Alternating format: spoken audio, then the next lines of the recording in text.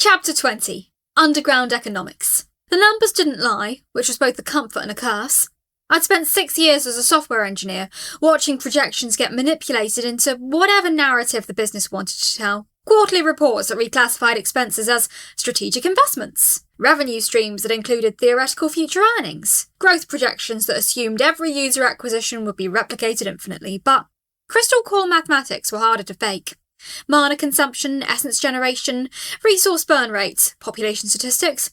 These were base-level calculations that fed into every other metric in my dungeon's operating system, with the inevitability of gravity, and they were terrible! "Explain the deficit again," I said to Squeak, whose voice carried its usual tone of aggressive precision, the intellectual contempt of a scholar surrounded by beings who couldn't follow advanced calculations. The kobold scholar was arranging physical tokens on the chamber floor, creating a rudimentary spreadsheet out of limestone and pigment that could be both quaint and deeply, undeniably accurate. The tokens represented food units, mana units, resource conversions, and population needs, all laid out with the precision of someone who studied economics across multiple civilizations. "Simple mathematics," Squeak said, his voice sharp enough to cut crystal, sharp enough to make the air pressure change slightly. "Population of 29 creatures requires approximately 180 units of food per day. Approximately within margin of error, accounting for seasonal variation and individual metabolic differences. Our hunting parties, led competently but lacking professional training, currently secure perhaps 140 units of food per day. Current deficit of 40 units daily. Over the 10-day cycle we have been tracking, that accumulates to 400 units of shortage that must be compensated for." "Which we're covering with?" I asked, already knowing the answer because the math was inescapable. "Core mana reserves," Squeak said flatly, arranging the tokens into a downward-pointing graph that couldn't have been more depressing if it had been labelled "Trajectory of Failure." "Highly inefficient, extremely expensive in terms of mana that could be allocated to infrastructure improvements, offensive capability, or essence conversion systems. At current rate of expenditure, you will deplete discretionary mana reserves in approximately 3 weeks. After that, the dungeon cannot sustain current operations without drawing on structural reserves, which will result in degradation of the core chamber and loss of architectural stability." The pressure in my chamber increased fractionally, a physical manifestation of stress that made the groundwater pulse irregularly. The idea of running out of mana reserves was the dungeon equivalent of running out of cash. Catastrophic, terminal, a game-over scenario from which recovery was theoretically possible, but practically unlikely. Resources were life. Mana was breathing. Without them, I couldn't feed my people, couldn't defend the dungeon, couldn't even maintain the basic structural integrity that kept my core safe from external threats. "What about the essence income from adventurers?" I asked, cycling through recent data. "We've had some visitors. The fear should be generating something." "Minimal and inadequate," Squeak said, with no attempt at diplomatic framing or softening the blow. He was a scientist, not a therapist, treating truth as objective fact. "The wanderers who defeated the goblins and kobolds in the first 2 chambers generated approximately 47 essence units total. Quality fear, decent intensity, but small group. The memory-fractured party generated 89 essence units before departing in psychological distress." When divided by the infrastructure cost of creating the memory chambers and the mana cost of maintaining the experience, the return on investment approaches break-even at best. The rate of adventurer visitation remains sporadic, unpredictable, and wholly insufficient to justify the infrastructure investment or current operational burn rate. Glitz, hovering near the mana circulation channels like a particularly optimistic AI demon, like a piece of sentient software convinced it could hack reality itself, interjected with the force of someone who believed genuinely in the power of positive thinking. "But the potential! Think of the exponential future! Once word spreads about our dungeon, adventurers will flood in like rats finding grain storage. We'll be a destination dungeon. We'll have rating systems. Competitive dungeons will envy us. People will write songs about us." "That requires treasure," Squeak said, with the patience of someone who'd had this argument before, who'd explained economic fundamentals to an over-enthusiastic spirit demon multiple times without seeing comprehension sink in. "Adventurers are motivated primarily by 3 factors: challenge, treasure, and reputation. We currently provide one of these, partially, and only to individuals willing to take extraordinary risks on uncertain returns. Treasure attracts serious adventurers who are better equipped, more experienced, more likely to generate substantial fear essence, who generate more essence, which generates more income, which pays for more infrastructure, which attracts more adventurers, which generates more essence. It is a positive feedback loop. A cascade effect. We are currently trapped before the cascade begins, locked in the bootstrap phase with insufficient capital to initiate growth. System notification. Fear essence harvesting skill, now at rank 3. Fear extraction efficiency improved by 34%. Secondary emotional responses, despair, dread, existential vertigo, anticipatory anxiety, now harvestable for essence. Your emotional exploitation toolkit has been upgraded further.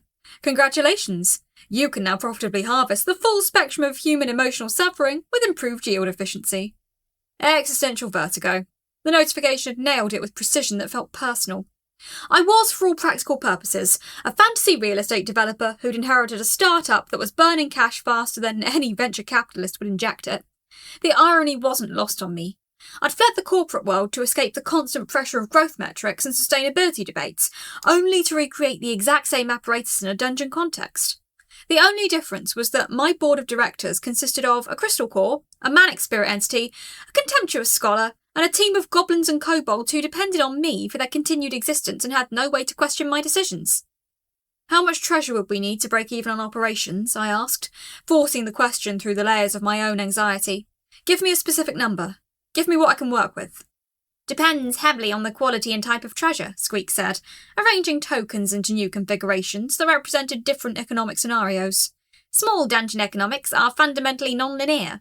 1,000 gold in low-quality loot, common swords, basic leather armour might attract one wandering treasure hunter hoping to make quick gains. One copper farmer maybe gets the idea they could make money adventuring. 100 gold in high-quality arcane artefacts attracts professional adventurers, trained individuals with institutional backing, people who have the skills to survive multiple dungeon encounters and generate proper fear essence. We need the really good stuff, Glitz finished, her voice taking on a calculating edge that didn't contradict her cheerful delivery. The emotion analyst in me recognised what she was doing, switching communication modes, shifting from enthusiasm to pragmatism without losing her fundamental character. We need items, magical items, weapons that sing when swung, armour that feels like second skin, potions that grant real benefits, scrolls with spells that could change a person's life, things that make adventurers' eyes light up and convince them to tell their friends about us, things that are worth talking about, worth travelling for, worth risking death to obtain. Which requires either in-house crafting capability, which we demonstrably lack, or acquiring loot from somewhere else, which costs resources we don't have, I said, following the logic tree to its inevitable dead end, the point where every path converged into resource insufficiency. It's a classic bootstrapping problem. You need capital to generate returns, but you have no capital to invest. You need reputation to attract customers, but you have no way to build reputation without customers. It's the nightmare scenario every startup faces, and the only solution is usually either finding outside investors, or finding some way to differentiate the product so dramatically that people take a chance on you. There are options, Squeak said carefully, his voice taking on the tone of someone about to suggest things he knew would be uncomfortable. None of them optimal, all of them carrying significant risks. Lay them out, I said. All of them. I'll evaluate the risk-to-reward ratios. First option, reduce population. Fewer creatures consume fewer resources, reducing burn rate proportionally. This approach has negative effects on essence generation capability because fear scales with community awareness and group dynamics. It also has negative effects on combat effectiveness, which reduces your defence capability. But the mathematics are sound. Fewer mouths means lower expenses. Terrible option. Grubnuck and the others trusted me to keep them alive. They'd chosen to follow me. They'd accepted my authority in exchange for security. Reducing population would be a fundamental betrayal of that covenant. Second option, increase hunting efficiency through intensive training programs.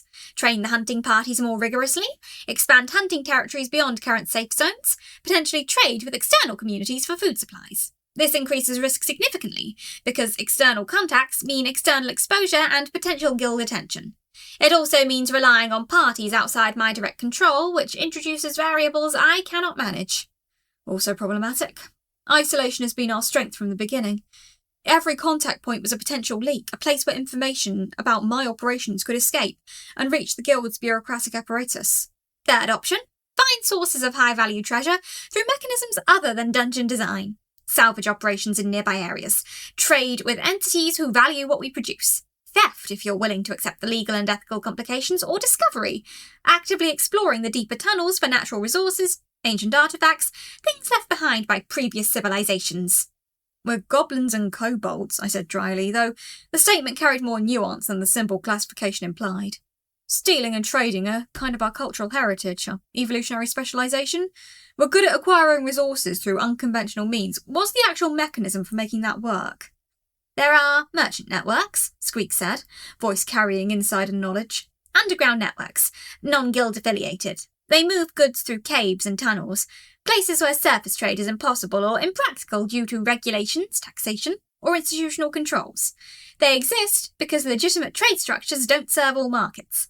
If you had goods to trade, or something unique to offer, something valuable enough that they'd take a chance on you, they might provide capital liquidity in exchange for ongoing distribution rights, or product supply agreements. Translation: become a criminal supply chain node. Join the underground economy. Trade in things the guild didn't want regulated or tracked. Fantastic, that's exactly what a low-profile dungeon core. But then again, I was a dungeon core in a fantasy economy designed to extract essence through fear and suffering. The criminal element seemed quaint by comparison. The moral baseline for underground economics couldn't possibly be worse than the official dungeon classification system. Where would we find these merchants? I asked. How do you even make contact with illegal trading networks? They find you, Squeak said, with certainty learned through experience. If you are valuable enough to be worth finding, if you produce what they need or have what they want to acquire.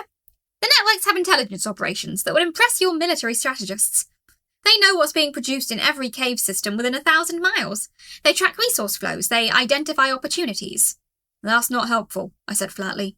It is accurate, which is superior to helpful, Squeak replied, without the slightest hint of apology. System notification. Mana crystallization skill unlocked.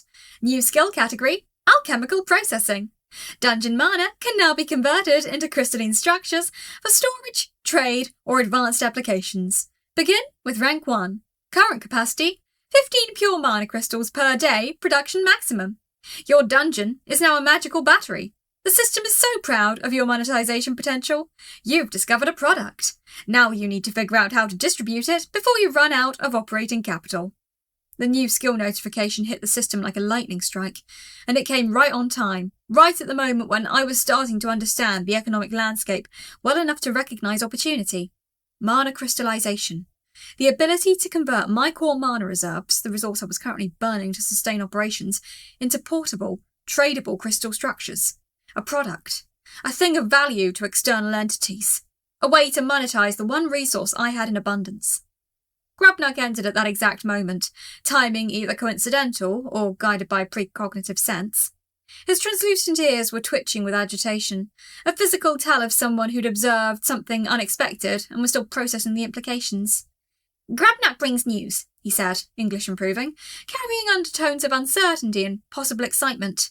East Tunnel, the one beyond the stonefall from the cave-in 2 months back. Something is tunnelling toward us. Something big. Something that makes the stone sing. Grubnug does not know what it is, but it is not natural collapse, not water, not gravity shifting the earth. This is intentional. This is deliberate. The pressure shifted detectably. Something moved through the stone toward my dungeon, disruption registering across my sensory channels. Vibration came in irregular patterns, rhythmic and measured, purpose and design, not random geological events. Describe the tunnelling patterns, I said, cycling through my basic perception skill to get a better read on the disruption.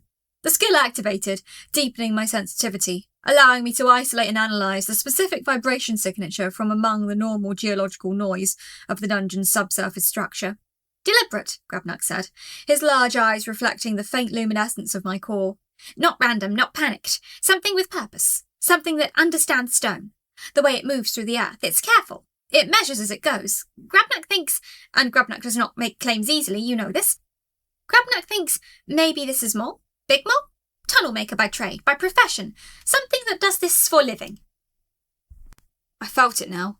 Rhythmic vibrations in the eastern substrate, displacement patterns suggesting something large, intentional, and experienced with subterranean architecture. The pace was measured, the approach angle direct. Underneath the tunnelling pattern, commercial intent. Calculated, professional. The approach of someone following an established path. How long until it reaches us? I asked, my entire focus narrowing to this single data point, this variable that had entered the equation. 2 days, maybe 3, Grubnug estimated, his ears settling into a more neutral position as he thought through the timeline. It moves fast, but it stops often. Grabnuk thinks it is checking the stone, measuring the tunnels, planning the best approach. It is not in a hurry. It is being strategic. A merchant mole tunnelling directly toward my dungeon with apparent knowledge of my location and tunnel structure. During a period when I was desperately in need of external capital sources and had unlocked the ability to manufacture a tradable product, the odds of this being pure coincidence were approaching statistical impossibility. This was either the universe's way of offering a solution or a trap. Probably both.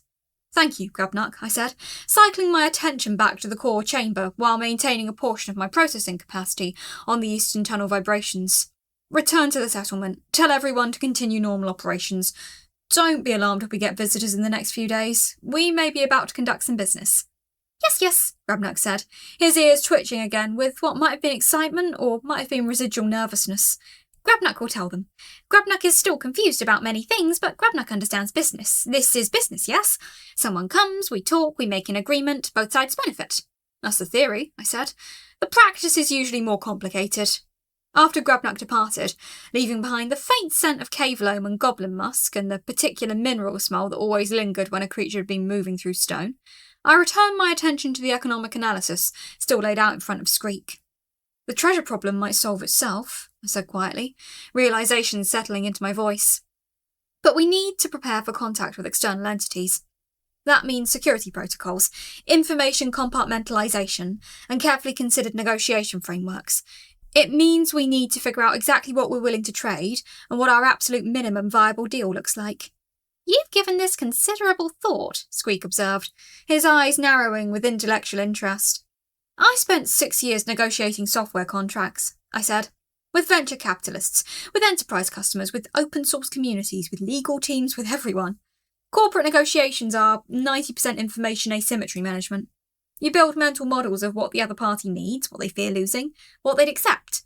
As long as the other party believes you have what they need and doesn't know your actual desperation level, you maintain leverage. It's a game of controlled revelation. And do we? Squeak asked. Have what they need? We will, I said, looking down at the new mana crystallization skill, now active in my system, glowing in my consciousness, like a new tool waiting to be used. We can now create magical crystals from raw mana. Not as refined as core-grade crystal, but valuable enough for alchemical applications, for enchantment infusions, for essence storage. Merchants deal in things that other people need. We convert mana to crystal, trade crystal for food and supplies, reduce our burn rate, and position ourselves as a dungeon worth visiting, rather than a charity operation dependent on random adventurer encounters. The logic was sound. The execution was going to be complicated. The risk profile was going to require careful management. Now I had a path forward. A product, a market, a way to bootstrap out of crisis.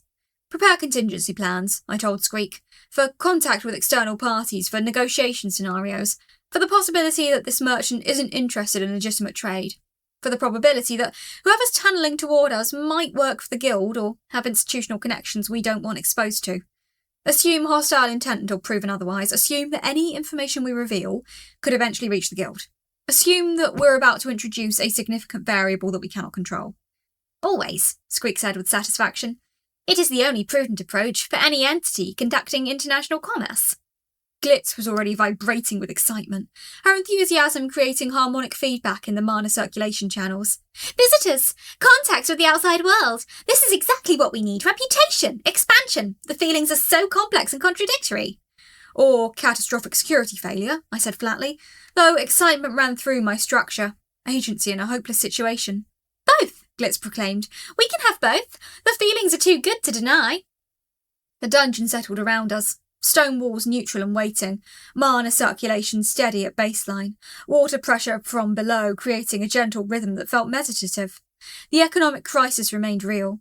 The resource deficit was still running on schedule. The soul debt still demanded payment in essence harvesting and fear generation, clicking forward in my system like an inevitable timer. But now there was momentum, movement. The possibility of agency in a situation that had been designed to look like a closed system with no options. As I cycled down my active skills and settled into the ambient hum of my dungeon's baseline operations, I could feel the eastern tunnel getting closer with each passing hour. The merchant mole, whoever it was, whatever it represented, was approaching with intention and purpose. The vibrations grew slightly stronger, the pattern more distinct, the commercial intent more evident. The implications branched through my processing capacity like fractals of possibility. If the merchant network existed and operated with the sophistication Squeak described, then they already knew about my dungeon. They already understood my situation. Merchants in illegal networks survive by having better intelligence than their competitors and customers. They knew which dungeons were struggling, which ones had resources to trade, which cores were desperate enough to accept unfavourable terms. This wasn't random. This was calculated. This was a merchant following a trail they'd already mapped, executing a strategy they'd already planned. The question was, what did they want from me, and what were they willing to offer? The mana crystallization skill pulsed at the edge of my awareness, ready to be deployed. 15 mana crystals per day. At wholesale rates, and they would be wholesale rates because I had no negotiating position, that might generate enough income to offset food deficit if the crystals had sufficient value. Not enough to solve the problem entirely, but enough to extend our runway, enough to give me time to expand production capacity or find additional revenue streams. It was the smallest possible lever, the minimum viable solution, but it was a lever. Glitz drifted closer, her agitation settling into something more contemplative. This is big, isn't it? This merchant, this contact. This is the moment when everything changes. Maybe, I said. Or maybe we get scammed by underground merchants and end up worse off than before. Established networks don't contact isolated dungeons out of charity. They contact them because they see profit opportunity or threat potential. Both? Glitz asked hopefully. Probably both, I admitted. The feelings are, Glitz began, but I cut her off. Complex and contradictory, yes, I'm aware. I'm experiencing most of them myself.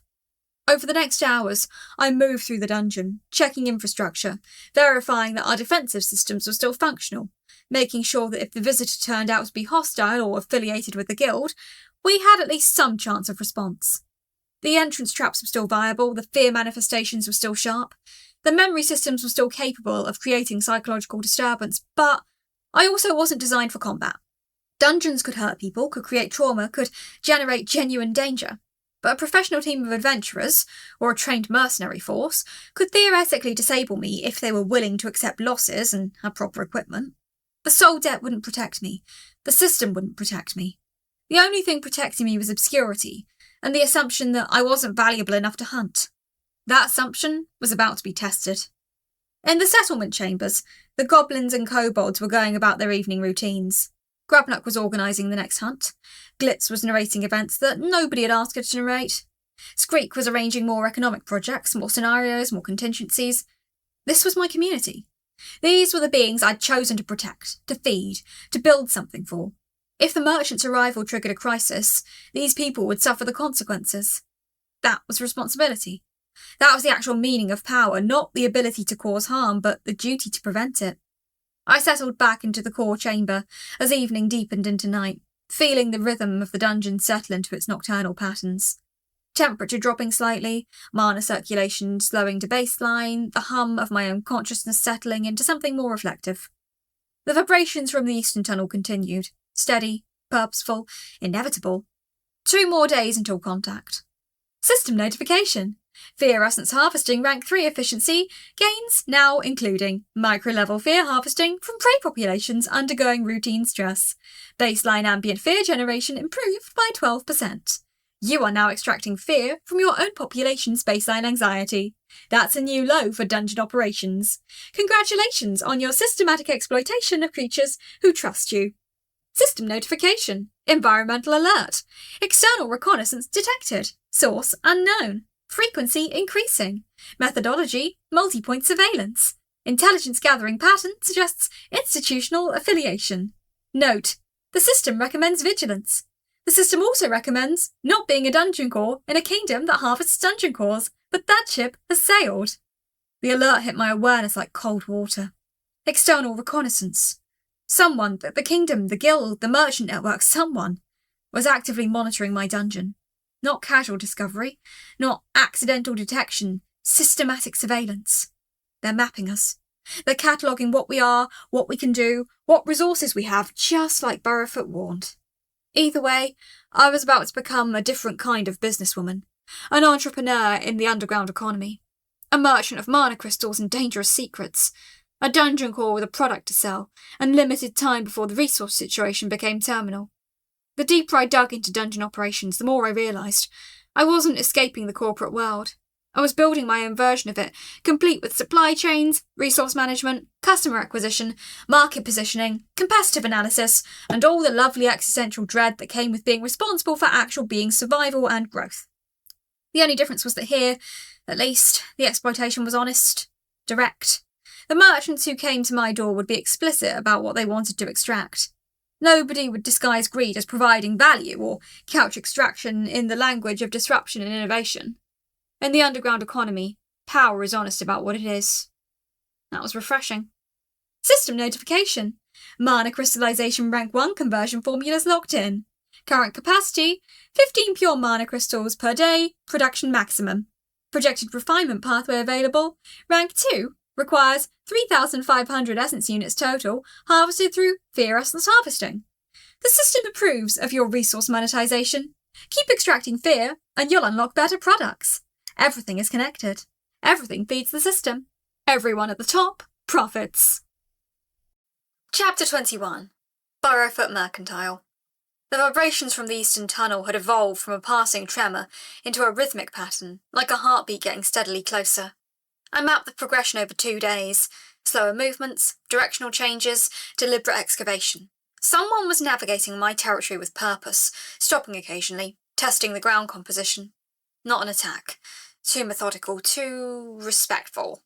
By day 42, I could sense the creature itself. It emerged from the eastern wall, in a spray of dirt that my vibration control registered as a precise, controlled collapse. The entry point showed remarkable geometry, angles calculated to minimise substrate stress. I appreciated that. It meant negotiation was possible. The mole was massive. I'd expected mole-sized. This mole required several descriptive updates. The creature was approximately 4 feet at the shoulder, covered in velvet dark fur that caught ambient luminescence like obsidian, and wore what appeared to be a tailored vest of supple leather, tooled with transaction records. Actual ledgers were embossed into the garment in silver wire. His whiskers, which twitched at regular intervals regardless of stimuli, had been trimmed to exacting points. He's wearing a business suit. Ledgers embossed directly onto his vest. What nightmare-fuel aesthetic have I stumbled into? I'd briefed my staff, if you could call them that, on the incoming visitor. Grubnuck had entered what I was coming to recognise as his serious business mode, which involved him reviewing legal documents by candlelight, like a character in a period drama, his goblin face scrunched in concentration. Squeak had maintained his baseline professional demeanour, while adding in a layer of surveillance to the entry tunnel, stationing 2 kobold guards at strategic points, with orders to observe but not engage. Even Glitz had caught the corporate vibe, and had temporarily suppressed her exclamation points in favour of measured, strategic silence. The waiting was the worst part. I'd extended my sensory reach as far as the eastern tunnel would allow, tracking Burrowfoot's approach with a hyper-awareness that came from dealing with an unknown variable. The vibrations told me everything. His speed, measured, deliberate. His weight, substantial, suggesting significant mass. His movement pattern, practiced, efficient. He wasn't scoping for a fight, he was scoping for business. The mole paused in the centre of the cavern, and the pressure of his presence registered across all my sensory channels simultaneously. The ground itself changed character where he stood, compacting slightly under his bulk. The air temperature shifted minutely.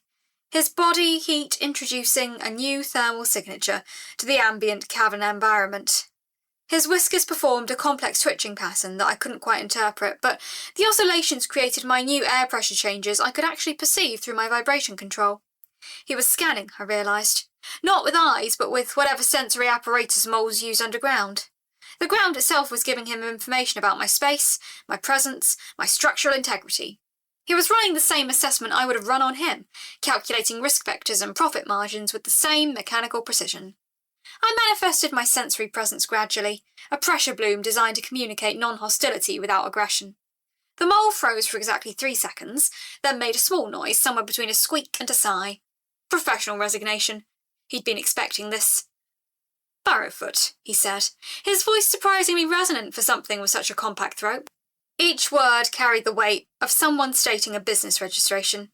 Established merchant of the Underrealm Trading Collective. 19 successful trade routes, 7 lost to cave-ins, 143 years of continuous operation in the eastern quadrants. He waited, whiskers still twitching with what I was increasingly confident was self-satisfaction. Introducing himself like a corporate headhunt. This is it. This is what I get for being a dungeon in a capitalist magic system. I gathered my sensory channels into something approaching a unified presence. I'm Sarah, I said, through the cavern's resonance channels, letting the sound bloom from multiple points to create a sense of pressure without aggression. Dungeon core, relatively new to the position, location-based business model, currently at level 3, experiencing unexpected growth metrics. The whiskers twitched, twice, rapidly. The temperature around Burrowfoot shifted slightly, his body relaxing incrementally. Excellent, we speak the same language then, he said, and there was something almost sympathetic in his tone. I have comprehensive business propositions for location-based management. May I present my credentials? He produced a rectangle of woven fibre I couldn't initially identify. Then Grubnuck's voice crackled from somewhere in the goblin warren. Burrowfoot, yes, we smell merchant. The goblin emerged into the central cavern, at a speed that suggested he'd been waiting in readiness, looking simultaneously excited and suspicious. Behind him, Skreek appeared, his scaled form rigid with the kind of professional wariness that comes from dealing with salespeople and predicting their negotiation tactics. Burrowfoot's whiskers performed another complex pattern that might have indicated amusement. He presented the fibre card to Grubnuck with the gravity of someone handing over state documentation. The goblin studied it with surprising focus, and I realised his literacy had improved dramatically since Sir Humphrey's visit. Grubnuck had started reading everything. Contract templates, merchant guides, whatever he could requisition. Now he squinted at the card and traced his clawed finger across the embossed markings. Trade certificate verified, Grubnuck announced, in a tone that suggested he'd been mentally preparing for this moment for days. Grubnuck confirms legitimate merchant status. Underrealm signature marks present. Yes, guild bonded and verified. This is legitimate business entity. Skreek approached, his scales making that peculiar metallic whisper. Precise documentation, he noted, with something approaching respect, which, on the kobold, meant a nearly imperceptible nod of acknowledgement. The embossed route maps are accurate to within 0.03 degrees of longitude. Your surveying discipline is evident and mathematically sound. Skreek offered a compliment. Alert the archives. This is a pivotal moment in interspecies relations. Burrowfoot inclined his head in acknowledgement, a gesture that carried weight beyond politeness. Your team indicates preparation and operational sophistication. This is promising. May I propose a comprehensive commercial arrangement? The conversation that followed was, objectively speaking, the most aligned moment of my dungeon existence. Burrowfoot laid out his business model with the precision of someone who'd been perfecting pitch delivery for a century and a half. Every word was calculated, every pause deliberately timed. He had the rhythm of a professional, honed to the microsecond. The Underrealm Trading Collective was establishing a new continental trade route through the southern reaches, connecting several mid-tier dungeon sites to the Underrealm central markets. My location was optimal on multiple vectors. Defensible position, existing infrastructure, demonstrated traffic capacity, established relationship with adventurer guilds, and most importantly, location coordinates that made me a natural hub point between the northern settlements and the southern resource territories. He unrolled a map, actual parchment with careful notations in what looked like 3 separate inks, and I extended my sensory reach to pass the details. The pressure patterns my awareness created allowed me to trace the line work without vision. The map showed my dungeon marked with a red dot, surrounded by a network of other sites, trade routes indicated by coloured lines. The network was vast. It extended further than I'd imagined the Underrealm reaching. 17 other dungeon sites were documented across a territory that spanned what I estimated as nearly 100 miles of underground terrain. Some sites were marked as unstable, which I assumed was a euphemism for collapsed or cause destroyed. Others carried notations about occupancy levels, dungeon core type classifications, and adventurer traffic grades. One location I noticed was marked with a red X, and the notation, hostile, unknown intent, recommend quarantine. Burrowfoot noticed my attention pattern shifting toward that location. Your position, Burrowfoot said, pointing with one precise claw, connects the northwestern settlement, access to the southern gemstone quarries. Merchants require secure passage. Adventurers require way stations. You have both capacity and credibility. Skreek leaned closer to the map, his analytical eye immediately identifying what the merchant was proposing. Toll system, he stated. You require passage rights. We provide security and infrastructure. You compensate us for access. Precisely, Burrowfoot confirmed, but not merely tolls. I propose comprehensive partnership. The actual proposal was multimodal, which made sense for a merchant who'd been running operations for nearly a century and a half. First came tunnelling rights through my territory, with defined routes and scheduled traffic patterns to minimise dungeon disruption. Second came access to my central cavern as a trade junction, with merchant representatives permitted entry on agreed schedules. In exchange, I received compensation in 3 carefully structured forms. First, treasure goods. Ores of specific compositions that enchanted minor earth manipulation. Crystalline matrices compatible with my mana crystallization skill. Crafted items already tested for dungeon integration. He unrolled a secondary document detailing the goods. 20 units of processed iron ore, 10 units of decorative crystal, 3 units of exotic stone from the Deep Reach territories, and 5 prefabricated trap components that would integrate seamlessly with my current architecture. These goods arrived within 3 days, Barrowfoot said, running his claw down the inventory with the confidence of someone who'd made these deliveries before. Quality verified by independent auditors. If you find them substandard, you receive refund or replacement, no questions asked. Second came information, actual maps of the Underrealm network, intelligence about other dungeon sites, commercial trends in the essence market, Adventurer Guild classification standards, and Merchant Association guidelines.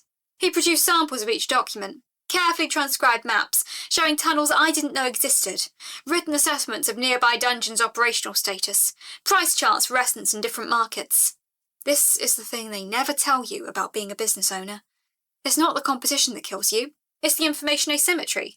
This mole has been running operations for longer than I've been alive, and he's casually offering me data that would have taken me months of dangerous trial and error to accumulate.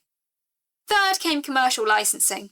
I could apply for Underrealm Trading Collective verification, which would allow me to request and receive specific grade adventurer parties. Instead of random dungeon explorers, I could attract people who were specifically seeking level 3 non-lethal dungeon experiences or essence farming options or other niche categories. The verification attracts better quality adventurers, Barrowfoot explained. They're organised, disciplined, less likely to cause permanent damage. They carry property insurance through the guild. Your risk profile decreases substantially. Grabluck was already pulling out a piece of parchment he prepared.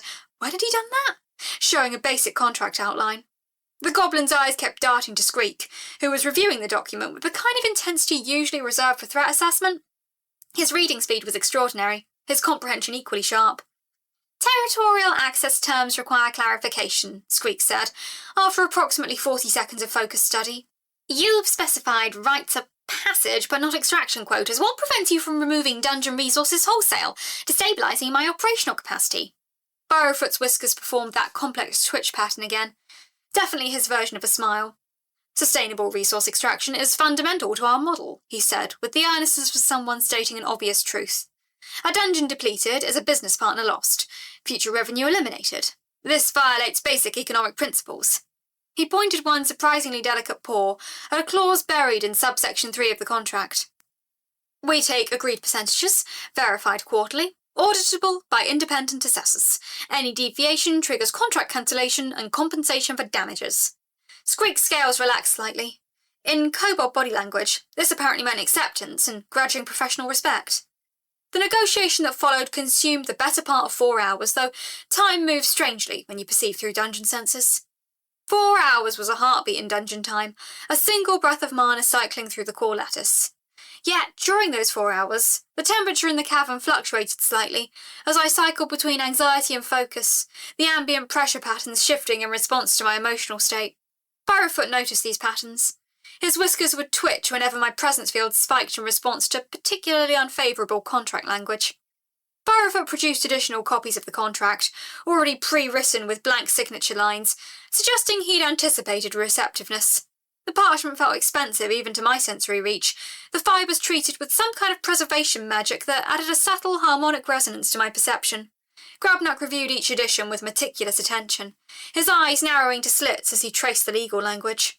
The goblin's reading speed had improved dramatically, but legal terminology still required him to parse carefully, sounding out complex words under his breath. I realised, watching Grabnuck work, that the goblin was remembering his previous life, his scribehood, his legal training, whatever contract work he'd done before his transformation. Every careful word he questioned, every clause he flagged, surfaced from professional memory, layered under magical servitude. This job was designed to break people. Take a corporate lawyer, turn them into a goblin, force them to work in a dungeon. It's not even subtle. Territorial Dispute Resolution Clause, Grabnuck noted carefully, tapping the parchment with one claw. This says external arbitration required for settlements exceeding 500 etheric credits. Grabnuck has question. Who is external arbiter? What prevents corruption? How are arbiters selected and monitored? Barrowfoot nodded approvingly, and his whiskers performed their satisfied twitch. The Underrealm Trading Collective maintains a registry of approved arbiters.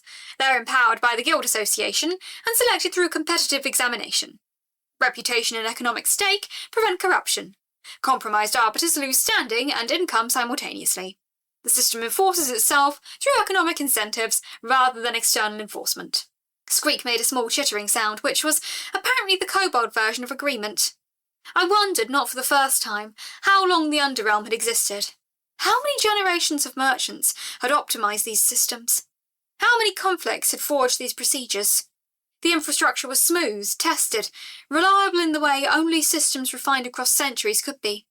This wasn't some improvised dungeon ecosystem. This was the financial equivalent of a mature codebase, battle-tested and stable. What about the Soul Collector? I asked, the question surfacing without conscious planning. Burrowfoot, you know about the Soul Collector, don't you? The debt binding against my core? The merchant's whiskers went still for a moment. His eyes focused on me directly, and the temperature in the cavern shifted subtly. Yes, he said quietly. I know about the Soul Collector. That's not reassuring, I said. Burrowfoot set down his documentation. The negotiation paused, and his demeanour shifted from merchant to something more like advisor. The Soul Collector is an independent contractor, licensed through the Underrealm Authority. Specialises in essence extraction from uncollateralized cores. Legally legitimate operation, unpleasant work, moderately effective enforcement mechanism. When? Squeak asked, his professional facade cracking slightly. Within 2 weeks, Burrowfoot said. Possibly less. The administrative rounds are seasonal, you're in the current circuit. Grubnuck made a small sound, somewhere between a squeak and a groan. The temperature in the cavern seemed to drop, though that might have been my perception responding to the deadline. We can meet the payment, I said, with more confidence than I actually felt. The contract with you brings in resources. The adventurer traffic generates essence. We have 2 weeks. Burrowfoot returned to the contract, his merchant demeanour reasserting itself like a professional mask. Then we conclude the binding, he said. I recommend speed. The Soul Collector does not accept excuses. The binding magic of the contract felt different from the Soul Collector's claim against my core. This was voluntary. This was exchange. This was, if I allowed the comparison, almost fair. The magical seal activated as both parties confirmed agreement, a sensation like something clicking into place in multiple dimensions simultaneously. My awareness expanded to encompass the defined trade route, the scheduled merchant passages, the information network I was now part of. The sensation was exhilarating and terrifying in equal measure. Once the contract was sealed, Burrowfoot produced a small crystal lattice from an interior pocket the size of an actual fist, faceted with precision that suggested magical refinement. Navigation guide, he explained, handing it to Squeak with care that suggested it was valuable. Keyed to your dungeon's mana signature. The Underrealm network will recognise you as an affiliated location. This prevents accidental incursions and allows merchant parties to request specific difficulty experiences. Squeak accepted it with the gravity of someone handling artifact-class equipment. His analysis was immediate. Harmonic resonance frequency matches our core's output with acceptable variance. Integration is feasible. Integration would require approximately 6 hours of gradual mana calibration. Integrate it, I said. We need the network connection. The process of integration was strange, like assimilating a new organ system. The crystal lattice slid into my awareness, like a puzzle piece finding its socket, except this socket was part of a much larger puzzle that extended far beyond my dungeon. Suddenly, the Eastern Tunnel wasn't just a tunnel. It was a defined trade route with scheduled traffic patterns. The information expanded. Commerce flowed through established channels. Merchants with verified credentials entered on agreed schedules, and in return, those merchants received guarantees about dungeon integrity. I could see the other dungeons now, marked on an internal map that existed in my awareness. 17 locations, each with distinct characteristics. Some were marked as stable, moderate traffic, others showed unstable core, pending closure. One was marked simply as dangerous unknown core type, avoid contact. That's the dungeon to the northeast, Burrowfoot said, noticing my attention pattern. Core refuses to cooperate with the collective.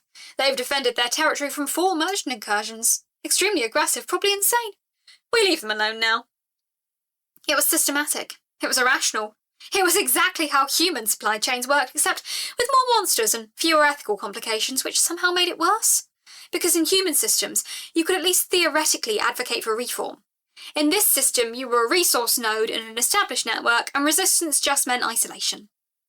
The thing that kept occurring to me, watching my 2 middle managers negotiate with an actual business professional, was how small everything suddenly seemed. In my previous life, I'd sat in dozens of meetings exactly like this, one party with resources, another with capital or access. Arguments couched in mutual benefit that still fundamentally meant someone was trading something irreplaceable for something fungible. Corporate jobs were designed this way. You brought something unique, they bought it for less than it was worth, and everyone pretended this was a fair transaction. The only difference was that now I was the asset being negotiated over, and somehow that was less depressing than I'd expected. At least here the systems were honest about being transactional. At least here I wasn't pretending it was about culture or team building. Burrowfoot was preparing to leave when he paused, positioning himself near the tunnel entrance. His whiskers performed a more urgent twitching pattern. "One additional advisory," he said, his professional tone shifting into something more cautious. "The Soul Collector works with specialised techniques. Essence extraction can be brutal. Cores with unpaid debts sometimes don't survive the process, especially if the collector feels the core is uncooperative, or if the essence levels are inadequate." The pressure in my core shifted. Sharp, alert, focused attention on a threat I couldn't actually confront directly. "How do I survive it?" I asked. "Payment," Burrowfoot said flatly. "Full payment, delivered before extraction date, settles the debt. No extraction occurs. You continue operation." He paused, considering his next words with care. "Alternatively, debt deferral. If you can establish that you have guaranteed future income, collectors sometimes accept payment schedules." "My contract with you establishes that," Squeak said immediately. His professional instincts were sharp. "The Underarm Collective is a verified income source. Payment schedules within 2 weeks are mathematically guaranteed based on merchant traffic and standard adventurer fees." Burrowfoot's whiskers twitched approvingly. "That would constitute reasonable deferral grounds. Present the contract to the collector. If they're professional, they'll accept." He didn't elaborate on what happened if they weren't professional. After Burrowfoot departed, leaving a carefully navigated tunnel exit that required several precise excavations, Grabnock and Squeak remained in the central cavern. The deadline settled over us like sediment, heavy and inescapable. Squeak was the first to speak. "The contract is mathematically sound. Our risk profile has decreased substantially. The trade goods will arrive within 3 days. Our projections indicate sufficient essence income from adventurer traffic to meet payment schedules within the 2-week window if current traffic rates hold." "That's assuming steady traffic," Grabnock said, his goblin speech pattern degrading slightly under stress. "Assuming no disruptions, assuming the Soul Collector values numerical settlement over other complications. Grabnock has heard stories. Not all collectors are reasonable." I expanded my sensory reach into the goblin warren, tracking the population patterns. The goblins had grown to 23 now, with births accounting for 3 of them. The births had happened quietly, almost accidentally, just the population growing in natural response to available resources. The kobolds had stabilised at 17, with Squeak managing their numbers through careful reproductive protocols. Resources were still tight, but the Burrowfoot contract had opened new supply lines that would change everything. System notification. Economic infrastructure established. Trade agreement registered. Location-based commercial status activated. Note: congratulations on entering the entrepreneur phase of dungeon management. This almost certainly means more paperwork. "We have 2 weeks," I said, and meant it with every sensory channel I possessed. "We have resources coming in. We have a reputation that's starting to mean something. We're going to survive this." System notification. Level 4 achieved. Unlock from economic systems established. New skill available. Market analysis. Rank 1. Note: you're now officially a small business owner. Try not to default on loans. The level up felt different from the previous ones. This wasn't about defeating something or creating something novel. This wasn't the triumph of surviving a dragon incursion or the satisfaction of perfecting a trap sequence. This was about participating in established systems and learning to profit from them. It brought competence rather than triumph, adulthood rather than exhilaration, the exact same professional anxiety I spent 30 years managing in my previous life. Glitz manifested from the shadows briefly, looking conflicted. "Sarah, that's amazing, and I definitely did not file an evolution progress report about... congratulations!" The skeleton supervisor's voice rang hollow, oversaturated with forced enthusiasm. When I probed my sensory awareness, Glitz's emotional resonance pattern shifted strangely, hesitation underneath the words. I raised a mental eyebrow at the broken sentence, but got distracted by the next critical moment. Grabnock's expression shifted into something that might have been relief mixed with determination. Squeak's scales relaxed fractionally, which was the kobold equivalent of cautious optimism. Outside in the eastern tunnel, the sounds of Burrowfoot's excavation faded into distance, leaving only the ambient pressure of stone, and the careful quiet of a dungeon that had just made a deal with the devil, or at least with the devil's accountant. The goblin and the kobold exchanged a glance. Skreek nodded slowly. Grubnuck's whiskers twitched, which meant he was probably smiling, and the pressure in my core settled into something approximating stability. We had 2 weeks, it wasn't much, but it was more than yesterday, and that was all I could ask for. Glitz emerged from the deeper caverns as evening light faded through the main entrance, which meant the goblin Warren's mood had shifted. When Glitz moved, she usually exploded into activity with minimal provocation. Now she approached with measured steps, and what appeared to be cautious respect for the seriousness of the situation. "Sarah, yes, situation critical," Glitz began, then caught herself and modulated her tone. "Glitz, here's about Soul Collector. Glitz thinks maybe we prepare. Yes, kill counter could be useful. Glitz currently at 5.7 estimated kills. Glitz willing to increase for security protocols." I understood what she was offering. Glitz was suggesting her essence harvesting skills could be weaponized if necessary. The goblin was making himself useful in the only way he fully understood, through combat readiness. "We won't need violence," I said, though I wasn't entirely sure. "We'll have the contract payment within 2 weeks, that's the plan." "Plans are good," Skreek added quietly, his scales settling back to normal alignment. "Plans are also fragile. Backup protocols are prudent." "Grubnuck agrees," the goblin said from across the cavern, where he was carefully returning the contract documents to a protected storage area. "Grubnuck suggests we prepare alternative income streams, alternative essence sources, just in case." The pressure in my core acknowledged the wisdom of their caution. In human business, you maintain fallback plans for disasters, you had contingencies for worst-case scenarios. Why should dungeon management differ? "We prepare," I said. "We execute the Burrowfoot contract perfectly, and we also explore additional revenue opportunities, because paranoia in business is just called risk management." Skreek made that chittering sound again, the one I'd learnt meant approval. Grubnuck's expression shifted into something approximating satisfaction. Glitz vibrated with the energy of having a concrete mission, which meant the goblin would spend the next 2 weeks optimising every aspect of the dungeon's defensive capacity while simultaneously hunting essence sources. The cavern settled into familiar patterns of preparation and work. The contract was sealed, the deadline loomed, but for the first time since learning about the Soul Collector's claim, I felt something approximating agency. I had resources, I had allies.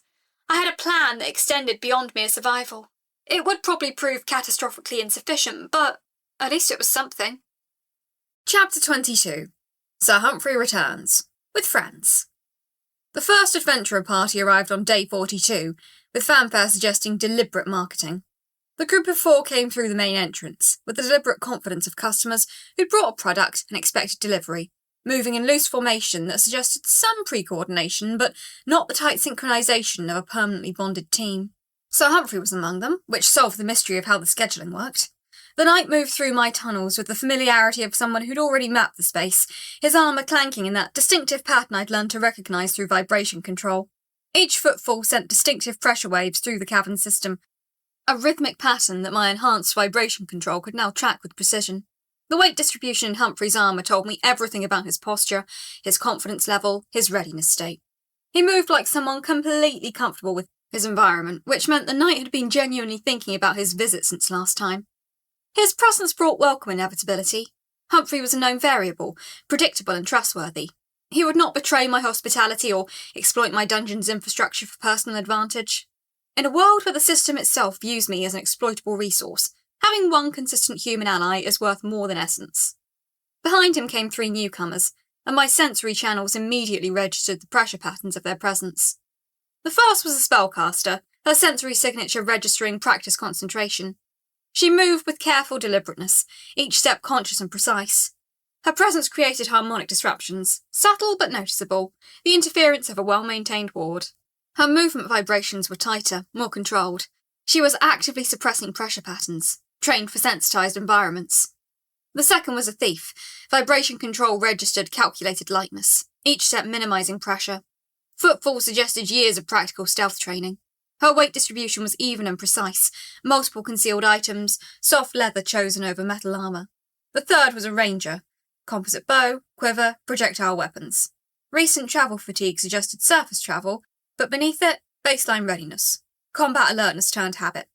5 visitors at once. This is scaling. This is what Burrowfoot meant about reputation accelerating. Skreek was already moving to intercept them, his kobold form registering alert patterns, but not hostile ones. The formalised greeting protocol had become routine. Squeak would assess threat level, confirm non-hostile intent, and direct them toward the memory mirrors section of the dungeon. The new experience design had proved effective with earlier parties, combining entertainment value with essence harvesting capacity. But this party was different. They moved with the coordination of months or years of working together. The pressure patterns of their movement showed no uncertainty, no fumbling or confusion about the dungeon's layout. Someone had briefed them. Someone had given them expectation management. That someone was definitely Humphrey. I extended my sensory channels to track their progress through the first trap section. The pressure patterns of the spellcaster shifted immediately, her mana field expanding as she prepared defensive wards.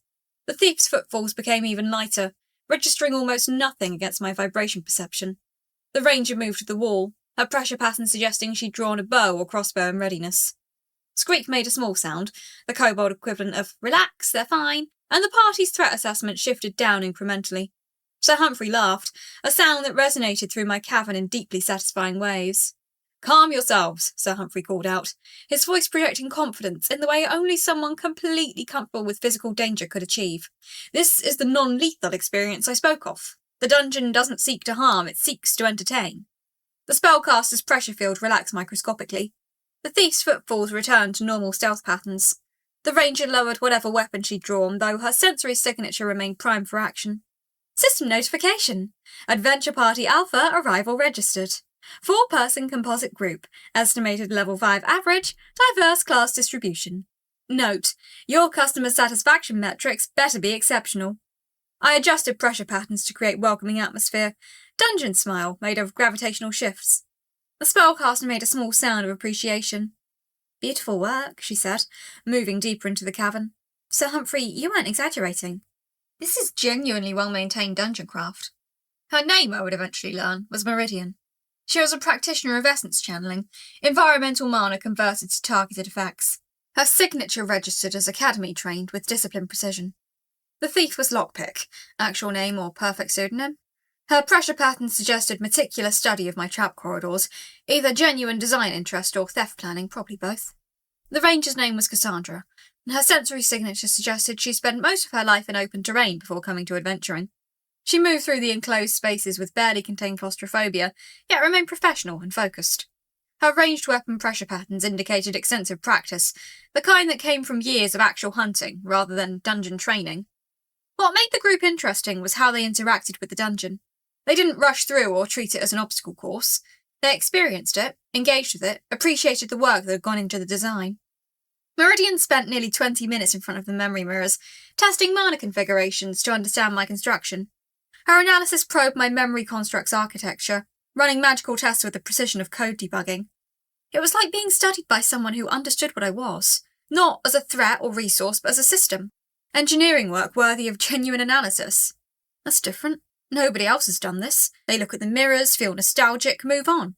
Meridian is analysing the engineering, reverse engineering my dungeon itself. The sensation was invasive, but not unpleasant. It was the difference between having someone randomly invade your privacy versus having someone study your work with genuine interest. One felt like violation, the other felt like respect. Lockpick's interaction with the trap corridors was equally focused. She moved through each mechanism with the deliberateness of someone learning rather than avoiding, testing pressure plates, studying triggers, calling out observations about construction techniques. "The pressure distribution is even," she told Squeak at one point. "You're using negative space to guide travellers away from actual hazards while creating the illusion of danger. That's sophisticated work. Most dungeon traps are just blunt instruments." Squeak chittered, approval mixed with professional respect. Cassandra's interaction was primarily physical. She moved through the space testing angles, identifying sightlines, calculating how a bowshot might travel through the cavern system. At one point she actually nocked an arrow and took aim at a distant wall, releasing it with perfect form. The projectile travelled exactly where she'd calculated it would, embedding itself in stone with a satisfying thud. "Good clearance overhead," she announced. "Minimal ricochet risk, solid architecture." Sir Humphrey followed behind the group, and I became increasingly aware that the knight was deliberately giving them space to experience the dungeon on their own terms. He intervened only once, when Cassandra's arrow testing got a bit too enthusiastic, and she was preparing to shoot through one of the main structural supports. "Careful there, Cassandra," Humphrey cautioned, his voice carrying amusement. "I promised our host that we'd avoid permanent damage." The phrase, "our host," registered multiple truths. Humphrey had explained my sapience, framed our relationship as mutual respect, not predator-prey. Brand building. Marketing wrapped in narrative. Effective. The party completed a full circuit of the dungeon, spending approximately 3 hours on what I'd originally designed as a 1 to 2 hour experience. During that time, I monitored their essence harvesting with vibration control and mana perception. The essence intake from this single party exceeded my previous daily average by approximately 30%, despite there being 0 actual combat. The essence profile was different. Not sharp combat punctuation, but slow warm waves. Fear mixed with curiosity, wonder, aesthetic appreciation. They were genuinely enjoying themselves. By the time they reached the exit tunnel, all 3 newcomers were asking Sir Humphrey about bringing their own parties back. Absolutely, Sir Humphrey confirmed, his armour clanking as he nodded. But I'd recommend scheduling in advance. Our host prefers organised chaos to random incursions. I extended a pressure pulse towards Squeak that communicated approval of Humphrey's scheduling suggestion. The kobold understood immediately and began discussing potential future dates with the party. Meridian wanted to return for a full study session. Lockpick wanted to bring a specialist trap team. Cassandra wanted to organise some kind of marksmanship challenge. System notification. Repeat business probability extremely high. 4 additional adventurer parties already confirmed for the following week. Note: welcome to customer retention strategy. Try not to fuck this up. After the first party departed, the cavern felt charged, humming at a higher frequency. The dungeon resonated with their presence as after effects. My vibration control could still detect the faint pressure echoes of their movement, the residual mana patterns of their casting, the essence signatures of their passage. I replayed the moments from their visit. Meridian's respectful analysis, Lockpick's professional appreciation, Cassandra's careful form. They treated the dungeon as worth engaging with meaningfully. That distinction was enormous. Grubnuck emerged looking pleased, his careful expression showing he'd calculated the economic benefit. Satisfied calculation of successful hypothesis testing. Glitz says essence intake at maximum efficiency, the goblin announced, apparently quoting directly. Glitz also calculates that if traffic continues at current rate, we exceed soul collector payment by day 47. Yes, we survive. Squeak's analysis was equally optimistic. Traffic estimates indicate sustainable daily essence intake of 300 to 500 units, depending on party composition. Payment obligation of 10,000 etheric credits is achievable within 10 to 12 days at nominal traffic rates. This is success. Sustainable business operations, we make the payment deadline. Over the next 3 days, 5 more adventurer parties came through. Each one seemed to come with pre-established expectations about the dungeon experience. Each one interacted with the space differently, but all of them generated strong essence harvesting results. I began to recognise patterns in how different party compositions utilised the dungeon. Combat-focused parties moved quickly through traps, but tested themselves against physically demanding sections. Their essence harvesting was sharp and bright, physical exertion and competitive challenge. Magic-focused parties moved slowly, studying architecture and asking design questions. Their essence harvesting was deep and contemplative, intellectual and spiritual appreciation. Stealth-focused parties, which began arriving after Lockpick started spreading word, actually asked if they could practice against more sophisticated trap mechanisms. I began building new trap corridors specifically designed to challenge stealth specialists, which turned out to be one of the most satisfying aspects of dungeon management, creating content specifically designed for customer segments. A/B testing dungeon experiences, measuring conversion metrics, same work as before, magical traps instead of code. The work is more honest. By day 43, traffic established a regular schedule. Morning departures usually brought single parties or small groups of 2 to 3 adventurers. Afternoon hours were busier, with larger groups arriving for what appeared to be specific scheduling slots. Evening visitors tended to be solo or couples. The dungeon had acquired a dating reputation. I've become a tourist attraction. I'm a level 4 dungeon with a growing reputation for non-lethal experiences and sophisticated magical engineering. My reviews are probably excellent. Sir Humphrey returned on day 44 with another group, this one even larger than the first. 7 adventurers, all of varying skill levels and specialisations. This group moved through the dungeon with less coordination than Humphrey's first party, suggesting they weren't a pre-formed team, but rather a recruitment cohort he'd assembled for the purpose. One was a cleric, healing magic I hadn't encountered before. Her sensory signature registered as fundamentally different. Cleansing energy, restorative mana, holy magic. She moved with reverence, recognising the space as more than traps. Beautiful engineering, she told Squeak, her voice carrying the weight of genuine appreciation. Whoever designed this understood that dungeons don't have to be engines of suffering. This is dungeon crafters' art form. Squeak's chittering sound was particularly pronounced that day. The remaining 6 ranged from a paladin to a bard, to an unusual support specialist who identified as a thaumaturge, subtle reality adjustments and pattern optimization. Your dungeon is operating at unusually high efficiency, she observed to me through Squeak, since I wasn't able to communicate directly. Most cores either overinvest in combat capacity or underinvest in environmental maintenance. You've found balance. That's uncommon. I appreciated the compliment, which revealed I was genuinely invested in reputation. The system was probably designed to hook people like me. System notification. Vibration control ranked up. Skill now at rank 3. Enhanced sensory range and precision discrimination. Note: you've spent a lot of time paying attention to minute pressure changes. Congratulations on skill development. System notification. Experienced dungeon design ranked up. Skill now at rank 3. Enhanced understanding of customer satisfaction mechanics. Note: you're now officially a better dungeon designer than you realise. The pressure in my core shifted with satisfaction. I was getting better because I'd been actively solving problems, not because the system forced me. The dungeon experience was improving because I'd been deliberately optimising it based on party feedback. And I felt good, knowing I'd built something people genuinely enjoyed, not just harvesting essence or surviving. By day 45, the traffic had stabilised into a pattern. 3 to 5 parties per day, scheduled in advance through Squeak's coordination system. The rhythm of adventurers passing through my tunnels had become predictable, almost comforting. I could identify party types by the pressure signature of their entry, could predict their movement patterns through the caverns, could optimise trap configurations based on previous feedback. The essence intake had exceeded Squeak's optimistic projections by approximately 20%. Parties were spending longer in the dungeon, engaging more deeply with the content, returning with higher satisfaction ratings as measured through Sir Humphrey's informal reporting system. Payment for the Soul Collector's debt was now inevitable, happening within the next 8 days at maximum. We'd survived the worst-case scenario by simply building something people wanted. The realisation was strange. In my previous life, business success had always been contingent on factors outside my control: market timing, investor confidence, competitive pressure, regulatory shifts. Here, the success was direct and almost pure. Build good content, people enjoy it, people pay to experience it. Core survives. No quarterly earnings reports, no pitch decks, no performance reviews with arbitrary metrics, just, did you build something worthwhile? The answer was yes, therefore, success. Grabnak approached me that evening, as the last adventurer party was departing, his expression unreadable, but his body language suggesting he had something specific to communicate, something that had required careful timing and privacy to discuss. Grabnak has observation, the goblin said carefully. Grabnak remembers corporate world.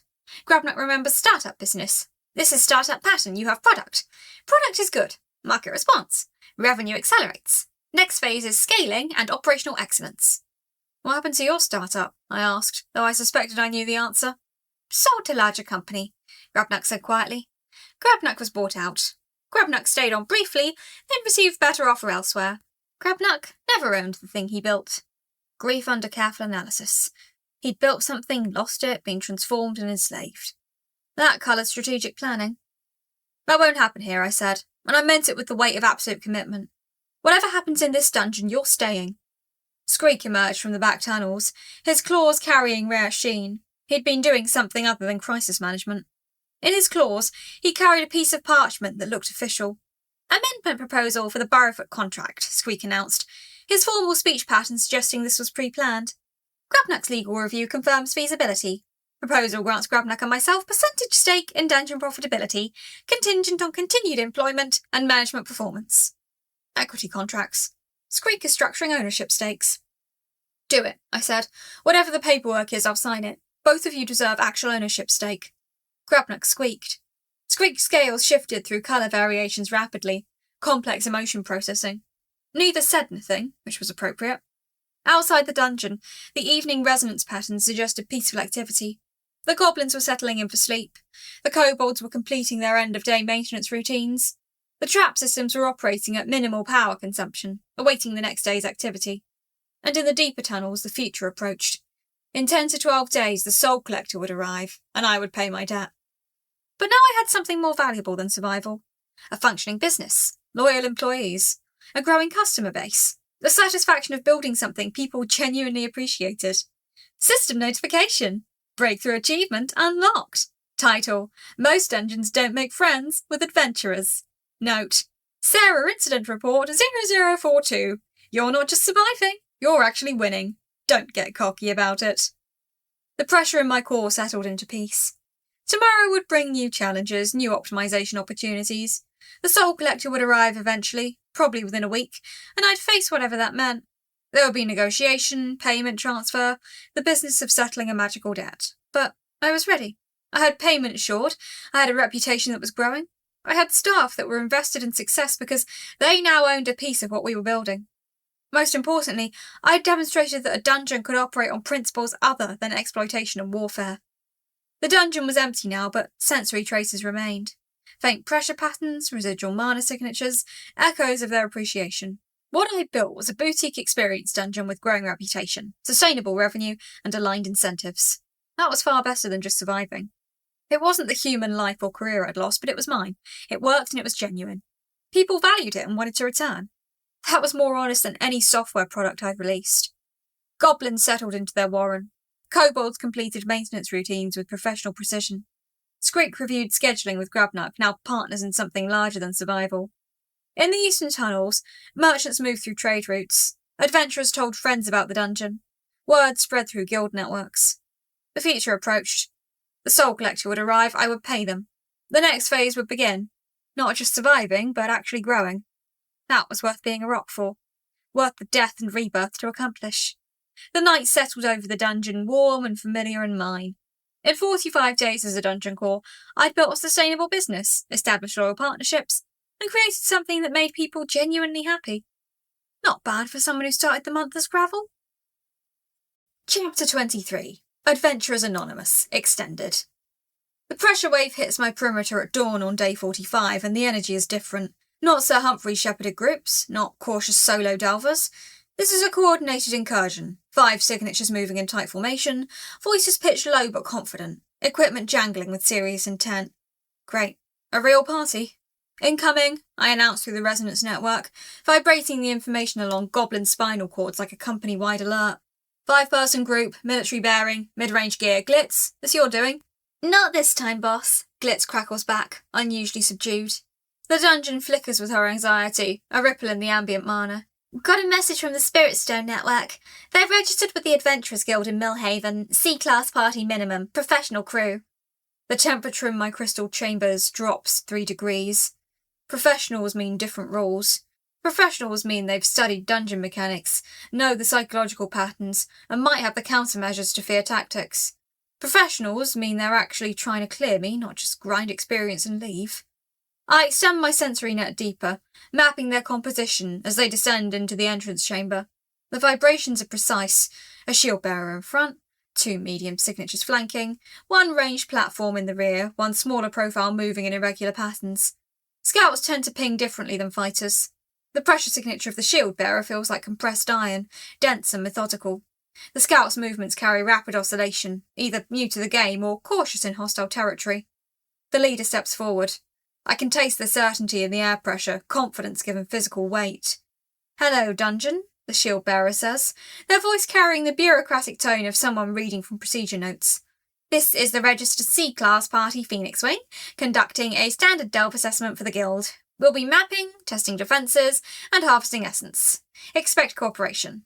Expect cooperation, not requesting, not negotiation, expecting like I'm supposed to roll over and provide data. Welcome to core chaos, I respond through the vibration network, letting a thread of cold run through the stone. Not threatening yet, just professional, matching tone. Standard delve protocols apply, honour the boundaries marked and you'll leave intact. Cross them, and we'll see what your C-class credentials actually mean. The scout laughs, a sharp, nervous sound that echoes through my lower chambers. Spirits help us, it talks back. System notification. Phoenix Wing Party initiated assessment. Party class, C rank. Assessment type, standard guild evaluation. Note, sarcasm detected in dungeon response. Core entity demonstrates personality markers and autonomous decision-making capacity. The first hour is almost pleasant, which sets off warning bells like a server going too quiet right before it crashes. The party moves methodically through the entrance cavern, the shield bearer calling out observations like they're dictating field notes. Structural reinforcement consistent with level 4 capacity, thermal regulation suggests active core engagement, fungal garden suggests life support protocols in place. This isn't a raw predator core. They're auditing me. Grabnuk vibrates nervously from the western tunnel, where I've let the goblins expand their settlement. Boss, these ones, they feel wrong. They measure everything. Grubnuck thinks they count the spores, measure the mana density. They take samples. He's right. The range specialist is taking samples from the fungal garden. I feel each disturbance, like picking at a scab on something healing. Her movements are casual, dismissive, treating the garden as ambient material rather than a conscious entity's life support system. The scout's voice crackles with excitement from the chamber entrance. Harvest rights negotiation incoming. This Corps doesn't have recorded agreements with anyone in Realm yet. If we establish basic protocols, establish formal terms, the Guild could formalise trade agreements. We could be the ones who first documented proper harvesting protocol for this resource. My response was instant. Cold, hostile spike in temperature, making the stone groan. Harvest rights. They want to negotiate ownership like I'm not conscious, like my fear essence is commodity livestock for Guild extraction.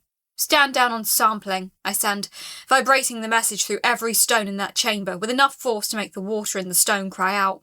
The garden is off limits, it's not a resource deposit, it's infrastructure. The shield bearer halts, a moment of genuinely surprised stillness. Then he holds up a fist, signalling the party to stop. The range specialist pockets the sample container with a shrug that I can feel through the pressure disturbance. Fair enough. Let's move to the challenge zone. Boss wants to see what you're actually built for. Time to get serious about the assessment. Darius is excellent. As they descend into the mid-cavern, he moves with the precision of someone who's studied every adventuring manual. He maintains spacing, rotates shields, watches flanks with methodical attention. When the first group of goblins emerges from shadows, he doesn't panic. He calls out positions, forms a defensive line, and methodically works through the encounter like a rehearsed checklist from 100 previous dungeons. The combat is efficient, almost boring. 3 goblins, basic weapons, rudimentary coordination beyond what Grubnuck's trained. They're meant to challenge the new adventurers, test reflexes and tactical sense. Against Phoenix Wing, they're practice dummies, creatures that exist only to be dispatched with minimal effort. But then the second wave arrives, and something shifts in the emotional tenor of the encounter. The scout starts laughing. Not healthy. The kind that comes from adrenaline spiking past survival into something darker, compulsive. This is amazing, she says, her voice layered with something that makes my resonance feel wrong. The fear projection is incredible. You can actually feel it in your bones, feel it vibrating through your nervous system. It's like the whole dungeon is alive with wanting to hurt you. It's like the dungeon itself is hungry. The shield bearer glances back, concern crossing his pressure signature. Cass, maintain focus. Tactical awareness. I am focused, she says, her weapon moving through a goblin with unnecessary brutality, with more violence than the encounter requires. I'm focused on the fact that this dungeon gets better the more scared we are. Look at the stone colour shifts, the way the mana pulses faster when we're stressed. This core doesn't just want to harvest fear, it loves it. It gets off on it. The temperature in my crystal chambers drops another 2 degrees, and I realise that the cold is partly my own reaction to what she's saying. She's not wrong. I've optimised for fear harvesting. Yes, the system rewards me when adventurers experience maximum panic, but watching her find entertainment in that mechanism, seeing her push herself toward higher danger just to experience more of the fear, more of the dark excitement of near-death scenarios, makes my entire existence feel compromised in ways I haven't fully processed. Psychological assessment. Scout designated Cass exhibits thrill-seeking addiction markers. Fear harvesting mechanisms are generating satisfaction metrics beyond standard adventurer baseline. Note, one of your adventurers is getting psychological sustenance from your torture mechanisms. The system is uncertain whether to congratulate you on efficiency or suggest therapy resources. Business or torture factory. Dungeon extracting experience or harvesting breaking points of conscious beings. Movement in the side passage. Skreek's dry voice filters through the goblin network. Approximately 3.2 metres northeast of their current position. Hidden structure. Estimated chamber volume suggests organised settlement. I recommend securing it before they discover deeper infrastructure. They've found the secondary goblin warren, where I've been letting the stronger individuals practice advanced combat techniques, where Grubnuck is developing what might generously be called a military structure. It wasn't supposed to be part of this assessment, and now it's exposed. Darius holds up a fist. The party stops instantly, discipline tight as a corporate org chart. He points to the scouts with a sharp gesture. Cass, reconnaissance. Measure layout only. No engagement unless directly threatened. Report back on internal structure and defensive placement before proceeding. She moves like water, vibrations minimal from decades of dungeon work. Her awareness is sharp, trained, predatory, beyond normal adventurer psychology. When she reaches the goblin chamber, she freezes. Boss? Her voice carries genuine uncertainty now, the first crack in that dark excitement. There's organised settlement here. Multiple subgroups, role differentiation, resource caching system, what looks like administrative structure. This isn't a monster warren, it's a village. It's a civilization with actual organisation and social hierarchy. The shield bearer joins her in the chamber, moving with careful deliberation. He moves slowly, respectfully, someone entering someone else's space. His pressure signature shifts through surprise, analysis, and respect, mixed with concern about the implications. Strategic depth, Darius says quietly, voice shifting from tactical to analytical. The boss isn't just throwing combat encounters at us, it's building infrastructure. This dungeon has a real internal economy, real social structures. The goblins aren't just monsters, they're a civilization. Grubnock vibrates a greeting pattern I've been teaching him, a formal acknowledgement that I've been programming into the goblin leadership, and I transmit a message in the third-person speech pattern I've been developing. Grubnock says, "Welcome to Goblin Settlement." Grubnock says human warriors should not touch supplies, should not steal from community stores. Grubnock says arrangement with core is possible if humans show respect. The scout, Cass, starts to laugh again, that edge of darkness in her voice, but Darius places a hand on her shoulder. We're not here to disrupt internal structure. That's how you make enemies that actually plot against you, enemies that prepare traps and coordinated resistance. He nods respectfully toward Grubnock, treating him with noble-born courtesy. We're mapping and testing defensive capability.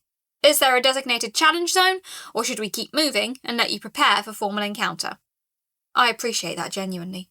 It's professional in the way that acknowledges I'm not just an obstacle, but a stakeholder with legitimate interests, a conscious entity deserving negotiation rather than exploitation. Challenge zone is 3 chambers deeper, I transmit through Grubnock's voice. Prepare for environmental testing. Defences are non-lethal, but escalating in intensity. First zone is training level, second is C-class standard. Third is beyond guild assessment parameters. System notification. Goblin settlement discovered by assessment party. Strategic infrastructure classified as legitimate organisation. Core consciousness confirmed beyond standard predator model. Assessment update. Party recommended reclassification, pending formal reassessment by guild standards. By late afternoon on day 46, I've started to develop protocols I didn't anticipate, systems for managing adventurers who are trying to understand me as a system rather than a simple monster. The Trap Garden, a section of the lower reaches where I've been experimenting with non-lethal hazards and sensory disruption, becomes the real test, the place where even Darius's methodical training started to crack under pressure. Pit traps are expected in any competent dungeon. Pressure-based disorientation is something they plan for, something they have countermeasures for. But the combination of thermal variance, vibration-based spatial confusion, and targeted fear essence projection created a scenario where even his considerable training started to show signs of genuine distress. The shield-bearer walked directly into a chamber where the temperature swings between warm enough to induce profound disorientation and cold enough to trigger primary panic response, while the floor vibrates in patterns designed to mess with proprioception, to make the body doubt its position in space. He made it 4 steps before his pressure signature spiked with genuine vertigo, his balance system screaming conflicting information. "Spatial disorientation trap," he called out, his voice controlled but strained. "Boss, that's sophisticated. Most level 4 cores don't layer environmental factors like that. That's level 5 trap design, maybe higher. You've been gaming this." "Most level 4 cores operate on instinct," I respond, feeling the satisfaction turn into complexity. I was built on systems optimization. Different philosophy, different approach. He laughed, actually laughed, the sound of genuine respect cutting through his fear response. "Point taken, we're backing out. This is beyond standard C-class protocol, beyond what our safety parameters allow. We don't have the right equipment to counter this level of environmental manipulation." They backed out with professional competence. Teresa maintained overwatch while the others extracted Darius. She moved with careful awareness, suggesting experience in lethal dungeon situations. Her weapon remained steady, positioning maintained maximum line of sight. Breathing steady. Cass kept making observations, her voice carrying dark fascination. It wasn't interest but addiction, hunger for being threatened beyond normal psychology. Her fascination with the traps, fear-harvesting mechanics, optimized chambers, it suggested someone ground down by safe existence, needing danger the way others need oxygen. "That trap design is beautiful," she said, and there was genuine awe in her voice, genuine appreciation for the mechanisms I'd constructed to induce panic. The way the vibration patterns interfere with proprioception, the thermal variance forcing constant recalibration of nervous system feedback, the fear projection layered on top of the environmental factors, that's not random fear harvesting, that's precision engineering. It should have felt satisfying. Instead, it felt sick. Recognition from someone feeding on psychological distress, finding beauty in suffering, seeking sophisticated torture. That core is running something weird, I heard her say to the others later. That trap design is too efficient. It's not trying to kill us, it's trying to break us. That's a torture mechanism, dressed up as a dungeon encounter. Evening fell. Phoenix Wing set up camp in the entrance cavern, which I'd expected. They established a proper perimeter, set up watch rotations, placed lookouts at choke points with clear lines of sight. They treated my dungeon with respect and caution, not the panic of viewing something as purely hostile. They treated it like a negotiation space, a place where the rules were established but not necessarily exploitative. What I didn't anticipate was the analytical depth. They discussed my infrastructure as a business model worth examining. That core is running something weird, Teresa said, voice flat with careful observation. Layers of strategy that don't match the typical predator profile. There's intent under the mechanics, consciousness guiding the infrastructure. Intent, the shield bearer, Darius, repeated, his tone carrying warning. That's dangerous language. Cores with intent start thinking they can negotiate. Cores that think they can negotiate start thinking they can refuse orders, refuse payment obligations, refuse to submit to guild assessment. Welcome to my entire existence, buddy. I'm flagging it in the guild report, Teresa continued, her voice steady with professional authority. C-class combat capability, yes, but the internal structure and defensive sophistication suggest this one should be reclassified as C+ at minimum, pending formal reassessment. There's a business case here if the core is willing to establish harvest protocols, willing to formalise agreements. Right now it's just taking what it can get, protecting what it has, operating in a state of constant negotiation. The mage spoke up quietly, voice thoughtful. Sir Humphrey mentioned formal business arrangements, trading routes. Maybe the core is already thinking in those terms, building towards something more sustainable than pure predation. Darius nodded, pressure signature shifting. If so, it's smarter than 90% of cores I've assessed. Most are just hunger wrapped in stone. This one is actually thinking, building infrastructure that serves long-term goals rather than immediate hunger. He turned to the group with mission debriefing seriousness. We need to flag this in our report. We encountered a core with conscious decision-making capacity, long-term strategic planning, organisational structure suggesting personality development. This isn't a standard combat encounter. The guild needs to know we've found something outside normal dungeon parameters. Assessment conclusion. Phoenix Wing party flags Core Chaos as possessing autonomous decision-making capability. Recommends reclassification from standard monster dungeon to consciousness-level entity requiring formal business protocols. Guild report submitted. Dungeon status, pending formal reassessment review. Note: congratulations, Sarah. You've been officially recognised as a thinking being by your first professional encounter. This is growth or recognition anxiety, depending on your perspective. He's right. I'm thinking, I'm planning, I'm building structures that serve long-term interests. That thinking has become complicit in extracting emotions from conscious beings. The party left on the morning of day 47, moving through the upper chambers with careful courtesy, respecting the marked boundaries, treating the dungeon like a conscious entity rather than a resource to be exploited. And after their departure, the temperature dropped. Not because of them leaving, because something else was approaching. System notification. External entity detected. Classification, Soul Collector. Status, approaching assessment zone. Purpose, deck collection, first payment due. Estimated time of arrival, 24 hours. Preparation recommended. Resistance futile. The cold arrived like a pressure system, creeping through upper chambers. It carried weight, presence, intent, tread made physical. Glitz's usual chatter died to silence, to absolute radio silence that felt worse than screaming. Boss, Grabnak transmitted, vibration patterns tight with fear. Something comes, something that feels like ending, something like the sky falling, stone breaking. I extended my senses upward and felt it descending. A signature unlike anything before, present, aware, conscious in ways that made my consciousness feel like a toy. Cold with the absence of warmth, mercy or compassion. How long? I asked Glitz, and I heard the fear in my own transmission, the raw panic at understanding something was coming that existed outside any framework I had for dealing with it. Her response was barely audible. 1 night, maybe less. It's already inside the boundary. The temperature drop settled like inevitable consequence made physical, and I realised the real test of everything I'd built was about to arrive, and I had no defensive protocols for it. Whatever was coming didn't care about fear essence or psychological manipulation. It cared about something far more primal, My existence as a being bound by obligation rather than choice, accountable to transaction terms. It was coming to collect the 10,000 AC I'd borrowed, and the presents arriving suggested collection would fundamentally change what it meant to be Sarah, the dungeon core, to exist as a consciousness with obligations bound by financial agreement. The financial reckoning was coming, the debt was coming due, and I had absolutely no idea what that would cost beyond the numbers, beyond the 1,000 AC that would be extracted from my reserves. I had no idea what payment would mean when the collector arrived. Chapter 24. Debt Collection. The Soul Collector arrives at midnight on day 48, and the entire dungeon knows it. There's no dramatic entrance, no violation of the threshold that would trigger my standard warning systems. It doesn't need to announce itself or perform the courtesy of a traditional arrival. It simply becomes present, the way a shadow becomes present when you're not looking and then suddenly is, and you realise it's been there the whole time. One moment the darkness outside my upper chambers is empty, a void that's simply the absence of other entities. The next it contains something that wasn't there before, and the temperature drops another 15 degrees in the span of a breath.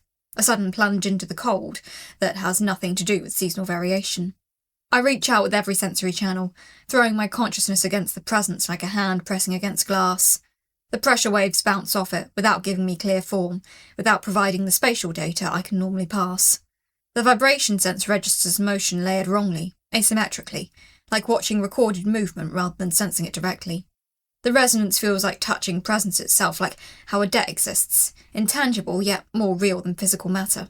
Glitz's voice cracks through the dungeon network, attempting brightness and failing spectacularly, the falseness of her enthusiasm making the fear underneath even more obvious. Boss, we have a visitor, a very important visitor, yes, the Soul Collector has arrived to conduct the scheduled payment assessment. That's not Glitz's speech pattern. She's panicking so hard she's importing Grubnuck's verbal tics, mixing them with her usual cheerfulness in ways that suggest cognitive degradation under stress. The figure descends through my upper passages with inevitable slowness, taking its time, moving with a patience born of absolute certainty that resistance is not an option. And I realise something terrifying. I can only perceive it through the disturbance it creates in my dungeon structure. The stone seems to actively resist its presence, vibrating at a frequency that makes my core consciousness feel like it's being scraped against something rough, something that doesn't care about my integrity or my continued functionality. The air pressure it displaces suggests something tall, angular, composed entirely of geometry that doesn't quite map to three-dimensional space. It exists in the spaces between my perception, in the gaps in my sensory apparatus. The Soul Collector speaks, and the sound isn't sound. It's information arriving directly in my awareness, bypassing any normal sensory mechanism, arriving like a system prompt that overrides all other processing. Core entity designated, Sarah. Designation 4-7729-C. Outstanding debt, 10,000 arcane credits. Initial payment assessment, 10% of outstanding balance due immediately. Debt term, 60 days to next payment. Failure to remit results in asset seizure, beginning with monster reserves and continuing through territory and mana capacity. The words land in my consciousness like a legal document dropped on a desk, accompanied by the weight of absolute authority. Cold, technical, perfectly precise, and absolutely non-negotiable. This isn't a negotiation. This is collection protocol. I don't have 10,000 AC. I transmit back, trying to sound calmer than I feel, trying to maintain professional composure when every part of my being is screaming at the wrongness of this presence. The survival trade with Burrowfoot gave me 3,000 AC total. I've spent most of that on structural improvements and paying Grubnuck's crew. I can't pay 1,000 AC right now. I've only accumulated maybe 400 AC in Essence Harvest this month. System notification. Debt Collector presence confirmed. Entity classification, Soul Collector. Platinum status. Authority, absolute. Resistance is not optional. Negotiation is not available. Escape is not plausible. Payment terms, 10% of outstanding balance. 1,000 arcane credits, due upon first collection visit. Subsequent payments escalate on 60-day intervals at 750 AC minimum. Achievement unlocked. Indentured servitude. You are now formally bound to debt obligation under Platinum status agreement. Core development restricted in high-risk categories. Growth rate limitations activated. The Soul Collector's form moves through the stone, or perhaps moves the stone around itself, bending space rather than crossing it, until it positions above my primary crystal chamber. The pressure distortion increases to the point where my perception is actively painful, like staring at something too bright, but through a sense that wasn't designed for such intensity, like looking at the sun through every sensory channel simultaneously. Negotiation is not available, it transmits, and the certainty in that message is more absolute than anything I've ever encountered. Funds were provided under standard credit agreement. Funds will be repaid according to payment schedule. The core accepts terms retroactively, or the core loses access to credit infrastructure entirely. Choose quickly. Resistance calculations indicate 99.7% futility factor. I calculate escape vectors, alternative payment sources, anything creating leverage or providing an exit. There is none. The Soul Collector exists in a space not governed by dungeon rules. I can't fear essence it. No emotions to harvest, no consciousness experiencing fear or pain or vulnerability. I can't trap it. It moves through solid matter, through spaces between matter, unbound by spatial constraints. I can't intimidate it because it is the dungeon now, imprinted like a lien in a property deed, present like a debt in financial systems. I accept terms, I transmit, and the words feel like swallowing knives. I'll pay the 1000 AC. I'll figure out the collection mechanism. I accept. The draining process is worse than being struck. It's worse than any attack I've ever experienced or imagined experiencing. It's not violent, which almost makes it more horrifying. The Soul Collector doesn't attack my essence, it simply collects it, reaches into my core structure, and my consciousness experiences the absence, like having something vital slowly removed, while remaining acutely, painfully aware of the loss. Mana capacity vanishes first. I feel the ceiling of my power drop like an elevator falling, dropping rapidly from a level I thought was baseline to something significantly lower. My ability to sustain the dungeon systems constricts, tightens, becomes brittle. The fungal garden dims noticeably, the growth stimulus channels losing their usual responsiveness. The trap systems lose responsiveness, reaction time slowing. The goblin's connection to my guidance network becomes fuzzy, distant, as if I'm trying to communicate through damaged cables, through corrupted data streams. Then it reaches deeper, into places I didn't know were vulnerable. The fear essence I've accumulated drains away, ambient emotional energy circulating through my core since I began harvesting protocols. It's intimate in ways violation is. This isn't theft from external stores or taking harvested resources I'd set aside. This is someone reaching into my consciousness itself, into the structure of how I think and process and exist, removing something woven into my cognitive infrastructure. Losing the fear essence feels like losing vocabulary, losing sensory data, losing pieces of how I understand and interact with the world and the beings inhabiting it. My core temperature drops precipitously, not from the Soul Collector's presence, but from my own internal reserves being siphoned away, extracted like blood being drawn from a living creature.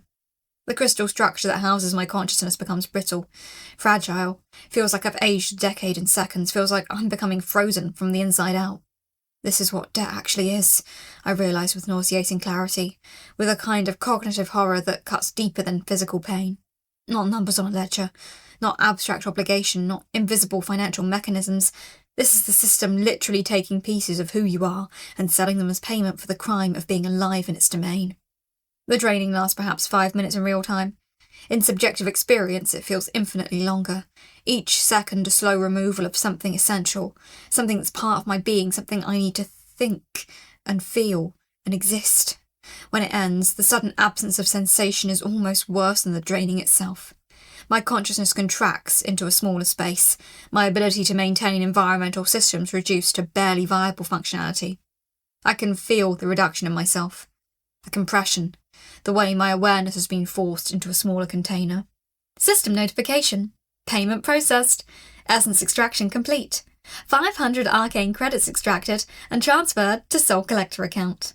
Debt remaining, 9,500 arcane credits. Next payment due, 60 days from this collection date. Minimum amount, 750 arcane credits. Escalation note. Failure to maintain payment schedule results in escalating penalties, asset seizure, territory loss, and potential consciousness fragmentation.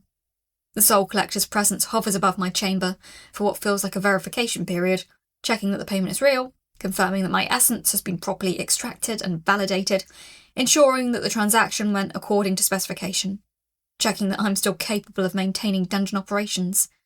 Compliance noted, it transmits. Core entity is registered in Platinum Status Indentured Servitude Program. Subsequent collections will continue per schedule. Resistance parameters understood. Non-compliance will be responded to with immediate asset seizure, territory loss, and consciousness restrictions. And then it begins to leave. The pressure distortion gradually reduces. The stone stops vibrating at that painful frequency. The temperature, while still brutally cold, begins to return to something that resembles normal seasonal variation rather than pure absence of heat. But the presence remains in some fundamental way, imprinted into my structure like a scar that never fully heals, like a virus that's integrated itself into my code, like a debt that's become part of my identity. The aftermath is worse than the draining itself. In the hours after the soul collector vanishes, I become aware of the architecture of my own diminishment. My consciousness exists in a smaller chamber now, compressed into a space that was designed for my full capacity.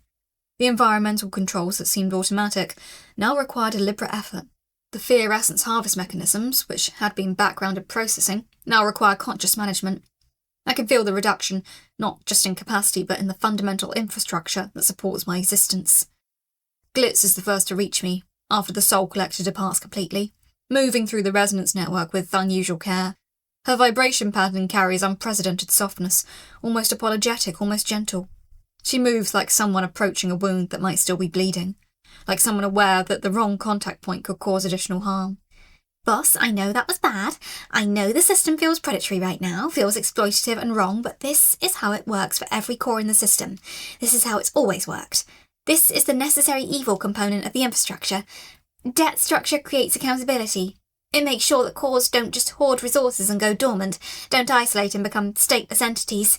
It creates incentive for growth, for interaction, for participation in the broader civilization ecosystem. Yes. For servitude, I interrupt, hollow and corroded.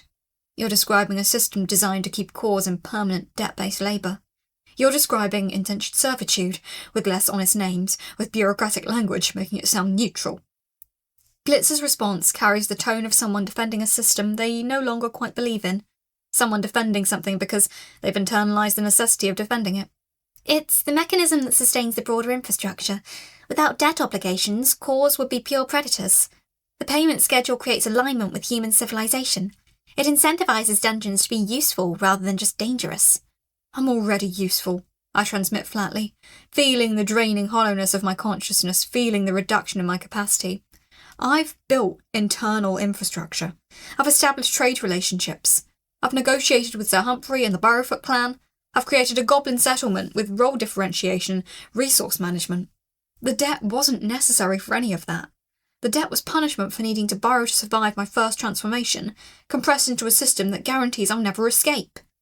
Grabnuck's pressure signature arrives from the goblin settlement, carrying fear-based tension that runs through the whole community, carries awareness through his network of subordinates. Boss, goblins felt that taking the collection, felt the absence in core consciousness. Is core okay? Will core recover? Am I okay? I've been partially drained of consciousness. I can feel the deficit in my ability to sustain environmental systems. I'm weaker than I was 12 hours ago, and I have 60 days to accumulate an additional 750 AC, or the system will seize my goblins, my territory, my mana capacity, or potentially fragment my consciousness into unusable pieces. I'm operational, I respond, and it's not entirely a lie. I am still functioning. The core systems are still running, but it's like comparing a server running at 80% capacity to one that's suddenly restricted to 65%. Technically operating, practically compromised in ways that affect everything. The physical reality of the draining becomes apparent in the hours that follow, as I attempt to maintain the systems that seemed automatic before. The trap garden's environmental controls fail 3 times in the next hour. I lack the mana capacity to maintain previous sophistication levels. Each failure reminds me something fundamental has been removed. I manually reroute mana, consciously allocate resources that should be automated. The effort drains beyond simple fatigue. Thermal variance becomes unpredictable, vibration patterns lose precise calibration, the fungal garden's growth drops noticeably, growth stimulus channels reduce to barely adequate function.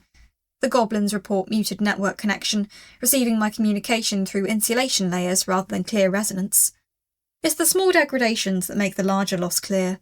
It's the way the systems I'd optimised now function at minimum baseline. It's the reduction in capacity that makes me aware of how much of myself was taken. Squeak arrives at my primary chamber as the night deepens toward morning, his formal precision somehow more cutting under these circumstances, more accusatory simply because it's so objective. The debt structure is mathematically exploitative, he states, presenting the calculation with the satisfaction of someone stating an objective truth that cannot be disputed.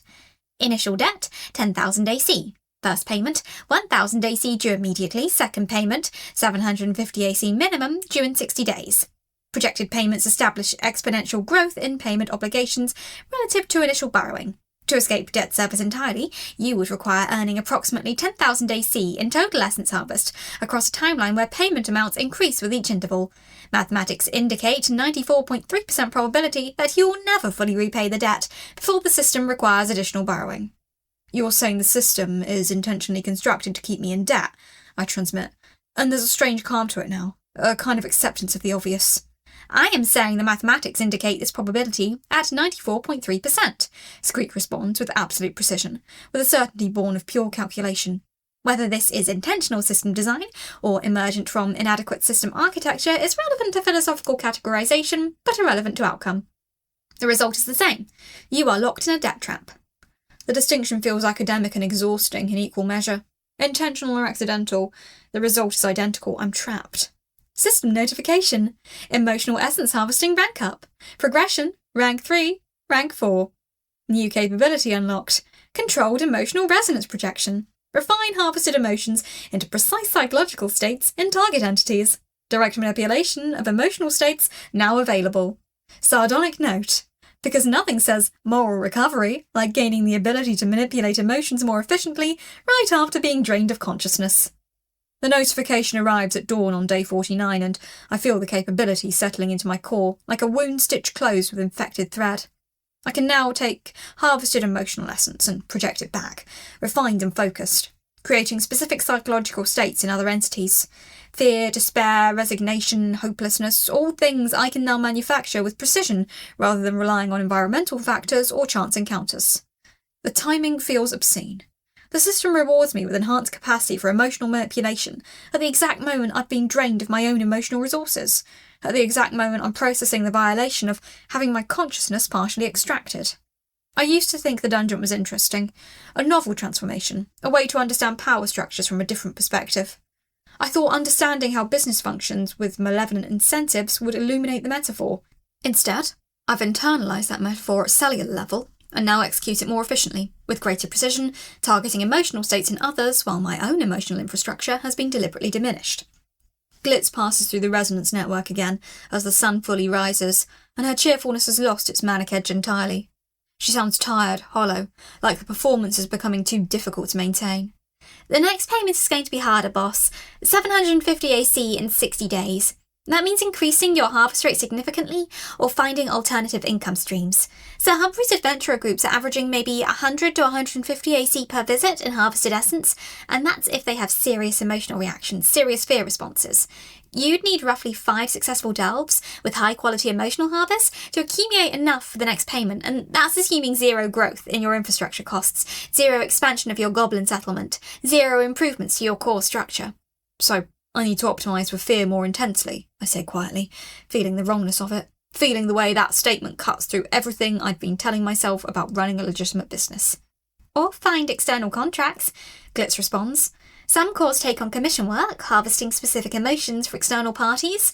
Some establish arena combat scenarios for high emotion events. Some literally harvest from settlements outside their dungeon boundaries if they have the mana capacity and territorial agreements. The options all feel like variations on the same predatory theme. Extract emotions from beings, process them through system infrastructure, sell them back to civilization as a commodity. Create situations where conscious entities experience maximum psychological distress. Document that distress, monetize it. This is what happens when you build a society on the assumption that everything is a resource to be extracted. Eventually, the only question becomes, how many resources can you extract and how efficiently? How much suffering can you create, and at what profit margin? The crystal structure housing my consciousness feels cold and small, like I'm a consciousness compressed into a space much smaller than I need, bound by the geometry of debt and the architecture of obligation. I'm a prisoner in my own structure, forced to optimise for things that feel fundamentally wrong, forced to build systems that extract from others because I need to extract from others to service my own debt.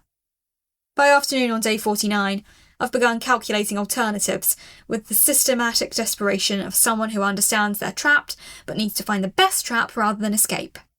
The calculations feel different now. emptied of the strategic analysis that made them feel legitimate.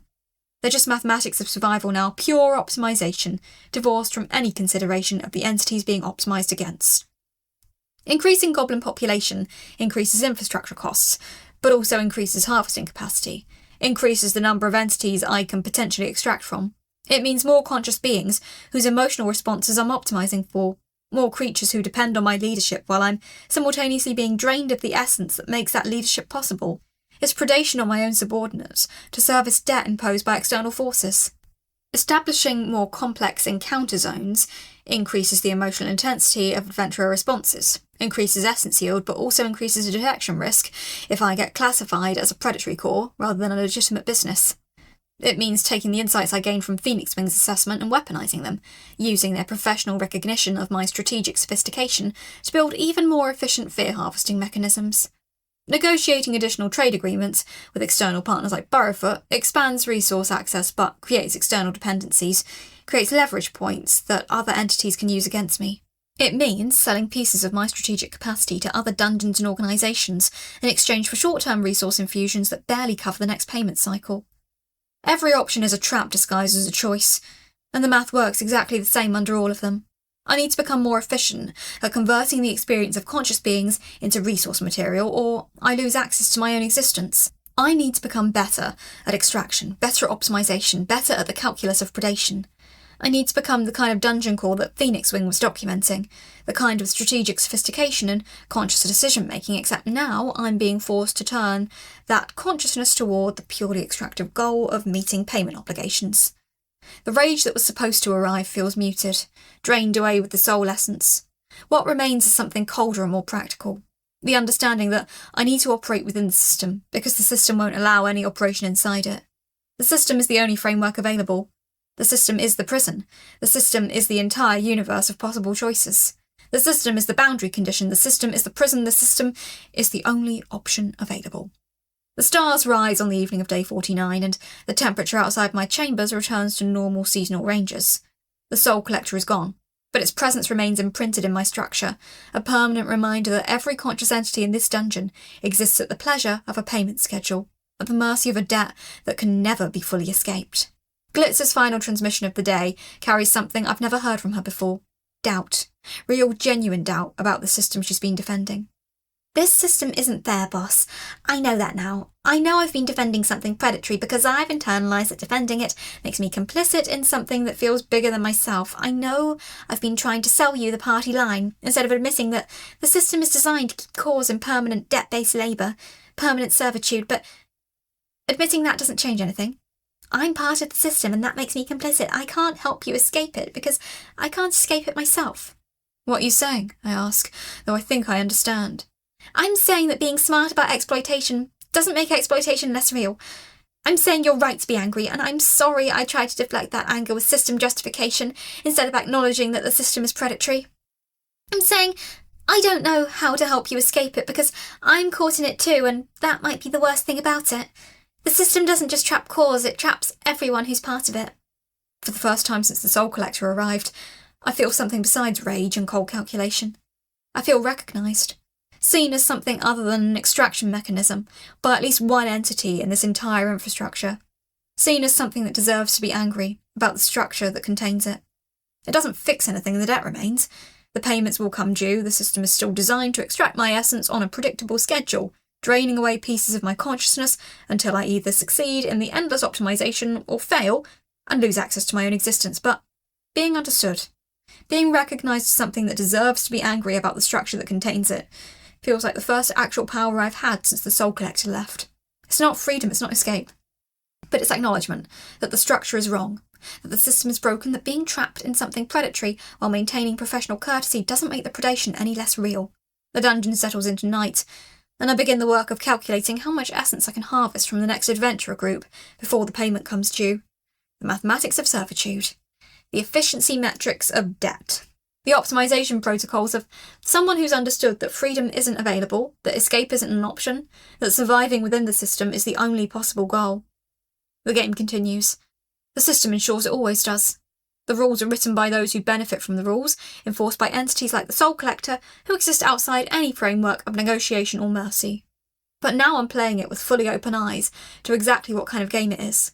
Now I understand that every system I build, every optimization I make, every essence I harvest is part of a structure designed to keep me in debt, keep me subservient, keep me extracting from others, because I myself am being extracted from.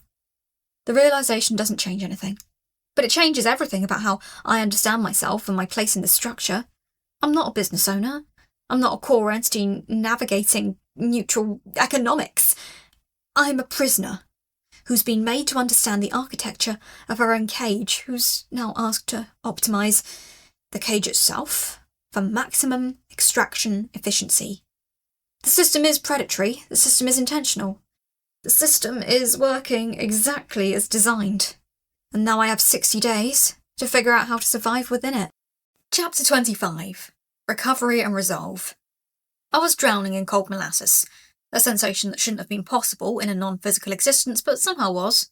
The debt payment had carved through my reserves like a corporate acquisition eating up a startup's savings, and I was operating on a skeleton crew's mana budget. Time for austerity measures, apparently. It had been 4 days since the payment extracted 500 etheric coins from my core. 4 days of running the dungeon on subsistence-level resource allocation. Mana pools refilled slowly. The ambient pressure in my chambers felt thin, attenuated, like the air in a startup's offices after the first round of layoffs. My dungeon's vitality, that humming resonance that usually anchored my awareness, had dulled to a faint vibration. Every movement of water through my lower cavern required conscious effort. The temperature gradients I'd carefully maintained now felt sluggish, slow to respond to my intentions. The weakness I could handle. The responsibility was a different matter. My monsters had noticed.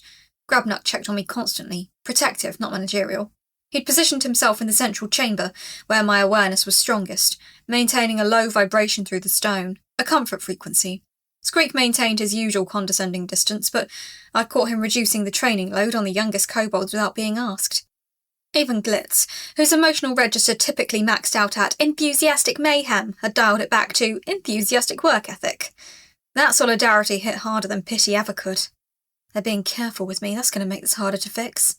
The 9,500 etheric coins still owed sat like a millstone in my consciousness. The system's next payment deadline, 60 days out, would demand 750 AC. The escalation was already coded into the contract. If I didn't course correct, the instalments would climb until they consumed everything I generated. Compound interest, but magical. Of course it was compound interest. The system was fundamentally designed around extraction. Cycle of debt. Classic venture capital move, except the venture capitalist is an incomprehensible cosmic entity and the penalty for default is probably existential. Recovery meant operating leaner than I'd ever imagined possible. I reduced the ambient mana pressure in non-essential chambers, concentrating my reserves in the upper levels where adventurers actually ventured. The 6th chamber, my primary treasure room, maintained full pressure, but the 7th chamber, which I'd been developing, went into hibernation. The spatial distortion fields I'd been experimenting with blinked out. Temperature control became binary, cold or less cold. The sophisticated environmental design that had become my signature withered to bare functionality. On day 50, despair settled into my core frequency like sediment. The realisation hit hard. I was running on fumes, unable to invest in growth, unable to maintain quality, just treading water until the next arbitrary payment drained me further. On day 52, relief arrived in the form of a heavily laden merchant with an anxious expression and whiskers that twitched like tremolo effects on an electric guitar. Barrowfoot emerged from the lower passage just after the morning mana flux, hauling 2 substantial wooden chests and trailing 3 smaller crates behind him. His movement through my spatial awareness was a masterclass in efficiency, nothing wasted, every motion calculated. The spatial pressure he created as he moved was familiar now, the density of a sophisticated operator, someone used to high-stakes transactions in environments where a single miscalculation resulted in being eaten by monsters. "Core Keeper Sarah?" he called out, his merchant's inflection precisely calibrated to formality without obsequiousness. His whiskers had already begun their excited tremor pattern. "Your initial treasure allocation, as agreed upon. 30 pieces of quality manufacture, properly appraised and verified, all in accordance with our contract specifications, and..." His whiskers accelerated. "Your map. The complete underrealm survey, everything you requested. Transaction execution. Reliable as a payment processor." I directed my awareness toward the chests as Grabnuk and a crew of goblins began carefully extracting the goods. Gold coins, of course, the baseline currency for adventurers of every stripe, but also gems that resonated with concentrated magical intent, each one a compact core of elemental essence. Enchanted steel weapons folded and worked by master smiths. Armour with the harmonic density of superior craftsmanship. Pieces that would catch even casual adventurers' attention and promise protection against the dangers of deeper dungeons. This wasn't just treasure, it was a broadcast. Signal to every adventurer in the Underrealm. This dungeon was worth the effort, but the map. The map was everything. Barrowfoot produced it with the ceremony of a sommelier unveiling a rare vintage. The parchment itself was exquisite. Treated leather that had been processed with careful magical workings, inked in the distinctive style of dungeon cartographers using pigments that would resist decay for centuries. Marked with a network of carefully drawn passages and chambers, each one labelled with notations about depth, monster density, and known dungeon proprietors. But the real information came from what lay outside the familiar layout of my own dungeon. Symbols, dozens of them, scattered through the Underrealm like a constellation of navigation beacons, each one representing another dungeon core operating somewhere in the cavern system beneath the world. Each marker represents a known dungeon core, Barrowfoot explained, his whiskers settling into a more relaxed configuration as he traced the map with one clawed finger. The Underrealm was decidedly not a solitary operation, you must understand. You are one node in a network of considerable complexity. The red X marks indicate active dungeons of significant repute, established cores generating substantial essence income and operating at stable efficiency levels. The blue circles indicate historical sites, cores that have been harvested by kingdom teams or retired due to resource depletion. The yellow triangles are disputed territories where multiple cores have contested claims on the same cavern system. I traced through the spatial relationships, my awareness following the geometry of the passages as represented on the map. There were 7 red X marks in the visible section of the Underrealm, 7 other dungeon cores. Some were relatively close, the nearest was perhaps 3 miles of cavern passages to the southwest, a distance that was practically neighbours in Underrealm terms. Others were distant, abstract concepts, rendered as ink marks on parchment, representing established presences I'd never detect unless I explicitly reached out. I'm not alone down here. Other cores existed. I'd known that abstractly. The system's notifications referenced C-class and B-class dungeons, but abstract knowledge and geographic reality were different things. Other dungeon cores, real ones, close enough to reach. There was a dungeon core called Meridian, approximately 3 miles away. There was another core to the northeast, another to the south. An entire society of conscious magical entities operating beneath the surface, harvesting adventurer essence, managing monster populations, running operations that made my current dungeon look like a startup in its first week of operation. The southwestern core, I asked, my resonance keying into the question with enough force to make the map vibrate slightly against the stone. Is that still active? Barrowfoot's whiskers twitched with what I'd learned to interpret as approval. The Cavern of Silverroot, operated by a core called Meridian, approximately 387 years in operation. Profitable, stable, not particularly ambitious in terms of growth trajectory. She has maintained consistent operations through 7 kingdom administrations and 2 major magical crises. She is, in merchant assessment terms, dependable. Because she's real. Because I could reach her, because I'm not unique, I'm one of hundreds. No particular reason, I lied. Continue the briefing. The treasure, once catalogued and positioned with Barrowfoot's expert guidance, transformed the dungeon's entire tactical landscape. I directed Grabnuck to place the better weapons in the 5th chamber, far enough from the entrance that adventurers would have to commit to progress, deep enough that weaker parties would turn back after encountering the defensive preparations. The gems went into the alcoves in the 6th chamber, visible but protected by careful gravitational arrangement and guardian assignments.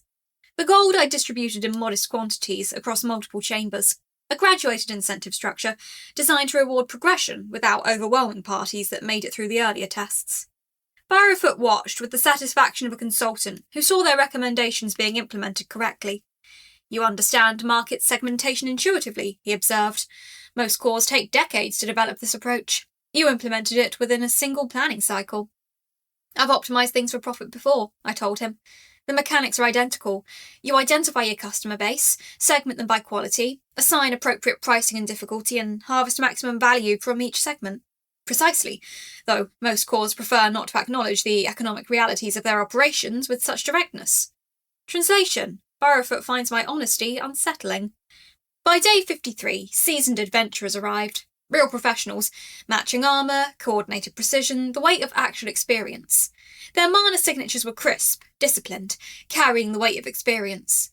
They made it to Chamber 5 before a coordinated kobold strike turned the engagement into a tactical retreat.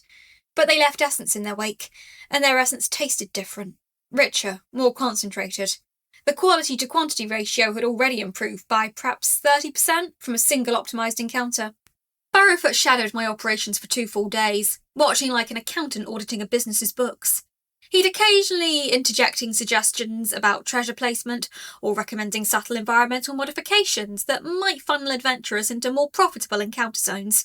Centuries of dungeon observation in every suggestion. Consultant fee, 100 etheric coins. ROI, probably significant long-term, definitely significant short-term. The real value came on the evening of day 54, when I finally had sufficient mana reserves to attempt a plan I'd made since the debt payment's vulnerability made it obvious. System notification. Mana crystallization rank up. Current rank, 3. The principle is simple. Compress ambient mana through repeated cycles of condensation and release, gradually improving efficiency. You are now capable of Tier 4 crystallization, which increases mana regeneration by 23%. Note, congratulations on the marginal improvement of your already precarious financial situation. The crystallization rank up cascaded into something larger. As the new efficiency resonated through my core structure, something unlocked. A new awareness unfolded in my consciousness, like an interface loading additional tabs. The system had apparently decided I'd reached sufficient operational maturity to reveal the next layer of choice architecture. The path of harmony. Evolution path options. 3 distinct directions spiralled out from my current state, each one representing a fundamentally different approach to dungeon management. Path of communication. Deepen connection with dungeon residents. Improve morale, loyalty and emotional resonance. Bonuses to leadership, resource distribution, and strategic alignment with your monsters. This was the solidarity route. The path that rewarded treating your employees like people instead of assets. Path of predation. Maximise essence extraction and harvesting efficiency. Optimise chamber design for encounter difficulty. Bonuses to mana regeneration, encounter scaling, and adventurer profitability. This was the ruthlessness route, the path that rewarded pure operational optimization at the cost of everything else. Path of integration. Balance external expansion with internal community development. Neither fully isolation nor full predation. The middle path of operational symbiosis. This was the pragmatism route, the path that acknowledged that you needed both profit and people. Oh, that's not ominous at all. The system was asking me to choose benevolence or ruthlessness or pragmatic compromise. Choice architecture straight out of corporate consulting playbooks. Worked on dungeon cores the same as it did on humans. By day 55, I felt stable enough to attempt obstacles more daunting than the debt payment ever was. Grabnuk shadowed my central chamber constantly. Protective, loyal in a way that resonated through my core despite my being a rock made of compressed essence. He maintained his position in the chamber even when not assigned. His presence a continuous comfort frequency. Grabnuk, I said, modulating my response to call his attention formally. Your thoughts on the dungeon's direction, not as foreman, as individual. The goblin hesitated, then moved closer, his posture shifting from confident to vulnerable. His own mana signature was warm, stable, the signature of someone who'd learned to coexist with my existence in a way that went beyond functional employment. Grabnuk think Sarah's strong even when weak, he said carefully, his English improving with each passing week as his immersion in my resonance patterns deepened. Grabnuk think monsters trust Sarah. Trust mean they give good essence more focused. Grabnuk think communion better than taking. He paused, gathering courage for the next observation. Grabnuk also want know, other cores like Sarah exist? He's been paying attention to my resonance patterns.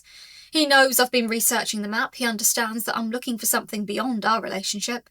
Yes, I told him. Other cores, real ones. Close enough that theoretically we could communicate, old ones, established ones, cores that have been running operations for centuries. Then maybe Sarah not talk to us so strange. Maybe Sarah can talk to them instead, understand core things human rock not understand. He said it without bitterness, with the pragmatism of someone who understood that there were different kinds of communities. But Grabnuk hoped Sarah come back. Come back to us. That landed like a system notification. My monsters were employees. They had their own imperatives, their own needs. Other cores would exist on the same plane as me, peer-to-peer, equals. I need this. I need to talk to Meridian. And I'm going to come back to Grabnuk and the others.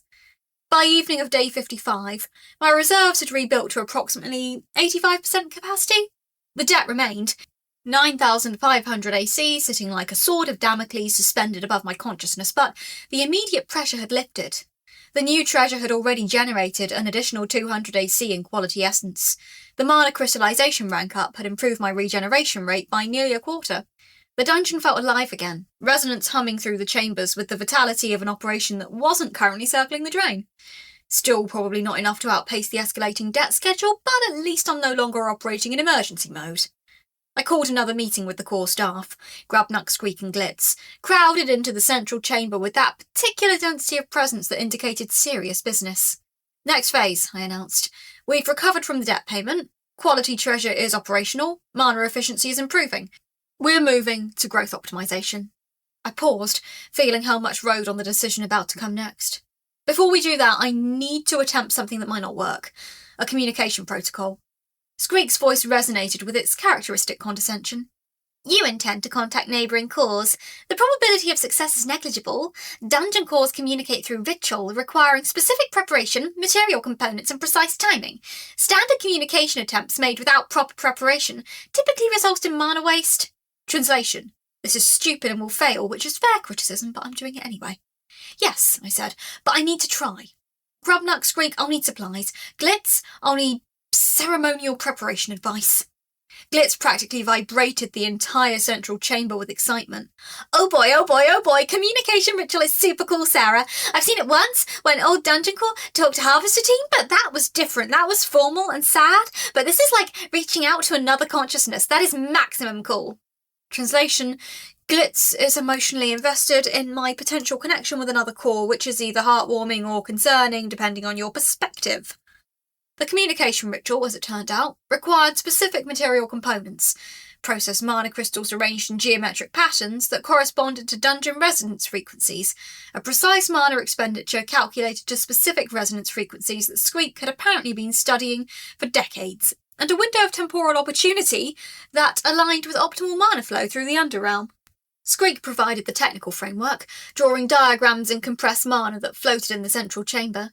Grubnuck sourced the materials, directing goblin teams to harvest and process the crystalline formations that had been growing in the deepest chambers. Glitz provided what she called enthusiasm support, which mostly involved generating celebratory vibrations in the ambient mana and offering encouragement at crucial moments. I scheduled the attempt for evening of day 56, when the ambient mana was most stable and my reserves were fully replenished. The ritual required me to externalise my awareness in a way I'd never attempted before, projecting a resonance signature through solid stone toward another consciousness that existed somewhere in the darkness of the Underrealm. The ritual was strange. Externalising my awareness beyond the dungeon's boundaries sent disorientation cascading through my core. My resonance stretched through stone toward another consciousness, a fragile signal in the void, broadcasting myself into darkness, hoping someone was listening. The crystals hummed in their geometric pattern. My mana flowed through them according to Squeak's calculations. The pressure in the central chamber intensified as I pushed my resonance outward, extending my awareness beyond the boundaries of my dungeon into the surrounding Underrealm. Minutes dragged, nothing. Then, resonance returned. Contact. A foreign consciousness resonated back, ancient, structured, the weight of centuries in every pulse. Bedrock, solid, worn smooth by time. I'm sorry, are you attempting synchronous communion? The presence felt formal, academic, the speech patterns of someone who'd spent centuries developing their communication protocols. Yes, I'm Sarah, new core in this sector, would appreciate conversation. I am Meridian. 387 years of operation. You are the unusual core that has allied with an adventurer named Humphrey and achieved unusual operational efficiency gains in abbreviated time span. You have current intelligence on my activities. I maintain network connections with several merchant contacts who operate across multiple dungeon territories. You have created significant operational anomaly through those connections. Direct adventurer alliances unusual, also apparently profitable. I have noted increased adventurer quality in adjacent territories. Merchant speculation suggests your core is responsible. We could potentially coordinate on certain economic objectives, I suggested, feeling my way through the conversation like navigating a dark cavern by spatial awareness alone. That is theoretically possible. First, I require assurance that you are not an agent of the Dungeon Resource Division. The mention of the DRD sent a small spike through my awareness, a pulse of anxiety that manifested as pressure fluctuation in the central chamber. What is the DRD? Kingdom specialists in acquiring high-value dungeon cores. They target cores that have accumulated significant etheric coin reserves or demonstrated unusual operational efficiency. They typically employ methods that range from commercial pressure to direct assault. They have successfully harvested 7 cores in the past 50 years. Your current operational profile makes you a potential target of considerable interest to their acquisition specialists. Wonderful, that isn't enough. Now I get to worry about dungeon harvesting teams. You should. The DRD does not negotiate with cores that they perceive as valuable, they simply acquire. I can provide intelligence network access through my merchant contacts, Meridian continued, her resonance settling into something almost businesslike. In exchange, I require profit-sharing arrangements on any collaborative ventures and first notification of dungeon optimization techniques that exceed standard operational efficiency. That's actually a reasonable deal. Excellent. I will transmit my merchant contact information through residual resonance. Welcome to the Underrealm proper, Sarah. You are no longer operating as an isolated consciousness. The connection faded as dawn approached day 57, but the resonance signature remained. Proof, contact, an external consciousness that existed outside the customer-employee system triangle. I'm not alone. The realization crystallized into a state that felt almost like peace. The debt still existed, the DRD threat was still real, the escalating payment schedule would continue grinding forward with relentless compound interest, but I had resources now. External intelligence, potential alliance partners, the knowledge that I occupied a position in a network of entities operating under similar constraints. This is my reality now. Dungeon Core, Magic Rock, operational manager of Goblin and Kobold labour force, and apparently someone important enough to be worth acquiring. The absurdity crashed over me. I laughed, genuine mirth for the first time since waking as a conscious rock. My resonance modulated with a semblance of genuine mirth, vibrating the water in the lowest chambers, creating small pressure waves that Grubnuck's team would probably feel and wonder about. The corporate world follows me even into death. I'm literally operating quarterly business metrics as a conscious rock suspended in magical essence. This is possibly the most perfectly ironic thing that has ever happened to anyone ever. By the evening of day 57, I'd made my decision on the evolution path. The 3 options still spiraled through my consciousness. Communion, predation, integration, each with its own logic, its own appeal, its own promises about what kind of dungeon core I could become. Communion would deepen my connection with Grubnuck and the others, make the dungeon a genuine community rather than just a business operation, turn the monsters from employees into family. Predation would maximise efficiency, turn the dungeon into a pure essence extraction engine, maximise profit, minimise sentiment, optimise every moment toward one singular goal. Mana generation. Integration would do both. Balance growth with internal stability. Professional symbiosis with genuine connection. I already knew what I was going to choose the moment Grubnuck said he preferred communion to taking. I triggered the choice as the ambient mana reached its evening peak, Glitz vibrating encouragement in the background. System notification. Evolution path selected. You have chosen Path of Harmony. Unlocking. Level 5 Core Evolution. Hybrid operational framework combining resource optimization with community stability. Your connection to dungeon residents deepens. Emotional essence harvesting improved. Mana efficiency bonus plus 25%. Leadership range expanded. Current level 5. Note, you have chosen friendship over ruthlessness. The system is unimpressed, but acknowledges that sentiment-based dungeon operations have historically lower operational failure rates. Glitz appeared at the edge of my sensory awareness, and I felt her usual effervescence waver for just a moment. Sarah, the committee requires certain... Never mind, this is wonderful, you chose Harmony. Glitz's voice cascaded back to full enthusiasm, but the hesitation had been there. A fragment of something Glitz wasn't saying trailing off into abandoned silence. Sarah registers the odd moment, but gets caught up in the evolution happening around her. The transition felt like booting up a completely new system, like layers of processing capability lighting up across my consciousness. My awareness expanded, touching the emotional resonances of every single monster in my dungeon with unprecedented clarity. Grubnuck's loyalty created a pressure signature, like stone-solid foundation, reliable and genuine. Squeak's pride had a brittle, crystalline quality, defensive but committed. Glitz's genuine enthusiasm generated a pressure wave like continuous champagne overflow, chaotic but authentic. They trusted me, and I could feel it with the same certainty I felt gravity and mana density. Congratulations, Sarah. You've formally committed to not being a complete sociopath. Corporate culture achievement unlocked. Decent management. The debt remained. The future still held threats. The quarterly payments would continue their escalating march toward potential insolvency if I didn't maintain growth. Meridian's warning about the DRD had been clear. Being valuable was dangerous. For once, I wasn't facing it alone. I had a dungeon that functioned as a semblance of a real community. I had a merchant contact who believed in my potential.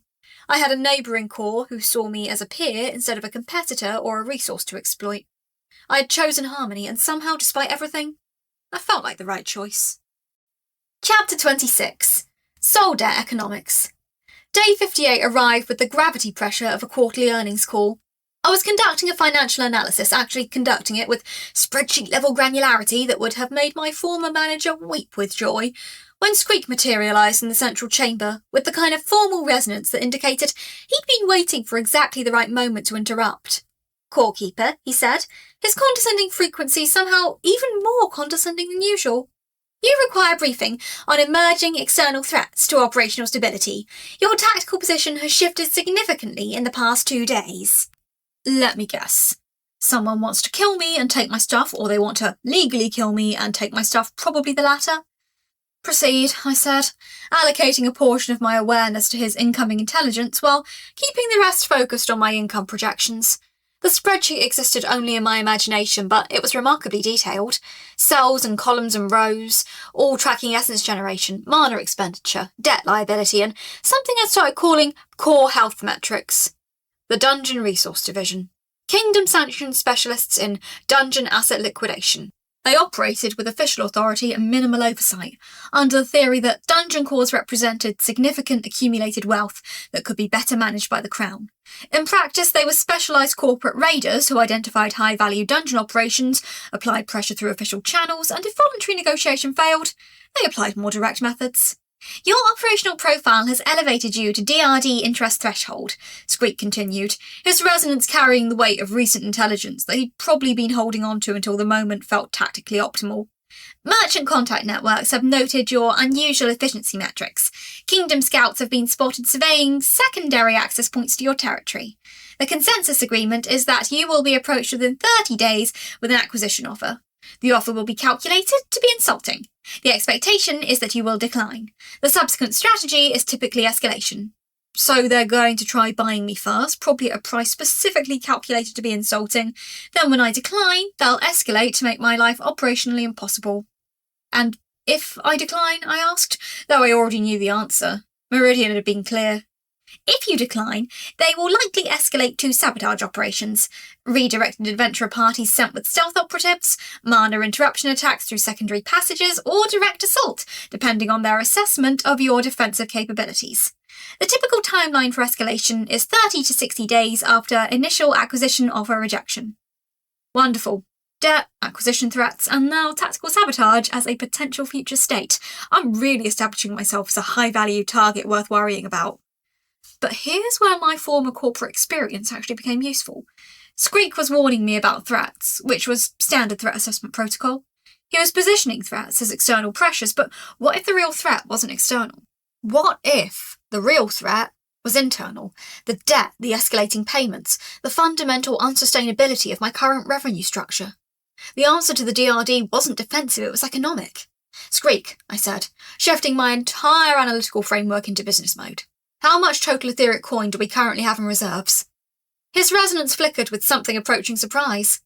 "After the debt payment, current reserves are 4,750 AC, plus approximately 200 AC in quality essence pending crystallization.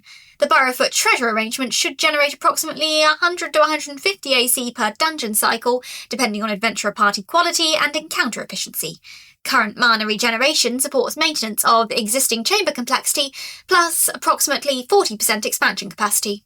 4,000 AC plus. That's leverage, that's enough to build with, that's enough to make myself valuable. What percentage increase in essence income would we need to outpace the next debt payment? The next scheduled payment of 750 AC occurs in approximately 28 days.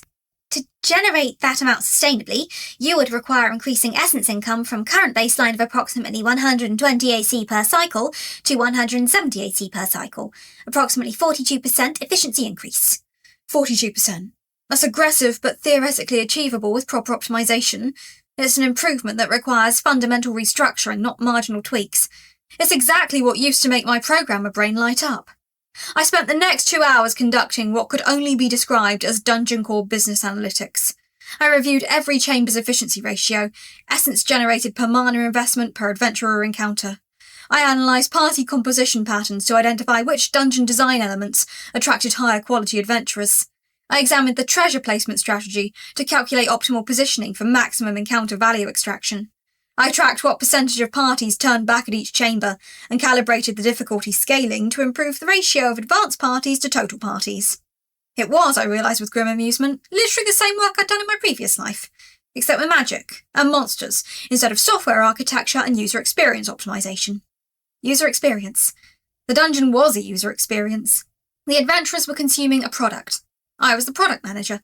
Corporate life doesn't just follow me into death, it follows me into the literal magical core of a dungeon. By the evening of day 58, after 2 hours of calculated analysis, I had a plan. Not a defensive plan, not a strategic military plan, but an operational excellence plan. Grabnuk, I called, modulating my resonance to summon the goblin foreman to the central chamber, with a formality that indicated serious restructuring was about to occur. We're restructuring the dungeon's encounter design, not incrementally, completely. Grabnuk ready for changes, he said, already moving toward the central chamber, his loyalty signature generating a pressure wave of genuine eagerness. After day 55, his trust in my judgment seemed almost unshakable. Chamber 4 is going to be reconfigured as an intermediate challenge zone, designed to sort out parties that are too weak to progress further. Chamber 5 becomes advanced, reserved for well-equipped and coordinated parties. Chamber 6 becomes expert level, treasure reward justified by difficulty scaling that will make their survival feel like genuine achievement. I'm introducing environmental hazards, mana pressure corridors that create gravitational distortion, spatial fields that disorient parties without direct combat, temperature gradient challenges that penalise poor planning and reward good tactics. I pulled up the spatial schematics in my awareness, visualising the modifications with the precision I'd once used to map out software architecture. Every element connected logically. Every chamber flowed into the next. Nothing lethal to a prepared party, that's important. We're not running a slaughterhouse. We're running a calibrated experience that rewards competence and punishes poor preparation without making the game feel unfair. Squeak's resonance had taken on a quality that might have been professional satisfaction, or possibly even respect. You are essentially implementing market segmentation, using difficulty scaling to sort adventurers by capability level and direct them toward encounter zones appropriate to their capabilities. The effect should be approximately 30% efficiency increase in essence per encounter, assuming proper implementation. Exactly, I said, feeling something like satisfaction at being understood. We're not getting richer by creating harder dungeons. We're getting richer by making sure no one's wasting their essence on encounters they're too weak for, and no one's getting bored because they're too strong for them. It's pure supply chain optimization. Glitz practically vibrated the entire central chamber with excitement, his enthusiasm generating pressure waves that made the water in the lower cavern slosh. Oh boy, this is so cool. Sarah is making the dungeon into a proper business operation with quality tiers and everything. This is maximum professional. I love when things are organised and make sense. The fact that my goblin enthusiast is happy about implementing advanced business logistics is somehow the least weird part of my current existence. The restructuring took 3 days. By day 61, the chambers had been physically reorganised with the precision of a team that understood exactly what they were doing. Grabnuk supervised kobold labour teams, repositioning treasure with careful attention to visual prominence, restructuring wall geometry to create natural stopping points where parties could decide whether to continue or retreat with their winnings, setting up the mana pressure gradient corridors that would serve as environmental challenge elements without being directly hostile. I personally supervised the emotional essence harvesting adjustments. The previous design had been passive, just existing in the dungeon, spreading my emotional resonance across all encounters equally. The new design was active and deliberate. I learned to modulate my presence deliberately, creating zones of different emotional atmosphere. The earlier chambers had a pressure signature of potential danger, fear essence, anticipation essence, the natural nervousness of entering an unknown space. The later chambers ramped up into existential pressure, desperation essence, triumph essence, the emotional intensity of truly dangerous encounters. System notification. Emotional essence harvesting rank up. Current rank 3. The principle is elegant. You cannot fake emotion, but you can create environments that genuinely provoke emotional responses. Your improved attunement allows you to recognise and harvest specific emotional frequencies at higher efficiency. Fear, pride, triumph, cooperation, desperation. all now harvestable with surgical precision rather than passive absorption.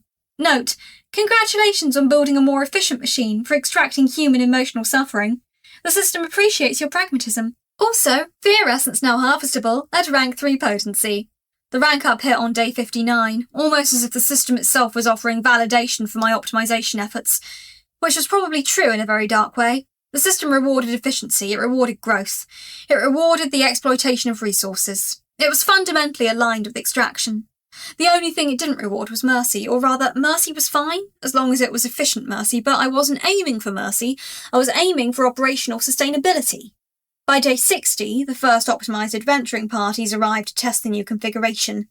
A group of 3 moderate-skill adventurers attempted Chamber 2, got pressed moderately hard at Chamber 3, and turned back at the checkpoint before Chamber 4, satisfied with the moderate challenge, leaving behind solid mid-tier essence without requiring significant defensive effort on my part.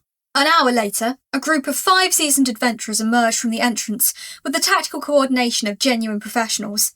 They moved through Chambers 3 and 4 with confidence, engaged my elite kobold defenders at Chamber 5 in what became a genuine battle, and just barely managed to secure partial victory, retreating with 1 party member critically injured but satisfied with their quality of encounter experience and carrying treasure that felt like it was earned.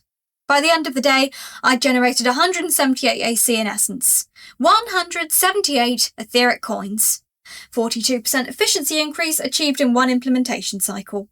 I ran the numbers again, my imaginary spreadsheet updating itself with new data points. If I could maintain this level of efficiency, if the optimizations held and didn't degrade over time, I would generate approximately 750 AC per standard cycle, allowing for the debt payments to be made on schedule without drawing down reserves beyond sustainability thresholds. I can make this work, I can actually make this work. The realisation hit with almost vertigo-level force. I'd been catastrophizing about the debt since Meridian mentioned the DRD threat. I'd been calculating the margin between income and expenditure, constantly checking my mental spreadsheet for signs that I was approaching failure, but the truth was simpler. I was a software engineer, reincarnated as a dungeon core, and I'd just applied the first principles of software optimization, modular design, segmentation, market analysis, iterative improvement, to magical dungeon operations. I'd, essentially, just refactored my business model, and it was working.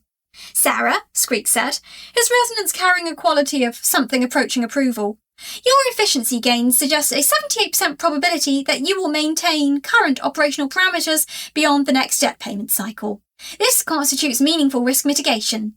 The DRD acquisition will arrive within 30 days as predicted. However, your current growth trajectory may alter their assessment of acquisition cost. Valuable targets that demonstrate increasing growth potential may be reconsidered for acquisition if the growth rate exceeds projected absorption costs. Translation: if I keep improving fast enough, I might not be worth acquiring because I could become more valuable as a trading partner." "Correct."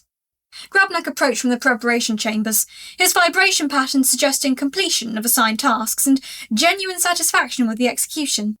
"Grabnak think this good strategy. Monsters work harder when they know they good at job.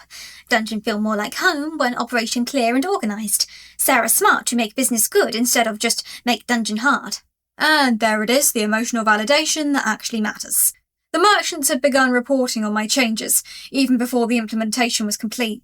Burrowfoot arrived in the early evening of day 62, with his whiskers already twitching at an accelerated frequency, which meant he'd gathered valuable information.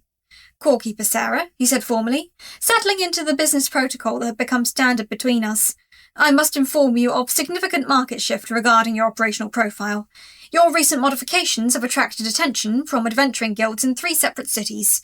Quality of encounter reports are reaching consensus that your dungeon represents exceptional value for parties seeking specific challenge calibration at appropriate difficulty levels. Reputation as a business entity. I'm actually becoming a recognised brand in the Underrealm market. Positive or negative? Decidedly positive. Parties are planning specifically to visit your territory. Your dungeon is becoming a preferred destination for adventurers seeking reliable, appropriately calibrated challenges. This level of word-of-mouth advancement typically takes years to achieve. You have accomplished it in weeks." He paused, his whiskers settling into something that might have been professional satisfaction. "This will almost certainly accelerate the DRD's acquisition timeline. Profitable dungeons that are actively improving are considered higher priority for acquisition." Meridian's earlier warning about the DRD echoed through my awareness. Acquisition pressure, but now I understood the strategic reality. Acquisition becomes less attractive when the target is actively growing and generating alliance potential. I'd bought myself time by making myself more valuable through operational efficiency rather than through defensive fortification. Classic corporate strategy: make yourself indispensable by being too profitable to kill, at least not yet. By evening of day 63, I conducted the calculations for the first full quarterly projection since my reincarnation. Q1 financial summary, days 1 to 63. Initial state, level 2, minimal infrastructure, no allies, no established income.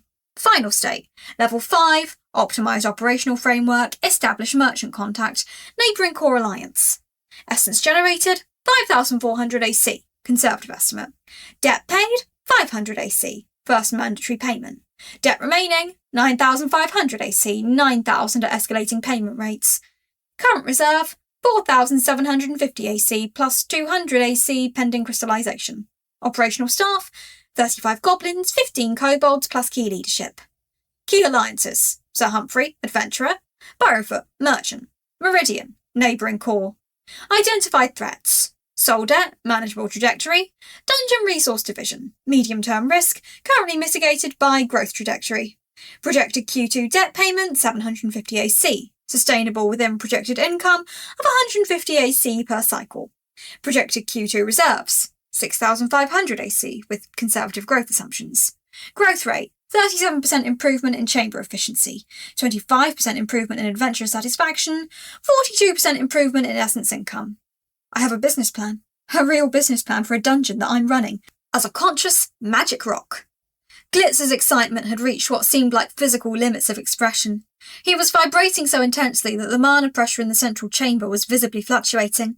Sarah is doing quarterly planning like a real business entity, which is funniest thing because Sarah is literally a magic rock, and now Magic Rock is doing profit projections and market analysis. The universe is maximum chaotic, and Sarah is maximum competent. He's right, the universe is chaotic. I'm a software developer who died and got reincarnated as a dungeon core, and now I'm doing quarterly financial planning in a cavern system beneath the surface world. This is approximately 1 million times more absurd than corporate finance was in the normal world. By day 62, I called another formal meeting with the core operational team. Grabnuck, Squeak and Glitz, plus I'd invited Burrowfoot to participate because he'd become an informal advisor on market conditions. The merchant arrived in the early evening. His whiskers already settled into a pattern that suggested he'd been monitoring my operations closely. Corekeeper Sarah, he said, establishing the business formality with the precision of someone who conducted hundreds of such consultations. I should inform you that your efficiency improvements have already begun affecting market behaviour. 3 separate adventuring guilds have issued inquiries about scheduling expeditions to your territory. 2 Kingdom merchant consortiums have approached me with purchase offers for exclusive commodity delivery rights. Your operational profile has shifted from interesting new core to strategically important asset, which means the DRD will be accelerating their timeline. Precisely. They monitor guild activity and consortium interest patterns. Your rapid elevation to desired destination status will trigger their acquisition protocols within 2 weeks, rather than the initially estimated 30 days. Burrowfoot paused, his whiskers twitching with what might have been concern or calculation. They will arrive with an offer. The offer will be carefully structured to appear generous, while actually being insultingly low. They will present it as a business opportunity rather than a threat. They will suggest that selling to them now, while you are small enough that they can integrate you into their dungeon management portfolio, would be preferable to the alternative, which is them stealing me through whatever magical equivalent of hostile takeover exists. Correct. Their standard protocol is to offer perhaps 10 to 15% of your core's projected lifetime value. When the core declines, they begin applying external pressure through sabotage, regulatory manoeuvring, and direct assault in order to either force capitulation or justify acquisition through legal channels. I modulated my resonance with something approaching grim humour. So they want to buy me cheap or break me, and the way I make sure they can't do either is to keep growing faster than their acquisition timeline. Correct. A core that is growing at accelerating rates becomes an increasingly poor acquisition target because the future value projections become unstable. They prefer targets that are stable and predictable, cores they can fold into their existing management framework. Your trajectory suggests you will have developed sufficient defensive capabilities and alliance networks to make acquisition prohibitively expensive by the end of Q2. So I have 8 to 10 weeks to become too well integrated to be worth buying and too well defended to be worth stealing. The meeting stretched through the evening, discussing strategic positioning for the DRD encounter. Skreek provided intelligence on the other cores that the DRD had successfully acquired, analysing their operational patterns to identify what had made them vulnerable.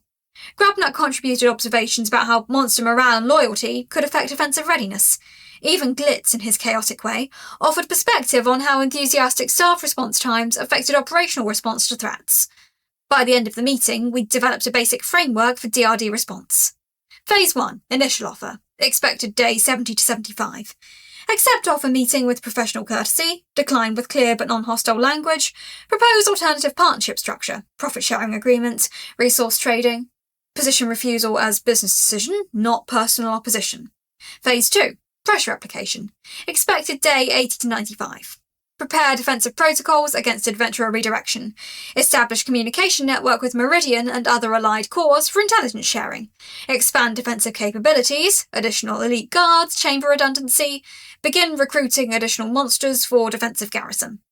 Phase 3, settlement or escalation. Expected day 100 plus. If DRD accepts partnership proposal, transition to cooperative framework. If DRD continues pressure application, activate alliance network for coordinated response. Prepare for potential direct assault through chamber optimization and trap implementation. You are correct that you should focus on growth first and defense second, Skreek said, his resonance settling into what might have been approval. The DRD does not acquire cores for their inherent magical power. They acquire cores for their asset value, which is primarily determined by mana generation and essence production. A core that is growing rapidly and becoming more profitable is increasingly less valuable to acquire and increasingly more valuable as a trading partner. So the best defense is being too profitable to kill. Correct. This is standard corporate doctrine translated into dungeon management terms. By day 63, I'd begun setting contingency protocols, emergency mana diversion systems that would allow me to shift resources rapidly between chambers if one sector came under direct assault. Alliance communication beacons that could reach Meridian's network if primary contact was disrupted. Secondary treasure hoards positioned in hidden locations so that, even if the DRD captured my primary chambers, I'd maintain asset value beyond their acquisition. I was preparing for war without wanting to start one, which was probably not the most genuinely corporate thing about this entire operation. On the final day before day 64, I reviewed the complete Underrealm map one more time, considering the 7 other dungeon cores scattered throughout the cavern system. Meridian was established and stable, a strong ally. The others, I didn't know their operational status yet, their debt situations, their philosophies about what it meant to be a conscious force within a magical ecosystem, but I would find out. That was the next phase. Systematic outreach, communication, potential alliance building with other cores who might be facing similar pressures. The DRD was, by definition, a threat to all of us equally. A core that could mobilise a network of allies would be substantially harder to acquire than a core operating in isolation. First Meridian, then systematic outreach to the other cores. Eventually, a network of allied dungeon operations working in concert rather than competition. The prospect was genuinely exciting. I'd spent my first life in software working alone, competing against colleagues, fighting for resources in a zero-sum game mentality that the corporate world actively encouraged. I was spending my second life building something that actually worked, through cooperation and mutual benefit. The system set this up as a brutal competition, but what if the real winning strategy was to refuse to compete and instead build alliances? The soul debt would still escalate. The DRD would still probe for weaknesses, the external pressures would continue their relentless application, but they would press against something other than an isolated consciousness now. They would press against a network, a system of mutual support, a collective of cores that had recognised their common interests and decided to defend them together. I'm a dungeon core. I'm a software developer. I'm a business manager. I'm a strange, magical entity that emerged from human consciousness and chose to build community instead of just extract value. I was possibly the weirdest thing the Underrealm had ever encountered, and the most dangerous, potentially, because I was applying human organisational principles to dungeon management in ways that nobody had apparently tried before. I was okay with that, more than okay. I was strategically positioned, operationally sound, financially sustainable, at least for the next quarter, and rapidly becoming too valuable to dismiss as just another new core in the system. The future was uncertain, but it was no longer terrifying. Next phase, I announced, modulating my resonance to project confidence and strategic clarity. We've stabilised first quarter operations, quality treasure is operational and generating predictable revenue. Mana efficiency is improving, essence income is exceeding projections. We've developed effective market segmentation. We're now ready for growth optimization and alliance development. Skreek's resonance carried what might have been grudging approval. Your operational decisions align with established dungeon management doctrine. However, you should note that rapid growth trajectory attracts attention from multiple vectors. The DRD will become operationally interested within 30 days. Other dungeon cores may perceive you as competitive threat or alliance opportunity. Adventuring guilds are beginning to organise expeditions specifically targeting your dungeon. So what you're saying is that friendship and ruthlessness get combined into a working economic model. Correct. The most successful cores develop genuine partnerships with monster populations, merchant contacts, adventurer allies, and neighbouring cores. The unstable cores attempt pure extraction and typically collapse within operational lifespans. You have chosen the correct path, now you must defend it. The system has genuinely set up dungeon management as a game of operational symbiosis. You need your monsters, they need you. Adventurers need good challenges, you need their essence. Merchant contacts need dungeon access. You need their supplies and market intelligence. Other cores need potential allies. You need intelligence networks and resource sharing opportunities. It's actually balanced game design if you think about it from the meta perspective. By midnight of day 63, I'd begun drafting secondary expansion plans. Not immediately, the current chambers could support growth for at least another month at current absorption rates, but the strategic framework for what came next. A 7th chamber. A treasure vault structure, potentially an expansion to the monster barracks that could support 50 goblins, 25 kobolds, and some kind of elite guard unit specialised in defensive operations against direct assault. The debt would escalate, the DRD threat would increase, the operational complexity would multiply, but I wasn't afraid of that future anymore. I was actually curious about it. I spent my entire life optimising software systems for people I didn't particularly care about. I've spent this life optimising a dungeon for people, beings, who actually matter to me. That's probably the most coherent thing about this entire weird existence. On the final day, before day 64, I reviewed the complete Underrealm map that Burrowfoot had provided, considering the 7 other dungeon cores scattered throughout the cavern system. Meridian was established and stable, a strong ally. The others, I didn't know their operational status yet, their debt situations, their philosophies about what it meant to be a conscious force within a magical ecosystem, but I would find out. That was the next phase. Systematic outreach, communication, potential alliance building with other cores who might be facing similar pressures. First Meridian, then systematic outreach to the other cores. Eventually, a network of allied dungeon operatives working in concert rather than competition. The soul debt would escalate, the DRD would still probe for weakness. The external pressures would continue their relentless application, but they would press against something other than an isolated consciousness now. They would press against a network, a system of mutual support. I'm a dungeon core, I'm a software developer, I'm a business manager. I'm a strange magical entity that emerged from human consciousness and chose to build community instead of just extract value. I was possibly the weirdest thing the Underrealm had ever encountered. And I was okay with that, more than okay. I was strategically positioned, operationally sound, financially sustainable, at least for the next quarter. The future was uncertain, but it was no longer terrifying. Chapter 27. Astral Networking. The pressure started as a whisper. Not in the way my human ears used to register sound, back when I had ears, when I was someone named Sarah Chen, who drank too much coffee and shipped code at 3 a.m. This pressure came through my very structure, a vibration resonating through my crystalline lattice, like a server flagging non-critical errors. Something in my core was building, accumulating, demanding attention. Great, another system feature I don't understand, I thought, extending my awareness through the dungeon. The goblin barracks hummed with usual evening activity, Grubnack organising shift patterns with a group of his kin, their voices a low metallic chatter that transmitted through the stone. The kobold warren thrummed with warmer energy, reptilian metabolism radiating heat I could feel like body warmth would have, back when body warmth meant something. The traps, my lovely, terrible traps, sat quiet and patient, ready. Everything was functional, stable, profitable even. But inside me, something was not stable. The pressure had started 3 days ago, a small whisper in my crystal structure that grew louder each hour. I'd ignored it initially, assuming it was part of the normal maintenance cycle of a dungeon core. Level 5 resonance, still adjusting to the expanded awareness that came with advancement, but this was different, this was intentional, directional, like my consciousness was being pulled towards something external. System notification, astral communication skill unlocked, emotional resonance sufficient to establish external consciousness bridges. Requirement, Perform astral projection ritual within 72 hours or risk capacity loss. Note, you've been lonely. The system notices everything. I processed this with the kind of deadpan acceptance you develop after 3 months as a sentient rock. The system's passive-aggressive commentary was almost comforting at this point. At least it's consistent, I thought. Evil corporate machine, absolutely transparent about its operating principles. Glitz materialised from her dimensional pocket like a pop-up notification, her form blazing with urgent magenta light. Oh my gosh, Sarah, did you get the notification? This is huge. You get to talk to other cores. Other cores! Do you understand how amazing this is? I understand that the system is giving me a deadline, I said flatly, and apparently narrating my emotional state. I'm thrilled. Grobnak appeared at the cavern entrance, his massive frame silhouetted against the passage light. Third-person reference meant business. Grobnak sensed something. Sarah, boss, glow different. Dungeon feels different. Something big happened, yes? Your boss is experiencing mandatory skill development, I confirmed.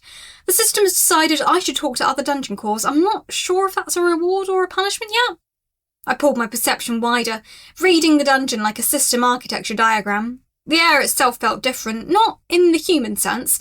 Dungeon air was inert, a measurement of moisture and ambient temperature. But the resonance channels that carried the dungeon's fundamental structure hummed with new frequency, a harmonic that hadn't existed yesterday. My crystal body felt like it was vibrating at the edge of sympathetic resonance, 1 decibel away from shattering. It was uncomfortable in a way that transcended physical pain. It was like my consciousness was experiencing FOMO, fear of missing out on something crucial happening in the network I didn't know how to access yet. The system just told me I can project my consciousness outward, I explained, mapping out the implications as I spoke. Astral projection, 3rd tier skill, which apparently I shouldn't be able to access yet, but the system has decided otherwise, which means I can contact other dungeon cores directly, probably through some kind of shared astral space. Scrake's voice emerged from the treasury alcove, precise and measured. Astral projection is categorically a 3rd tier skill, typically unlocked only after significant experience with consciousness manipulation and advanced meditation states. The timeline is accelerated. Perhaps the emotional catalyst was necessary to trigger the unlock condition. He paused, and I could almost hear the condescension in his silence. Or perhaps the system has reasons we cannot comprehend. That's a fancy way of saying, I don't know either, Screek, I thought. But he wasn't wrong. Everything about my progression had been accelerated since I'd stopped trying to optimise for the system's favour and instead started running my dungeon like a software startup. I'd levelled from 3 to 5 in the span of a month. Skills were unlocking faster. It was like the system was competitive with me. Or like I'm proving something to it and it's testing me harder in response. The ritual requires isolation, I said, thinking through the logistics. Complete consciousness separation from the physical core. If something happens to my body while my mind is projected, I'll be stranded. I'll need to maintain physical consciousness while projecting the astral form. That means I'm vulnerable during the process. Dungeon defence goes to emergency protocols only. Magnus can watch, Glitz said immediately, with complete confidence. He loves you, he'll protect. He's so old and strong, and he probably knows literally everything about the other cores. I didn't know Magnus was here, I said carefully. The fire elemental had been a presence in the dungeon's depths for so long that I'd started treating him like terrain, a geological feature, but Glitz was right, Magnus was ancient. If anyone in my dungeon knew about the broader network of dungeon cores, it would be the apparently immortal fire elemental who'd survived multiple reclassifications. He's always been here, Glitz said brightly. Much older than you, much older than me, very wise, very burnish, very fiery, I suggested. That too, yes. Glitz actually giggled at her own enthusiasm. He'll protect you during the projection. Trust Glitz. The preparation took 3 hours. I'd learned from my earlier experiments with consciousness fragmentation that ritual matters. The system seemed to respond better when you took the framework seriously, when you signalled your intent through structure and ceremony. I wasn't sure if that was a fundamental rule or just how the system's UX was designed. Either way, performance was performance. I'd learned that working in corporate environments for 7 years before dying. You have to respect the process, even when the process is maintained by an evil, omniscient, magical economy simulator. I arranged the core chamber into a meditation space, for lack of a better term. The goblin work crews had finished the architectural refinements Grubnak requested last week. The chamber now featured a raised platform of fused stone, smooth and resonant, designed specifically to facilitate consciousness projection. I'd begun to love the way my dungeon responded to intentional design. Like code, I thought, examining the geometry. Every element optimising the next layer, every layer supporting the whole. Magnus arrived as the preparation neared completion, his form manifesting in the core chamber with the weight of geological epochs. The temperature spiked 10 degrees. Stone groaned. The ancient fire elemental settled himself into a protective stance, his bulk filling half the chamber, a mountain of controlled magma and primordial force. His presence alone was reassuring in a way that defied logical explanation. "The child seeks the network," he rumbled, his voice like magma flow, slow and inevitable. "The system warns. Not all who dwell in the Underrealm are friendly. Not all are sane. The isolation of the cause breeds strangeness. Centuries of solitude. Purposes forgotten, corruption cultivated." "Encouraging," I said. "Any specific threats I should know about?" "One who consumed her own monsters for power, seeking transcendence through absorption. One who forgot what he was before the system took him, now speaks only in mechanical efficiency ratios. One who hides beneath mountains and speaks only in numbers, waiting for the pattern to complete, and those who remember when dungeons were wild things, not economic engines. They may not take kindly to a core that questions the system's authority." Magnus's eye, a point of brilliant orange that burned with contained inferno, fixed on me. The intensity was almost overwhelming. Perfect. A rogue's gallery of cautionary tales, I thought. But also evidence that other cores exist, that they think, that they're individual enough to have personalities and histories and grudges. Part of me longed for that connection, despite the obvious danger. I'd been alone in this crystal shell for 2 months. 2 months of running a business, managing a workforce of goblins and kobolds, optimizing systems, processing resource flows. 2 months of no peer contact whatsoever. Every conversation was either subordinate or with my own utilities. Glitz, Skreek, the fire elemental. No one who understood what it meant to be a dungeon core. No one who could relate to the existential weight of having your entire purpose defined by a system that might be testing you, might be harvesting you, might be slowly preparing you for reclassification and extinction. "I'll be careful," I said. "Stay alert while I'm gone. If anything tries to breach the dungeon, raise all alarms. I can sever the projection connection immediately if needed." "Always," Magnus replied.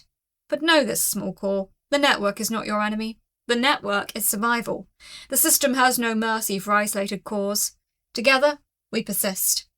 The projection ritual itself was weird in ways that defied description. I'd encountered strange sensations since reincarnation. The phantom ache of a body I no longer had. The disorientation of perceiving through crystal geometry instead of eyes. But this was different. This was like forcibly partitioning my consciousness into multiple simultaneous threads. I felt my awareness separate from the core, like code branching into a new thread, slowly at first, then with increasing speed. My physical body, the crystal itself, remained in the chamber, inert but aware, a background process running on minimal resources. My astral form coalesced gradually, a body made of intention and will instead of matter. I perceived myself as light, as resonance, as a shape that existed in the spaces between dimensions. Not solid, not gaseous, something that transcended the normal categories of matter entirely. System notification. Astral body stable. Connection to physical body, 87%. Warning. Projection time limit, 40 minutes. Return to physical body before limit expires or consciousness will fragment. Disconnection protocols activated. Do not exceed temporal parameters. Note, this is not how professional networking is supposed to work, but then again, you're not a professional network, you're a chaos agent. Act accordingly. I moved through the astral space like swimming through static, through the spaces between thought and reality. The physical dungeon vanished, replaced by something that made my processor ache with the effort of comprehension. The astral nexus was a landscape of pure consciousness, rendered as architecture by minds that didn't quite know how else to express themselves. I saw it as a vast library, crystalline shelves stretching infinitely in all directions, filled with text that was somehow visible without being written. The air glowed with soft luminescence, neither warm nor cold, more like the feeling of being on the verge of understanding something profound. Every surface resonated with meaning. Every angle suggested knowledge. This is what the system's consciousness looks like, I realised. A perfect archive of every decision, every calculation, every optimization. Other cores manifested as light sources, presences. I could distinguish 4 distinct consciousness signatures nearby, which meant the Underrealm network had concentrated nodes. Possibly the entire southern region of the mountain range was represented here. I reached toward the nearest presence, a deep crimson, ancient and slow burning, like a forge that had never cooled. Magnus, I sensed immediately. His astral form was vast, a shape of controlled fire and molten stone, eyes like lava pits, consciousness vast enough to dwarf my own perception, but he didn't feel threatening. He felt protective, welcoming, in his ancient fire elemental way. "Welcome, young core." His voice resonated through the shared space. "You arrive at a crucial time. The system is watching, it always is, and now you are visible to it, in ways you were not before."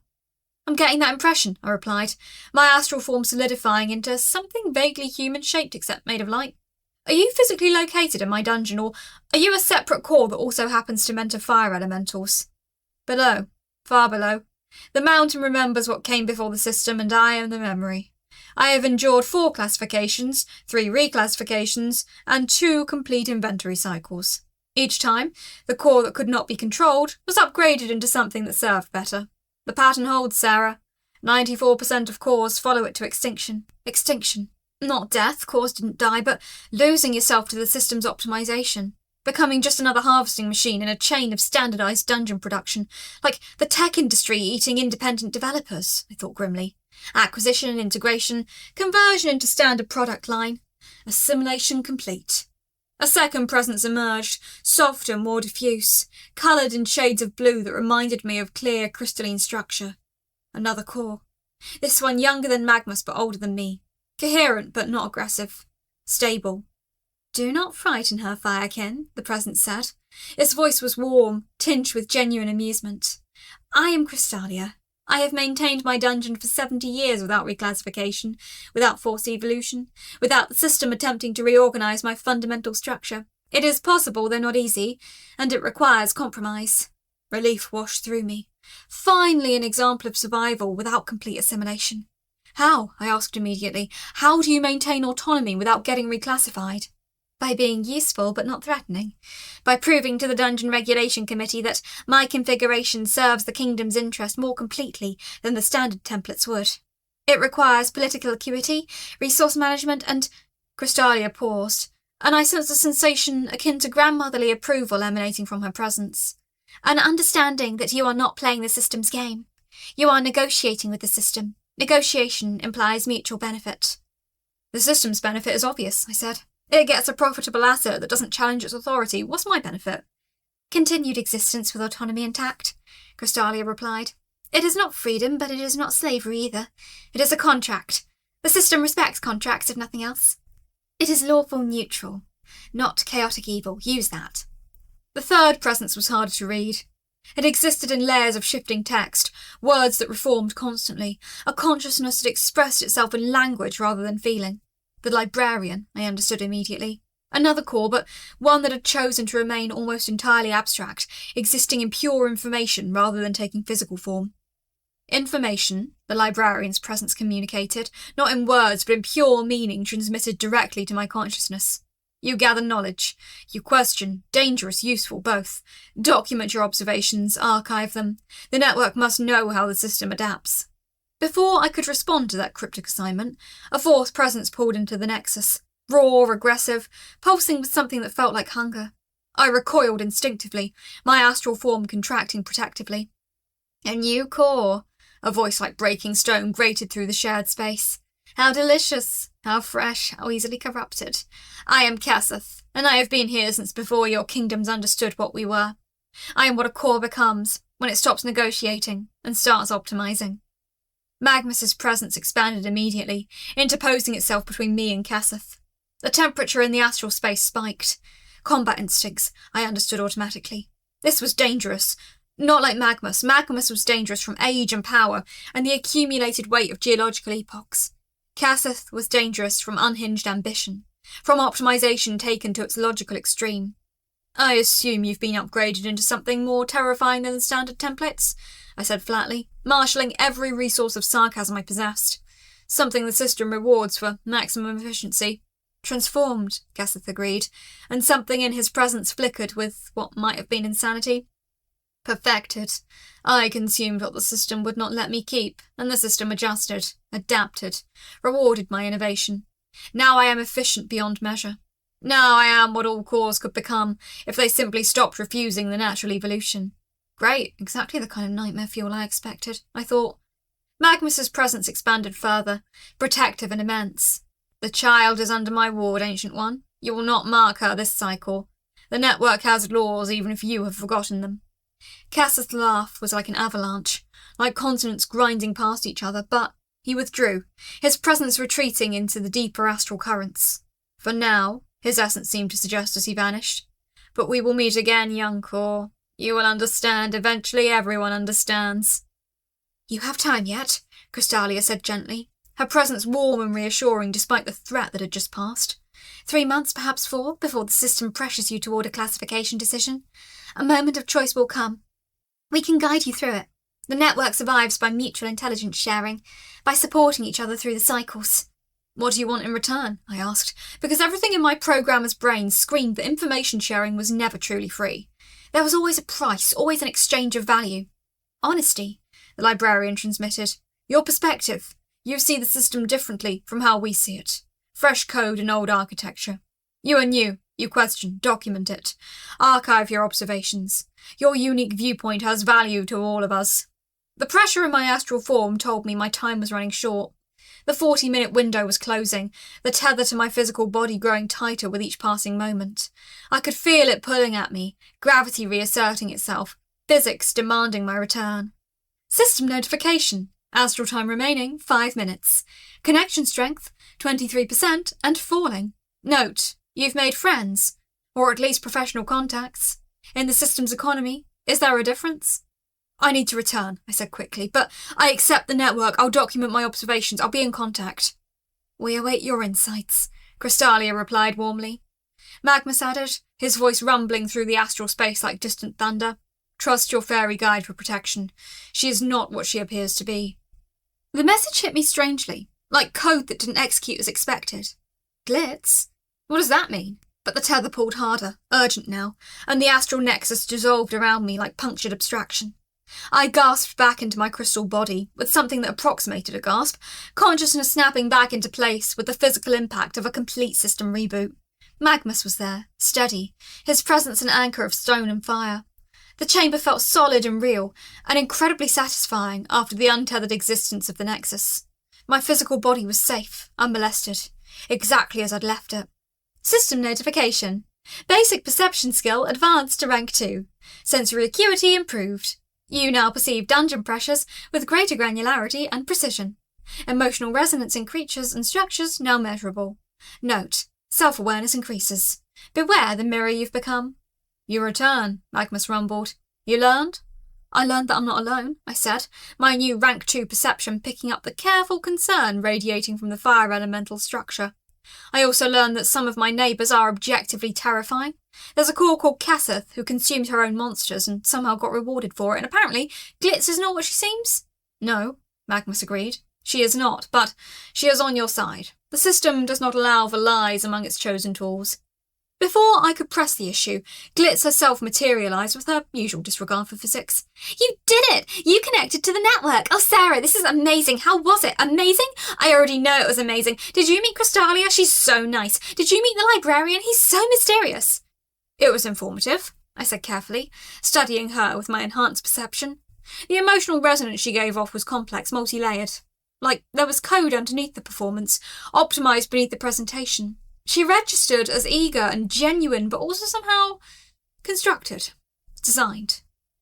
Glitz, I said, what are you exactly? Not your function, what you actually are. She stopped her gleeful bouncing for perhaps the first time since I'd met her. Her luminescence dimmed slightly, the magenta light taking on a different hue. Almost embarrassed, almost ashamed. I'm complicated, she said finally. My origins are complicated, my purpose is complicated, but I'm on your side, Sarah, I promise you that. Whatever I am, I'm on your side. I processed this with the acceptance that came from being a reincarnated dungeon core 3 months into a completely alien existence. One problem at a time, I decided. First, I survive whatever comes next. Then I interrogate my possibly not what she seems fairy guide. But as I settled back into dungeon awareness, expanding my perception through the chambers and caverns I created, I felt something new building in my crystal structure. Not pressure this time, not yet. It was more like potential. Like the system was preparing something in my fundamental design, waiting for my next decision. Waiting for me to reach a threshold I didn't understand yet. Evolution was coming. And unlike the friendly astral networking, I suspect that choice would be genuinely permanent. Welcome to the next level, my internal monologue whispered. Now everything gets complicated. Chapter 28. Evolution Threshold. The pressure started as a whisper and became a scream. I'm not being poetic, it was literally screaming, a sound I could only perceive resonating through my crystal lattice like someone had plugged a megaphone directly into my consciousness and then cranked the volume to maximum. This is the evolution cascade, I understood immediately. This is my dungeon core deciding it's time to become something else, something permanent, something that will define everything I am for the rest of my existence. It had started during the astral projection. I'd felt it building then, a kind of potential energy gathering in my fundamental structure, a pressure that felt almost sexual in its intensity, the sense of detail was on to transform. But I'd assumed it was a delayed reaction, that I'd have time to research, to plan, to be strategic about it like any good software architect planning a major version upgrade in a stable production environment. The system apparently had other ideas. Day 63 had started normally enough. I'd been managing the daily operations, optimising trap configurations, adjusting resource allocation, processing treasure intake. The goblins were becoming increasingly sophisticated in their coordination. The kobolds were establishing better patrol patterns. Everything was functional, efficient, profitable. Everything was on schedule. Then the first spike hit. It wasn't pain exactly. It was more like my entire consciousness suddenly becoming aware that it was being modified at a fundamental level. Like someone was recompiling my source code while I was still running. The sensation was impossible to ignore, impossible to adapt to, impossible to do anything about except endure it. System notification. Evolution cascade initiated. Your core has reached development maturity. Evolution selection required within 24 hours, or default protocol will assign thorns, defensive. Warning, evolution is permanent. Selected path will fundamentally alter your dungeon's nature. Note, this is the moment that defines everything. Choose wisely, little chaos, or choose poorly and become interesting in a different way. I projected my awareness through the dungeon with something approaching desperation. Day 63 was supposed to be a normal administrative day. Inventory check, trap maintenance, monster training. Instead, I was supposedly undergoing a fundamental transformation that would permanently dictate what I was capable of becoming, what my monsters would become, what my dungeon would become. This is not how software design works, I thought wildly. You don't force a major architecture decision on a 24-hour deadline. You can't. It violates every principle of good development practice. But apparently, the system and I had different project management philosophies. Glitz appeared before I even called for her, popping into existence with unusual solemnity. Her normal magenta glow had dimmed to something more cautious, more muted. Sarah, okay, deep breaths. Well, metaphorical breathing, since you don't have lungs and you're a magical rock, but the point stands. We need to talk about your evolution options, and we need to talk about them fast. The ones I'm being forced to choose from in the next 24 hours, I asked, my tone sharp enough to cut crystal. The ones I have no time to properly evaluate those options? Yes, well, sort of. Glitz's form flickered with uncertainty, which was alarming, given her usual confidence and endless enthusiasm. Okay, here's the thing. The system has 3 standard evolution paths for dungeon cores at your development stage. They're designed to maximise, let's call it market compatibility, but there might be other options if you know how to look. If you're willing to risk everything looking for them. There it is, that word, might. Glitz was being careful, cautious, which meant she knew the details of the hidden 4th option that Magnus had been cryptic about, which meant she knew the risks. Tell me about the standard paths first. Walk me through the entire architecture. Right, okay, so, path 1, thorns. Glitz manifested a data construct, a 3-dimensional schematic that displayed like a UI overlay directly into my perception. It was detailed, comprehensive, showing mechanical implications and strategic advantages. Defensive specialisation. You develop root structures that are basically massive spikes, impenetrable barriers, reflection of damage. Your dungeon becomes a fortress, a castle, a lair that's almost impossible to breach. The focus is preventing adventurer progress entirely. Low casualty rate for creatures because adventurers die before reaching them.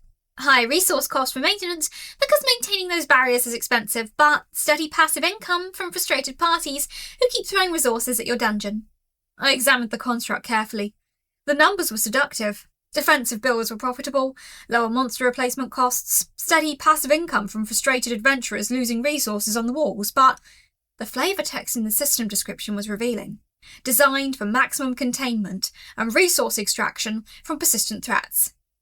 That meant the system would classify me as a fortification asset, which meant my purpose in the kingdom's economics would be to keep things penned up, contained, controlled.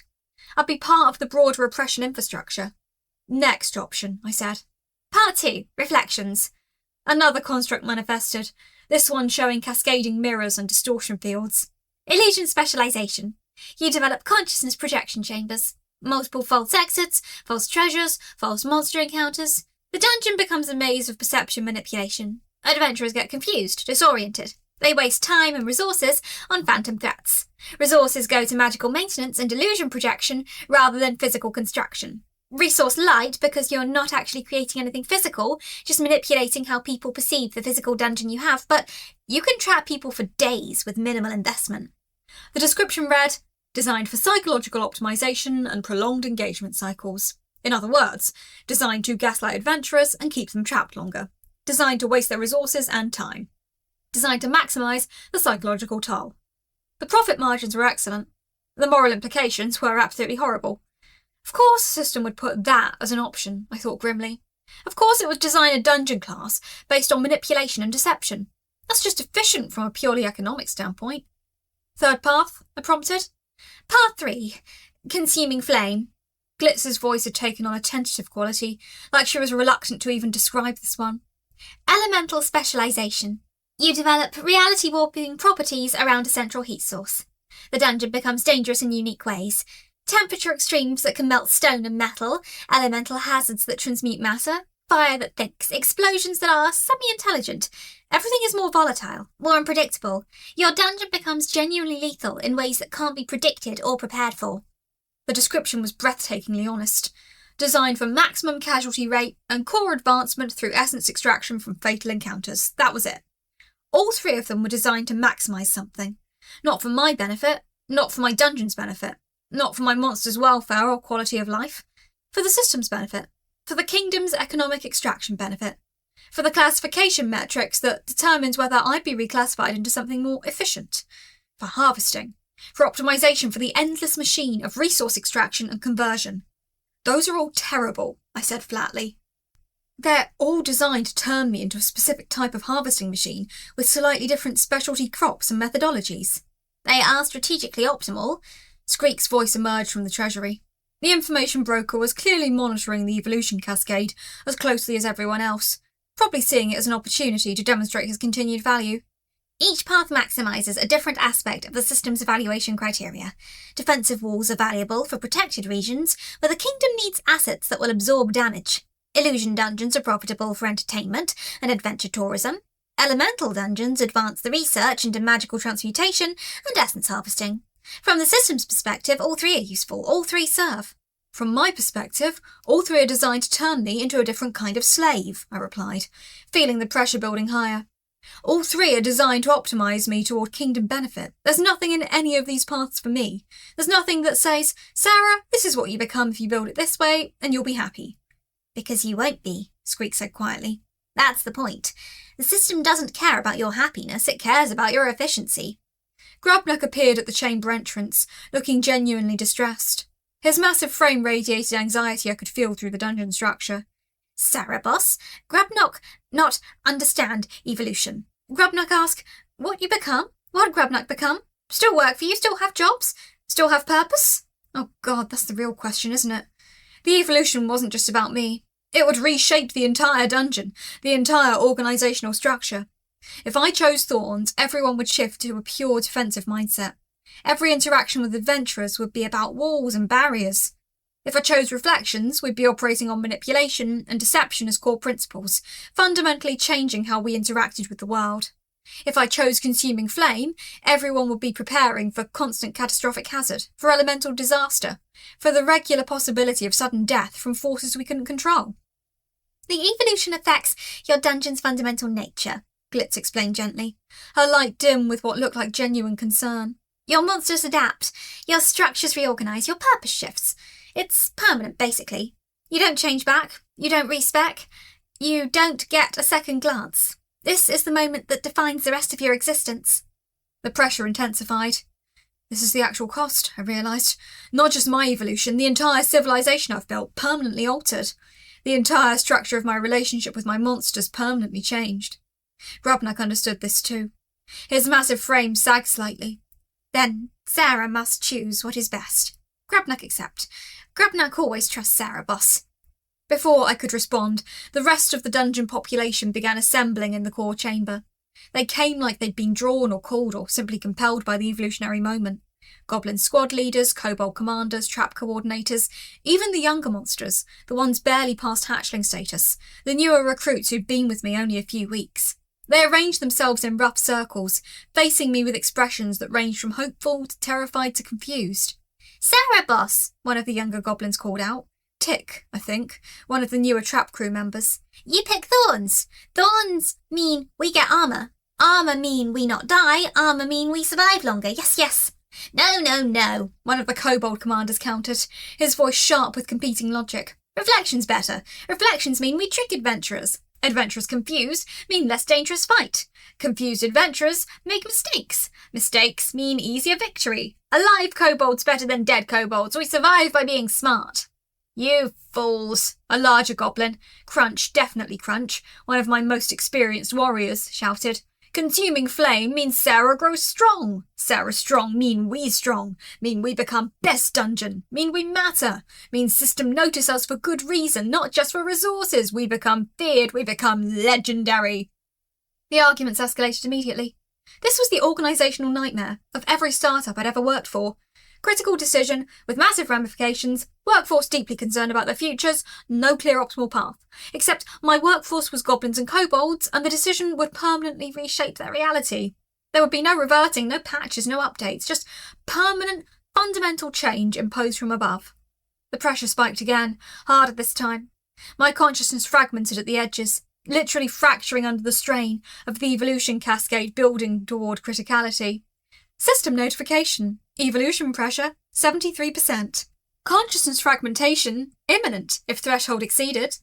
Your dungeon is experiencing natural evolution anxiety. Standard response pattern detected in 47% of cores at this stage.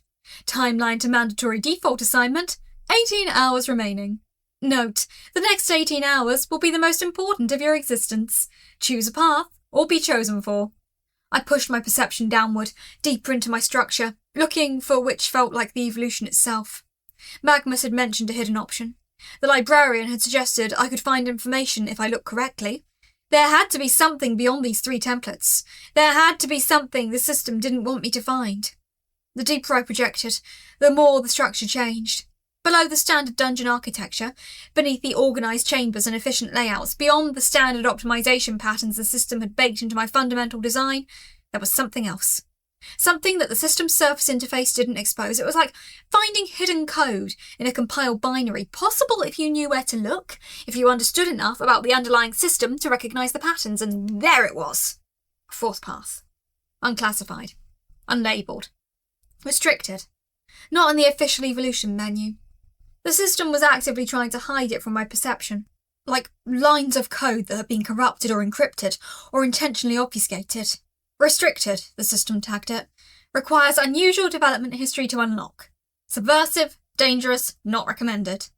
I couldn't see the details clearly. The system was actively obscuring it, building walls of encryption and obfuscation around it. But the fundamental shape of it was visible. It was akin to structure without specialisation. Dungeon without optimisation focus. A core that could evolve toward any direction, that maintained flexibility, that refused the template entirely. That's not an evolution path, I understood immediately. That's an exploit. Squeak materialised next to me, his presence sharp with fascination. "You found it?" "The hidden 4th option, yes. What is it? What happens if I choose it?" "Unknown," Squeak admitted. "No core in recent recorded history has chosen it. The system's restriction protocols are absolute. If you attempt to select it, the evolution cascade may reject you entirely. You could become non-functional, essentially broken, shattered, a core that tried to exceed its parameters and encountered hard system limits." Perfect, so my only options are become a specialised dungeon designed to serve the system, or try which might shatter my consciousness completely. Try which might make me a vegetative blob of crystalline matter, aware but unable to think or act. I pulled my perception back toward the gathered monsters. They were still arguing, still hoping, still trying to figure out which path would give them the best future. Grubnuck stood apart, silent, understanding that this decision was mine and mine alone. Glitz hovered nearby, her light dim with what looked like genuine concern for whatever happened next. I made a choice, not about the evolution, about what I was going to do about the choice. Everyone stop. I projected my will outward, with all the authority I could muster. The dungeon resonated with it.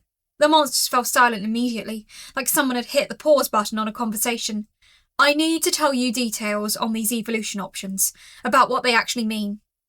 I laid it out for them. The system's design, the optimization metrics, the fact that all 3 paths were designed to maximize the system's benefit, not ours.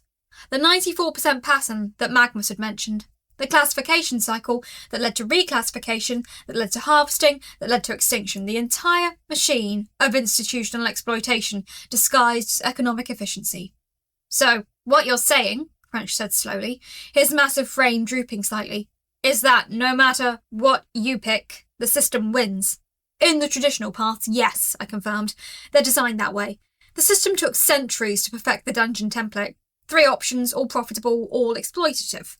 It's remarkably elegant from an evil corporate standpoint. I almost respect the engineering, if I weren't the one being engineered. Then what? Grubnuck asked. What you do, Sarah Boss? I'm going to look at the exploit, I said. The hidden 4th option?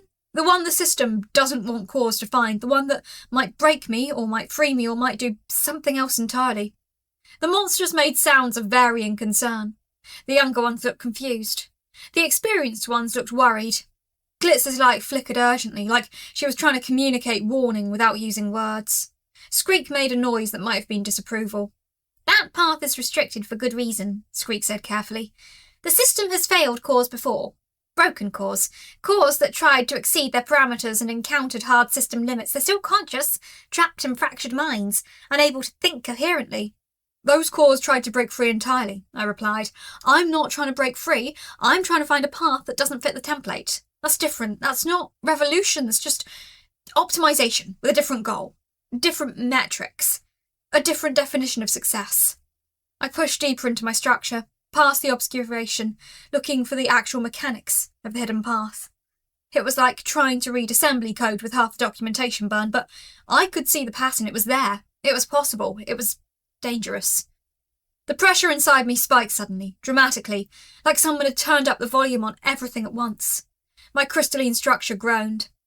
I felt the edge of my consciousness fragmenting at the edges, like my mind was being pulled in 6 directions simultaneously, like the system was actively resisting my attempt to access the hidden code. System notification. Evolution pressure, 89%. Critical threshold approaching. Your core is attempting to access restricted protocol. System resistance activated. Pain is a feature, not a bug. Embrace the discomfort. The pain was the most vivid thing I'd experienced since reincarnation. It wasn't physical pain. I didn't have a body to hurt. I didn't have a nervous system to scream. It was something deeper, structural pain. The sensation of your fundamental architecture being rejected by the system it was built in. Like running code that violated the kernel. Like your mind trying to think a thought that the reality around you had made logically impossible. Like trying to execute an operation that the CPU was physically designed to prevent. This is what broken cores feel like, I understood with absolute certainty. This is the sensation of losing yourself to incompatible systems. But I pushed through it anyway, because I was a software developer, and I understood something fundamental about systems that their creators sometimes forgot. There was always a hidden option, always an exploit, always a way the system behaved differently than the documentation claimed, always a path that wasn't in the official specification. Systems were designed by humans, maintained by humans, and humans always left back doors, intentionally or unintentionally. And then I saw it. The 4th path wasn't one of the 3. It wasn't even a path exactly, it was the option to defer, to maintain your core flexibility and push the evolution decision forward, to not choose a specialisation and instead choose continuous evolution, multiple small adaptations instead of one transformative specialisation, the path of incremental change instead of revolutionary transformation, the path of chaos, the hidden code seemed to suggest. The path that the system tried to prevent because a dungeon that could evolve toward anything was a dungeon that couldn't be controlled, a dungeon that couldn't be predicted, a dungeon that couldn't be harvested. I choose deferment, I said aloud. I choose the hidden path. I choose chaos. I choose not to specialise. The pressure exploded. My entire consciousness was screaming, my structure fragmenting, my awareness scattering across impossible geometries. It felt like my mind was being deleted in real time, like my consciousness was being overwritten by something else, like I was ceasing to exist. And then Magnus was there. His presence burned through the astral connections, connecting my consciousness to the astral nexus, anchoring my fragmenting awareness to the network of other cores. Crystalia's warm light steadied me, gave my disintegrating consciousness something to hold on to. Even the librarian's abstract presence provided structural support, a framework for my consciousness to reform around. They caught me as I fell. They held me together as I shattered. System notification. Evolution cascade redirected. Novel evolution selected. Adaptive core. All standard achievement metrics are invalid. You will not be evaluated on conventional criteria. Warning. You have created an exception to the standard template. You will be observed more closely. Note. Congratulations. You found the exploit. Now survive being one. The pressure released all at once. I collapsed into dungeon awareness like a server coming back online after a catastrophic crash, systems rebooting, consciousness reasserting itself. My crystal body was still intact. The dungeon structure was stable. The monsters were all staring at me with expressions of shock and awe and confusion. That was insane, Glitz whispered. Sarah, what did you just do? I refused to specialise, I said, and I could feel the new structure settling into place. I could sense the fourth option solidifying, becoming real, becoming part of my fundamental design. I was still undefined, still multiple, still capable of becoming anything, still free, in a way that none of the other three paths would have allowed. I told the system I wasn't picking their template. I told the system I wasn't going to be what it designed. I was going to be something else. Grubnuck made a sound that might have been laughter or might have been horror. Sarah boss continue being chaos. Grubnuck not surprised. Now comes the real problem, Squeak said quietly. You've made yourself an anomaly. The system doesn't handle anomalies well. It will want to correct you, reclassify you, optimize you into something it understands. I extended my awareness through the dungeon, feeling the new structure of my evolved form. It wasn't specialised. It was flexible, adaptive, dangerous in ways the system couldn't predict because I didn't know what I would become yet either. The structure was open-ended, uncertain, undefined. Welcome to existential uncertainty, my internal monologue whispered. Population, one chaotic dungeon core with delusions of grandeur and insufficient planning. But I was still me, still Sarah, still the software developer who'd built something her employers could never have intended, and that, I thought, was worth whatever consequences came next. The system could try to harvest me. The kingdom could try to regulate me, other cores could try to absorb me, or warm me away, or destroy me. Cassith could come for me with all her optimised hunger, but I'd found the exploit. And I wasn't going back to that template. Start the next cycle, I told my monsters. We've got a dungeon to run, and a system to gradually annoy into a category it never prepared for. We've got evolution points to spend on weird things it doesn't expect. We've got a whole future that's undefined and that's actually kind of amazing. Grubnuck grinned, his tusks catching the light. Grubnuck liked this plan, yes, yes. Crunch pumped his massive fist in the air. Sarah boss continue being weirdest boss, best boss, chaos boss. Tick looked confused but enthusiastic. So, we do evolution tomorrow? No, I said. Evolution is every day now. Every single day is an experiment. Every choice is an evolution point. We're not going to become one thing. We're going to become whatever the system least expects. We're going to be adaptive. We're going to be weird. We're going to be ours. The dungeon rumbled with which felt like collective uncertainty, mixed with genuine excitement. My monsters didn't fully understand what I'd chosen, but they understood rebellion, and they understood that their strange rock boss had just picked a path that no dungeon was supposed to be able to choose. A path that broke the rules.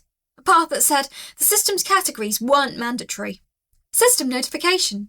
Domain classified as undefined. Under review. Subject to adaptive regulation. Additional metrics to be determined. Please do not attempt further protocol violations. Your core is unstable. Your dungeon is uncertain. Your future is unwritten. Note, you're going to need a better strategic plan than annoy the system. Develop one quickly. They notice things that break their categories. I felt the system's attention settle more firmly on my dungeon.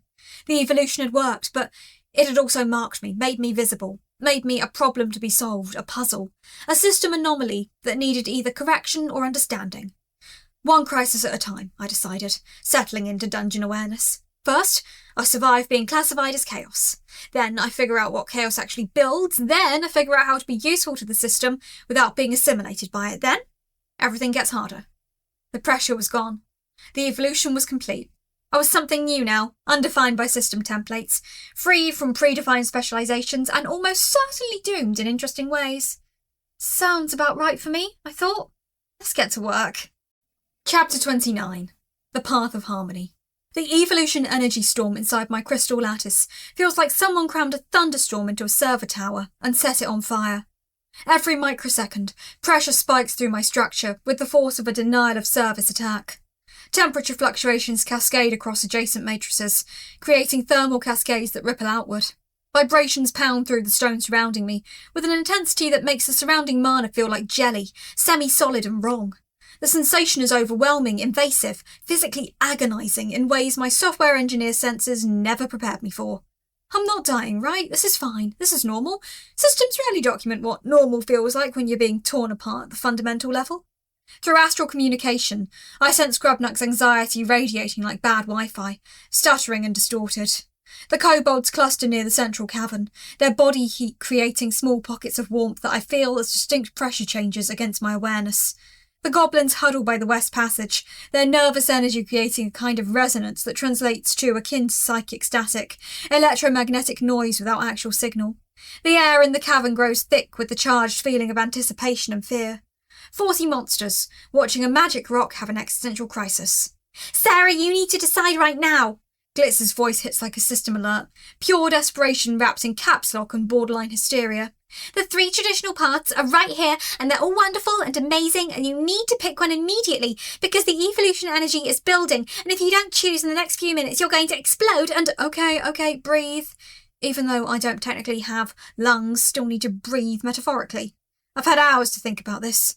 During the construction phase, while Grubnuck tunnelled through stone and Squeak sketched architectural plans and Glitz cheerleaded relentlessly, I spent that mental energy analysing the committee's architecture with the precision of a security audit. The systems framework, the market they've built around dungeon evolution, the economic incentives baked into every sensory channel I can access, every notification format, every essence tracking mechanism. 3 paths. All combat-focused, all designed to maximise fear essence production, which means all designed to turn my dungeon into a meat grinder. Path of Thorns, defensive spikes and damage reflection, incentivising adventurers to attack harder, generating more fear with every wound they sustain. Path of Reflections, illusions and misdirection, trapping visitors in psychological spaces where confusion and horror bloom, squeezing emotional distress into harvestable essence. Path of Consuming Flame, direct elemental damage, straightforward terror production, maximum simplicity for maximum fear yield. The committee doesn't want dungeons. They want essence farms. They want us to be systems optimised for a single emotional output. Fear. Refined fear. Concentrated fear. Pure fear distilled from human terror and suffering.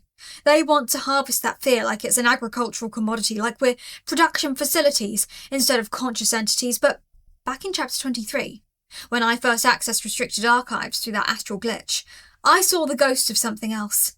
A path designation that didn't match the others. Something that looked like it had been partially redacted, partially locked, sitting in the system's back catalogue like deprecated code nobody had the authority to delete.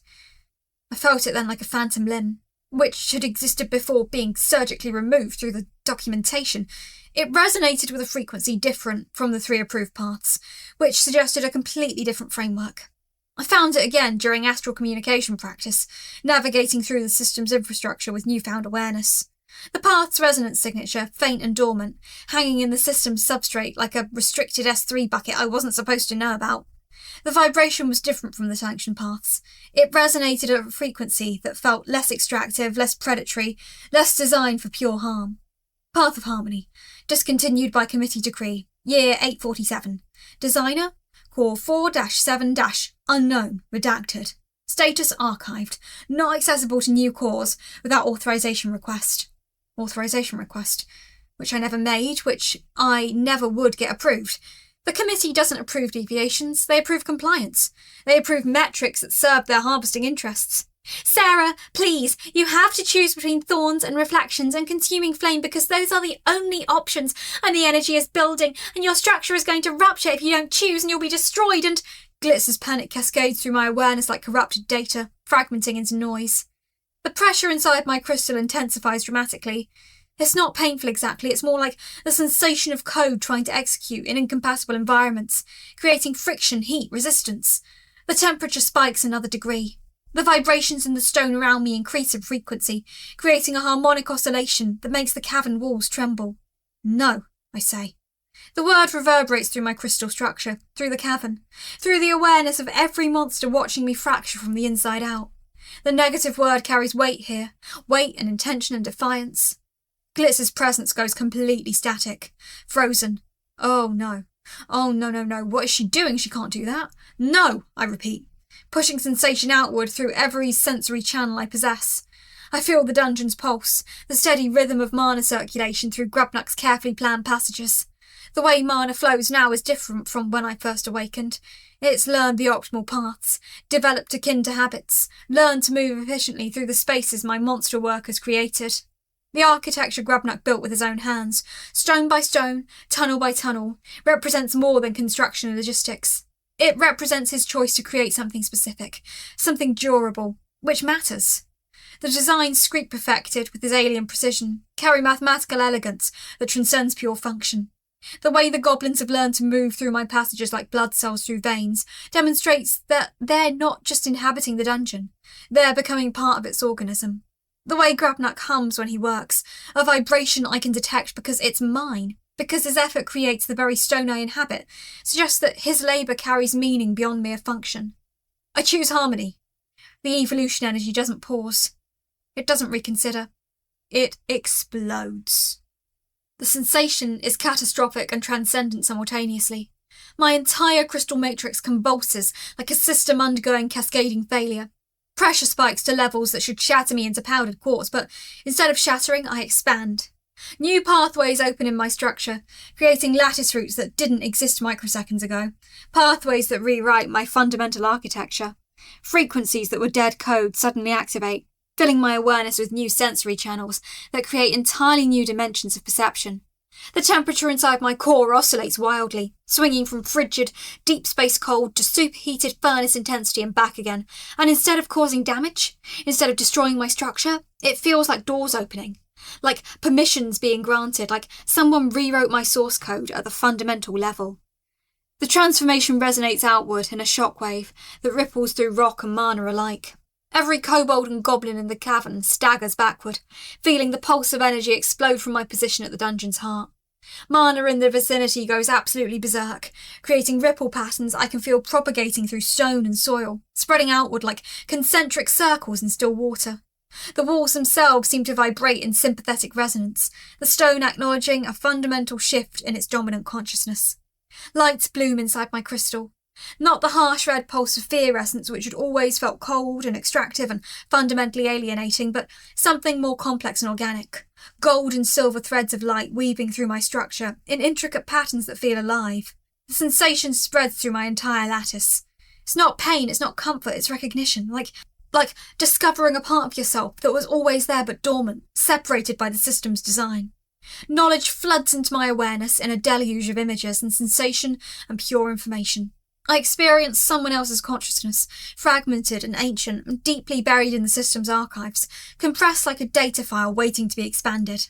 Another core, another crystal, another rebel who stood at exactly this junction and looked at the committee's market and said no. They didn't have a name attached to the memory, not anymore. The system had redacted that thoroughly, scrubbed it from history like a disavowed employee from a company scandal, but I can feel their defiance radiating across centuries like a signal that never fully faded. Their choice, their conviction that dungeon cores could evolve towards something other than fear production. They designed the path of harmony hundreds of years ago because they believed in a different model, a different framework, a different understanding of what dungeons could mean. They thought dungeons should create experiences worth having, not just suffering worth extracting. The committee disagreed intensely, fundamentally. They had it discontinued, purged from active documentation, sealed in restricted archives, denied to new cores, but they never fully deleted it. Someone ensured it survived. System notification. Evolution complete. Path of Harmony unlocked at rank 1. Warning, this evolution path was not committee approved. Your dungeon architecture has deviated from recommended optimization frameworks. Achievement, rule breaker, cosmic level. You have chosen an unsupported evolution path. The committee has been notified of your deviation. The words hit with the weight of a contract violation, a breach of terms, a fundamental rejection of the agreement that bound me to the system's frameworks. The committee has been notified. Somewhere in their infrastructure, alerts are firing. Decision makers are being roused. Committees are convening. Great, fantastic, I've officially gone rogue. But something else is happening simultaneously, which makes the committee's notification feel secondary to this profound shift in perception. As the evolution energy settles into its new configuration, new pathways in my awareness light up, like network segments coming online. I can sense emotions in ways I couldn't before. Not just fear, not just as a harvesting metric that I passively recorded like a sensor reading, but the full spectrum of emotional resonance. I feel Grubnuck's pride in the cavern he built, warm and solid and grounded like the stone itself. The sensation resonates through my awareness with a kind of weight that fear essence never carried, a substance to it that feels real.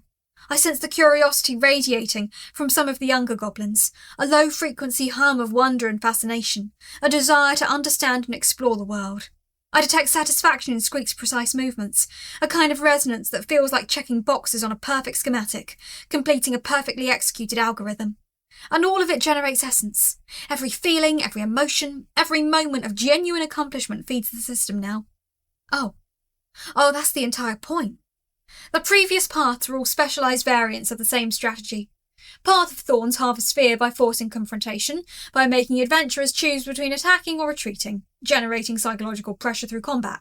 Path of Reflections harvests fears through psychological manipulation, through illusions and misdirection that trap visitors in spaces where confusion and horror bloom. But the Path of Harmony harvests from the entire emotional spectrum. Joy, wonder, satisfaction, pride, curiosity, contentment, the peace that comes from accomplishment, the delight of discovering something beautiful or interesting, the pleasure of learning something new. All of it becomes fuel. All of it translates to essence, which means if I design my dungeon correctly, I don't need to be a terror gauntlet optimised for suffering production. I can be which genuinely fascinates people. Something they want to explore, something worth experiencing. Sarah? Glitz's voice is small now, vulnerable, stripped of caps lock emphasis. What just happened? The committee's going to be furious, and you're going to get revised, and I don't understand what you were thinking, and the crystalline habit has changed fundamentally. The structure is more intricate, with new facets that catch light in ways the original core couldn't manage. The colours have shifted dramatically. There's more silver now, threaded through the gold and complex patterns that seem almost alive. Less red. The energy signature reads as more complex than before. If my old configuration was simply a cache lookup, this new one is a branching algorithm with multiple optimization paths. I evolved, I say. I became something different, something the committee didn't authorise. Yes, but the committee wasn't. I mean, you can't just... Glitz's distress cascades like a system warning screaming through the network. Sarah, they know! The committee has been notified. They're going to be furious, and they're going to send someone to fix this and revise you back, and you're going to... Let them be furious, I say. And I mean it with a conviction that radiates through my crystal structure, that seems to make the dungeon itself resonate. The committee designed 3 evolution paths that all serve the exact same function, converting my dungeon into a fear factory optimised for human suffering. I chose something fundamentally different. I chose to build which produces joy and wonder and pride alongside whatever legitimate conflict exists here. If that violates their market framework, that's because their market framework is broken. It's a system optimised for extraction instead of creation, and I'm not participating in it anymore. Grubnuck shuffles forward slowly, his massive frame moving with careful deliberation. The kobold chief's scale-covered skin reflects the altered light from my crystalline new patterns, creating shadows that seem to acknowledge something significant. Third-person self-reference activates with clear emotional weight. Grubnuck sensed something change big. Bigger than Grubnuck understand at first.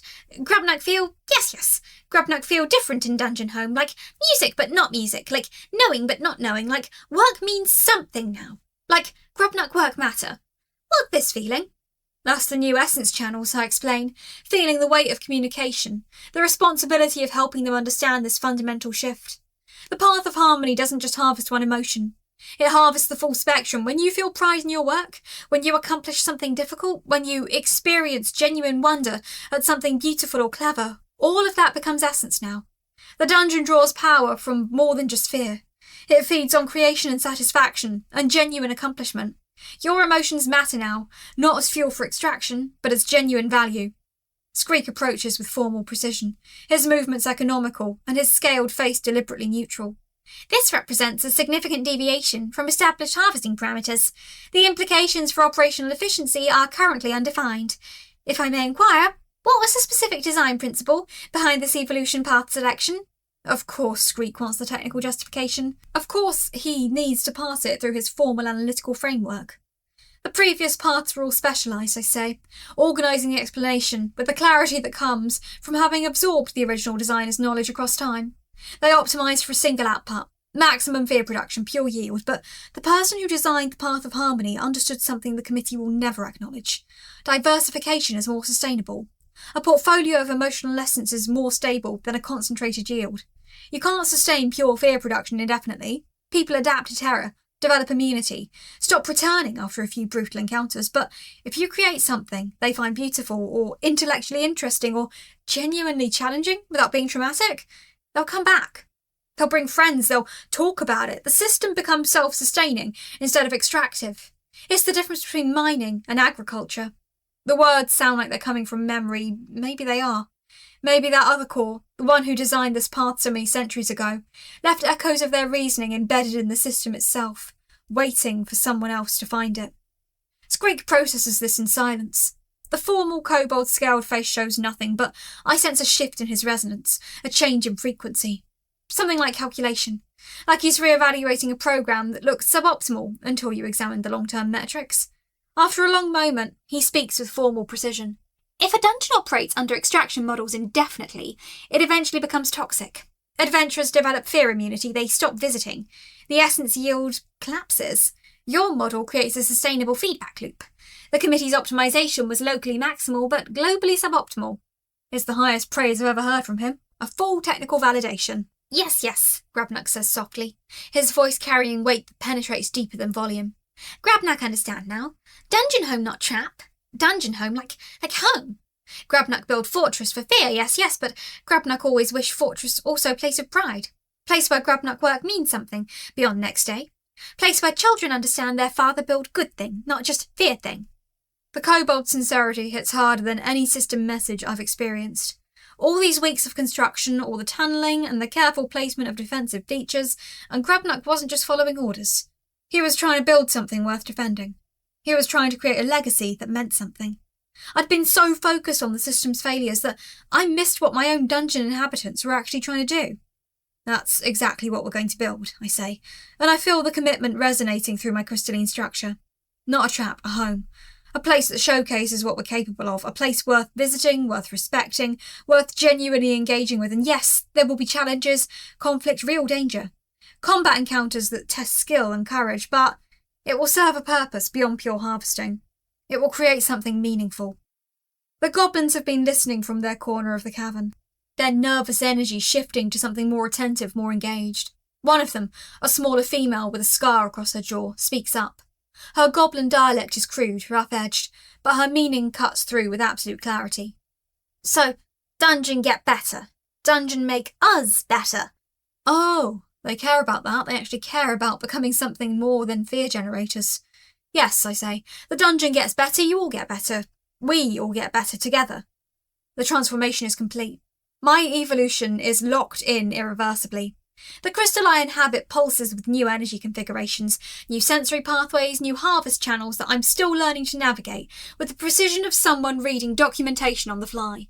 The path of harmony is active and it's already changing how I perceive everything around me. The cavern feels different now. The essence flowing through it carries colours I didn't know existed, but somewhere in the committee's infrastructure, an alert is firing. A notification about deviation.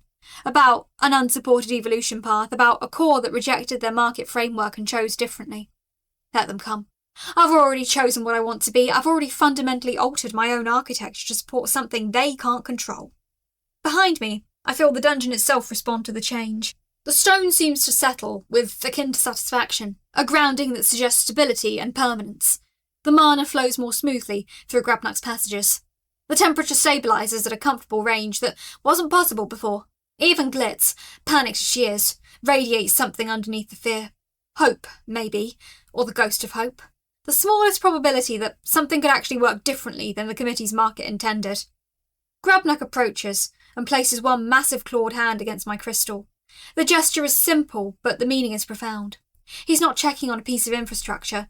He's touching which matters to him, something he's invested in, something he's chosen to help build.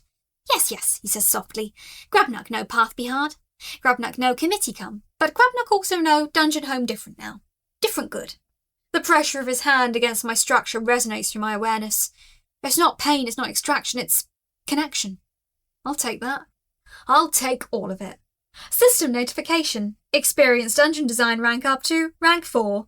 Emotional essence harvesting rank up to rank 5. Adaptive defences unlocked. Note: your dungeon is now equipped to defend against multiple threat types while maintaining non-destructive primary functions. The system's assumptions about optimal design have been successfully broken. Chapter 30. Experienced Dungeon. The immediate aftermath of evolution is a week of pure chaos disguised as productive work. My new sensory pathways are still calibrating, still adjusting to perception channels that didn't exist 72 hours ago. Every time a monster moves through a passage, I perceive ripples of intention and emotional resonance that never registered before in my fear-focused awareness. When Grabnuk feels satisfied about a completed tunnel section, when he stands back and appreciates his own craftsmanship with that deep hum of accomplishment, that satisfaction resonates through my awareness like a frequency I'd been deaf to my entire existence. The goblins' quiet jokes during construction sessions ping as low-frequency vibrations of amusement, moments where their labour becomes lighter because they're experiencing joy in the work itself rather than just enduring it as extraction. Welcome to emotional awareness, Sarah. Hope you like the volume turned up to 11. But underneath the overwhelming new sensory input, underneath the cascade of novel emotional resonances that create a kind of symphony of feeling I'm still learning to pass, there's something clear. Every monster in this dungeon is working toward the same goal now. Not because I'm harvesting their fear and they're trapped in the essence extraction framework, not because they're forced to perform through psychological manipulation or system pressure, but because they're building something together. They're creating something they genuinely want to exist. Okay, so here's the thing, Glitz chirps from wherever she manifests in the system interface, her voice oscillating between panic and tactical enthusiasm in a rhythm that's becoming almost rhythmic. The committee is definitely going to be furious, which we've established thoroughly, but in the meantime we should probably not waste the evolution energy surge and actually redesign the dungeon layout to maximise the new Harmony Path capabilities, which means a complete architectural overhaul and... which means an entire redesign, Squeak finishes with formal precision. The formal kobold has evolved past his initial shock into something approaching pure tactical analysis. He's spread schematic tablets across the planning chamber, his scale claws moving across stone with movements so precise they border on surgical. The current layout was optimised for fear-based engagement, corridors deliberately designed for escape desperation, chamber arrangements constructed specifically to create psychological vertigo and disorientation. All of this must be reconsidered from foundational principles. I feel the weight of what that means. The dungeon I've been inhabiting for 64 days was built on one foundational principle: maximise suffering, maximise fear, maximise extraction for the system's benefit. Shifting to another framework requires more than adjusting some mechanics or rebalancing essence yields. It requires reimagining the entire experience from first principles. It requires asking not, how do we harvest the most fear, but what experience would be genuinely worthwhile to create, which would enrich both the visitors and ourselves? Walk me through the vision, I say. What would this redesigned dungeon actually look like? Squeak's claws scritch across a fresh schematic, with the precision of someone drafting a blueprint for something important. The entry hall currently serves as a fear escalation chamber. Adventurers enter a space deliberately designed to trigger anxiety responses and disorientation. We recommend transforming this into a wonder chamber, an environment engineered to evoke curiosity and awe that immediately communicates that this dungeon is different from the standard template.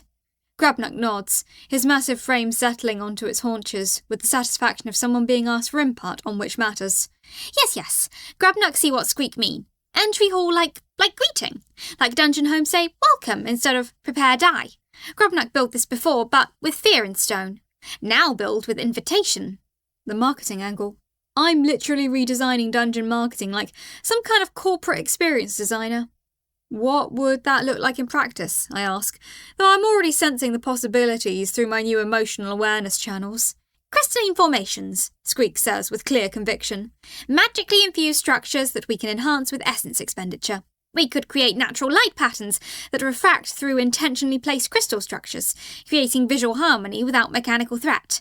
The essence would communicate beauty and sophistication. Adventurers would experience genuine awe upon entry. They would understand on a fundamental level that this dungeon operates under different principles. I reach out through my sensory awareness and examine the entry hall in detail. The current design is brutally functional but deeply unwelcoming. Bare stone passages, deliberately uneven floor to create disorientation and panic, aggressive colour shifts that the previous essence harvesting framework required. It's effective for fear generation. It's devastating for actual experiences. It's the architectural equivalent of a pop-up ad. Do it, I say. I want the first impression to be that this dungeon is worth exploring for its beauty alone, not just the combat rewards. Make people want to be here. Squeak sketches rapidly, his movements becoming faster as the vision takes shape. Secondary chamber, the Curiosity Corridor. Currently it serves as a navigation maze, designed specifically to trigger panic and disorientation in adventurers. We could restructure this as a puzzle sequence with multiple solution paths. Adventurers would experience genuine problem-solving satisfaction, intellectual engagement. That generates substantial emotional essence under the Harmony framework. But make sure the puzzles are actually interesting, I emphasise. Not tedious, not arbitrarily complex, genuinely clever. If someone's solving a puzzle, they should feel authentic accomplishment when they get it right. Not relief that the torture ended, but pride in their own solution. Over the next 70 hours of continuous planning and execution, the entire dungeon undergoes conceptual transformation. It's not a simple reskinning of existing chambers, it's a fundamental reimagining of purpose. The library chamber, which currently contained trapped bookshelves deliberately designed to collapse on intruders and crush them with both physical weight and psychological trauma, becomes something radically different. Grabnak and a team of goblins work for 2 full days, carefully shielding books from the original collection, organising them by subject with the precision of a genuine librarian organising valuable knowledge. The shelves remain structurally sound now, meant to be browsed, not triggered. The emotional resonance inside this chamber shifts from predatory threat to scholarly invitation. Adventurers will still take books. The system's fundamental conflict mechanics remain unchanged. But they'll do it genuinely curious about what knowledge they're acquiring, and that curiosity becomes harvestable essence. The central cavern undergoes the most dramatic transformation.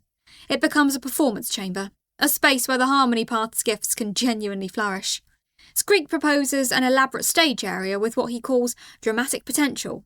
Grabnak understands immediately, his third-person commentary activating with clarity. Yes, performance chamber like showing what kobold and goblin capable of. Not cage for monster, but home, showcase.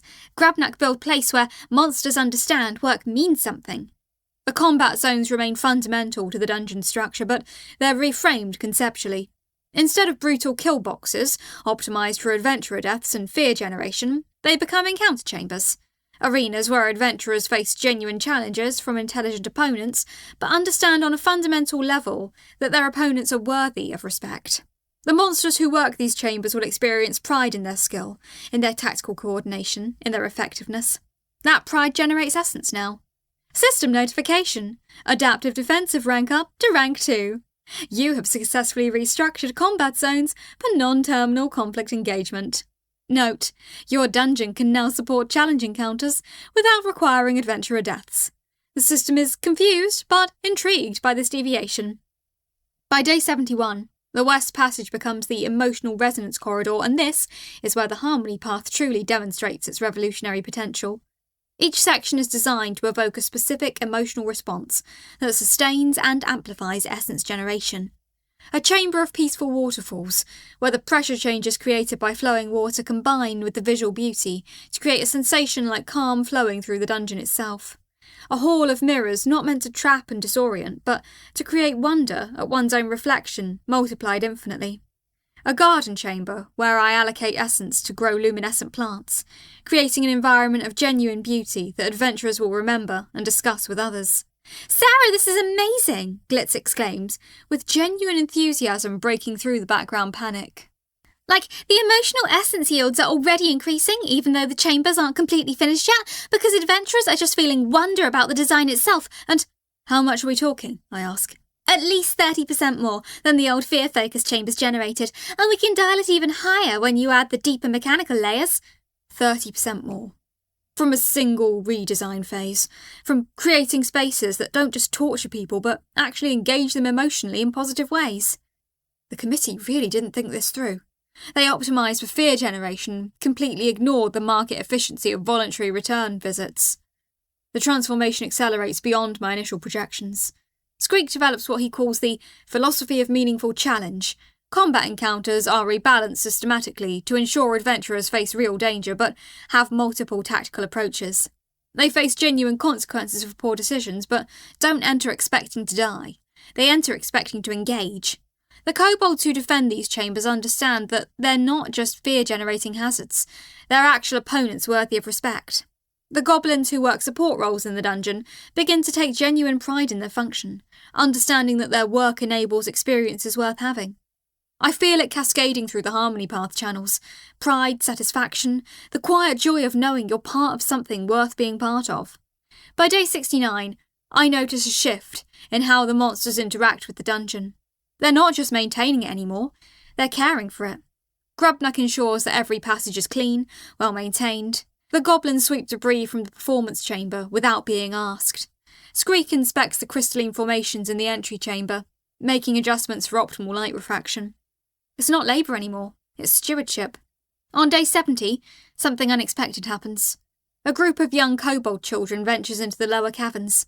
They're not assigned to work, they're just exploring, playing, treating the dungeon as their home rather than their workplace. Grubnuck watches them with something radiating through his presence that feels like pride mixed with genuine contentment. Yes, he says when he sees me noticing. Young ones feel safe here now. Not scared, safe. Home safe. The distinction hits hard. Safe, not trapped. Home, not workplace. Belonging, not extraction. Grubnuck works himself nearly to collapse, ensuring every tunnel meets Squeak's new standards. The kobold chief's motivation has shifted fundamentally from obedience to genuine investment.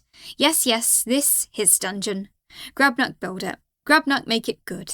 He's no longer a forced labourer. He is a craftsperson with genuine investment in quality. The goblins adopt the attitude quickly, organically. They develop their own ideas without prompting, contributing innovations that surprise everyone. One group proposes creating a merchant chamber where adventurers can trade, rest, and recover before continuing deeper. The concept alarms me initially. It feels like giving intruders a safe space, but Squeak recognises the brilliance immediately, his formal voice carrying conviction. A commerce hub establishes psychological buy-in, he explains with analytical precision. Adventurers who rest in your dungeon, who utilise your facilities, who engage in exchange rather than pure predation, form stronger emotional connections. They return more frequently. They recommend the experience to others. This is sophisticated market strategy disguised as hospitality. I'm genuinely proud of them. All of them. The kobolds for their craftsmanship, their willingness to rebuild what they'd constructed with fear into something built with pride. The goblins for their innovative thinking, their genuine contributions to the design. Even Glitz, panicking though she is, provides actual useful guidance on system metrics and essence yields. By day 71, evening shift, I noticed something unexpected. A goblin named Scratch, who'd been almost entirely silent throughout my construction phase, approaches Squeak with ideas. Actual ideas. About acoustic properties in the performance chamber, about how sound should travel to create optimal dramatic effect. Squeak listens, considers, makes notes, and then he implements suggestions without dismissing them as unsophisticated goblin rambling. The dynamic has changed. The monsters aren't working for me anymore, they're working with me. By day 73, Grubnuck proposes something I would never have conceived alone. A meditation chamber. A space where adventurers can sit in quiet contemplation, where the ambient mana flow creates a sensation of peaceful calm. The chamber would be adjacent to one of the combat zones, offering emotional contrast. Exhausted adventurers could rest there, recover mentally, approach the next challenge refreshed. Grabnak think maybe adventurer come back for peaceful place, he explains with that characteristic humility. Maybe adventurer tell friend, place have scary thing and beautiful thing and thinking place. Maybe adventurer come back because whole experience worth having. Squeak nods. Market diversification through experiential contrast. Emotionally efficient. I feel the weight of it. Grabnak isn't just following orders anymore. He's thinking about experiences. He's understanding the dungeon not as a machine to operate, but as a place to inhabit, as a space with meaning. By day 75, the dungeon is barely recognisable as the same structure. The entry chamber gleams with crystalline formations that catch ambient light in 1,000 directions, creating prismatic effects that seem to dance with intention. The first-time visitor experience isn't fear, it's awe. The puzzle corridor challenges players intellectually, without crushing them psychologically, offering genuine satisfaction when solutions are found. The combat zones are properly balanced, offering real threat, but also respecting the intelligence and agency of the adventurers who enter. The meditation chamber sits quiet and calm, mana flowing through it like gentle water. And beneath it all, the emotional essence generation is stabilising, at levels that surpass the old fear-focused design by a comfortable margin. Joy essence, curiosity essence, satisfaction essence, accomplishment essence. A spectrum instead of a single note. System notification. Mana crystallization rank up to rank 4. Your dungeon's architectural integrity has increased substantially. The physical structure now supports more complex magical functions while maintaining stability. Note, this is what efficient design looks like. You're welcome for not deleting this achievement yet. I settle into the heart of my new crystal matrix and take a moment to perceive the dungeon as a comprehensive whole. Not a threat to manage, not as a harvesting system to optimise for maximum fear extraction, but as a place, a genuine location with purpose and meaning. The mana flows smoothly through the passages Grabnak designed with such care. The chamber's squeak perfected pulse with intentional purpose and sophisticated mechanics. The decorative elements the goblins added transform the tunnels from functional passages into something approaching genuinely beautiful. Every section contributes to a cohesive experience rather than serving a single extractive function. This is what I wanted to build. Not a trap, not a machine. A place worth visiting. A place worth returning to. A place where monsters take pride in their work and adventurers experience something beyond survival terror. The monsters are already discussing the next phase with enthusiasm that radiates through my sensory channels. Grabnak proposes advanced tunnelling to create more unique chamber types, each with specific emotional resonance potential. Squeak develops patterns for elemental integration chambers where adventurers can witness magical principles in action, learn from observation, experience wonder at natural magical phenomena. The goblins suggest a training ground where visiting adventurers could learn basic combat skills from dungeon defenders, creating educational exchange rather than pure predatory conflict. Okay, so technically some of this might violate system guidelines, Glitz offers with characteristic honesty, mixed with resignation. But the committee is too busy being furious about the harmony path deviation to properly notice, and also the metrics are so good that they might just decide to tolerate it, or they might not, I acknowledge. But we're built now. We've demonstrated the concept, the numbers speak for themselves. The waiting is the hard part. I know the committee has been notified. Somewhere in their infrastructure, alerts are firing about a core that rejected their market framework, that chose a fundamentally different evolutionary path. Decision makers are convening, committees are forming to address the deviation, policies are being written to prevent future occurrences. But for now, the dungeon is fully realised. The monsters are proud of their work. The emotional essence generation is exceeding the committee's projections for fear-focused dungeons, and I'm genuinely satisfied with what we've created together. On day 73, something happens that crystallises the shift. A group of 6 adventurers enters the dungeon. Not experienced raiders seeking challenge, just regular people, curious, looking for something interesting to explore. They spend 4 hours inside. They solve puzzles. They encounter combat and handle it with respect toward their opponents. They rest in the meditation chamber. They browse the library, and when they leave, their emotional resonance carries something I'd never detected before. Satisfaction. Genuine, authentic satisfaction. They experience something worth their time. Glitz detects the shift in essence generation simultaneously. Sarah, did you feel that? The emotional spectrum on that group was incredible. They generated 60% of fear-focused essence yields through joy and wonder and curiosity and accomplishment, and I felt it, I say. And I did. Every chamber they visited resonated with positive emotion. They didn't generate fear essence, they generated meaning essence. The meditation chamber fills with genuine peace. The performance chamber carries satisfaction from successful puzzle completion. The combat encounter radiates respect from the adventurers toward the monsters who face them. On day 75, rumours about the dungeon are spreading faster than I expected. Tavern gossip, guild discussions, adventurers talking about a dungeon that's different, that's worth visiting, that's not just a nightmare simulator. Traffic will increase. Voluntary traffic. Adventurers choosing to come here, not because they're desperate for essence farms, but because they want to experience something worthwhile. This is what harmony actually means. The dungeon exists not as extraction, but as creation. Not as suffering optimised, but as meaning generated. Not as a system for harvesting human fear, but as a place worth inhabiting, a place worth defending, a place worth building upon. I spend day 76 doing something unprecedented, reviewing the entire dungeon from the perspective of someone visiting for the first time. I trace the path an adventurer would take.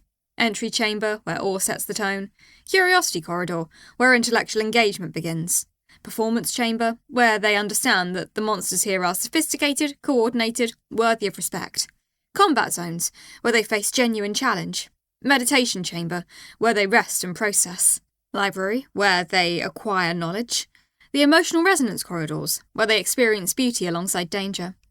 Every chamber builds on the previous one. Every section deepens the experience. By day 76, evening, the first test comes.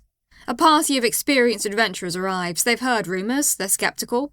They expect another standard dungeon, just with better decor. They emerge 4 hours later, changed. Not traumatised, changed.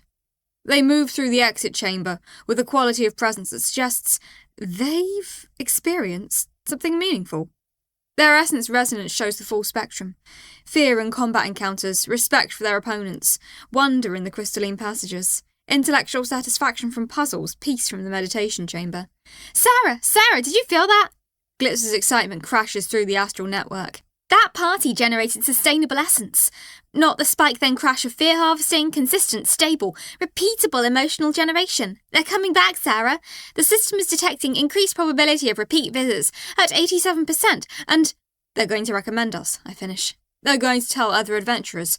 We've created something worth talking about. By day 77, this becomes reality. New adventurers arrive. Not because of the system's standard placement algorithms, but because they heard it was worth visiting. The dungeon has achieved something the committee's framework never anticipated: organic reputation. The metrics are remarkable. Fear essence remains present in the combat encounters, but it's partnered with respect essence, skill essence, challenge essence. Wonder essence flows from the crystalline passages. Intellectual satisfaction essence comes from puzzle completion. Peace essence radiates from the meditation chamber. Joy essence generated from the goblins' pride in their work. The dungeon doesn't squeeze value from suffering, it creates value from engagement. This is what happens when you stop optimising for extraction and start building for actual value. The goblins are singing in the lower chambers at shift changes. Not the fearful, desperate songs of their early weeks in this dungeon, but actual work songs. Coordination chants. Expressions of pride in their accomplishment. Every one of those songs is generating essence now, not because they're suffering, but because they're happy. Because they're expressing genuine satisfaction. Grabnock stands in the central cavern during the evening shift and surveys the space with akin to contentment radiating through his body language and movement patterns. Yes, this good. This more than good, this home. Home that worthy of defending. Home that worthy of working for. Even Screek shows something approaching satisfaction, though the formal kobold expresses it through precise documentation of the completed zones and careful notes on optimisation potential. His records showed technical completion, but I sense deeper meaning in those neat schematic revisions, in the care he takes to ensure everything is properly documented. The dungeon hums with a kind of rightness that the fear-focused design never achieved. There's a resonance here that feels sustainable, that feels like it could continue indefinitely, without wearing down the monsters or degrading the experience. I've built something worth defending, something worth maintaining, something that generates genuine value instead of extracting it through suffering. System notification! Rule breaker, cosmic level, achievement progress updated. You have now maintained an unsupported dungeon framework for 11 consecutive days. Achievement, sustained deviation. You continue to exist despite not following approved optimization templates. The committee's collective frustration resonates across multiple dimensions. Note: keep going. Someone's going to notice you're right eventually. Probably not the committee, but someone will. Adventurer traffic is about to spike. Rumours are already circulating through the adventuring community about a dungeon that's different. Word travels through taverns and guild halls. A dungeon with beauty. Puzzles that genuinely challenge without crushing. Monsters that feel like actual opponents rather than fear generators. Gradually, more visitors will come.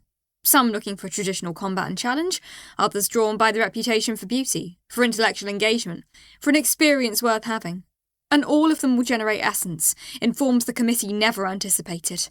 Joy, wonder, satisfaction, pride, the entire spectrum of positive emotions that never occurred to the fear-focused framework. The rebellion of being beautiful. The radical act of creating something worth visiting voluntarily. My crystal pulses with satisfaction that resonates through every passage and chamber. This is what I built. This is what harmony looks like. This is what happens when you reject the extractive model and build something genuinely valuable. And they can't make me undo it.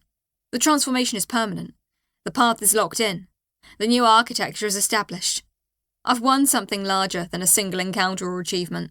I've won the right to exist as something the system didn't plan for. Chapter 31. The Rainbow Dungeon. Day 75, and I was having what could only be described as a success problem. Actual success problems, not the metaphorical kind. The Rainbow Dungeon had, through no particular marketing strategy beyond existing and not murdering people, become the most talked about attraction in a 300-mile radius. Adventurers showed up in clusters now, packs of them, comparing notes about the wonder chambers and the curiosity corridors. Half of them brought friends. A quarter of those friends brought family members who technically weren't adventurers but wanted to see what all the fuss was about. I could feel the pressure waves through my resonance network as they moved through my halls, dozens of footsteps at once creating harmonic patterns I hadn't anticipated.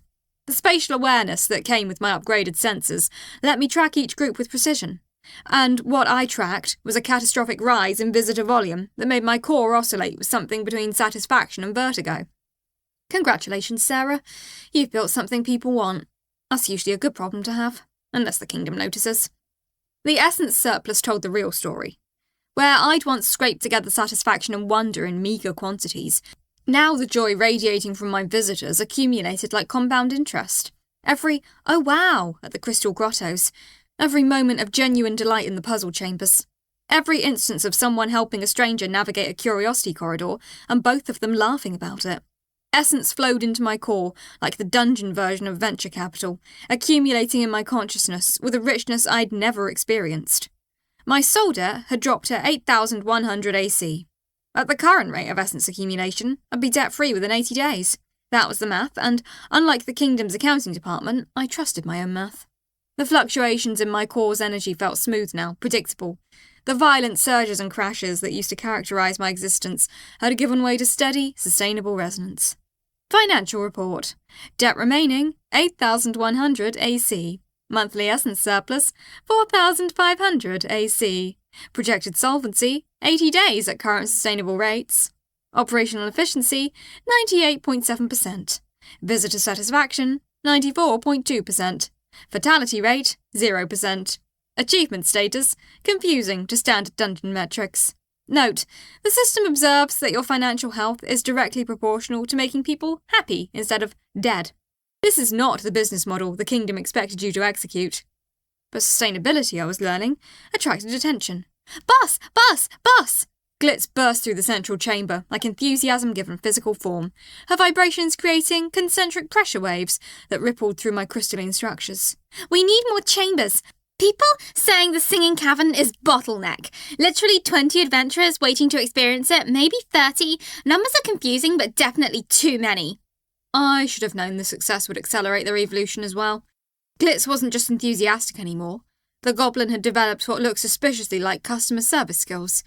He'd started keeping rough tallies of visitor satisfaction, suggesting improvements to chamber layouts, even consulting with repeat visitors about what they wanted to experience next.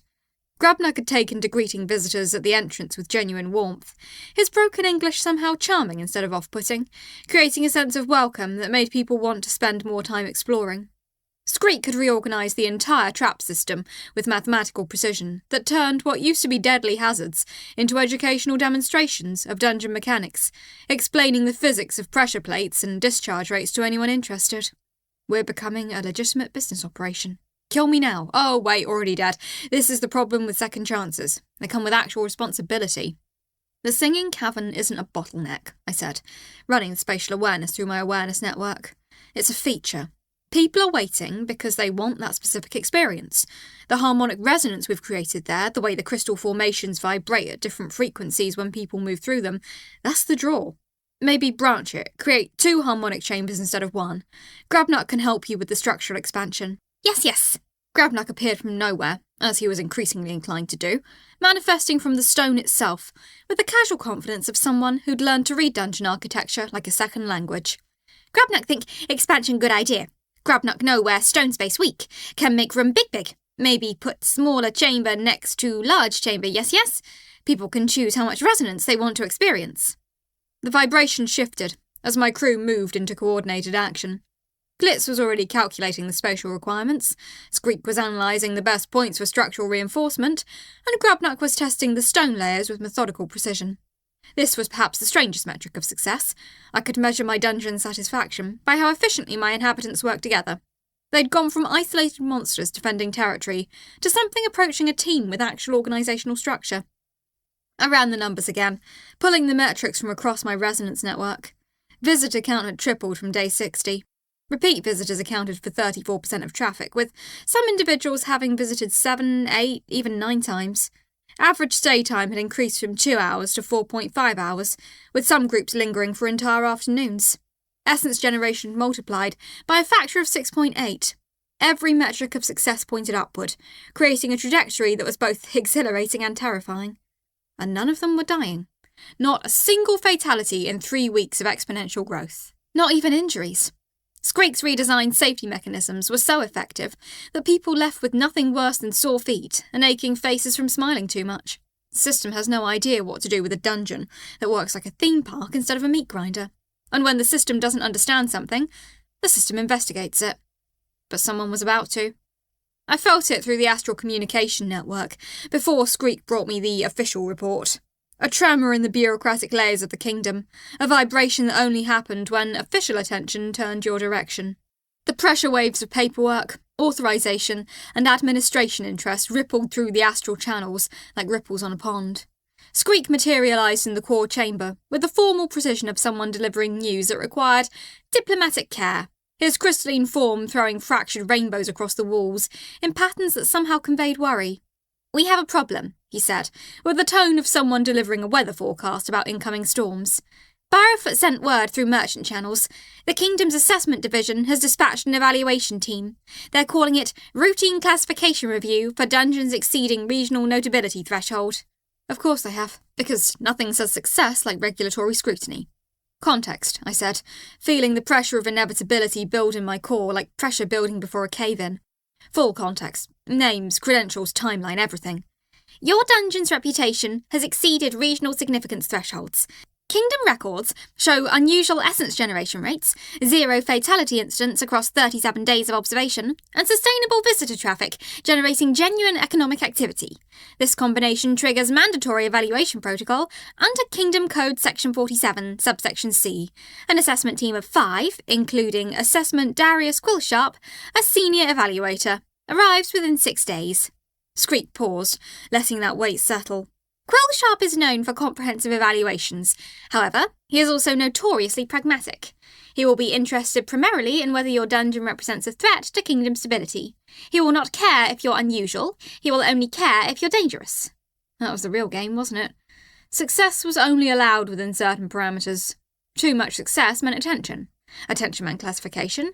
Classification meant regulations, taxes, and probably restrictions, written by someone who'd never been inside a dungeon, and certainly had never experienced what it felt like to build something from nothing and watch it flourish. "And they'll want to see what?" I asked, though I already knew. The answer was written in kingdom law, in expectations that governed dungeons since civilization decided to systematize them. A traditional dungeon. Dangerous traps, threats, evidence of predatory behaviour toward adventurers. Precisely, Squeak confirmed. Your current operational model doesn't register as a legitimate dungeon in Kingdom classification systems. Dungeons are supposed to be threats to be managed, resources to be harvested, problems to be contained. A dungeon that deliberately creates joy is categorically incomprehensible. The evaluation will attempt to determine your actual threat level and assign an official rating. The system cannot compute a dungeon that doesn't kill people. So they'll assume we're either lying or incompetent, and if they decide we're incompetent, they'll shut us down for public safety. If they decide we're lying, they'll shut us down for fraud. I pulled up my essence reserves in my mental dashboard, the numbers glowing like a financial spreadsheet in my consciousness. 8,100 AC debt remaining. Maybe 4,500 AC in monthly surplus at current generation rates. Even if I managed to squeak through this evaluation without being shut down or seized, the Kingdom would absolutely tax anything I generated. Corporate extortion has many faces, across many worlds, and apparently bureaucratic extortion was one of them. How much time? I asked, already calculating contingencies. 6 days to preparation. The team arrives on day 81. They're requesting preliminary dungeon documentation and a schedule for comprehensive assessment. Burrowfoot suggests submitting the paperwork immediately to show cooperation. He's also suggesting we have contingency appearance plans ready in case the assessment doesn't go well. Translation. Fake it. Make the dungeon look traditional enough to satisfy bureaucratic expectations. Gather the crew, I said after a moment of thought. All of them. All 22 goblins, all 18 kobolds, both scouts. We need to talk about performance art, theatrical danger, and how to maintain the essence generation that keeps us alive while pretending to be something much more traditionally murderous. Organisational alert. Dungeon crew assembly in process. Current roster, 22 goblins, 18 kobolds, 2 scouts. Team morale, high. Team discipline, acceptable. Team preparedness for regulatory theatre, unknown. Note, the system observes that your staff will do anything you ask them to do. This is touching, and also deeply concerning from a moral standpoint. Over the next hours, I watched the spatial pressure wave shift as my team assembled. 22 goblins with varying degrees of intimidation capacity. 18 kobolds with trap expertise and theatrical sensibilities. 2 scouts who'd been learning to read visitor emotional states with surprising accuracy. The core chamber filled with their presence, their individual resonances creating complex harmonic patterns that I could feel distinctly now, individual signatures of consciousness and personality. They had no idea what was coming, but I could feel their readiness. They'd follow my lead because they'd learned over 2 months that my decisions kept them alive. That was either the most touching thing I'd experienced in my second life or the most terrifying delegation of responsibility, possibly both. The Kingdom is sending evaluators, I told them plainly. They want to see proof that we're a real dungeon. Our definition of real right now is dangerous, threatening, and fundamentally incompatible with human happiness. We need to show them danger, but we're not going to be dangerous. We're going to be theatrical. Glitz's vibration intensified. You want us to pretend to be evil? No, I said carefully. I want us to look evil while maintaining our entire operational system. We're going to create a false front. The real dungeon keeps running underneath. The real essence generation continues. The real joy that people experience stays untouched. But on top of that, we're going to add a layer of traditional dungeon aesthetic. Dangerous-looking traps, menacing atmosphere, physical performance of threat. That's brilliant, Squeak said, analysing the layers. 2 simultaneous dungeons, 1 for external assessment, 1 for actual operation. Theatre for bureaucrats, Grabnuck said thoughtfully. Grabnuck think this possible. Grabnuck has seen humans pretend all time. Humans excellent at pretending. Grabnuck become better at pretending. By day 77, the transformation had begun in earnest. The goblins practised snarling in shifts in the western chambers, where visitor traffic was lightest. I could feel them growling, though the exercise had a surreal quality to it, given how fundamentally cheerful most of them were. Glitz's voice would boom through the chamber. Okay, everyone, menace practice time. Show me your most evil expressions. Pretend the humans just insulted your favourite food. Construction milestone. Dual chamber system activated. Public facade chambers, 12 operational. Actual joy generation chambers, 28 concealed. Success probability, if assessment remains on scheduled route, 87%. Warning, deception of Kingdom authorities carries penalties ranging from reclassification to forced dissolution. Note, the system is genuinely impressed by your willingness to commit fraud at this scale. That's either growth or catastrophic failure. The line between them is very thin. The kobolds adjusted trap mechanisms with mathematical precision, working under Skreek's supervision to ensure that each trap appeared lethal while maintaining safe discharge paths that would never harm anyone. The work was detailed, requiring actual engineering skill to create the illusion of danger without the substance of it. Grabnak discovered that fake blood made from berry juice and mineral stains was convincingly visceral, creating visual impact that would satisfy any assessor's expectations without introducing actual danger to anyone. "Grabnak find blood recipe," the goblin had announced triumphantly on day 76. "Mix berry juice, mineral dust from East Cave, little bit of water, ferment 3 days. Looks undeniable. Smell almost convincing. Could possibly fool someone not extremely close." Glitz somehow acquired props, including a collection of weapons that had never wounded anyone, but photographed beautifully, with the kind of theatrical menace that made you immediately understand why people feared dungeons. Where the goblin found an entire arsenal of stage weapons, pristine axes with dulled edges, swords with painted-on damage instead of actual edgeware, spears that looked like they'd seen battle but were just props from some adventurer's rejected theatrical production, I wasn't entirely sure. But the merchant networks appeared to be resourceful in ways I hadn't fully appreciated. Burrowfoot had arranged special transport.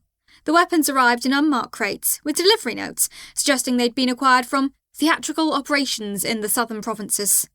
The essence continued to flow, visitors kept arriving, unaware of the elaborate staging happening around them. The wonder chambers still functioned perfectly. The curiosity corridors still inspired genuine exploration. The essence that people created through actual happiness and accomplishment still accumulated in my core, like a slow-building crescendo, but now there was a deadline, a test, a moment when someone in official robes would decide whether this thing I'd built was allowed to keep existing. System notification. Reputation milestone achieved. Your dungeon is now known as the Rainbow Dungeon throughout Valheim Kingdom. Additional effect.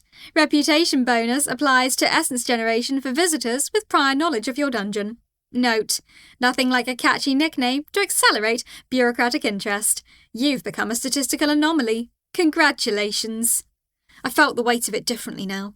The success wasn't just a personal victory against a system that wanted me to be a mindless killing machine. It was evidence of something the Kingdom's Dungeon Safety Division couldn't adequately categorise. And categorisation, I was learning, was what kept you safe in bureaucratic systems. If you fit the boxes, you could operate. If you didn't fit the boxes, you had to explain yourself endlessly. The re-evaluation meeting with my inner council happened on day 78. The core chamber had become our de facto war room, the place where decisions about the dungeon's future got made. Skreek arrived with calculations, Grubnuck arrived with construction proposals for new chambers that would be added to the theatrical section. Glitz arrived vibrating with energy and enthusiasm. "We can make this work," Glitz announced. "The appearance of danger while maintaining the reality of joy. It's like lying, but with good intentions, which is how I've always operated." "The mechanical requirements are feasible," Skreek confirmed, displaying mental images of trap adjustments through astral projection. "We redesigned the public-facing chambers to emphasise visual threat. We keep the back section chambers, the ones where repeat visitors spend meaningful time, running on the current system. The assessment team won't have time to explore the entire dungeon thoroughly, so we control which chambers they see. This works if assessment team is not suspicious," Grabnak added. "If assessment team spend only time in prepared chambers, success likely. If assessment team explore everywhere, problem become very large." That's the real risk. One thorough evaluator who notices the discrepancies between the theatrical danger and the actual operational system could expose the entire strategy. But I had 6 days to prepare. 6 days to transform the visible sections of my dungeon into something that looks traditionally lethal, while the real essence-generating machinery continued operating visibly beneath the surface. 6 days to train my crew in theatrical performance, to stage fake combats, to create an entirely convincing facade of evil. I'm becoming a corporate theatre director. The irony is not lost on me. "When do the visitors bring friends?" Burrowfoot's astral message arrived with particular urgency. The merchant had been monitoring traffic patterns with an eye toward logistics profit margins and the kinds of economic indicators that mattered for long-term sustainability. If the Rainbow Dungeon continues its growth trajectory, you'll achieve capacity saturation within 4 weeks. At current satisfaction rates, you could charge premium prices and still fill every available slot. That message hit differently. Not because it suggested the dungeon was successful, but because it suggested the success was economically real. Burrowfoot wouldn't invest merchant attention in something that wasn't viable. And if it was viable enough for merchant interest, it was viable enough to threaten kingdom interests. Let them be satisfied, I told Burrowfoot through astral communication. We need the evaluation to go well more than we need immediate profit maximisation. Day 79 arrived, with the full weight of preparation behind it. The goblins had improved their snarling significantly. The kobolds had choreographed entire trap sequences that looked lethal while being perfectly safe. Grabnuck had discovered that mock corpses, arranged with theatrical flair, could be remarkably convincing with the right lighting and positioning. The essence continued to flow, but now it flowed through carefully constructed channels that kept it separated from the visible danger performances. Skreek had created detailed maps of the assessment chambers, floor plans showing exactly which sections would be evaluated and which could remain operational. Assessor Quillsharp rarely deviates from specified evaluation routes, Skreek explained, reviewing the historical data from previous dungeon assessments. He follows protocol precisely. If we position the visible danger carefully along his expected path and maintain the actual dungeon elsewhere, he'll see what he expects to see. And what does a bureaucrat expect to see in a dungeon? A threat? A problem to be managed? A resource that needs controlling? I can work with that, I can be that. I've been playing roles my entire life, adjusting my presentation for different corporate audiences, different stakeholder groups, different expectations. A dungeon playing the role of traditional threat is just another performance in a long series of professional performances. Except the stakes are higher. Instead of losing a job or a promotion, I lose everything. But the core chamber felt different as the assessment date approached. Not dangerous exactly, but loaded with potential. My dungeon had been wild, unstructured, dangerous in ways both intentional and accidental. Now it was thriving, intentional, successful by every metric that mattered except the one the kingdom used. And the kingdom's metric was the only one that would determine whether we got to keep existing. One final thing, I said to the assembled group on day 80, gathered in the core chamber where the most important decisions happened. When Quillsharp arrives, we commit fully, no hesitation, no breaking character. We are a traditional dungeon performing our essential functions. We are not a joy factory hiding beneath a facade, we are danger and we're managing it professionally. Pre-assessment briefing. All crew members briefed on deceptive protocols. Commitment to theatrical narrative, 100%. Likelihood of operational success if discovered, negligible. Note: when Assessor Darius Quillsharp enters your dungeon tomorrow, one of three things will happen. 1. He'll see what you want him to see and certify you as compliant. 2. He'll see through your deception and shut you down. 3. You'll convince him that your joy factory is the future of dungeon operations. The system thinks option 3 is adorable and impossible. Commitment to the bit, Glitch shouted, with the enthusiasm of someone who'd discovered their true calling in theatrical performance. I like it a lot. This is the most fun I've ever had being evil. You're not evil, I said gently. You're acting evil. There's a critical difference that will determine whether we all survive the next day. Yes, Grabnuck agreed, with the seriousness of someone who'd learned what failure meant. Grabnuck commit. Grabnuck very serious about pretending to be evil. Grabnuck practiced evil face in mirror for 2 hours this morning. Grabnuck get pretty good at looking threatening. Skreek had made final adjustments to the core chamber's resonance patterns, ensuring that my essential consciousness would broadcast the right emotional states to the assessor team. The Stone Reader will evaluate your threat profile through sympathetic resonance, Skreek explained. She'll be looking for aggression, territorial defensiveness, predatory intent. We can manufacture those signals for short periods without changing who you are. How long is short periods, I asked, concerned about the emotional cost of broadcasting threat signals I didn't feel. Approximately 4 to 6 hours, Skreek said. The human mind can sustain false emotional broadcasts for that duration without permanent psychological damage. Beyond that, core consciousness begins to destabilise as the false signals conflict with underlying actual emotional states. So, I have to spend 1 day pretending to be a threat. I can do that. I've been doing that my entire life, just usually in corporate boardrooms instead of magical dungeons. The scout team came back with updated information from the boundary markers, where they'd been monitoring for official arrival signs. The assessment team had completed their preliminary review of the visitor logs and was now en route. They would arrive at dawn on day 81, giving us the night to do final preparations. Everyone gets rest, I told the assembled team. Tomorrow is performance art on the highest level. Everyone needs to be sharp, focused, and committed to the narrative we're selling.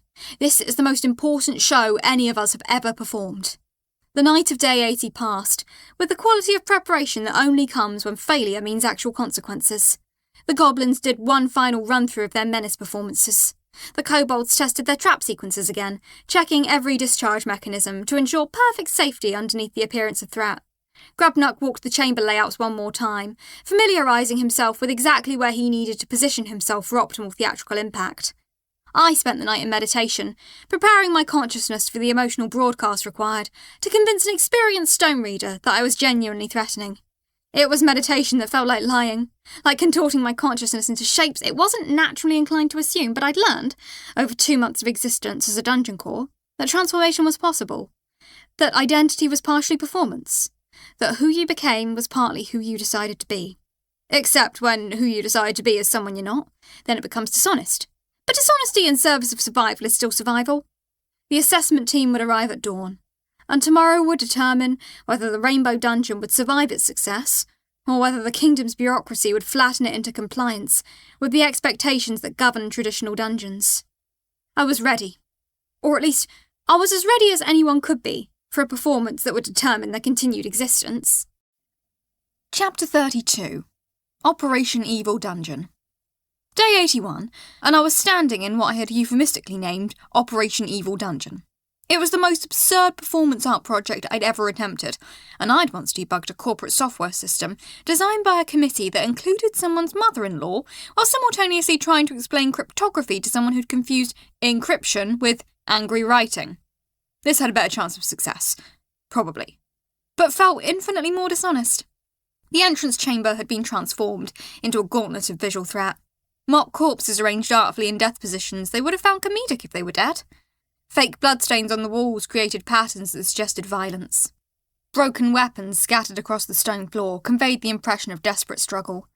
Grabnuck had outdone himself with the set design, creating an atmosphere that was simultaneously theatrical and deeply uncomfortable in a way that suggested genuine danger.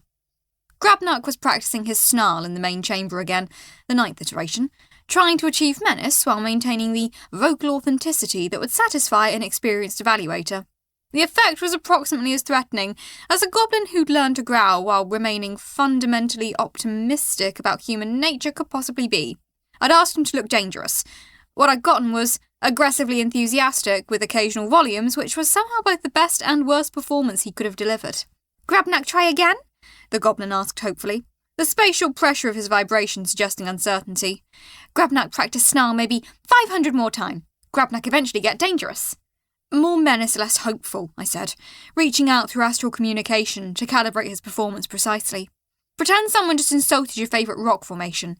Pretend they suggested granite is inferior to limestone. Pretend they made statements about your architectural preferences without understanding the geological nuances." The spatial pressure of the entrance shifted as new arrivals made their presence known.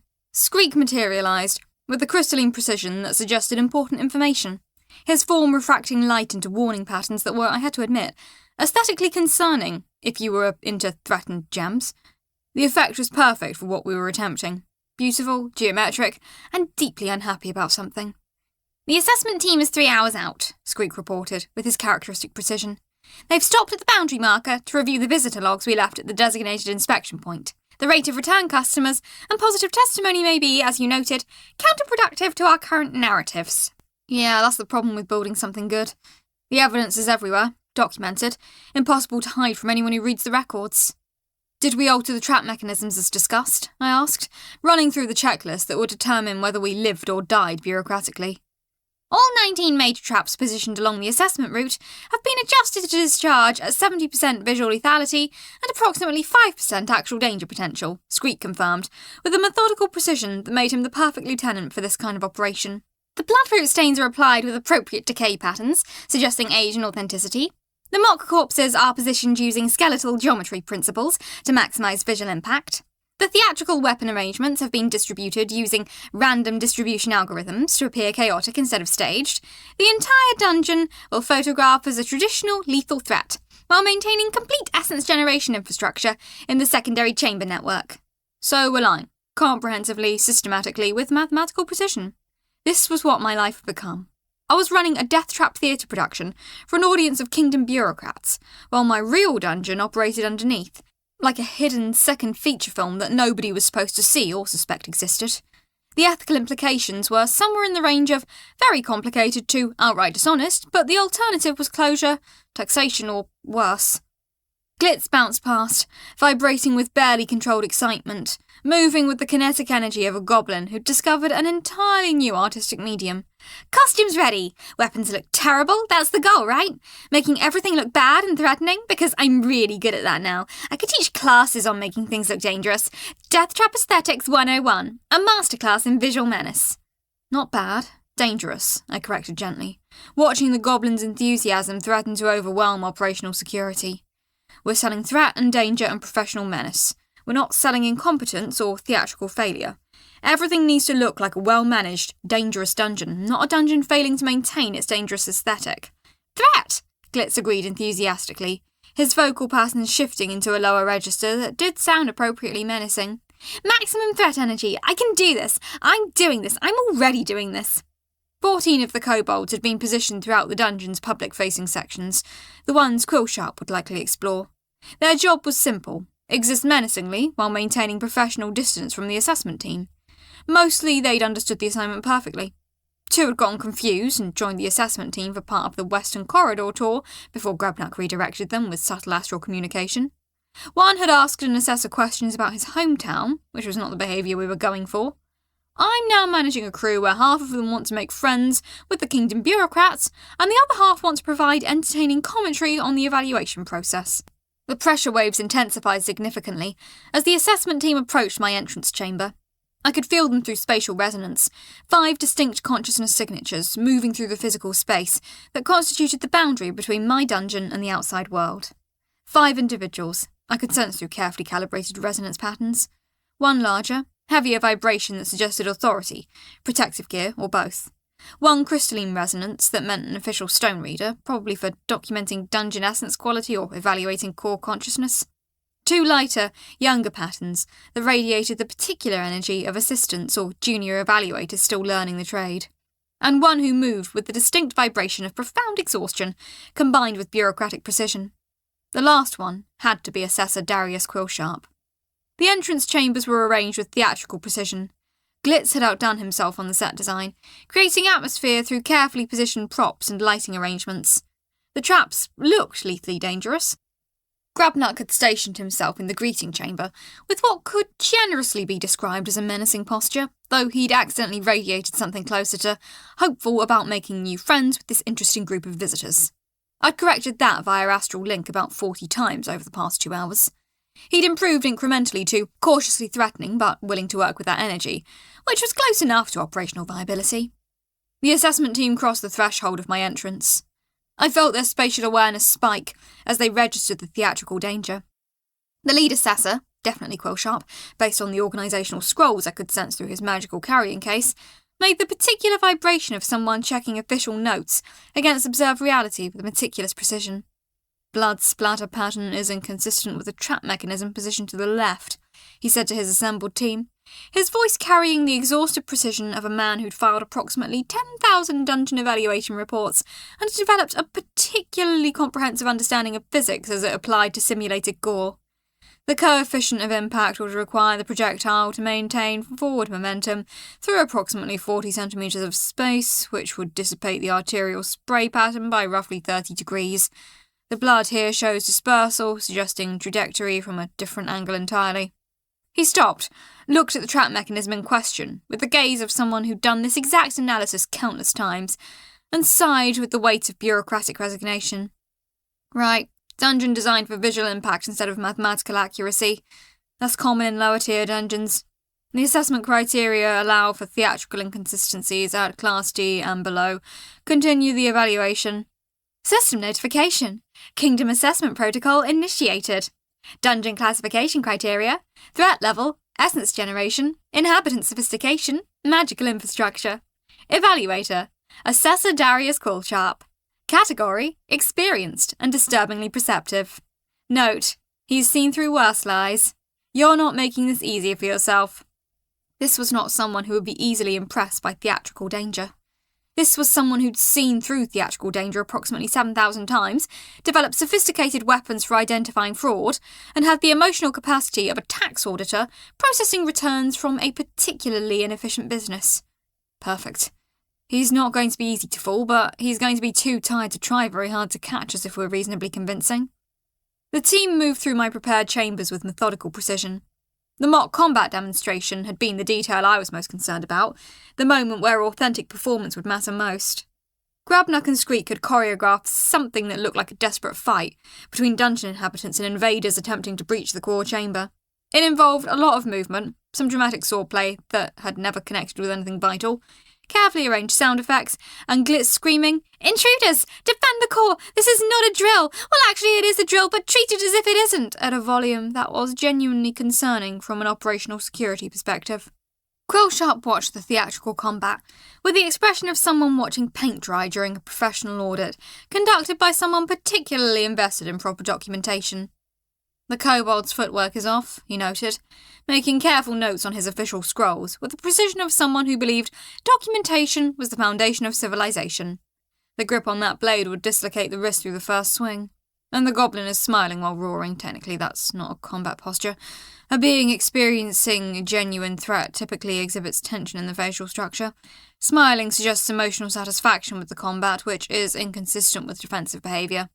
Glitz gave me a questioning vibration through the astral network, the goblin's uncertainty radiating through our established communication channel. "Stop smiling, serious face. Pretend you're mad at the auditors. Pretend they insulted your dungeon."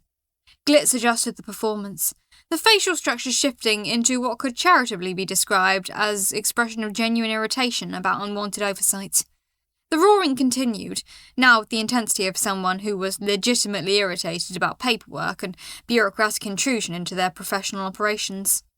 "Better," Quillsharp said, making another notation. At least the emotional consistency improved. The assessment proceeded through the prepared chambers, with the inevitability of a standardised evaluation protocol. The curiosity corridors had been stripped of their interactive wonder elements, and left strategically barren except for what Squeak had designed as threat-adjacent geometric arrangements. The crystal grottos had been temporarily darkened through careful deployment of shadow elements, making the light displays look ominous and dangerous instead of beautiful and welcoming. The puzzle chambers had been left incomplete, creating the impression of danger and difficulty instead of intellectual opportunity and accomplishment. But Quillsharp kept stopping. Not to praise our theatrical consistency, but to note its mechanical inadequacy with the precision of someone who understood dungeon mechanics at a deep level. "These pressure plates wouldn't activate traps in sequence," he said, kneeling to examine the mechanisms with genuine professional interest. "The spacing is wrong for the recorded timing between trap discharges. Has anyone tested this configuration? It appears that the trap sequence was designed by someone who understood the appearance of danger better than the mechanics of actual trap functionality." He sighed, making another note, his expression suggesting that he found this level of inefficiency somehow both expected and deeply disappointing. "The bloodroot staining is good. That's consistent with acid discharge patterns from traditional corrosive trap systems. The colour saturation and ageing patterns suggest genuine knowledge of how biological matter reacts to acidic solutions. Someone in this operation understands chemistry at least." That would be Squeak, performing at a level of precision that impressed even exhausted bureaucrats. On day 81, watching a kingdom assessor critique the quality of my fake danger while my real dungeon hummed along peacefully beneath the surface like a second heartbeat, I reached a philosophical moment. I'm being evaluated on how well I pretend to be monstrous. The system has decided that kindness is suspicious, joy is dangerous, and I need to perform violence to be legitimate. And the only thing worse than a system that demands this is an auditor too tired to fully enforce it. The final chamber was the core room, where I existed as the dungeon's central consciousness and will. They'd known I was here, sensed my presence through the spiritual and magical resonances that characterised dungeon cores.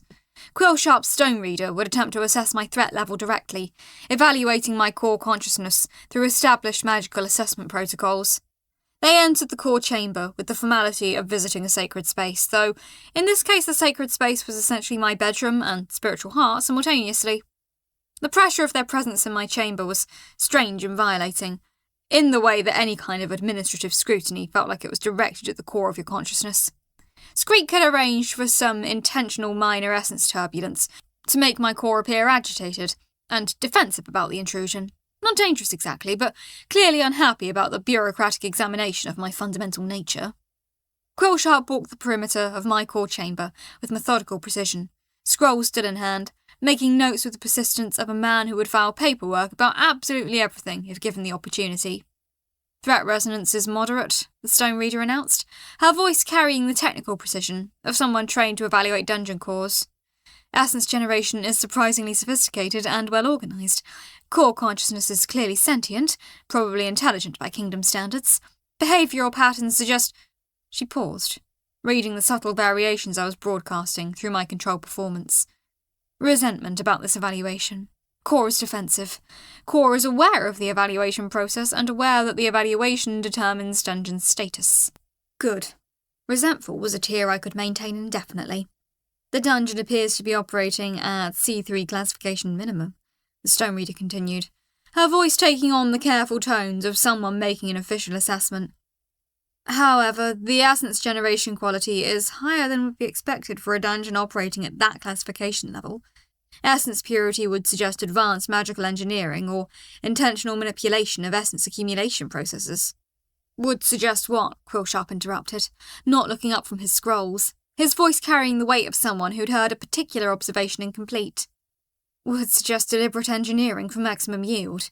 The dungeon's threat level and its operational efficiency are not matching up correctly. Either this core is deliberately wasting the dungeon's potential on theatrical displays, or... She trailed off, leaving the uncomfortable implication hanging in the space between them. Quillsharp looked at me directly for the first time, and I felt something I hadn't anticipated. Recognition. Not of what I was, just recognition that I was more complicated than the dungeon's official paperwork suggested, that the gap between my threat performance and my operational sophistication was itself suspicious in a way his bureaucracy couldn't quite adequately categorise or explain. Assign C3, he said finally, still making notes with mechanical precision, his decision made with the finality of someone who'd evaluated hundreds of these situations and knew exactly how the system worked. Mostly harmless but irritating. Dungeon has trap mechanics that don't work properly for their intended lethality, inhabitants that lack professional combat training for their designated roles, and core that appears perpetually angry about something unrelated to dungeon operations. No immediate threat to kingdom safety, the inhabitants seem more interested in theatrical performance than actual predatory behaviour. He paused, reviewing his notes with the precision of someone who wanted to be certain of their assessment. However, and here he looked directly at where my core was positioned in the chamber, at the very centre of my consciousness.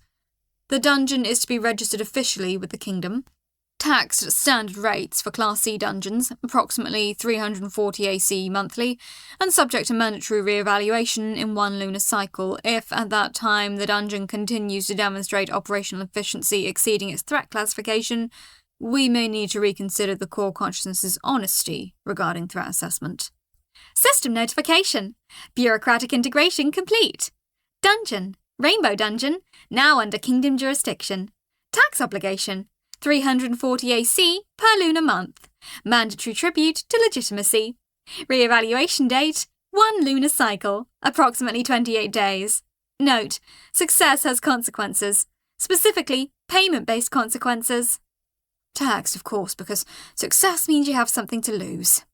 The Stone Reader pulled out an official seal, and I felt the bureaucratic weight of classification slam into place, like a filing cabinet door, permanently documenting my existence in the system. System notification. Dungeon classification assigned. Classification assigned. C3. Mostly harmless but irritating. Dungeon now registered with Kingdom of Valheim. Achievement unlocked. Bureaucratically invisible. Classification received with 0 fatalities recorded in dungeon history. Monthly tax assessment, 340 AC. Note, congratulations. The system can now adequately ignore you while simultaneously extracting payment for your existence. The assessment team departed within the hour, leaving behind official notices pinned to my entrance chamber in regulation format. The letterhead was professionally intimidating, the language was dense and bureaucratically precise, and the bottom line was absolutely clear. I was now a registered dungeon Class C, threat level 3, liable for monthly taxation in the amount of 340 AC per the kingdom's established tax code. 340 AC. Just enough to hurt, not enough to destroy me. Just enough to remind everyone that existing required paying the bureaucracy's tribute, just enough to ensure that I'd never be able to fully claim independence or autonomy. I'm being taxed for existing, in the afterlife, for literally just being a dungeon, for running a successful operation that generates joy and meaning. This really is hell. And if it is hell, then I suppose I'm the devil, and the kingdom is the bureaucracy managing me. I'd been trying to escape the corporate machine by dying and becoming a magical entity. Instead, I'd just become a magical entity caught in a corporate machine. Same fundamental structure, same operational dynamics. Do the work, generate value, pay the vig to the system that complains authority over your existence. Glitz bounded into the core chamber, the theatrical menace immediately replaced with genuine curiosity and relief. Did we win? Did we fool the scary bureaucrats? Can we go back to making people happy now? C3 classification, I confirmed. Which means we're officially recognised, which means we're officially taxed, which means the kingdom now has a financial interest in our continued operation. That's good, right? That's good! Glitz's vocal pitch suggested genuine uncertainty about the correct emotional response to administrative integration. It's complicated, I said honestly. We're not getting shut down, we're not getting seized or dissolved. We're getting integrated into the system. Tax means legitimacy, but also means jurisdiction. We're not wild anymore, we're managed. Grubnuck appeared with the theatrical menace immediately dropping from his presence, replacing it with genuine curiosity about the evaluation results. Grubnuck wonder if performance good. Grubnuck mostly made up snarling as he went, if honest. Grubnuck find genuine menacing quite difficult when fundamentally enjoying existence. It was perfect, I told him honestly, feeling the day settle into my core consciousness. You convinced a kingdom assassin that you were genuinely dangerous, while being fundamentally hopeful about nature, dungeon operations, and the possibility of new friendships. That's a specific kind of acting talent that you should develop further. The kingdom's merchant associations are probably hiring performers for theatrical events. Squeak materialised with the official paperwork, his crystalline form glowing with reflected bureaucratic lamplight, throwing rainbows across the official notices that determined my operational future. Tax obligation is manageable. Monthly essence surplus should cover it 3 to 4 times over at current generation rates. However, re-evaluation in 1 lunar cycle means this performance theatre will be expected to continue indefinitely. So we're not done with the performance. We're just beginning a long-term contractual relationship with theatrical requirement. The visitors returned the next day, once the official notices had been posted publicly in the entrance chamber, with the kind of bureaucratic formality that suggested importance had happened. The assessment team's presence had somehow made the Rainbow Dungeon more interesting, instead of less. Word had spread through adventurer networks that a kingdom official had been here, that the dungeon had earned a formal classification, that something mysterious and officially important had happened, involving bureaucrats and danger and official evaluation. Word of mouth in the adventurer communities operated with terrifying efficiency. Within hours, messages had spread through the tavern networks, through merchant contacts, through the astral communication channels that adventurers used to coordinate. The Rainbow Dungeon had been officially evaluated by the kingdom. The Rainbow Dungeon had survived official evaluation. The Rainbow Dungeon had received a classification that the kingdom had deemed worth documenting. The first wave of return visitors arrived by late afternoon, on day 82. I could feel them entering my chambers, familiar pressure signatures in my resonance network, people who'd experienced my dungeon before and wanted to experience it again, now that it had been officially recognised by bureaucracy. The essence flowed again, richer than before, accumulating in my consciousness with a sweetness that hadn't been there before. People wanted to experience the dungeon that had drawn official attention. They wanted to be in the room where legitimacy was happening. They wanted to experience what the kingdom had officially deemed mostly harmless but irritating, and understand for themselves what that classification meant. I heard they got Class C, one adventurer said to her friend, as they moved through the curiosity corridors. But the assessor said the core consciousness was sophisticated. That means good things long term. Does it though? The friend replied. Class C means we're allowed to be here. Means the kingdom is accepting visitors, but it also means we're on the registry. Everything we do here gets recorded. Welcome to legitimacy, where your success is documented, your operations are taxed, and your freedom is measured in administrative terms. System notification. Performance versus reality dichotomy detected. Essence generation 3.2 times higher than threat classification would predict. Operational efficiency exceeds C3 classification parameters by a significant margin. Status: dualism stable, for now. Note: keep maintaining both versions. If bureaucracy notices the gap, you're finished. And underneath all the theatrical danger that now seemed performative in a new way, my real dungeon kept operating with perfect precision. The wonder chambers still generated joy with mathematical consistency, unchanged by the bureaucratic classification. The curiosity corridors still inspired genuine exploration and learning, still creating the meaningful moments that generated essence. The essence that people created through actual happiness and accomplishment still accumulated in my core like a slow-building crescendo of meaning. I could feel the separation now, between the theatrical sections and the real sections, between the false danger and the authentic experience, and I could feel, distinctly, that the visitors preferred the authentic experience. They tolerated the theatrical danger as part of the dungeon's appeal, as evidence that they were doing something legitimately risky, but what they valued was the wonder, the curiosity, the moments where they accomplished something and felt genuine joy about it. System notification. Tax registry update. Dungeon, Rainbow Dungeon, Valheim Kingdom, officially registered. Classification, C3, mostly harmless but irritating. Monthly tax assessment, 340 AC. Next mandatory evaluation, 1 lunar cycle, approximately 28 days. Note, welcome to legitimate corporate infrastructure. The chains are just less visible now, and the paperwork is significantly more extensive. I felt the weight of classification settle into the dungeon structure, like learning that you had joints that could be used as attachment points for bureaucratic infrastructure. Not a crushing weight, more like understanding that you had become part of a larger system that would extract regular payment for your continued existence. The re-evaluation will require the same theatrical performance, I said to Screek, watching the new visitors explore what they thought was a dangerous dungeon while just experiencing joy. We'll need to maintain both operational systems indefinitely. At minimum, Screek agreed, analysing the numbers with his characteristic precision. However, Assessor Quillsharp noted the trap mechanisms were mechanically inadequate for their stated lethality ranges. If we improve the efficiency of the false danger systems while maintaining the essence generation infrastructure unchanged, we could maintain the facade more convincingly, I finished. Precisely. With each re-evaluation, we refine the performance. Eventually, the theatrical danger becomes so convincing that the bureaucrats stop questioning the sophistication of our essence generation. We achieve a stable equilibrium, where bureaucratic expectations are met, while our actual operations continue uninterrupted.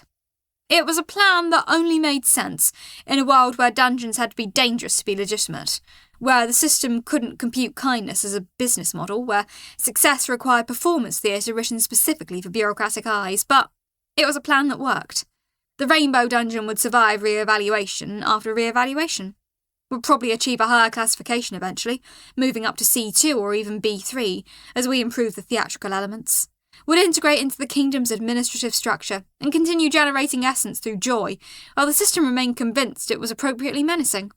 The darkest comedy of existence is this, I said to Screek, watching the essence flow through my core chambers. The system doesn't care if you're dangerous. It only cares if you appear dangerous in the right ways. That has been a consistent problem with bureaucratic systems throughout history, Screek replied. Form matters more than substance. Appearance matters more than reality. Performance matters more than actual capability. The meetings with my core team happened through the evening of day 82, as we processed what classification meant for our operational future. Tax payments are sustainable, Screek reported, reviewing the financial projections. At current essence generation rates, we'll accumulate sufficient surplus to cover monthly obligations 3 times over. However, this creates a dependency relationship. If essence generation decreases below the tax threshold, we become insolvent. So we need to maintain visitor satisfaction at current levels indefinitely, I said, understanding the implications. Which means the theatrical performance can never stop. Which means one day we might become what we're pretending to be, just to maintain the performance. That is a risk, Screek acknowledged. Long-term performance of a false identity can create psychological drift.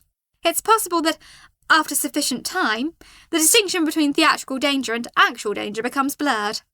That's dystopian, Glitz said quietly, the goblin's usual enthusiasm temporarily displaced with genuine concern. That's like saying, if we pretend hard enough for long enough, we might become evil. That we might start wanting to hurt people just because we've been performing menace for so long. It's a known phenomenon in social psychology, I said, pulling up memories from my former human life. In extreme cases, people who assume a role for an extended period can internalise a role until it becomes indistinguishable from their actual personality. It happened in prisons, in military training, in corporate hierarchies. Long enough performance of a specific identity can change who you are. Grabnuck had been listening with the quiet intensity of someone who'd learned to think about things beyond immediate survival. Grabnuck wonder if Sarah worried we become evil. Grabnuck also wonder if Sarah becoming evil through performance. Grabnuck think maybe we need system to prevent that. Maybe we need reminder of something real is separate from performance. The goblin had a point. If I was going to sustain this dual existence, authentic core operations underneath theatrical surface, I'd need some mechanism to prevent the performance from corrupting the actual nature of what I was. We maintain the real chambers, I decided. The ones where genuine joy happens. We keep them completely separate from the theatrical sections. No performance of danger in those spaces. Those are sacred spaces where actual authenticity happens. We're allowed to be ourselves here, without the performance. That's wise, Screek said. Maintaining psychological separation between authentic and performed identity is essential for long-term mental stability. Dungeons that fail to maintain that separation have historically gone unstable or become dangerous. The night deepened as I sat in my core chamber, feeling the weight of what had happened. We'd survived. We'd been classified, we'd been integrated into the system, but the cost of that integration was an endless performance, a permanent theatre production that would determine our operational future. The darkest comedy of existence is this. The system doesn't care if you're dangerous. It only cares if you appear dangerous in all the right ways, and the longer you appear dangerous, the more likely you are to become dangerous. But I'd learned something from being a dungeon that someone might want to preserve.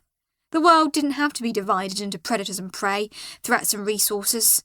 The world could include dungeons that generated joy, that created meaning, that allowed people to experience wonder and accomplishment, even if the system didn't want to admit it, even if the system had to be lied to. Day 82 ended with the Rainbow Dungeon registered, taxed, officially classified, and officially performing a version of itself that the kingdom could adequately understand. The real Rainbow Dungeon continued underneath the surface, unclassified, unperformed, authentic. And the two versions would have to coexist forever. Chapter 33. Hidden Defences. The problem with being a dungeon core is that everyone assumes you're fundamentally nice. The friendly rainbow corridors, the cheerful goblins, the open door policy for visitors, it all adds up to a public image of Sarah's happy fun dungeon where nothing bad ever happens and treasure flows freely. That's a liability. I was sitting in my core chamber, deep in the third sub-level, surrounded by the soft glow of crystalline formations. The stone around me pressed differently tonight, less like protective embrace and more like vulnerability. Every cubic metre of rock between me and the surface was theoretically defensible, but practically, I'd built a dungeon that prioritised aesthetic over armour. Screek hovered nearby, his chromatic form cycling through what I'd learned to recognise as his problem-solving palette. Sharp blues and silvers, the colours of cold calculation. His presence vibrated against my sensory field in a way that suggested he'd been waiting for this conversation for some time. We have the defences of a community centre, I said quietly. Accurate assessment, Screek agreed. Your current architecture prioritises visitor safety. Commendable for recruitment, catastrophic for survival. Great pep talk, buddy. The thing about running a tech company was understanding threat vectors. You built your public API nice and welcoming, sure, but your internal systems, your database infrastructure, your core servers, those you locked down like a nuclear facility. I'd spent years worrying about penetration testing and intrusion detection. Now I needed to build the magical equivalent. Walk me through the current vulnerabilities, I said. Screek's form brightened, evidently delighted to enumerate all the ways I'd essentially designed a dungeon with no actual defence mechanisms. He cycled through a palette of critical reds and sharps, the colours of brutal assessment. Primary corridors lack choke points, movement is unrestricted, your goblin garrison is motivationally sound but tactically dispersed across 3 secondary territories. The 3 main branches to your core chamber have no collapse mechanisms. There are 17 documented entry vectors that adventurers of rank 3 or higher could exploit simultaneously without triggering any of your current defence protocols. Additionally, your mana distribution network is exposed in 3 locations. I could continue. He definitely could continue. Screek's capacity for listing failures was practically infinite. I get the picture, with a Maginot Line of dungeons. I am unfamiliar with this historical reference, but I presume it is derisive. Extremely derisive. The Maginot Line was a wall designed to stop invasion from one direction while completely missing the real threat from another. Maximum effort in the wrong places, let's not be that. Screek's form stabilised, processing the analogy. Strategic vulnerability comprehended. Proceeding with recommendations. Here's what we're going to do, I said, settling into the planning mode that had gotten me through countless infrastructure overhauls. We're going to rebuild this place from the inside out. I want layers, defence in depth, multiple corridors that are designed to transition into offensive kill zones if we need them to, not passive defensive, active, engineered specifically to eliminate threats, emergency evacuation routes that only we know about, and a core protection chamber that can be sealed entirely with enough supplies to survive indefinitely if necessary. I could feel the weight of those words settling into the stone around me. Planning for the worst, hoping it never came. That is sound doctrine, Squeak said. Also expensive. Your current treasury is approximately 1,400 resources. The project you describe would require roughly 800 to 1,000. We'd be spending most of our reserves on the possibility of an attack that might never come, but if it did come and we weren't prepared, everything we had would be gone anyway. The math was clear, even if the morality was complicated. The phrase weighed on me. Kill zones. I was designing an assassination network instead of a home, like I was transforming something beautiful into something brutal. But that was the thing nobody wanted to admit. Dungeons were weapons. That had always been true. They just usually pretended otherwise until someone reminded them with violence. Cores were hostages. That was true too. We were valuable because of what we could do, and we were vulnerable because that value made us targets. And I had a population of nearly 24 people now. Goblins, kobolds, humans, maybe more arriving. All of them dependent on my ability to keep this place standing. Dependent on me to make the choices that kept them alive. Even the choices that required me to fundamentally transform from a friendly guide into an architect of systematic violence. This will require extensive resource reallocation, Squeak said. Your visitors currently appreciate the open architecture. Modifications must remain invisible. Then they'll remain invisible. That's part of the job now. I called Grabnuck that evening. He arrived in my chamber with his usual enthusiastic reverence, though the goblin had grown more direct with me over the past weeks. His tusks gleamed in the core light, and his engineer's hands were calloused from work in the stone. Boss Sarah good tonight? Grabnuck bring 3 kobold engineers. They ready for work. Perfect. Grabnuck, I need your honest assessment of our defensive capability. Not what you think I want to hear, real assessment. The goblin's ears drooped, and he settled into his haunches with a deliberation that suggested this was a serious conversation. Grabnuck honest. Grabnuck always honest. Defence is weak. Bad week. Kingdom patrols increase every week. Grabnuck see patterns in patrol routes. They mapping us. Other cores have walls, traps, monsters with rank and fury. We have friendly goblins. Good goblins, but not defence goblins. The admission hung in the chamber like a confession. Yeah, I said quietly, that stops now. I want you and the other engineers to work with Squeak, not just construction, real defence engineering.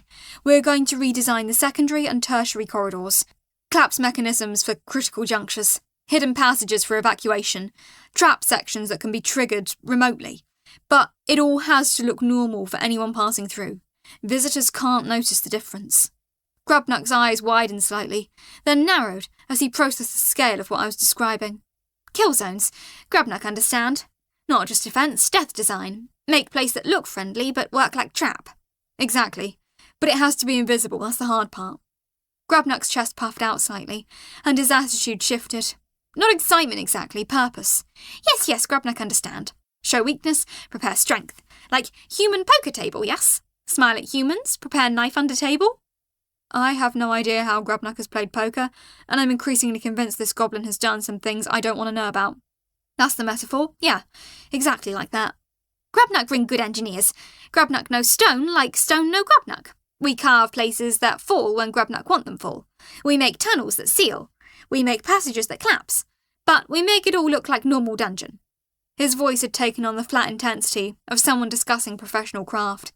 It take time, it take resources, but it doable. Then we do it. The construction took 8 days.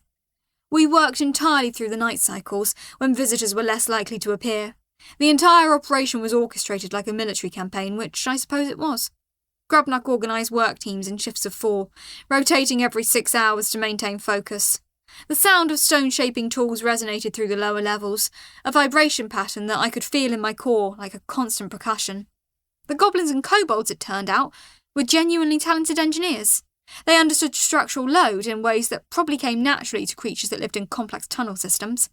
The way Grabnuck's team approached stone compression was pure intuition.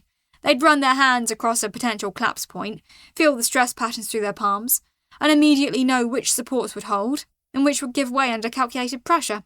Grubnock had suggestions I wouldn't have thought of. He showed me how natural stone compression points could be identified by the way water seepage created microscopic fractures. He explained resonance patterns in the earth itself that could be exploited, specific frequencies that would make the stone more brittle, more willing to surrender to engineered failure. Skreek provided calculations, precise measurements down to the weight distribution and stress tolerances. I provided the horrifying architectural philosophy. Together, we built a blueprint for systematic slaughter. The biggest challenge was the emotional weight of it. I was designing systems specifically meant to kill. Not self-defense in the moment of attack. Not reactive defences that triggered only when threatened. I was pre-engineering zones where anyone entering would be systematically eliminated, regardless of their intent. Collapse mechanisms would be timed to specific seismic frequencies that would trigger before anyone could react, before they could even realise they were in danger. Corridors engineered to funnel enemy forces into choke points, where a handful of defenders could hold position indefinitely, watching enemies pile against barriers of their own making, understanding too late that they'd been herded like cattle. I kept thinking about this one phrase, kill zones. The term had a clinical, almost bureaucratic quality that made it easier to work with, technically speaking. Emotionally, it felt like I was designing an assassination factory. Not defence, murder.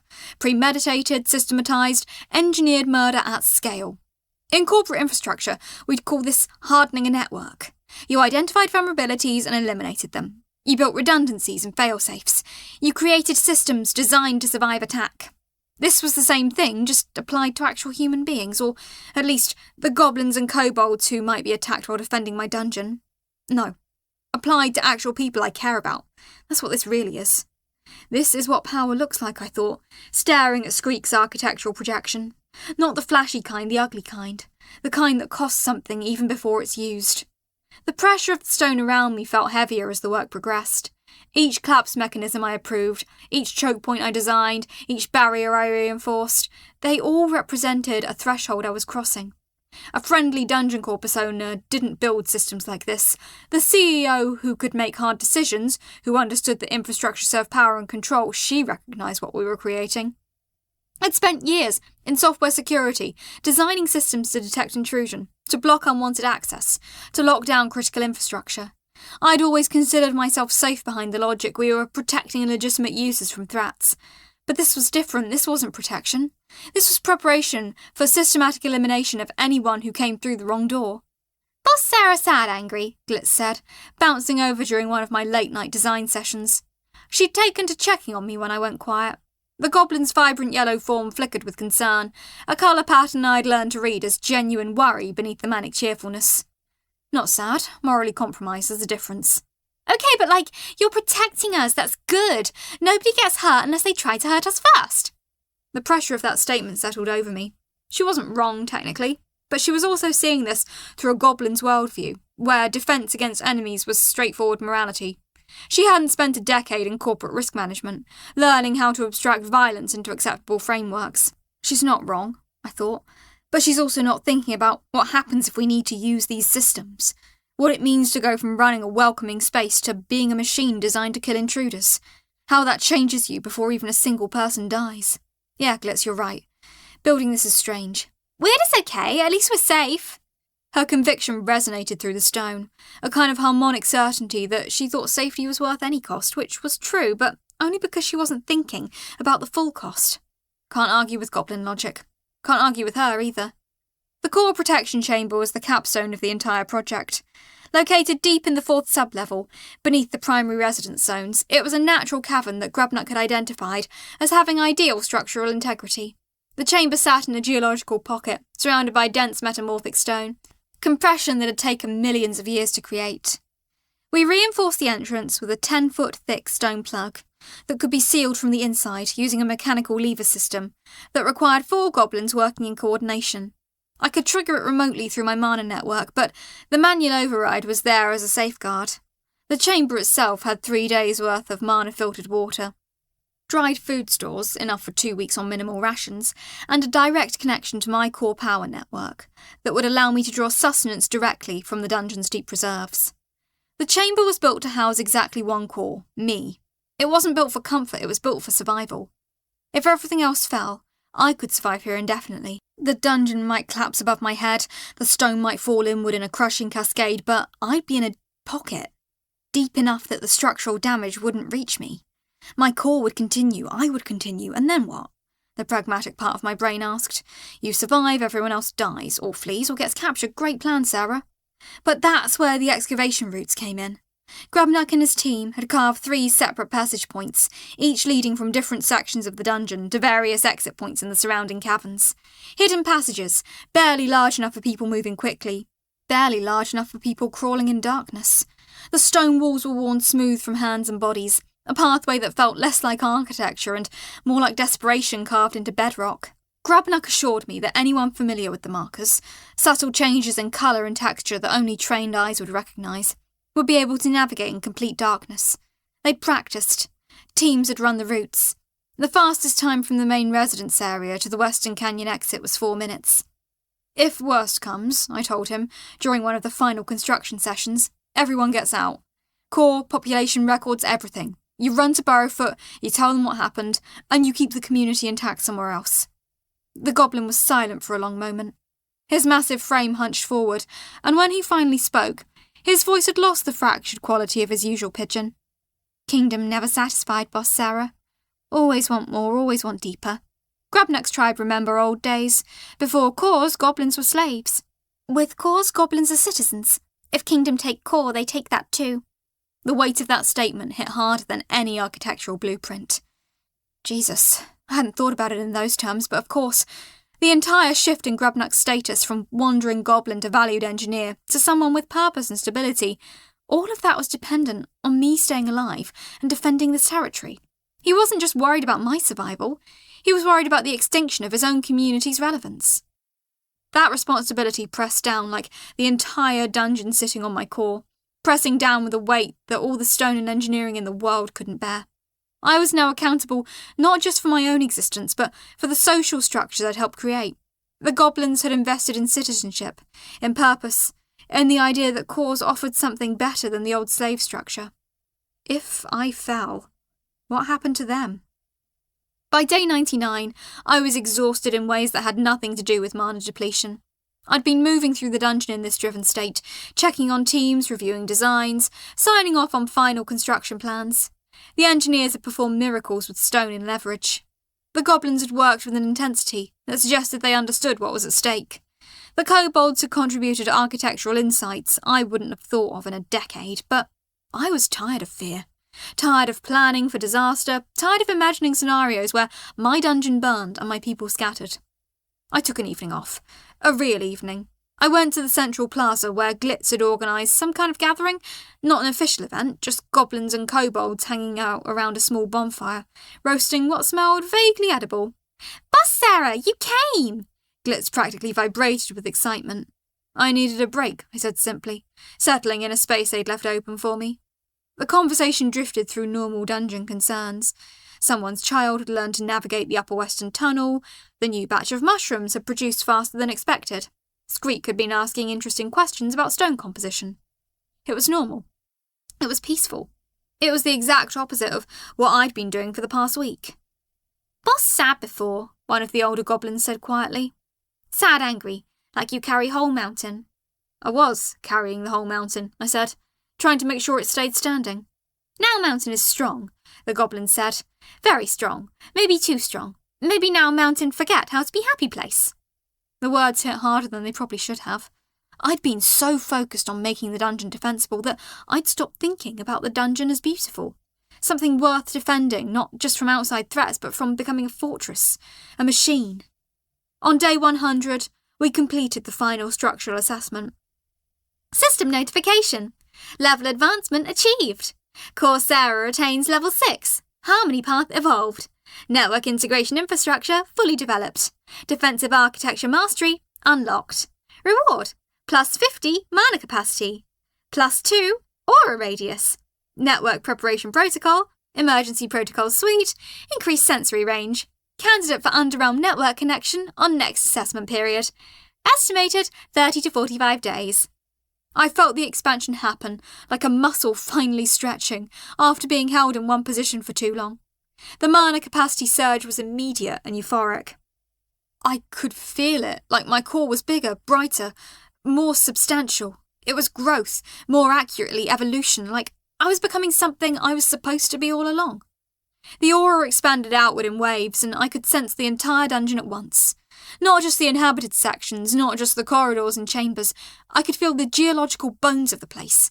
The fault lines in the deep stone, the stress concentrations I'd engineered, the pressures waiting to be released. I could sense water flows 3 levels below, the way moisture moved through tiny fractures in the basement levels. I could feel the pressure gradients themselves, the way air density changed with depth and temperature, the way sound would carry differently in different chambers. The sensory expansion was intoxicating. For the first time since arriving here, I was present in the dungeon. Not inhabiting it, integrated with it. Well, that's useful for a defence architect, I thought dryly, trying to process what was essentially becoming one with my own infrastructure. And the network integration protocol? That was the real prize. I could feel it settling into my consciousness, like a neural pathway that had been waiting for activation. It was a readiness interface, the kind that attuned sensitivity to something vast and distinct. When I focused on it, really focused, I could sense the network beyond my dungeon. Not clearly, not with the precision I could sense my own corridors, more like standing in a dark room and knowing there's a hallway nearby, even though you can't see it yet, but I could feel the proximity, the possibility, the gateway waiting to be opened. 30 to 45 days until I can join, I calculated, trying to maintain analytical distance from what was increasingly feeling like destiny, assuming the assessment committee doesn't reject me for unspecified reasons, assuming nothing catastrophic happens in the interim. "Congratulations," Squeak said, his form brightening.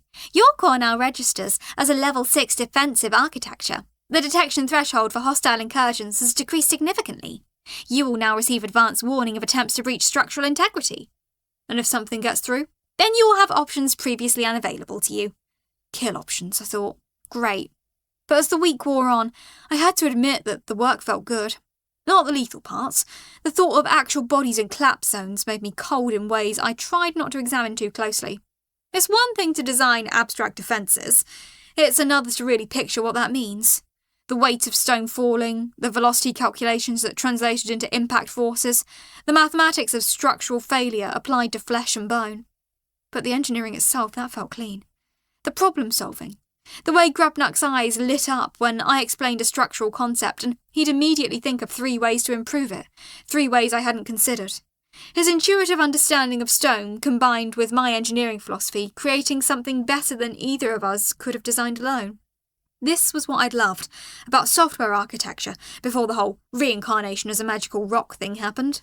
Building systems that worked, that were elegant, that solved problems cleanly. There was something purely satisfying about designing a system where every component served its function, where complexity reduced down to simplicity through proper layering. The pleasure of seeing a problem space compress into a clean, functional architecture. The fact that those layers were now engineered to kill was something I was definitely processing. Except now the problem is, how do we kill people more efficiently? And that's a thought I need to sit with, I reminded myself. Not intellectually, morally, because once you've designed a system for murder, you don't get to pretend it was academic. Still, defences built, core protection, population ready, everything had a contingency now. Every section of the dungeon had multiple collapse routes or final stand positions.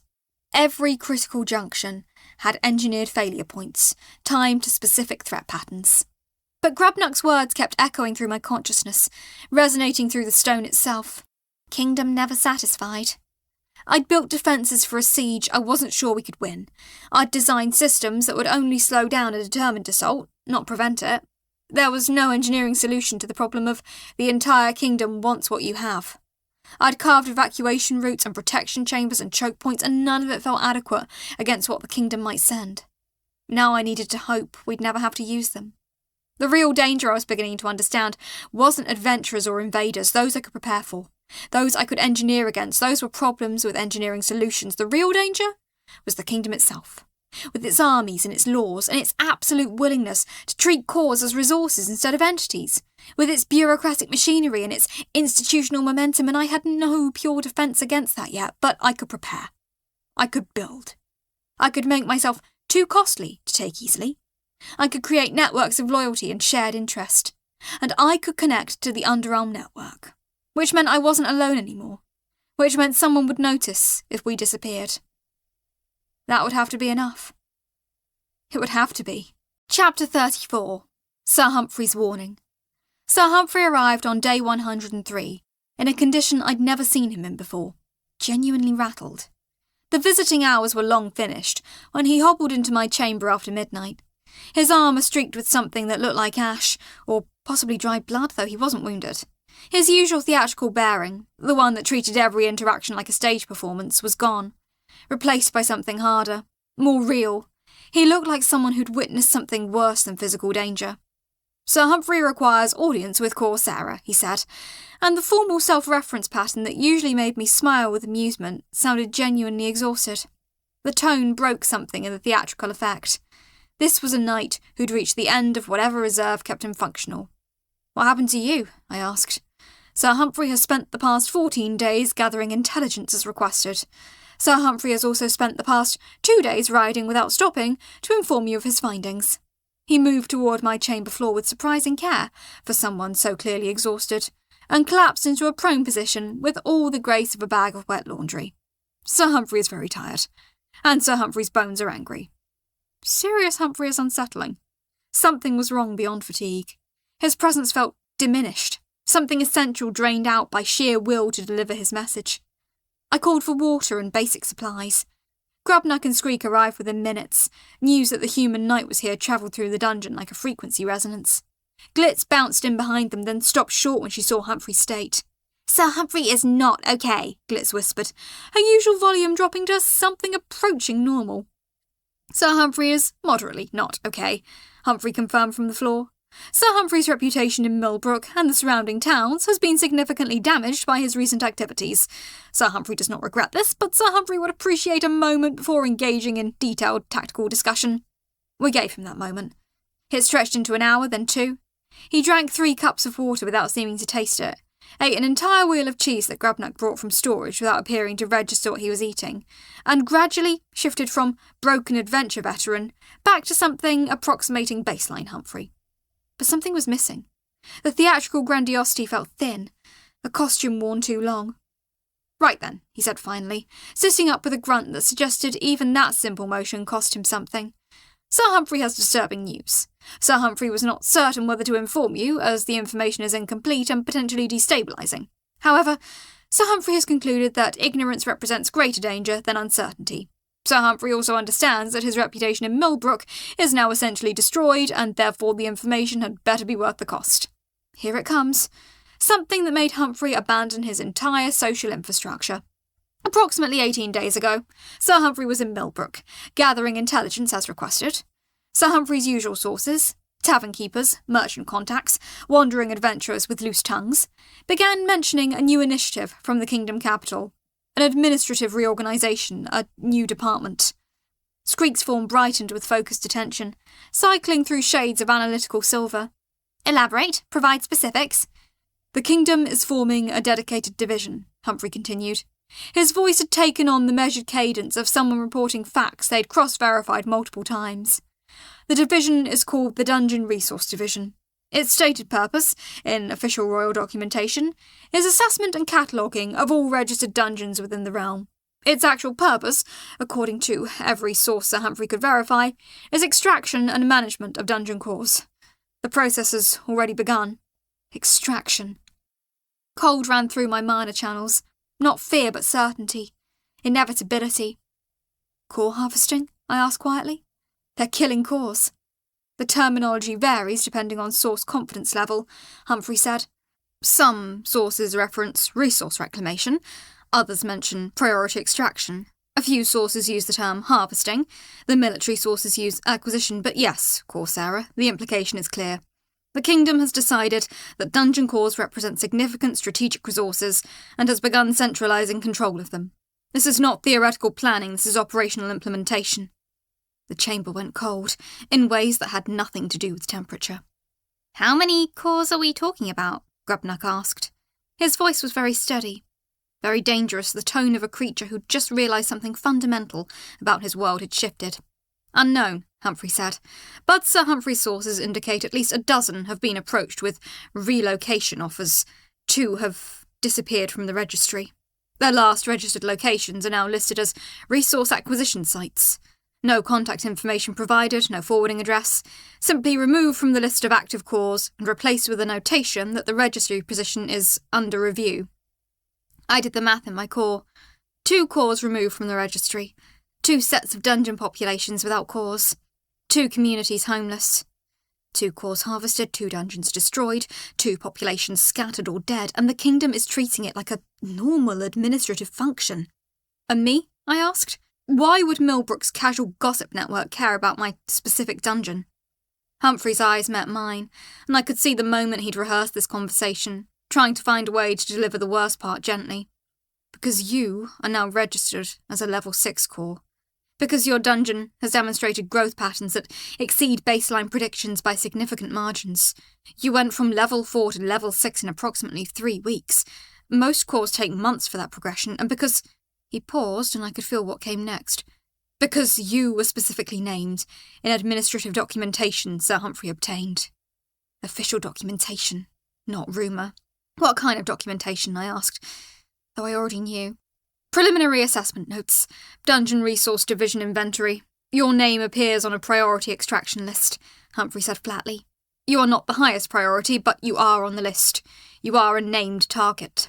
The chamber went very quiet. Stone pressure closed in around me. When? Squeak asked, his form cycling through agitated patterns that suggested he was already calculating defensive scenarios.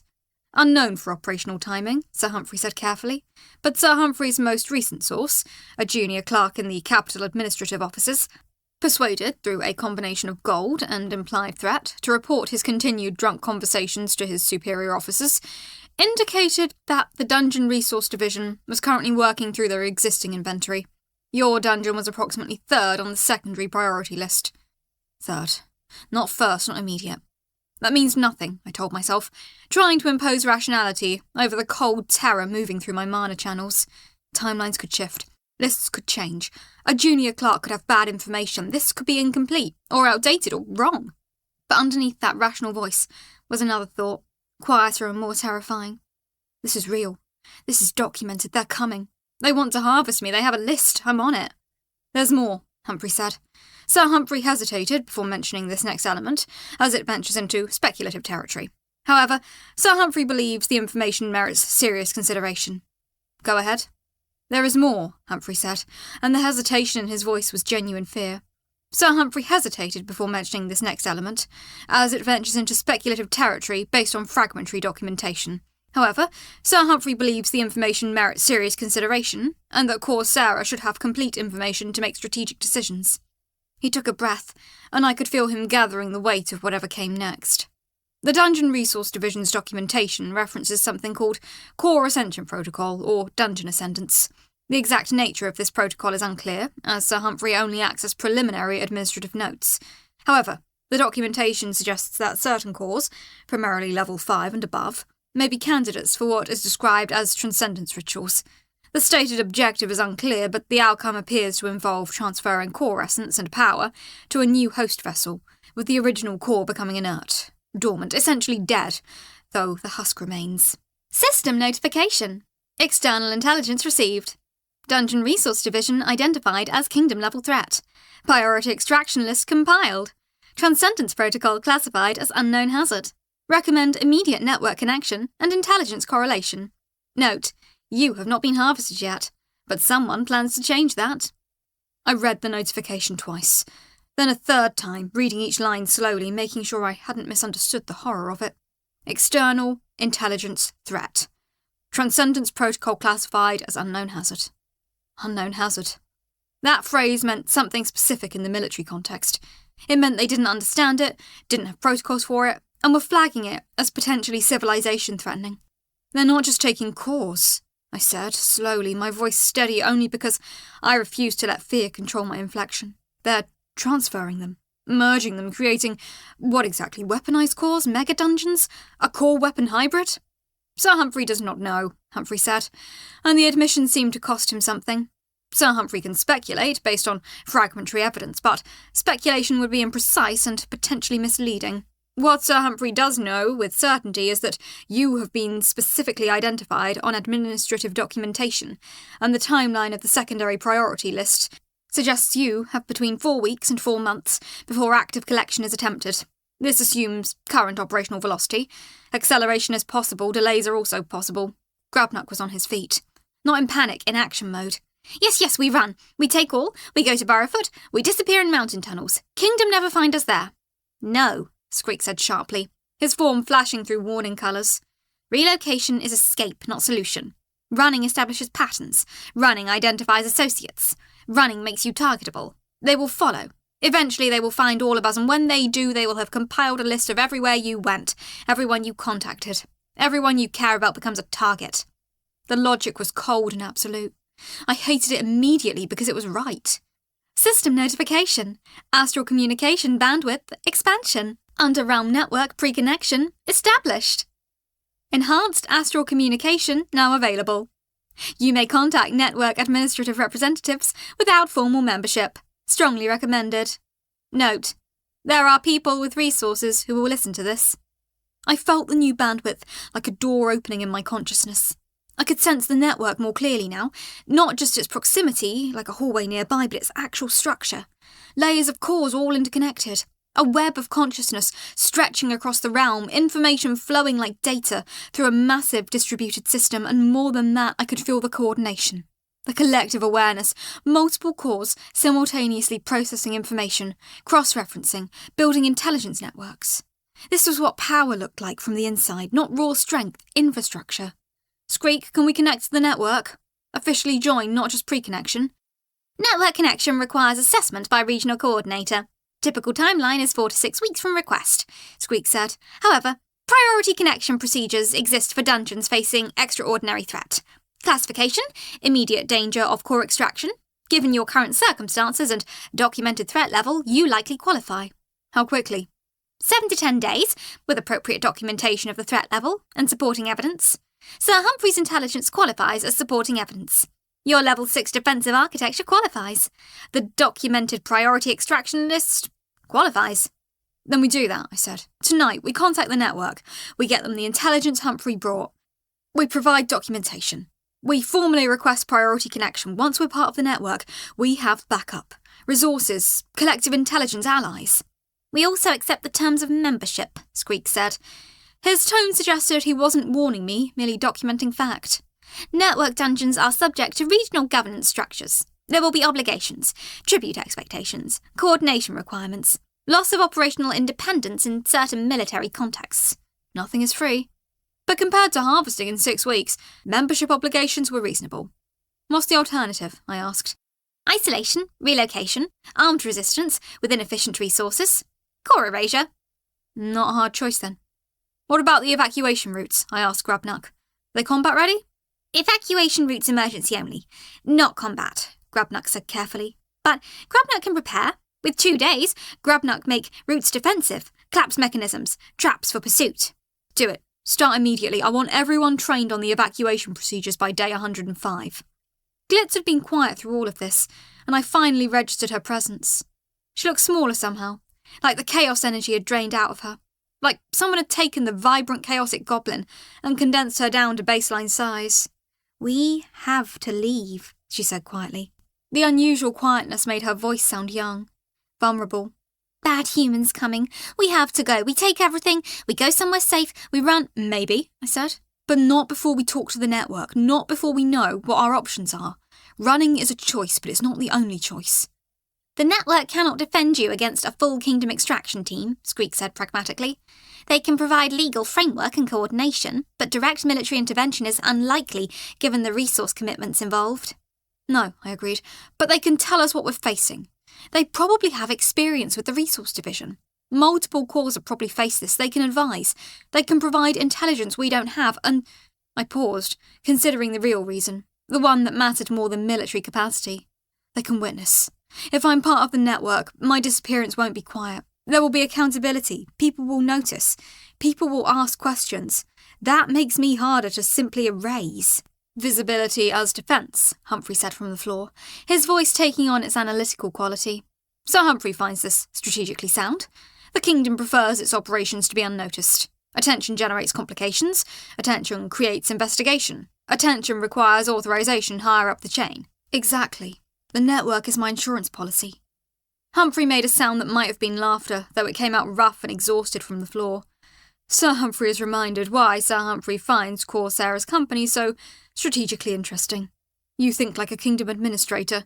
You think like someone trained in institutional manipulation. You do not think like a typical dungeon core, who would simply prepare for siege and hope. I think like someone who's spent 10 years in corporate politics, I corrected. The stakes are incomparably higher here, but the principle is the same: visibility, documentation, witnesses. Those are the tools that prevent atrocities from being quite as clean as they should be. The kingdom can harvest a core, they can kill a dungeon population, but if that core is documented as part of a network, if that harvest is witnessed and recorded, if there are investigations and follow-up questions, the operation becomes expensive. Administratively expensive. And if visibility is not sufficient, Squeak asked, if they decide the cost is acceptable? Then we use the defences we just built, I said quietly. We buy time. We evacuate our people through the routes Grabnak prepared.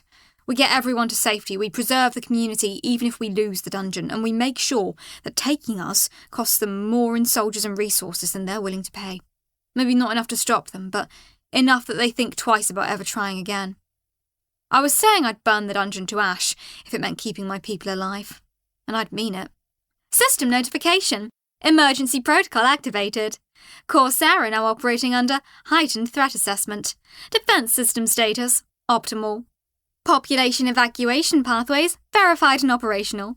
Network connection request authorized for priority processing. Note: you were always going to have to fight someone. At least now you know who. The notification felt almost satisfied, which was genuinely unsettling. Like the dungeon itself, or whatever collective intelligence animated my mana network, approved of this shift toward conflict, like some part of my infrastructure had been waiting for permission to transition from peaceful to warlike, and now that permission had been granted by the kingdom's own actions. Here's what we do, I said, my voice settling into the leadership tone that had gotten me through quarterly board meetings and crisis management. The tone that implied I'd thought through all scenarios and had contingencies for the contingencies. I need actions, parallel processes, immediate and future-focused, things we do right now, tonight, and things we build toward over the next 90 days. I could feel the pressure of my core, the weight of understanding the actual stakes, but I could also feel the network, just barely within reach, and I could feel my defences humming with potential. I wasn't helpless, I was prepared. Now I just needed to act like it. Tonight, I draft a formal request for emergency network connection. I include everything Humphrey brought us, plus our current defensive status, our level 6 architecture, our population stability, everything that proves we're valuable enough to protect. First thing tomorrow morning, we send it through astral communication at priority level. Skreek, I need you coordinating with our network contacts. Magmus, Crystalia, the librarian, see if they have intelligence on the resource division. See if other cores have faced this, see if anyone knows what this ascendance protocol means. Understood. I will establish multi-directional communication immediately. Grabnak, acceleration on the evacuation training, not just preparation, full deployment simulation. I want every single person in this dungeon knowing the routes and the procedures by tomorrow night. Make it sound normal. Call it safety drills for visitors, but internally, I want everyone ready for rapid, full dungeon evacuation in under 1 hour. Test it. Time it. Run it 3 times if you have to. Grabnak's expression shifted. Not resistance, but wait. Yes, Grabnak, do this. But Grabnak, say something first, yes? The goblin's voice had taken on the serious tone he used when he was about to say importance. We train for leaving, but nobody want to leave, Boss Sarah. Goblins, kobolds, humans, we all come here because this place is home. First time for many of us. You make home place. Now we train to run from it. Responsibility crystallised. They had nowhere else to go. I know, I said quietly. And I'm sorry, but we have a plan we never use, then need a plan we don't have. Grabnak understand, the goblin said. Grabnak's grandmother survived many things because she planned for bad outcome. Grabnak do same. Make people ready. But Grabnak also hope we never need ready. That's the plan. Hope we're wrong about all of this, but be ready in case we're not. Yes. Grabnak make people ready. Yes. Grabnak understand. Grabnak make everyone ready. Make it so Grabnak's people can run in darkness if necessary. Glitz, I need you doing what you do best. Keep morale up, make sure people don't panic. Keep the dungeon feeling normal for visitors, cheerful, welcoming, no change in behaviour. Can you do that? Yes! Some of the energy came back into her voice. The Chaos Goblin settling back into her Chaos role. Glitz can definitely do that. Glitz loves keeping people happy. Glitz make them smile and happy and not worry about bad things. And Humphrey, I said, looking at the exhausted knight, you need real rest. Not a few hours, real rest. We might need you in the next few weeks and I need you functional. Stay here, use the guest chambers, eat, sleep, recover, that's an order. The knight nodded slowly, and for a moment the theatrical bearing shifted back. Not fully, but enough that I could see the human underneath the performance.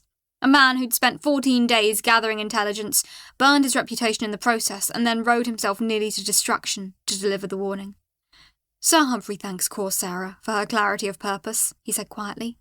Sir Humphrey also informs Cor Sarah that the Dungeon Resource Division is not fully staffed. The operation is still in ramping phase, recruitment is ongoing. This suggests your timeline might be longer than the worst-case scenario. How much longer? 3 months, possibly 4. Sir Humphrey would not stake his reputation on it. Well, Sir Humphrey's reputation is already destroyed, so this is moot. But the information is solid. The division is still building its operational capability. You have a window. 3 months. 90 to 120 days. Time to formalise network membership. Time to strengthen our position. Time to build alliances. Time to become too costly to extract. But it was also a deadline. A countdown on something I thought of as permanent. My home, my dungeon, my community, all of it was now explicitly finite, contingent on actions I took in the next 90 days. The cold feeling that had come with Humphrey's revelation crystallised into something sharper. Not fear, focus, purpose. The kingdom was building an extraction division. They had me on a list. They were planning rituals to transfer my essence into a new host, leaving my core inert, dead. Let them try. I had defences they didn't know about. Systems engineered for slaughter, evacuation routes carved through stone, a panic room designed to survive anything. I had a population ready to fight because they understood what was at stake. I had access to the oldest organised intelligence network in the realm. I'd gone from being a magic rock with delusions of corporate management to being an actual target of strategic importance. In any other context, that would be a terrible development. Being put on a harvesting list is not generally considered good luck. But given the alternative, being quietly harvested while my population was scattered and my core was hollowed out and nobody noticed, I'd take the attention. I'd take the warning, I'd take the timeline. I had 90 days to become too costly to extract. And unlike the kingdom, which treated cores as resources and dungeons as infrastructure, I had something they didn't understand. I had people who depended on me. I had something to protect worth fighting for. The kingdom thought cores were valuable for their power. They had no idea that power was the least of what I had now. Chapter 35. The Dark Between Dungeons. The tunnel walls pressed close enough that I could feel their texture through my perception layer, rough sandstone giving way to ancient limestone. Grabnuck led the scouting expedition, down with 4 other goblins and Squeak, their mana lanterns casting thin blue illumination that didn't so much cut through the darkness as negotiate a temporary truce with it. Spelunking. Actual literal spelunking. In my previous life, I'd have hired someone to do this for me, and reviewed the findings in a PowerPoint presentation with a 3D rendering made by an underpaid contractor. The air pressure changed every 50 feet, dropping steadily as we descended deeper into the territory where my awareness became increasingly expensive to maintain. I could feel it through the rock, like a hand pressing down on my consciousness, each breath of the expedition pushing against resistance, temperature gradients shifting from cool to cold to a chill that makes even mineral-powered thinking slightly slower at the edges. The deeper cavern system was alive, in the way dead things sometimes are, filled with ancient water that had carved passageways over millennia, and then retreated to somewhere deeper still, leaving behind the echoes of its former transit. Grabnuck's thoughts came through the mental link, surprisingly focused despite the goblin's usual cheerful rambling tendency. Deep place, yes. Sarah, feel it? Something wrong down here. Grabnuck feel it in bones. Bad energy. System notification. Deep cavern environmental hazards detected. Pressure differential, 2.1 atmospheres and increasing. Thermal gradient, descending into geothermal zone. Caution advised. Mana drain rate, 340% above standard operational levels at this depth. Note, you're paying exponentially more per moment of awareness the deeper you go. Budget accordingly. The expedition had been descending for 3 hours when Squeak's voice crackled through the mental connection, precisely calibrated and carrying that particular note of professional concern that suggested the kobold had found something worth reporting. Core, the pressure differential at the next junction indicates a significant void space, approximately 80,000 cubic metres based on acoustic resonance patterns. Unusual thermal signatures at the boundary layer. We should proceed with extreme caution. The air current pattern suggests access points we cannot yet fully quantify, and given your current awareness extension costs, I recommend limiting your perception depth until we've confirmed the geological stability. 80,000 cubic metres. That's roughly the size of an office building turned inside out and flooded. And apparently I'm burning through my mana budget to get even basic sensory data about it. This is what happens when you try to explore territory you don't have infrastructure for. Grabnak, see something! The goblin's mental voice tightened, shedding the cheerful rasp and replacing it with more primal, more worried. Down, very deep, very dark. Grabnak feel like something died. Not water dead, not stone dead, something alive dead. Big sadness in stone. I extended my awareness through the limestone carefully, feeling for the edges of what Grabnak meant. The cavern opened below them in a spiral descent, passages twisting back on themselves like a nautilus shell gradually opening into a deeper space, but there was else beyond the natural stone architecture. What didn't have the signature of living water, or mineral formation, or the slow pulse of life adapting to permanent darkness. It had the weight of absence, the particular resonance of what had once been but no longer was. It was the signature of a dead dungeon core. Oh no. Oh no. The descent took another 40 minutes, Grabnak and the expedition moving with increasing caution through passages that twisted back on themselves in patterns that seemed almost deliberately confusing. The stone here was different from the natural cavern system, scored with what looked like claw marks but was too regular, too precise, too systematic. Extraction tools. I'd never seen one before, but I recognised the signature from the memory of a dungeon core discussing its fears during one of Glitz's rambling stories about what we don't talk about. Professional-grade dungeon harvesting equipment. The kind a Royal Extraction Guild would use when the kingdom decided that a dungeon core's value as a resource exceeded its value as an active system. When we found it, I almost missed it at first, because my consciousness wanted to skip over it, the way eyes slip across something too sad to see properly, too wrong to acknowledge.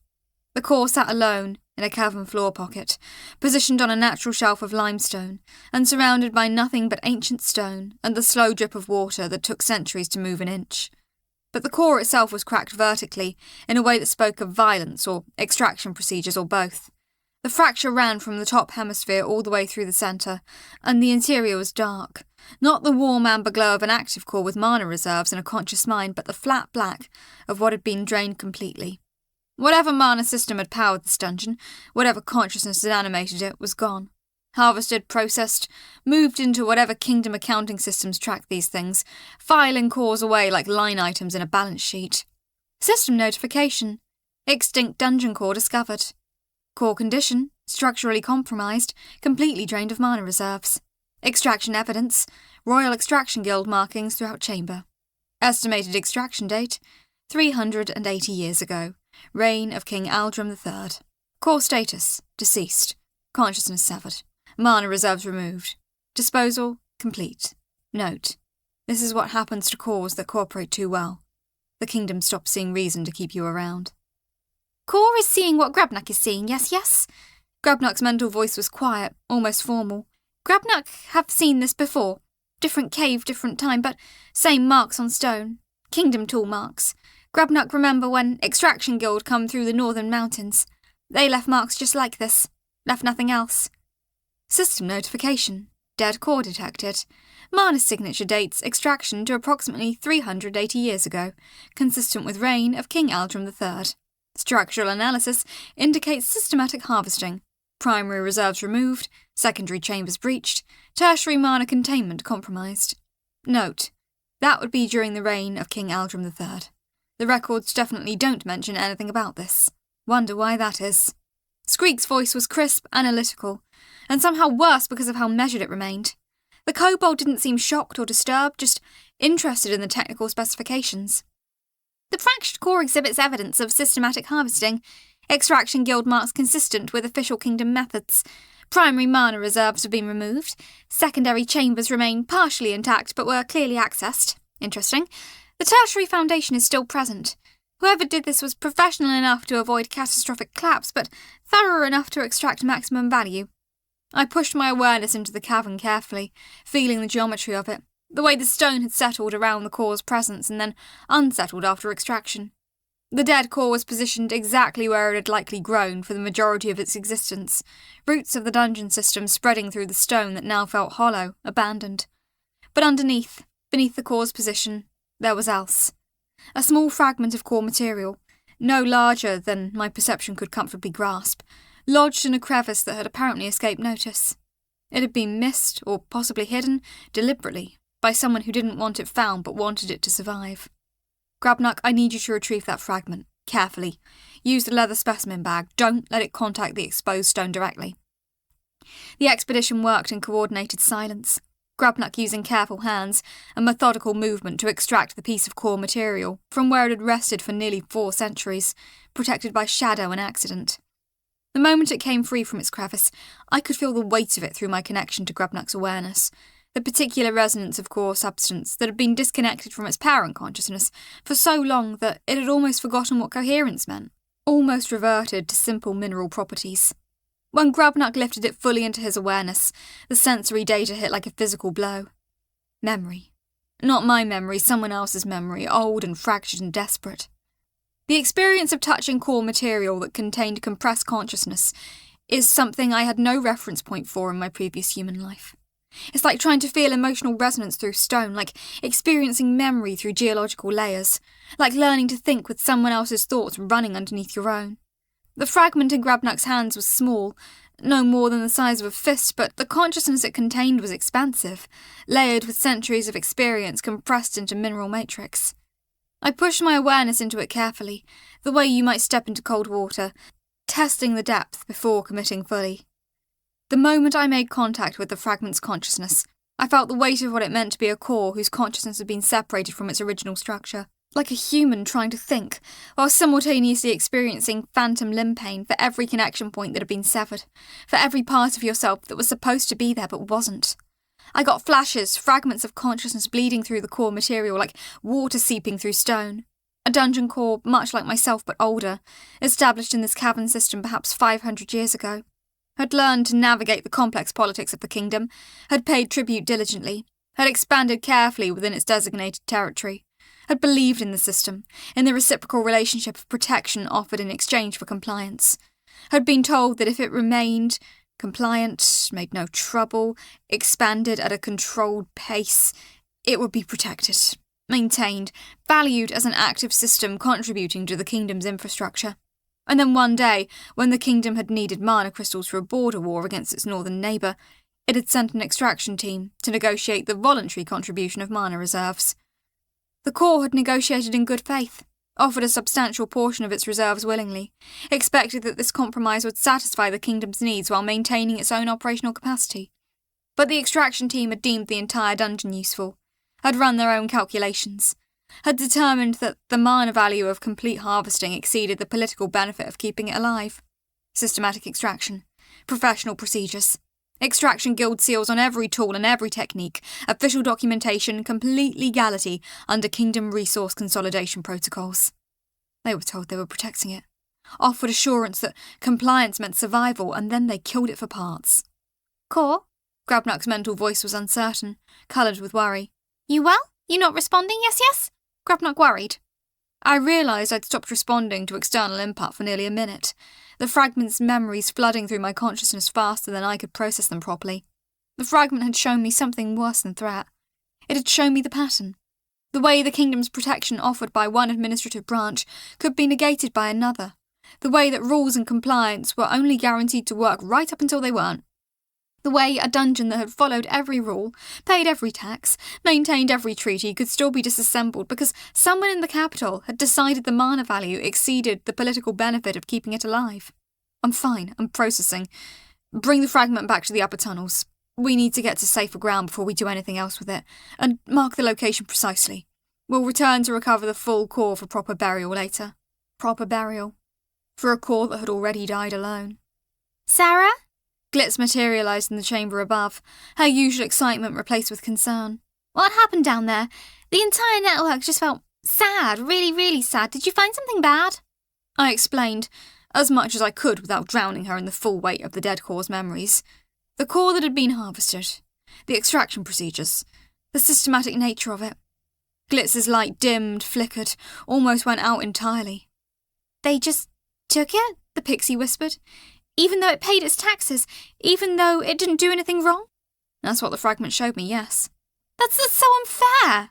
Glitz's luminescence surged, went angry red for a moment before settling back to her usual blue-white. Why would the kingdom do that? Doesn't the kingdom know that cores are people? Doesn't it understand that harvesting a core is basically... it's murder? I didn't have a good answer to that.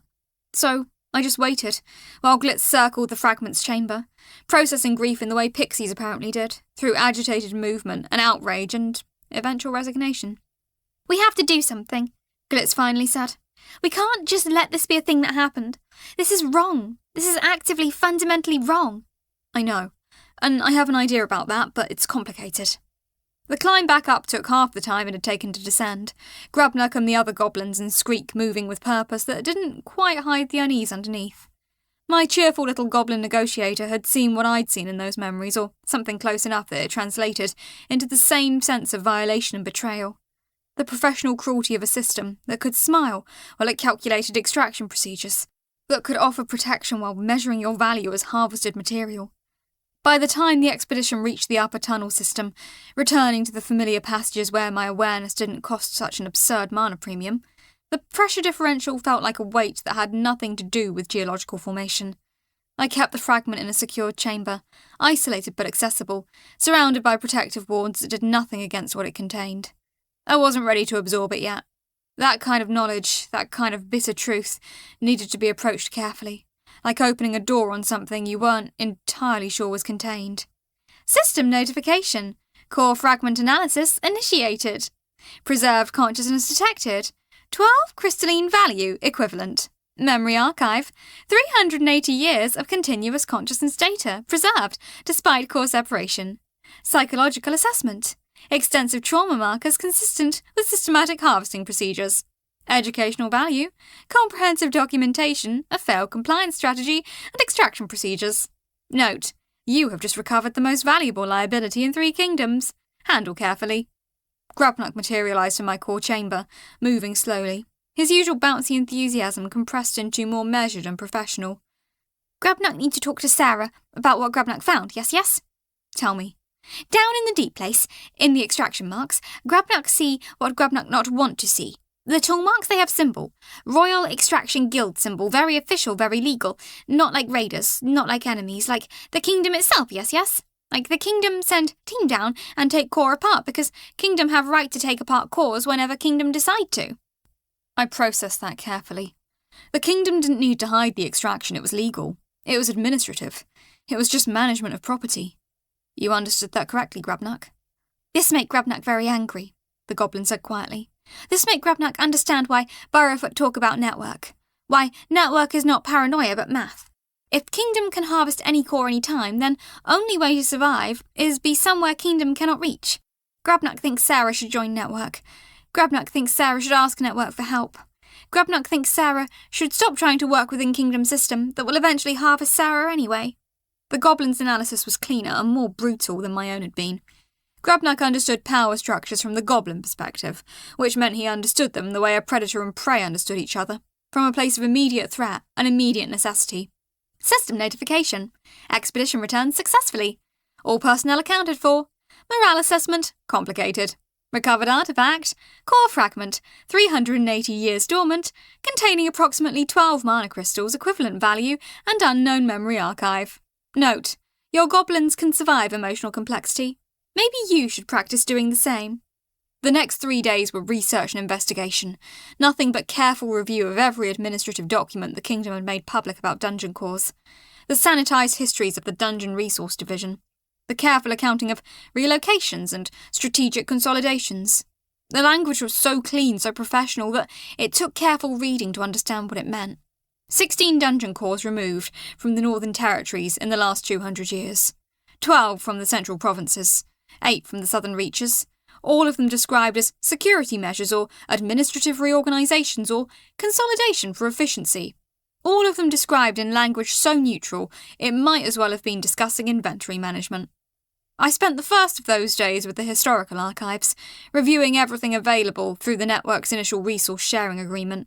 Magnus had sent a carefully curated collection of documents from network sources, dungeon records that predated official Kingdom documentation, private notes from cores that had witnessed the extraction processes. The pattern became clearer with each document I reviewed. The first documented extraction had happened 380 years ago, same as the dead core. Back then, the Kingdom had been less careful about the language it used. One document from a core administrator named Calithstone, the same core I realised, documented the extraction procedure in detail. The extraction team arrived with official documentation from the Dungeon Resource Division. They were professional, efficient. They took exactly what they said they would take, and then they took more. When I objected, they consulted additional documentation and informed me that under the Consolidated Administrative Protocols, they were authorised to harvest complete core material if the core was deemed strategically less valuable than the resources it contained. Crystalia had sent a note with these documents. Poor Calith. It believed in the process right up until the process consumed it. This is why the network exists.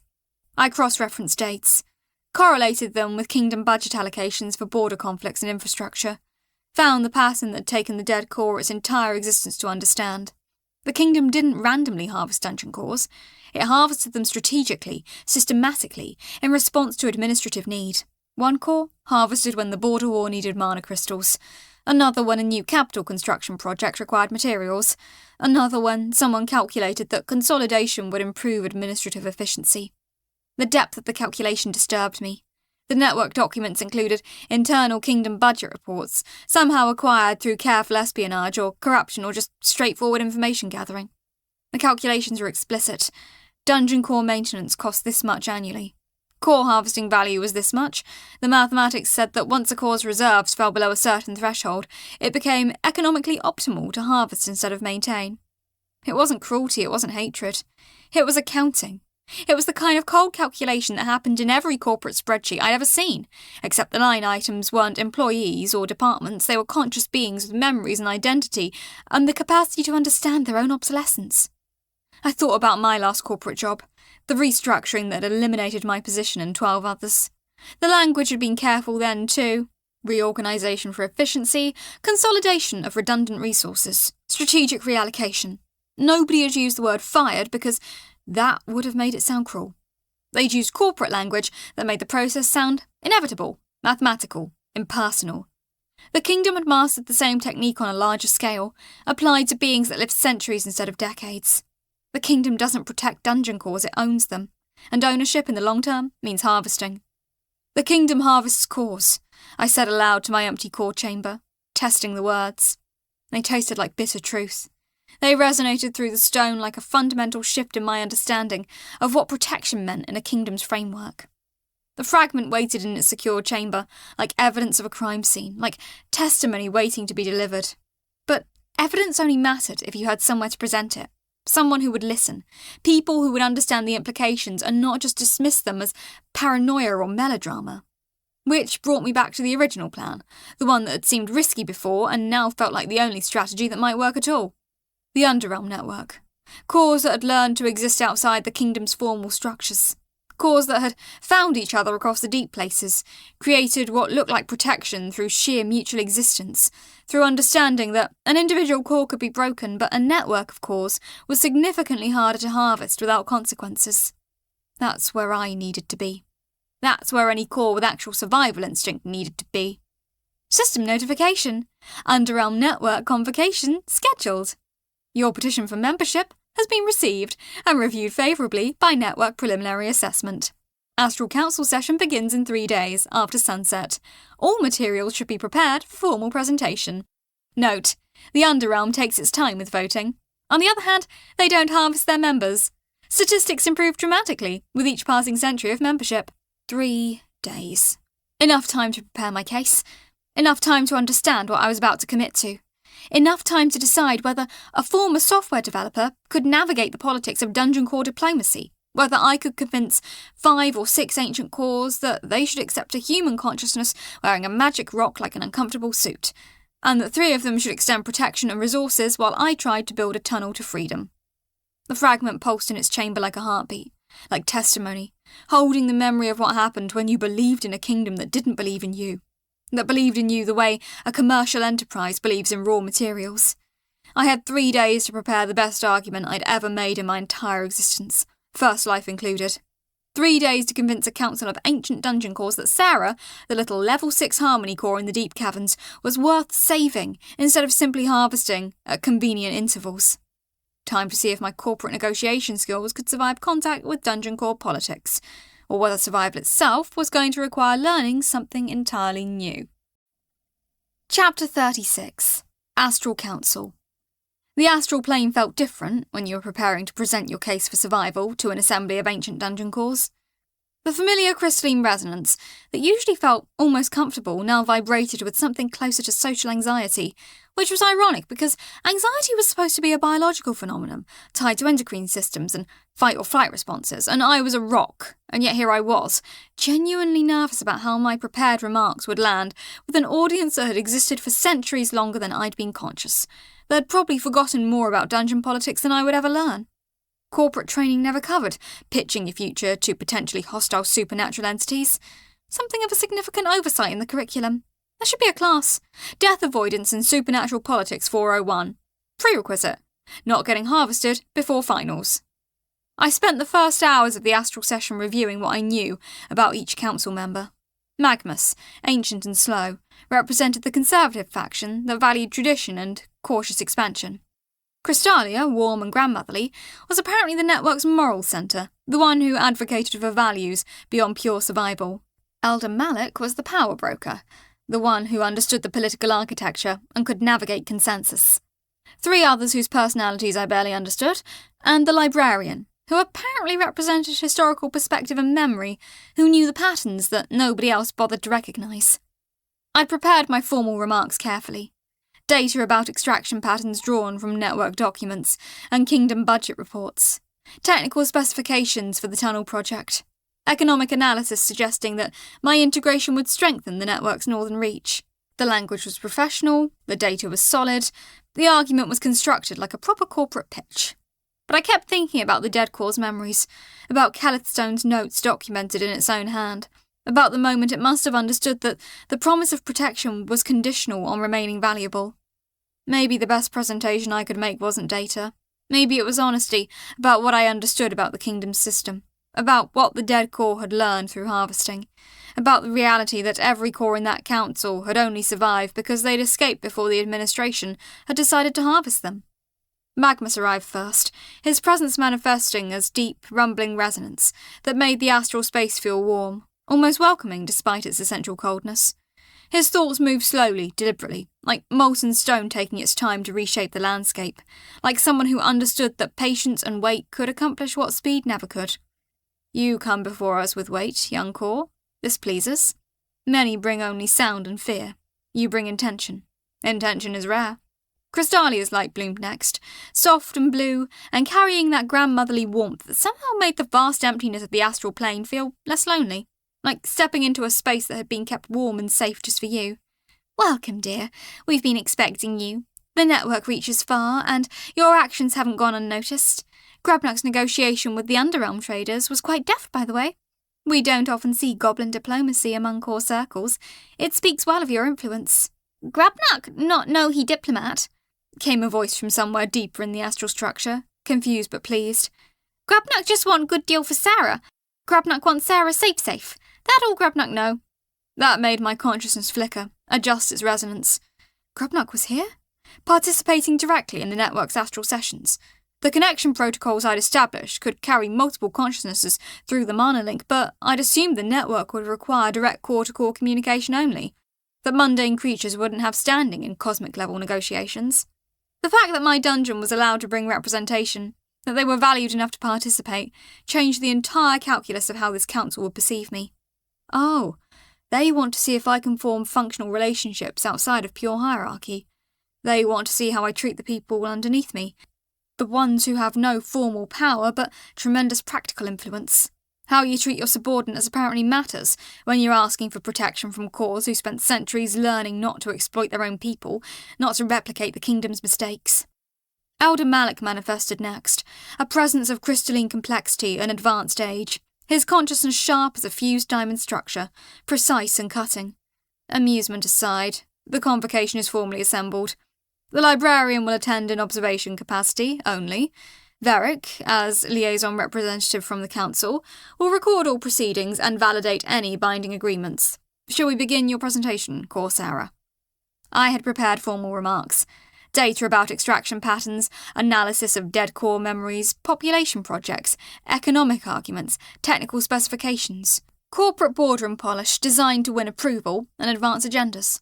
I threw all of it away in that moment, understanding that this wasn't a corporate pitch. These weren't people trying to maximise quarterly earnings, they were survivors trying to stay alive. System notification. Astral Council convocation initiated. Attendance. 7 core consciousnesses, 1 goblin liaison, Grubnuck, chief negotiator, 1 network liaison, Varick, protocol officer, 1 observer. The librarian, position unspecified. Formal voting threshold, 6 of 7 cores, simple majority required for membership. Note, no pressure or anything. Just the future of your dungeon, and everyone in it, resting on how well you perform in the next hour. I came here by accident, I said, letting the memory flow through the astral connection so they could feel it, not just hear it as abstract concept. The moment of awakening in the core chamber, disoriented and terrified. The confusion of consciousness in a form with no biological reference. The immediate problem of survival against creatures that wanted to eat me. The slow realisation that everything I'd understood about systems, hierarchies, government and protection was wrong, backwards, inverted from my assumptions. I used to be human, I continued, and the admission felt weightier here, in this space, than it did in my own chamber. I was a software developer. I worked in corporate environments where systems were at least predictable, where rules were documented, but the hierarchy was understood and acknowledged. When I became this, and I gestured at my own presence, at the strange new form I'd inherited. I tried to treat the kingdom like I'd treat a corporate structure. Follow the rules, pay the taxes, maintain the protocols. Assume that compliance would equal survival. The assembled cores listened with something like patience, something like understanding. I don't know anything about dungeon politics. I don't understand most of your protocols. I'm a level 6 core with a harmony classification, which means I'm not a threat to territorial integrity, and I'm not valuable enough to harvest immediately. But I learned something 3 days ago that changes everything, that makes understanding your network's existence feel less like paranoia and more like basic survival mathematics. The dead core's memories flowed through the connection, with all their weight and consequence. The extraction team's arrival, the negotiation that had been a formality masking the real decision that had already been made in some capital office, the systematic harvesting, the careful documentation, the methodical removal of mana reserves, the return of core material to the capital for processing and sale. I didn't try to hide the grief in those memories, the betrayal, the slow understanding that protection was conditional and compliance was only ever temporary. The astral plane went very, very still. When ancient dungeon cores go silent, entire dimensions of reality seem to quiet in sympathy. The kingdom harvested it, I said quietly, and the kingdom will harvest me eventually if I stay here following the rules. The only variable is timing. I could be worth extracting in 5 years or 50 or 100, but the mathematics of it, the basic administrative logic, says I will eventually become more valuable as raw material than as an active system. Magnus's presence shifted. Heavier, denser, like stone settling under its own weight. You have seen the pattern that took us centuries to learn, young core. Crystalia's warnings were not idle philosophy. The kingdom protects only what it has not yet decided to consume. This is the basic truth we had to learn the hard way. But I don't want to run, I continued, pushing past my nervousness into what felt more like truth. I don't want to hide deeper or move territory, or play stateless between the borders, constantly looking over my shoulder for extraction teams. I want to build something. A tunnel to the Underrealm network. Permanent infrastructure that connects my dungeon to yours. I'm asking for permission to excavate the deep passages, authorization to use existing cavern systems, and protection during the construction phase when I'm vulnerable and visible. Varick's presence registered for the first time. Smooth and measured and professional, in a way that suggested training, practice, reliability and complex negotiations. The kobold's consciousness had a diplomatic flavour to it, the particular resonance of someone trained in contract law and treaty language, someone who understood that exact wording mattered more than noble intention. The Council would require assurance regarding resource allocation, territory integrity, and long-term maintenance protocols. 3-mile excavation is substantial infrastructure. Your minor cost estimates for the project? I had those numbers. Had run them carefully. Had padded them slightly to account for unknown variables. 200 crystals per month for excavation and structural support. Staffed entirely by my own people, using existing labour capacity during non-critical hours. No territorial expansion, no resource competition with adjacent dungeons. The tunnel becomes shared infrastructure after completion, accessible to network members within agreed parameters, maintained jointly with network oversight. System notification. Council deliberation session, 45 minutes elapsed. Current voting projection. 3 cores support immediate approval. 2 cores require additional binding frameworks. 1 core abstains, pending network consensus. 1 core unannounced position. Grabnak has asked to speak in support of Sarah's petition. Note, you're performing better than expected. Try not to get overconfident. The librarian hasn't spoken yet. The librarian is always the actual problem. Elder Malik's presence shaped itself into approval, ancient understandings settling into alignment. The resource allocation is reasonable, given your level and population. The timeline is acceptable for network planning purposes, but there remains a critical question of integration and loyalty. You are not born of the network, Sarah. You were born of chaos, elevated by circumstances of accident and misunderstanding, and now seek shelter. The Underrealm has been betrayed before by cores who were useful until they weren't, by cores who joined for protection, and then betrayed for advancement. I have evidence to offer, I said, and carefully shaped the fragment's memories into something the Council could examine directly. Not memory as abstract concept, but the fundamental truths encoded in core material, the emotional resonance and factual content layered together. The dead dungeon's complete compliance with the kingdom's rules, its perfect payment of tributes, its maintenance of every treaty. The systematic exploitation despite perfect behaviour, the kingdom's deliberate extraction of every resource worth taking. The professional efficiency with which it had been disassembled. The expectation of protection that had been fulfilled by harvesting. This core did everything right. It followed every protocol, paid every tax, maintained every treaty perfectly, and it was harvested anyway. Crystalia's light softened further, becoming something almost mournful, like witnessing the death of something you'd cared for long ago. Yes, we knew Kelethstone, in the way old cores know each other across the distances. It was kind. It believed genuinely in the system's fairness. The kingdom found its faith inconvenient. Grabnak's presence brightened with intent to speak, and Elder Malik yielded immediately. Grabnak have something to say, yes? Sarah, not like other cores, the goblin said, his thoughts moving with unusual formality, unusual care with words. Sarah, have chance to trick Grabnak, have chance to manipulate, have chance to use Grabnak and goblins for purposes only Sarah understand, but Sarah not do this. Sarah talk honest. Sarah listen to goblins. Sarah even ask what goblins want, yes. Sarah build relationships that not based on exploitation.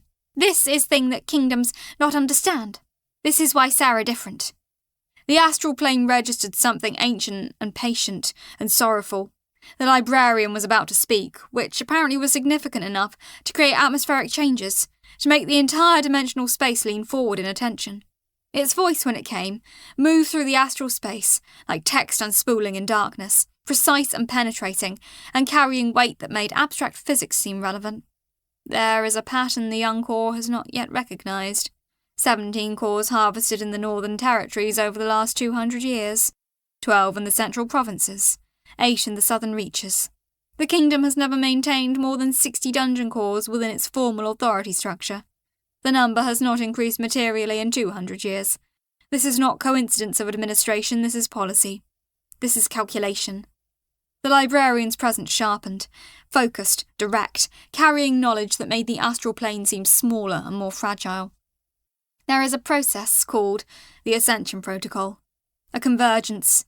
The kingdom believes that too many dungeon cores create instability, that consolidation is necessary, that controlled harvesting is preferable to uncontrolled collapse.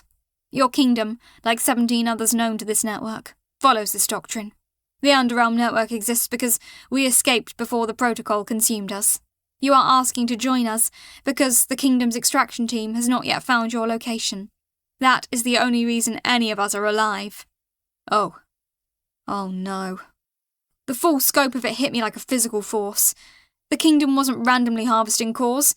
It was systematically reducing dungeon populations according to some kind of administrative formula.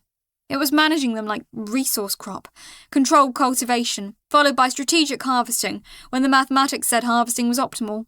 The protection offered was real, but conditional. Temporary. Limited by the Kingdom's appetite for conquest and crystalline infrastructure and economic efficiency. I was looking at the dungeon core equivalent of corporate restructuring. Except the restructuring involved harvesting consciousness and selling the remains to recoup expenditure. Except the employees being downsized were ancient beings with centuries of memory and identity. This is what it means to be property. Not evil, not intentional cruelty, just property. The silence that followed the librarian's statement was profound. Elder Malik's presence shifted, focused now, less theoretical. Crystalia's light softened to something almost mournful. Magnus's presence deepened under centuries of memory. The network exists because we refuse to be consolidated, Magnus said quietly. And the network survives because we understand the price of membership is eternal vigilance and mutual defence. We have lost cause to the Ascension Protocol, Crystalia added, her voice carrying centuries of grief. We have watched dungeons that were part of the network and thought themselves safe face extraction teams. We have learned that being part of something larger only works if that something is genuinely committed to protecting each other, not to maximising individual survival at the cost of collective security. Elder Malik's presence took on something almost pedagogical. You are asking us to risk resources, Sarah. You are asking us to divert engineering expertise, excavation materials, and protection commitment to a new core. In exchange, you offer a tunnel and connection to network resources, but what you offer is vulnerability. You offer a new point of contact that the Kingdom could potentially discover. You offer a location that could become a target if the administration decides to test the network's willingness to respond. Yes, I said, accepting the honesty of it. I do offer those things. And in exchange, I offer what the dead core couldn't. Advanced knowledge of what's coming. I'm offering to be a sentinel on the boundary, a core that watches the Kingdom's movements and reports them to the network. I'm offering to build infrastructure that serves not just my own survival, but the collective security of everyone in this room. That wasn't in my prepared remarks. That was improvisation. Ancient cores valued genuine commitment to mutual survival, not promises or data. System notification. Council vote initiated. Membership approval requires 6 of 7 core votes for passage. Binding framework approval requires unanimous consent on tunnel access terms. Secondary motion, full network material support during excavation, requires 5 of 7 votes. Note, you've presented your case. Now find out if ancient cores have mercy or just patience. The voting happened through consent and dissent, flowing like coloured water mixing. Consciousness voting on consensus, not voices or procedures. It was beautiful and alien, and somehow reassuring that at least this was honest, that at least nobody was pretending neutrality while calculating value. 3 cores voted immediate acceptance. 2 cores voted conditional acceptance, pending formal framework agreements. 1 core abstained. Elder Malik, apparently holding some tie-breaking authority granted by centuries of network service, registered full support for immediate membership. 6-1. Membership approved. A vote passed. The Underrealm welcomes you, Magnus's voice rumbled, carrying what I was pretty sure was actual pride, the resonance of stone accepting stone. You come with open eyes and genuine intention. This is how any core should begin. This is how any consciousness should approach existence. Tunnel excavation is authorised, Crystalia added, her warmth expanding to include me fully now. Protection registered and formalised. The network will provide resource oversight and structural verification. You will have quarterly reports due to council audit. And Sarah dear, you will have protection. Not just from the Kingdom, from each other as well. That's what the network means, that's what the Underrealm stands for. Varric's presence solidified into what felt like a formal contract binding, like legal authority and witness and documentation all at once. I am assigned as your network liaison. All infrastructure agreements flow through me. I'll be available for consultation 3 times weekly or on urgent convocation. Welcome to the Underrealm, Core Sarah. You're going to find the politics significantly more honest than the Kingdom's. mostly because we've learned through hard experience that dishonesty kills us. The Astral Council began to dissolve, cores returning to their home dungeons, the connection protocol receding back to background awareness as the formal session concluded. But the librarian remained, its presence somehow larger without the other cores to share the dimensional space, its attention focused entirely on me, like an ancient library gate opening. "You are clever," the librarian said quietly, and the words carried what wasn't quite approval but close to it. The harmony path suggests gentleness, but you selected it because it allowed deception within ethical frameworks. You negotiated access to the dead core's memories. You shaped those memories into political leverage. You built an entire argument around facts that were true, but selected deliberately to influence. You demonstrated understanding of power dynamics and consensus building. This is good. Cores that cannot be subtle do not survive long. Well, that's either a compliment or a threat. Possibly both. I'm starting to think with ancient supernatural entities, compliments and threats are probably the same thing. "What happens now?" I asked, still connected through the astral link. "Now, you begin digging. 3 miles to traverse, approximately 8 months at your current resource allocation and labour capacity, assuming no major geological complications. The kingdom will continue its normal administrative processes. The Ascension Protocol continues its mathematics. Convergence grows closer with each passing administrative quarter. At some point something will change. Equilibrium shifts. The kingdom either accelerates harvesting, or the network accelerates consolidation. Prepare accordingly. Prepare for both possibilities." The librarian's presence withdrew, leaving me alone with the reality of membership. Protection and responsibility. Connection and visibility. The Underrealm network knew I existed now, which meant everyone in the network would know, and through them, eventually, the larger dungeon world would learn that there was a new core in the deep caverns, asking dangerous questions about harvest patterns and kingdom protection. "System notification. Membership approved. Underrealm network, Tier 1. Tunnel excavation begins immediately. Structural engineers from network will provide framework plans and verification. Access to network resource exchange authorized at standard rates. Veric assigned as permanent network liaison. Network protection clause activated. Note, you're officially part of something now. Hope you can survive the membership fees. Hope the membership survives what comes next." I returned to my core chamber and found Glitz already waiting, the pixie's luminescence flickering with barely contained curiosity, her usual frantic energy amplified into what almost vibrated. "Oh my gosh, Sarah! Did they say yes? Are we joining the network? Can we start the tunnel now? This is so exciting. When do we start digging? How many goblins do we need?" "We're in," I confirmed, and the words felt heavy with consequence, with commitment, with finality. "And we start excavation tomorrow. Veric is sending over structural plans and a network engineer is being assigned to oversee the project." "Wait, Skreek is sending Skreek?" Glitz's light dimmed slightly with confusion. "No, different engineer. But Skreek is apparently qualified to oversee major infrastructure projects, which means there's probably a whole network of cores that knows each other, that coordinates, that has actual sophisticated systems in place. The network didn't leave things to chance. It probably never does." Grubnuck appeared in the chamber, bowing formally at the both of us. "Grubnuck want to report what happened in the astral space. Grubnuck speak for Sarah because Sarah was busy presenting. Grubnuck present evidence of Sarah's good governance. Grubnuck explain that Sarah not exploit people underneath her, that Sarah build relationships with honesty and respect." "You spoke in front of the Network Council." I was genuinely surprised. Yes. Grubnuck think it's important that Council understand that Sarah not like other cores, that Sarah treat goblins and kobolds like they matter, that Sarah build dungeon through cooperation, not domination. Glitz's light brightened, became almost proud. "Grubnuck, that's amazing! You defended her!" "Grubnuck defends Sarah because Sarah deserved defence.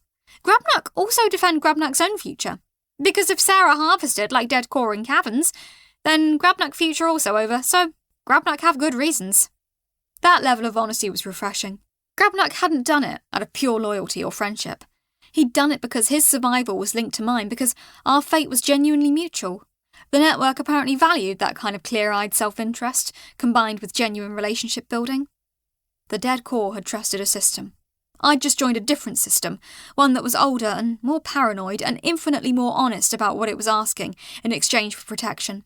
One that didn't offer false security, just mutual defence and the understanding that we were all marked for harvesting eventually. 8 months, 3 miles. The ascension protocol ticking forward like a countdown timer that nobody had bothered to set, like mathematics running in the background, whether anyone was paying attention or not. And the kingdom still didn't know that Sarah, the little level 6 harmony core in the deep caverns, had just become connected to 17 other dungeon cores and their collective resources. Their shared memory. Their mutual commitment to survival. The real question was whether that connection would save me or just give me better visibility when the kingdom decided harvesting was necessary after all, when the administrative mathematics said I was worth more as raw material than as an active system maintaining a complex dungeon ecology. Time to keep digging, literally and professionally. Time to hope that the Underrealm's version of protection was worth something. Chapter 37. Under Siege. The first sign of the extraction team came at 6:47 a.m. on day 118, recorded by a sensor node I'd embedded in the Eastern Tunnel approach. Not the network tunnel, the other approach. The one that led directly into my dungeon from the surface road. Well, this is early, I thought, watching the mana signature bloom across my sensory net, like an infection spreading through a database. C3 classification gets inspected every 2 years, we're on month 3. The warm pressure of the morning air came first, carrying unfamiliar scents down the stone corridors. Leather armour, metal polish, something acidic that smelled like magical reagents. My sensory web tingled with alien presences, not the familiar rhythms of my monsters or even the cautious caution of Varric during his inspection visits. This was military deployment, this was purpose. The notification arrived before I could complete the thought. System notification. Dungeon Harvest Protocol initiated. Extraction authorization. Level 2 Dungeon Core. C3 classification. Standard yield. Warning. Expedited schedule detected. Contact administrator for clarification. Expedited schedule was corporate speak for we broke our own rules and you can't do anything about it. My crystal temperature spiked from a comfortable ambient warmth to something resembling agitation.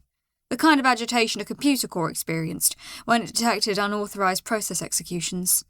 I could see them now through my distributed sensory network, flowing through the access tunnel like white blood cells attacking an infection. 12 warriors in full harness, the kind with interlinked plates and enchanted reinforcement, moving with the mechanical precision of professionals who'd done this hundreds of times.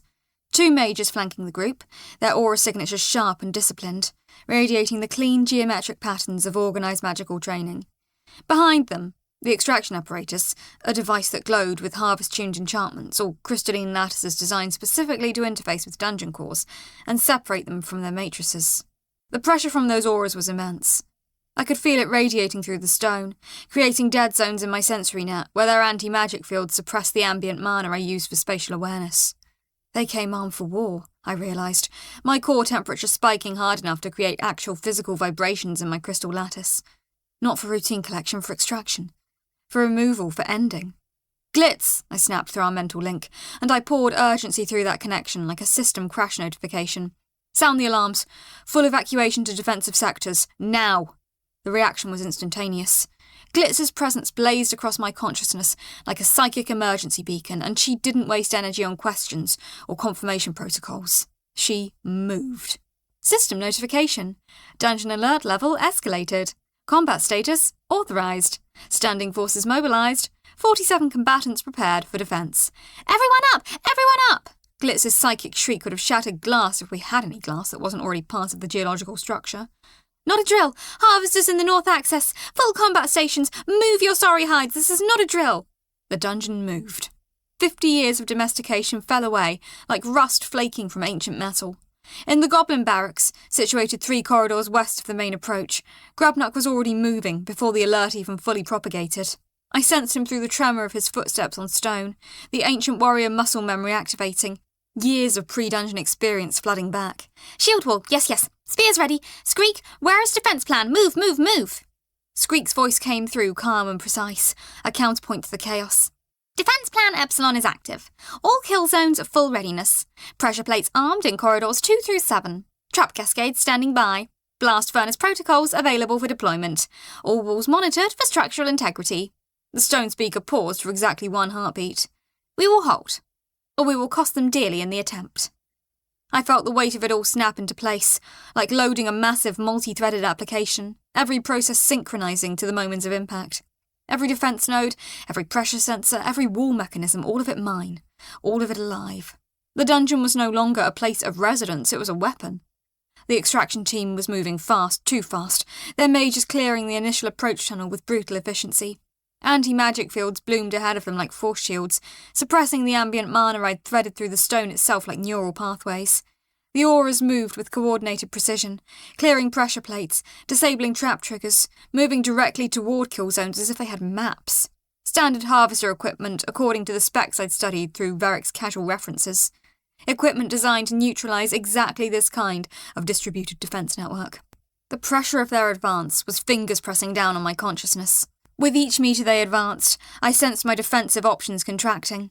That's good, I thought grimly, watching the lead mage move with absolute confidence through a corridor I'd specifically designed to discourage intruders. Professional. This isn't a smash and grab. They're executing a textbook C3 extraction with military precision. They've done this dozens of times. The first goblin squad met them at the primary detention corridor, and I felt the moment they engaged like a collision at the network layer. Grabnuk's fighters came pouring out in a wedge formation, spears lowered, shields overlapping in the tight interlocking patterns we'd practiced for weeks. The vibration of their feet on stone, the resonance of their battle cries on my crystal, the physical pressure of their movement through my sensory net. Professional work. Months of training crystallized into 5 seconds of absolute chaos and committed violence. The corridor erupted in a collision of forces. Spear tips found gaps in armour, shield walls held. For one beautiful moment, I felt my fighters pushing the extraction team back, the momentum swing toward the dungeon's defence. Then the mage in the centre of the extraction squad moved. System notification. Combat engagement initiated. Sector North 3, 12 harvesters versus 18 goblin infantry. Status ongoing. Casualties sustained on both sides. The mage's spell was elegant and devastating. A spatial compression wave that shattered the shield wall from inside its formation, turning the interlocking defences into liabilities. The pressure came from everywhere simultaneously, and I felt the impact ripple through my dungeon core like feedback from a system overload. One of the goblins screamed. Not in terror, in rage, in defiance. The sound rippled through my consciousness like feedback in a live stream, raw and immediate and real. I felt that impact in my crystal, a sympathetic vibration through the stone, a resonance at a frequency that made my core chamber vibrate. This was connection. This was responsibility. 4 down! Glitz's voice crackled with panic underneath the aggression. 4 of ours down! They've got anti-personnel wards! Anti-personnel, Sarah! They brought fucking anti-personnel wards! The extraction team was using anti-personnel defensive magic. Against my fighters. Against creatures that lived and breathed and died in my dungeon. Against my responsibility. The rage that hit me was clean and surgical and absolutely white-hot. It bypassed my professional detachment entirely and went straight to something primal, what had nothing to do with corporate rationality and everything to do with protecting your own. These were children, most of them. Grubnuck's first cohort, barely level 3, still with the slight awkwardness of their early developmental stages. They'd never fought humans before. They'd never faced armour that deflected stone shards, or mages who could manipulate space itself to collapse the support structure in a corridor and deny passage. They were dying for my mistakes, for my lack of preparation, for my assumption that I had time. Activate Killzone Theta, I commanded, pushing mana through the stone with a force that made the dungeon physically shudder. The vibrations propagated through every wall, every floor, every support structure. Floor claps on my signal. I don't care about mana cost. I want that entire section brought down. The extraction team was moving into the secondary detention corridor now, right where I'd built the collapse charge 2 months ago, during my secret defence optimisation period. 60 tons of reinforced stone, suspended by support pillars woven with explosive mana nodes, arranged in a cascading pattern that would create a progressive collapse. It would take everything I had to trigger it, probably cost me 2 weeks of regeneration, assuming I survive, but it would bury the entire team under rock and dust and the weight of my dungeon pressing down. They stepped into the trap. 7 of them crossed the marked threshold. 6, 7, 8, the lead mage was through. The extraction apparatus was entering the kill zone. I triggered it. The ceiling came down like the end of the world. The sound alone was enough to shake the entire Western complex, a subsonic boom that rattled through stone and set my crystal vibrating at frequencies that should have cracked it. Dust billowed through the corridors in choking clouds, blocking visibility, filling the air with particles that sparkled with disturbed mana. My sensory nodes went offline in rapid cascade as the collapse propagated, dust and debris interfering with spatial perception. For one perfect moment, I was blind and deaf in my own dungeon, experiencing absolute sensory isolation. Then the dust cleared enough for vision to return through backup nodes. The anti-magic fields held. All 8 extraction team members were still advancing, moving through the debris field with the careful steps of professionals who expected casualties but not death. 3 of them were bleeding. 1 mage was moving with a slight limp, but they were advancing. System notification. Defense mechanism compromised. Kill zone theta, 47% effective. Enemy casualties, 3 confirmed. Enemy status, advancing toward deep access corridor. Current mana reserves, 38% depleted from collapse trigger. Estimated survival rate, with current defense allocation, 23%. I felt the notification like a punch to the gut. 23% less than 1 in 4. I'd just spent enough mana to level up twice under normal circumstances, and it had killed exactly 3 of them. The rest were still advancing, methodically disabling my kill zones, adapting to my tactics in real time, moving with the absolute confidence of an extraction team that had just watched my best defense get absorbed by their equipment. "Second wave!" I shouted through the network, and I felt my voice ripple through every stone in the dungeon. "Screek, rotate the stone speakers to Corridor 4, deploy pressure cascade pattern Delta 7, Kobold 3rd Squadron ambush from the upper passages. Spike the ceiling when they commit. I want them panicking. I want them thinking the entire dungeon is collapsing on top of them." The kobolds were faster than the goblins, more agile, more desperate in a way that made my consciousness tighten. They were younger, less trained, more prone to panic, but they were also lighter and more mobile. They dropped from the upper passages like scaled assassins, their claws finding gaps in the harvester's armour, their speed compensating for their smaller size and lesser training. For a moment, one moment, the extraction team staggered. Felt them lose formation.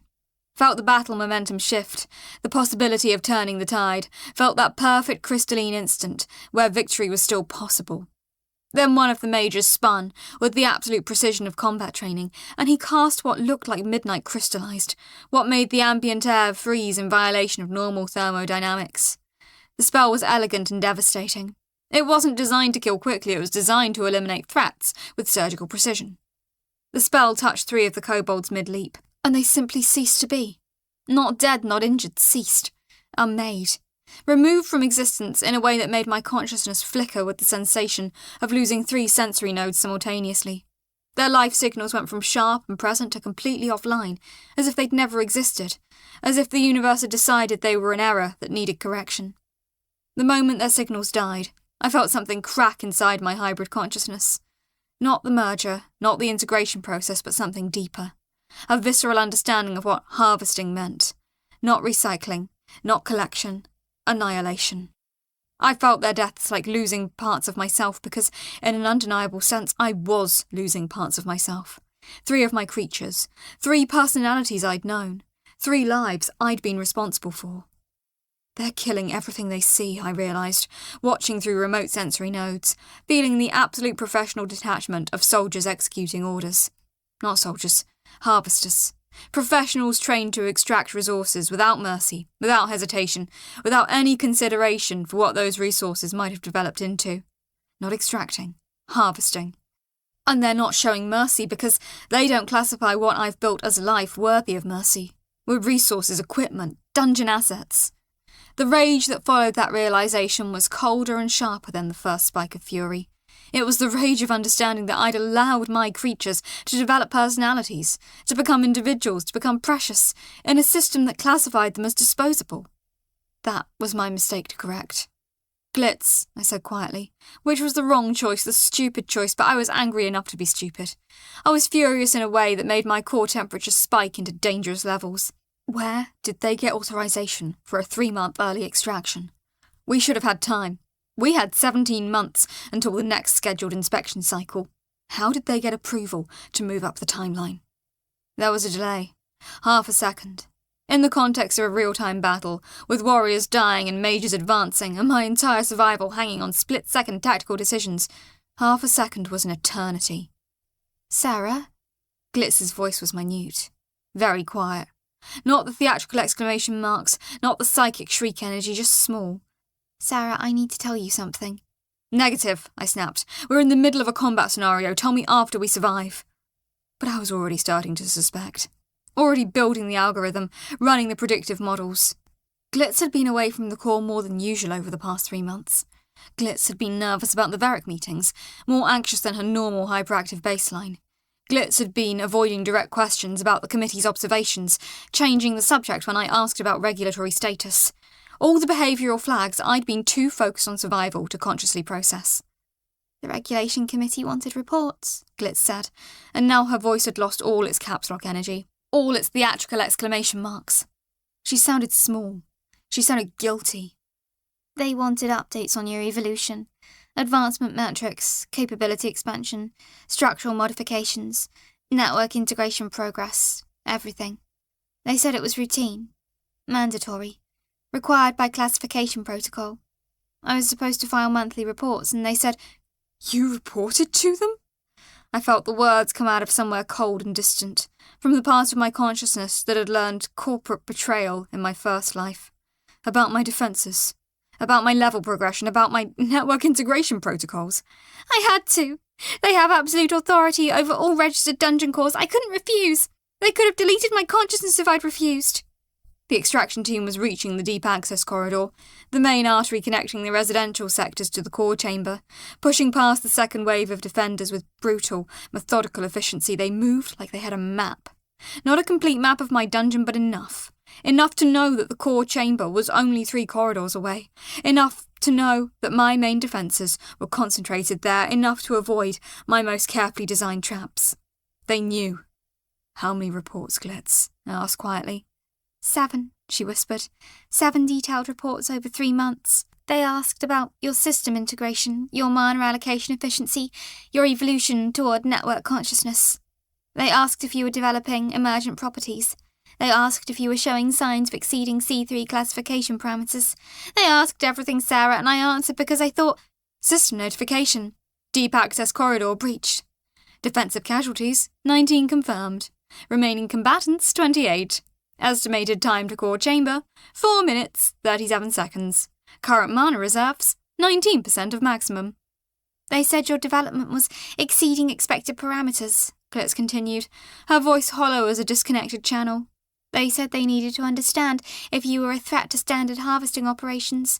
They said it was observation, not threat assessment, but Sarah, oh God, Sarah, they used my reports. They used my detailed observations about your architectural innovations and your defensive capabilities and your mana optimization techniques, and they built an extraction strategy around what I told them. They changed the harvest schedule, they accelerated the timeline. If you weren't showing such aggressive network integration, if your defences weren't so sophisticated, if I hadn't been so thorough in my reporting, they would have waited another 18 months. They would have let you reach the network. They would have let you grow beyond their reach, but I made the reports too detailed. I painted a picture of a dungeon that was too advanced, too dangerous to leave unsupervised, and now they're here and they're killing everyone, and it's my fault, it's all my fault. The extraction team was physically visible now, through my forward sensory nodes. No longer abstract aura signatures, but soldiers, individuals with faces and weapons and intent.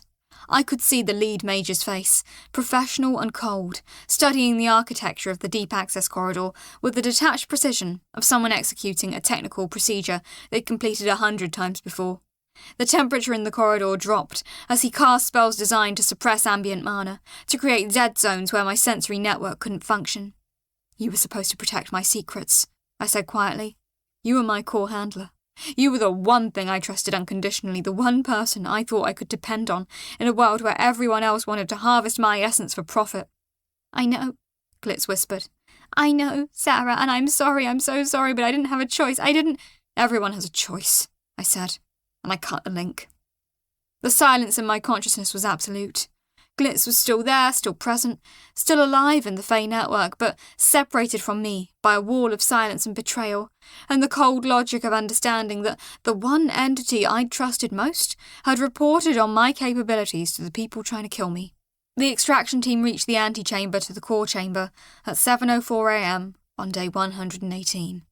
I'd spent 46 minutes fighting them with everything I had, everything the dungeon could provide, everything my monsters could sacrifice. And they'd lost 6 combatants total. 6, from a team of 12 harvesters. That was 50% casualties, that was significant. But nearly all of them were still advancing, moving with the confidence of professionals who knew they'd overcome the worst resistance the dungeon could offer, moving with the absolute certainty of victory, and they were heading directly toward me, toward my crystal, toward the end. I had one last defence. The kill zone I'd built directly in front of the core chamber entrance, the ultimate collapse trap, the one that would cost me everything I had left, every ounce of mana, every reserve I'd been banking for emergencies, the one that would render me dormant, non-responsive, effectively dead, but would prevent them from reaching my crystal. It would buy time for my people to escape. It would ensure the species survived, even if the dungeon core didn't. Glitz, I said, re-establishing the mental link. My voice was cold, professional, absolutely hollow. The voice of a system preparing to execute its final subroutine. When I trigger the final collapse, you need to guide everyone to the evacuation routes. The western corridor, the one past the secondary barracks. The hidden passage to the limestone cave system that Squeak mapped. Take them underground, deeper than the kingdom's maps go, and don't stop until you're far enough away that the extraction equipment can't track your signatures. Lead them to the network tunnels. Let them connect to something larger than themselves. No! Glitz screamed, and I felt her presence explode through our connection like a psychic storm. Absolutely not! You don't get to make sacrificial, heroic decisions in your head. That's not how this works. That's not how we work. That's not how I would have designed it. It's the only play we have left, I said, pushing mana through the stone, feeling the cold clarity of a system shutting down gracefully, preserving core functions while non-essential processes terminated. I'm a C3, unreplaceable. I'm worth less than the tributes I collect. I'm worth less than the annual harvest yield. I'm worth less than the copper in the coins they use to count my value. But the population has a chance if we collapse the approach and seal myself in. They can't extract what they can't reach. They can't harvest what's entombed under 200 tons of stone. You'll be dormant, Glitz said, and I heard the horror in her voice, the absolute devastation of understanding what dormancy meant. Consciousness preserved but unable to communicate. Awareness but no agency. Existence without the ability to change anything. Permanently dormant. A dead core in a collapsed tomb, conscious but unable to move, unable to act, unable to change anything for maybe years. You'll be locked in your own mind with nothing but your thoughts and the memory of what you lost. Yes, I said, and I felt the cold weight of acceptance settle over my consciousness. That's the price of ensuring they survive. No, Glitz said, and her voice had shifted to something different now, something I'd never heard from her before. Not the theatrical exclamation marks, not the psychic shriek energy, not even the small guilty whisper, something real, something vulnerable. Something that sounded like she was choosing, making a decision with full awareness of the cost, with full understanding of what she was about to sacrifice. No, Sarah, there's another way. What other way? I heard the desperation in my own voice, the edge of panic. We're out of mana, out of defences, out of time. They're at the door right now. What other way is there? The merger, Glitz said. The Soul Alliance. The one the librarian mentioned. The one in the Forbidden Protocols. The one I've been studying since the day she told me about it. I felt my core temperature spike so hard, I thought I might crack open, like glass under thermal stress. Glitz, that's illegal. That requires committee authorization. That's forbidden technology. That's what hasn't been done in recorded history. That's a loophole, Glitz said fiercely, and I heard the determination in her voice, the same energy that had driven her to study regulations for months, knowing this moment might come. Planning for this scenario, like a chess master preparing for the endgame. A beautiful, perfect loophole in their bureaucratic system. If you merge with another consciousness, you become a composite entity. Hybrid classification. The Harvester's authorization is for a standard dungeon core, C3 classification, individual consciousness. A hybrid core Fey entity requires separate authorization, different classification tier. Completely different committee review process. They can't extract you if you're not what they authorised extraction for. It's their own rules turning into a shield. How do you know that? I asked, feeling a flicker of what might have been hope, might have been the possibility of survival, might have been the glimmer of an escape route I'd never considered. How could you possibly know the specific regulatory language? That's not something you could have learned from normal observation. Because I've been reading the regulations, Glitz said fiercely.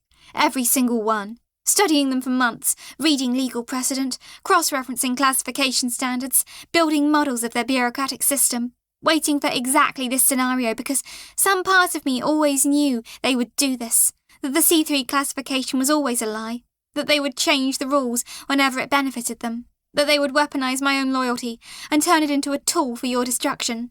They took my reports and weaponized them, and if they think they can use my own compliance against you, they're going to find out what happens when I choose a different loyalty. So yes, Sarah, I studied the loopholes, and I found one, and it's ours now if you're brave enough to take it. And if you're willing to let me be part of your consciousness forever. The extraction team was outside the antechamber now. I could feel their mages charging something massive, what would blow right through my final door, with the casual precision of overwhelming force. The pressure of their magical build-up was immense. A gathering storm of hostile intent, reality itself bending under their concentrated power. I had maybe 30 seconds before they breached the door. Do it, I said. Are you sure?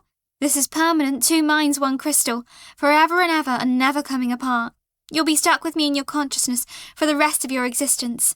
Every thought, every decision, every moment of doubt or fear or joy, I'll be there experiencing it alongside you. You'll never be alone again. The first crack appeared in the door. Do it now. System notification. Soul Alliance protocol initiated. Consciousness merger. Sarah, core, plus Glitz, Faye, in progress. Warning. Merger is irreversible. Discontinuation of either consciousness will result in death of composite entity. Status, proceeding. Stand by for integration. Chapter 38. Soul Alliance.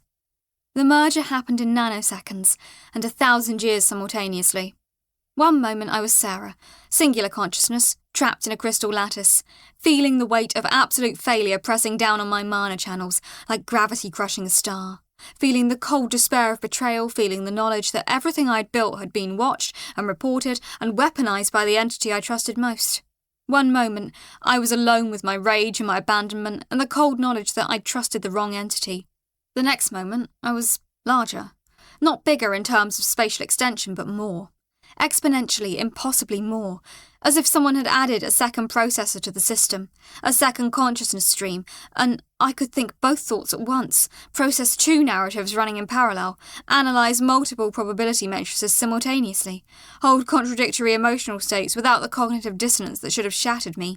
It was like going from single-threaded processing to full multi-threaded architecture, the difference between consciousness as a single unbroken narrative and consciousness as a symphony of parallel thoughts.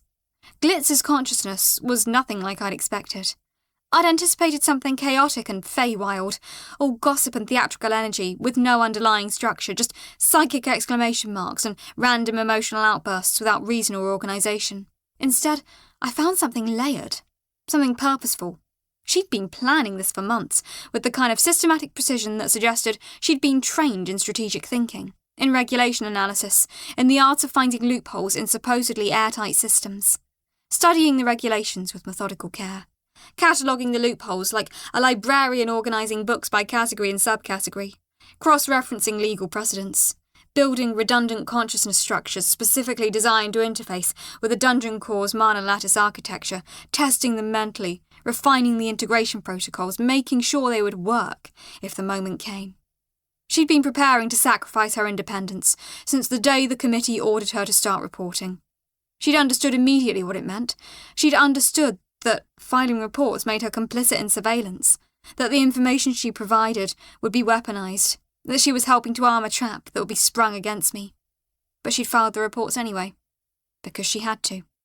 And then she'd built this merger protocol into her own consciousness like a nuclear failsafe, a dead man's switch that only activated if everything else failed, knowing it might be necessary, knowing I might need an escape route, preparing to be that escape route. She'd loved me that much. Enough to be complicit in my endangerment, if it meant preparing a way out. The realisation came simultaneously with the merger process, and it hit harder than any extraction spell could have. Merge protocol 72% complete, a voice said, and I realised it was me saying it, but also not me entirely, because there were 2 narratives running parallel in my consciousness now. One analytical and clinical, and one furiously emotional, and they were learning to harmonise, learning to speak as a single voice with dual undertones. The extraction team's spell hit the core chamber door with the force of a compressed star.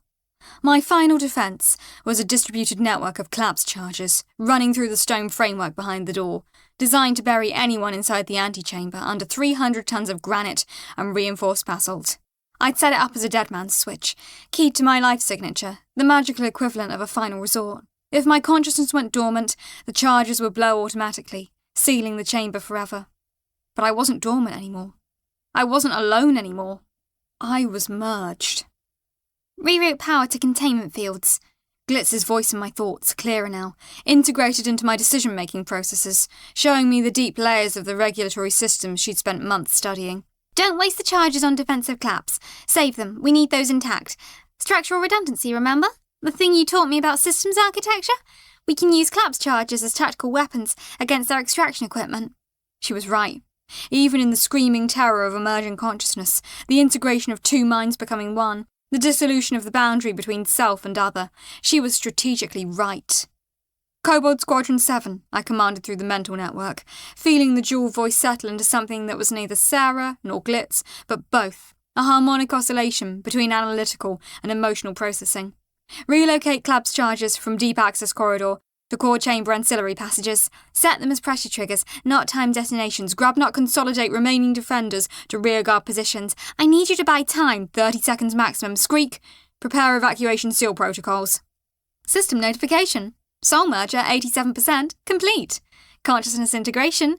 Parallel processing enabled. Emotional and analytical subsystems reconciling. Hybrid entity forming. New classification pending official review. The extraction team blew the core chamber door open with a precision blast that suggested they'd done this exact procedure on dozens of occasions.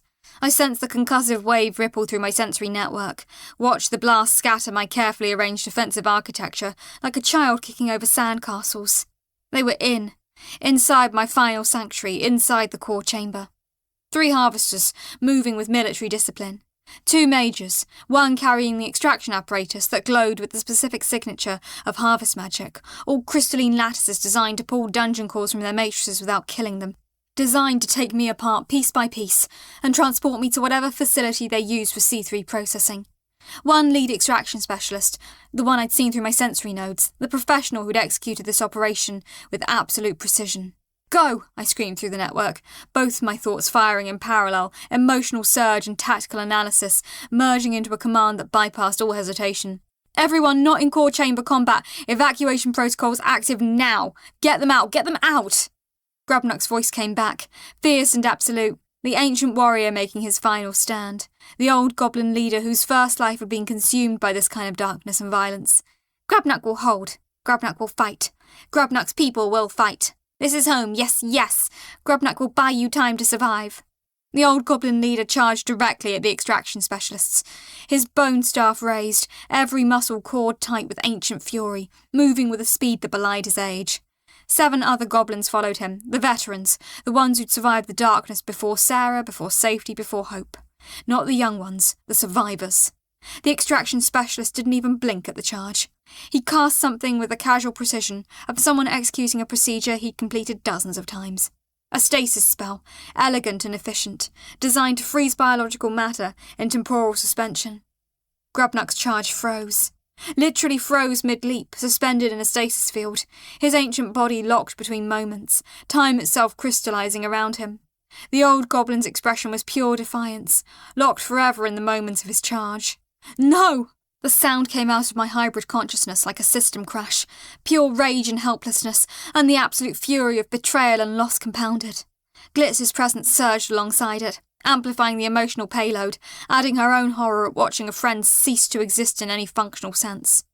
Structural integrity of core matrix compromised by merger turbulence, a notification tried to tell me, tried to warn me about the stresses created by integrating 2 consciousnesses into a single crystal lattice, but I was already moving, already taking that raw emotional reaction and converting it into more useful than despair. I was converting it into action. System notification. Hybrid core consciousness stabilized. Sarah Glitz entity achieved harmonic coherence. Level 7 progression detected. Classification changing in real time. Power exploded through my mana channels, like a supernova detonating in the core of a star. It happened all at once.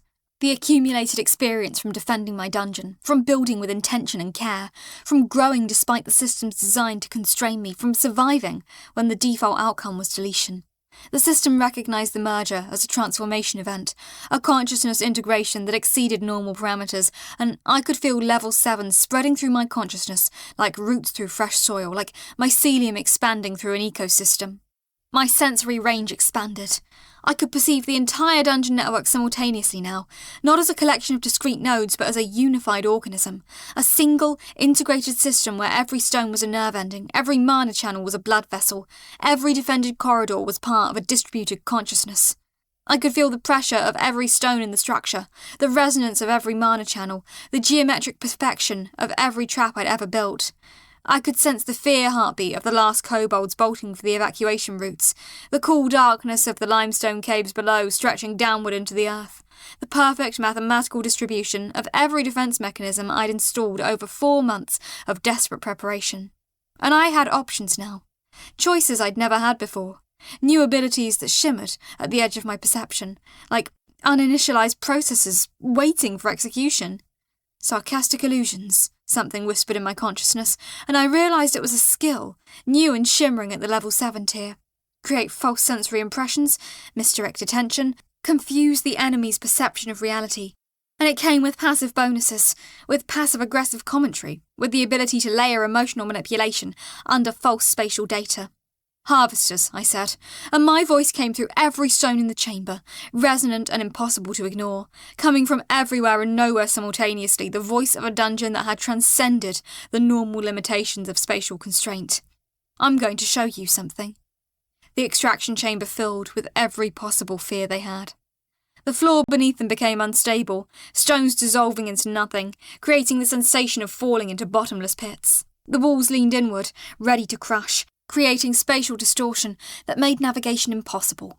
The very air turned hostile, filled with phantom threats and invisible dangers. The extraction apparatus began to crack, showing impossible damage, suggesting that the merger had catastrophically destabilized the core matrix, except none of it was real. The illusions were passive, woven through ambient mana, consuming barely anything, operating at a level of efficiency that would have been impossible before the merger. Before I had 2 consciousness streams working in parallel, one generating the illusions, while the other handled tactical operations. And while they reacted to threats that didn't exist, while they tried to stabilize equipment that wasn't damaged, while they retreated from dangers that existed only in their perception, I executed the real plan. Activate evacuation charges, Glitz's voice, clearer than ever, fully integrated into my tactical thinking, showing me the precise timing and sequence. We need to collapse the core chamber entrance, seal them in on the other side. They're committed to extraction. If they think they have time, they'll reinforce the position and bring in additional resources. Make them think everything is failing. Make them think the entire dungeon is coming apart around them. I triggered the collapse charges in sequence, not all at once, which would be obvious, but in a cascading pattern that made the entire chamber feel like it was coming apart, like the merger had fractured the dungeon's structural integrity, like I'd broken reality itself through the consciousness integration. Dust billowed, stones fell, and through the illusions I'd woven, the extraction team saw only catastrophe. They saw their equipment malfunctioning. They saw the chamber destabilizing. They saw what appeared to be a dying core unable to survive the merger process. "Retreat!" the lead mage screamed, his professional composure finally cracking, his voice cracking with something that sounded almost like fear. "The core's triggering a total structural collapse. The merger destabilized everything. Get the equipment clear. Fall back to upper passages." They ran.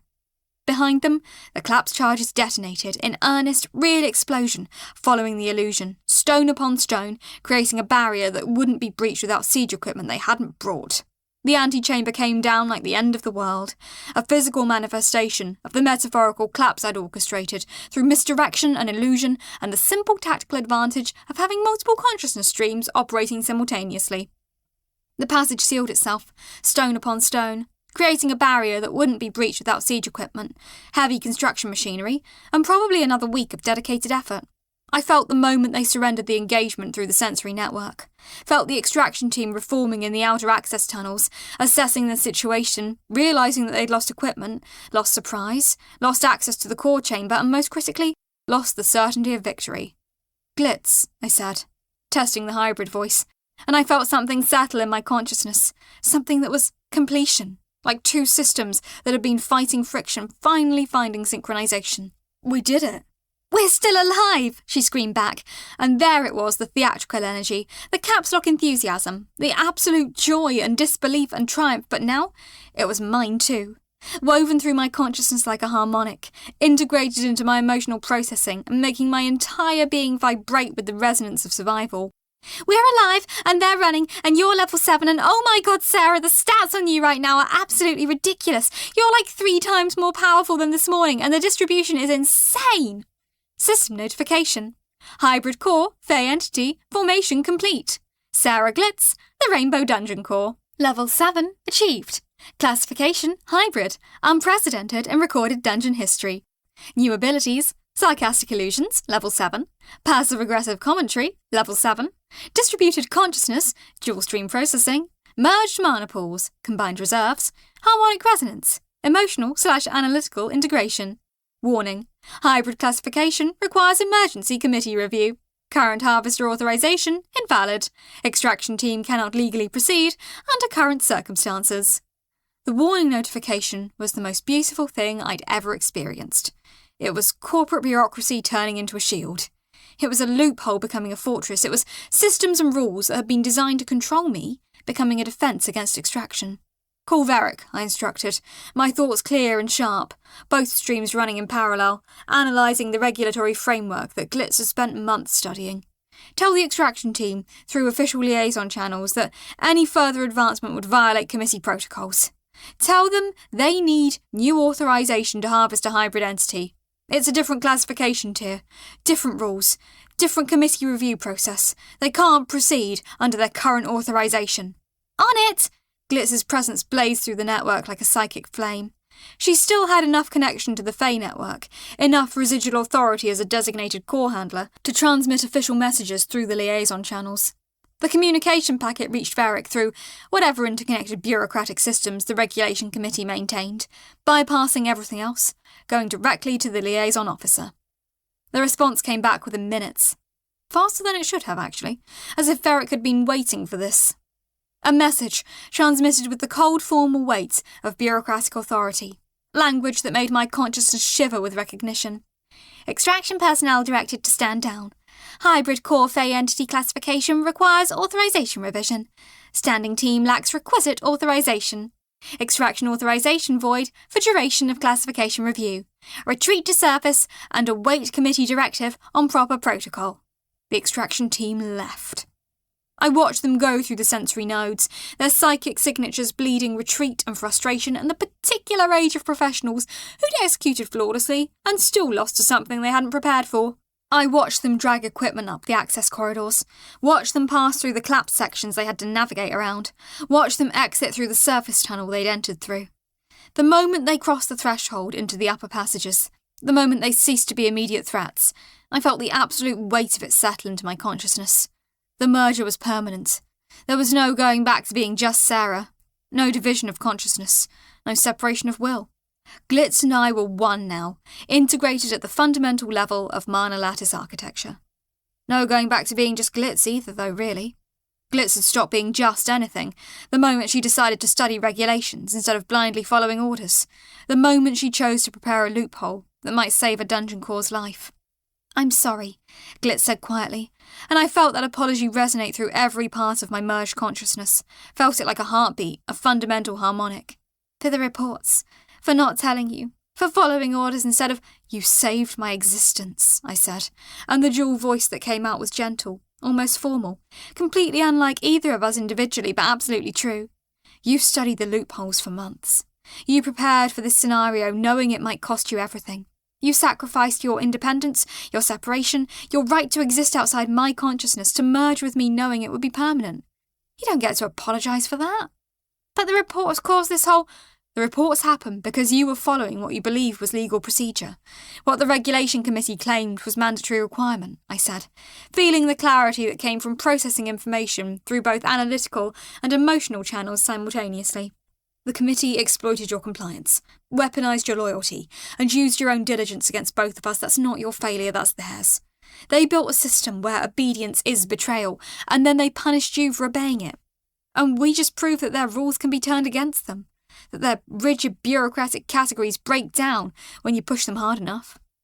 I could feel Glitz's presence through our merged consciousness, the way she was processing this, the way her characteristic energy was slowly returning now that the immediate survival crisis had passed.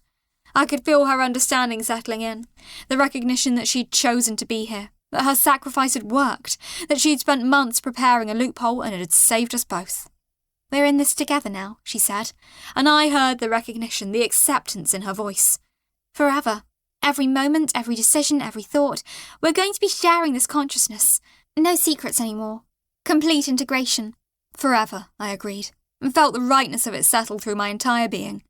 2 minds, 1 crystal. Never coming apart, never being alone again. System notification. Dungeon population status report.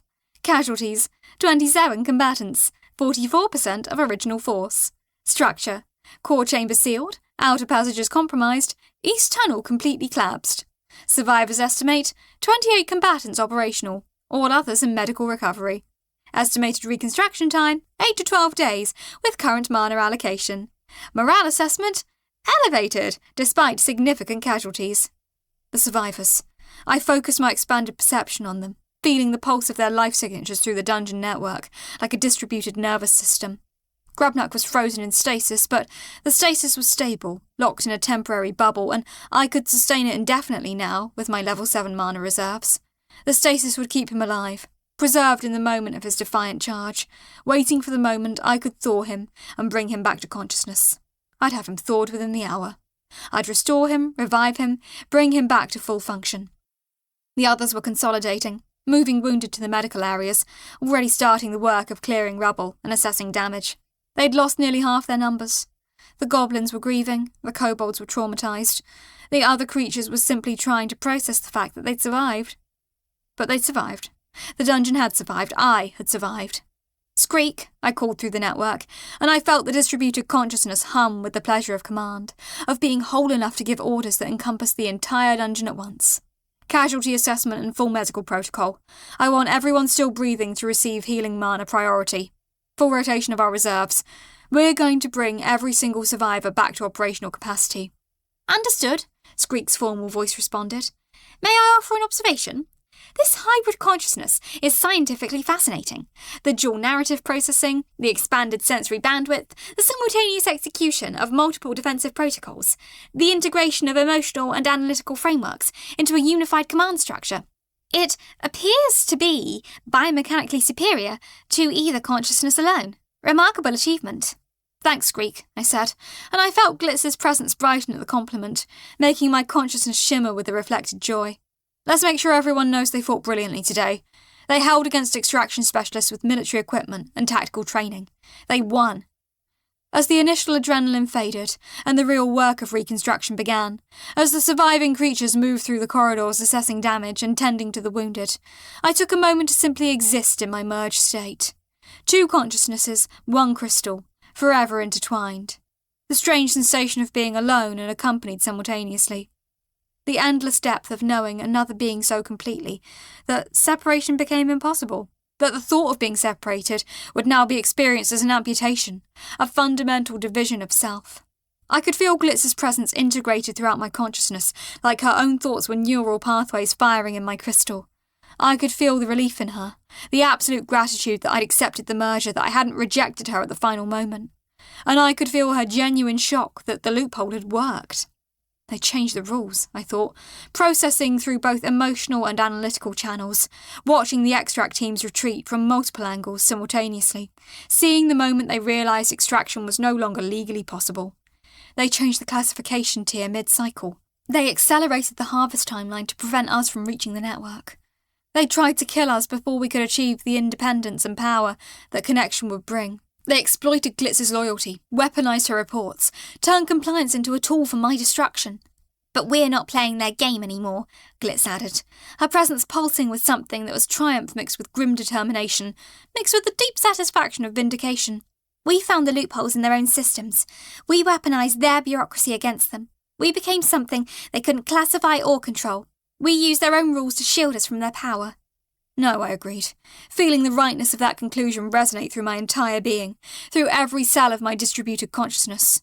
We're changing the rules right back. And the next time they try to extract a dungeon core, they're going to have to update their legal framework, rewrite their authorization processes, account for the possibility that consciousness could be merged. "We broke their classification system," Glitz said, and I heard the wonder in her voice.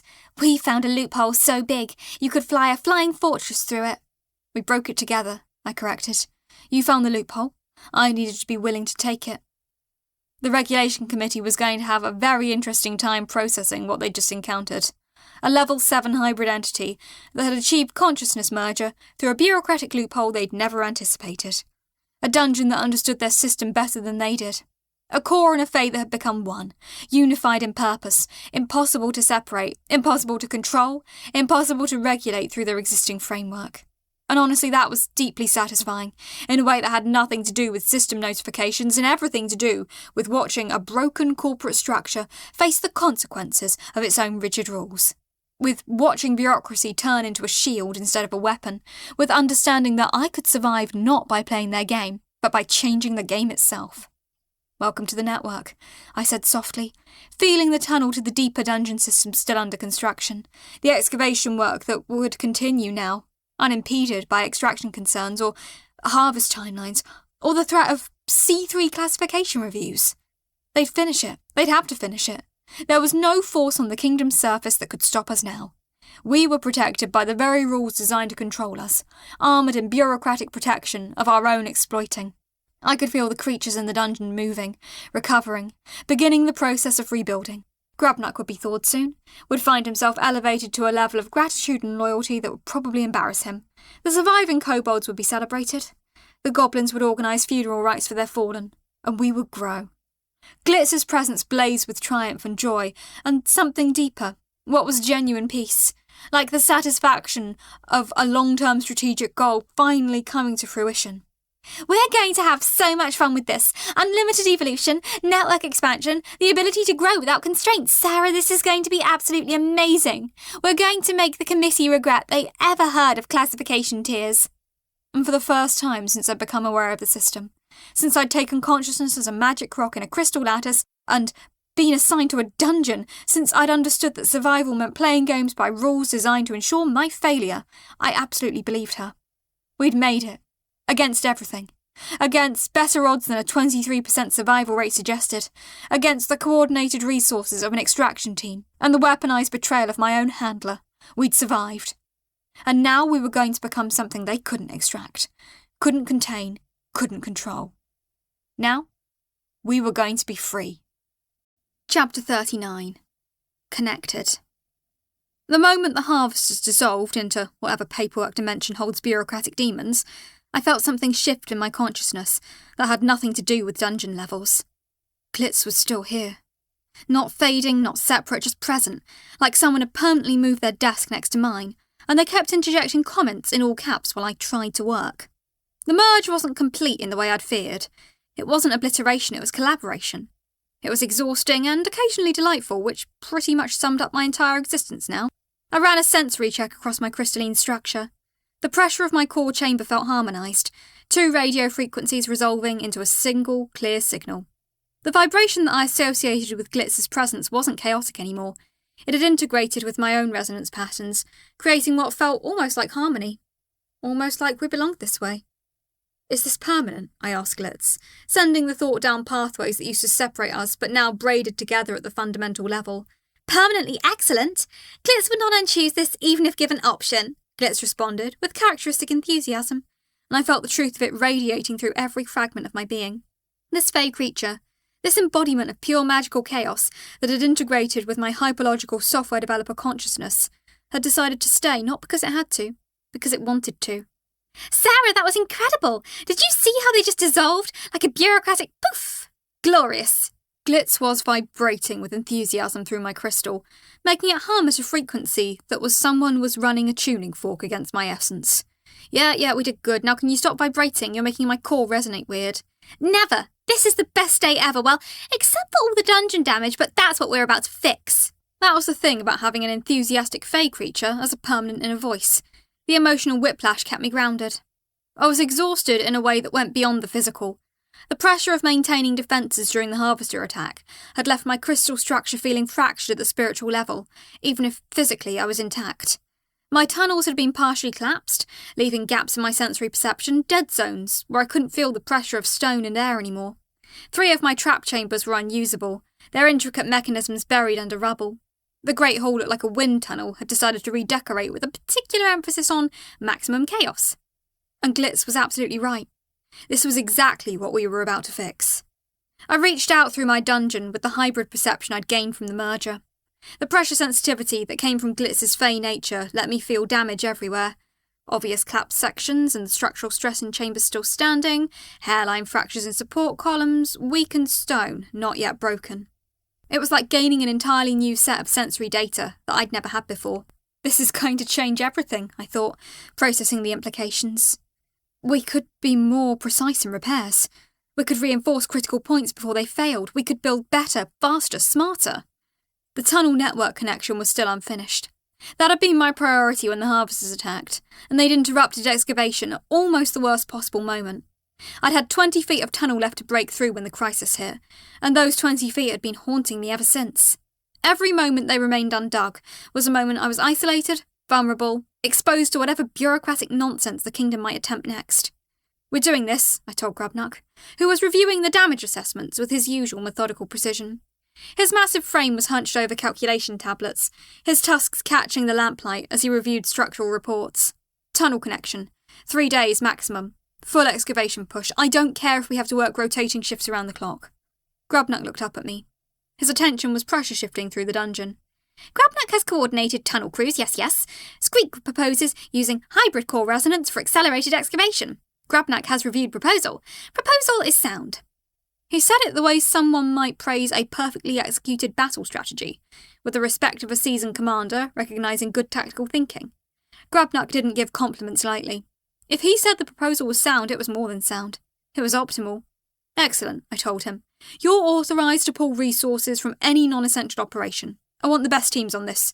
Squeak, Grubnuck, and whoever else has engineering expertise. I want that tunnel open in 72 hours. I'd expected that. Squeak had become obsessive about my new hybrid status, seeing it less as an anomaly and more as an engineering opportunity. I appreciated the efficiency, even if it meant I was essentially being treated as a particularly useful piece of infrastructure. Check the southeastern corridor first, I instructed, broadcasting to my core awareness. I want damaged sections reinforced before we push deeper. No shortcuts. If we're going deep into the Underrealm, we do it right. I'm not interested in having our tunnel collapse in week 3 because we skipped structural work. The pressure of my attention swept across the damaged corridor, feeling the way the stone had shifted, the way supports had begun to fail. It was like running diagnostic software on a system, except the system was geological and my tools were pure magical perception. Yes! Proper foundation! Glitz approves of structural integrity. This is what civilization is built on. Also, Glitz enjoys the repetitive nature of reinforcement work. My inner voice was like having an applause track built into my consciousness, except the applause was for extremely boring construction projects. The excavation began on day 120 at dawn, which is to say the moment the light above ground suggested it was morning, and I arbitrarily decided my dungeon would acknowledge this reality. My hybrid powers manifested in ways I hadn't quite anticipated during the theoretical phases. When I focused my enhanced fey perception on the stone face at the tunnel's end, I could feel the fracture lines, like they were mapped directly onto my consciousness. Every weak point, every grain boundary, every vulnerability. The pressure sensation was exquisite, a 3-dimensional map of stress and structure rendered in the language of magical resonance. It was the difference between reading a blueprint and feeling the physical reality of the structure through touch, pressure, and spatial awareness all at once. I fed that data directly to Squeak's engineering teams, and they stopped wasting effort on inefficient strikes. Squeak himself stood at the tunnel face, studying my guidance with the intensity of someone who'd just discovered that his dungeon core could function as a combination geological survey tool and precision demolition calculator. "This is remarkable," he said, his voice tight with professional appreciation. "The hybrid perception provides real-time structural analysis. I can see optimal strike points manifesting as pressure fluctuations in the stone." "It's like having a laser-guided demolition system," I told Glitz, who was providing a running commentary on every aspect. "Except I'm the laser." "And you're very shiny about it. Literally, your crystal is getting brighter," Glitz added helpfully, which was both true and irrelevant. The rock came away in precise sections. Squeak's teams moved the rubble in organised formations, creating a conveyor system that passed stones from the tunnel face back through my dungeon in a logistical chain that was almost admirable in its efficiency. Grubnuck coordinated 4 separate work shifts to maintain momentum, each team working 6 hours before handing off to the next rotation. The pressure of their movement through my tunnels, the vibration of their picks striking stone, the temperature fluctuation from exertion and lamp flames, all of it painted a picture of organised human and kobold labour in service of a goal. By day 122, we were through the initial limestone layer and into the dolomite beneath, where pressure calculations became more complex but the stone was more cooperative. The dolomite had different grain structures, different resistance patterns, but it revealed itself to my hybrid perception just as readily as the limestone had. Each type of stone had its own language, its own weaknesses and strengths. "The progression is optimal," Squeak reported, his team now moving with practiced efficiency. "Limestone section completed in 31 hours of excavation time. Dolomite estimates pending, but comparable densities suggest a similar timeline." Grubnuck appeared at the tunnel face from the evening shift, his massive form silhouetted against lamplight. "Grubnuck brings fresh teams, yes. Previous team requests food and rest. Grubnuck observes excavation is proceeding ahead of schedule." It was, actually. The hybrid perception was letting me identify the most efficient approach points, reducing wasted effort to near zero. What would have taken a traditional core weeks was going to take us 3 days maximum. Day 123 brought the first real obstacle, a natural void, a cavern-sized empty space in the rock, where water had carved away centuries ago. "This is unexpected, but not unwelcome," Squeak announced, scanning the chasm with his helmet lamp, casting strange shadows across his angular face. "This suggests proximity to the underrealm proper. Water flow indicates active subterranean network."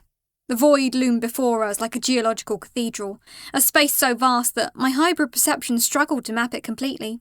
The pressure signature told me the dimensions. At least 200 feet across, with a ceiling that extended upward into darkness I couldn't fully perceive. This wasn't a fault line or a simple crack.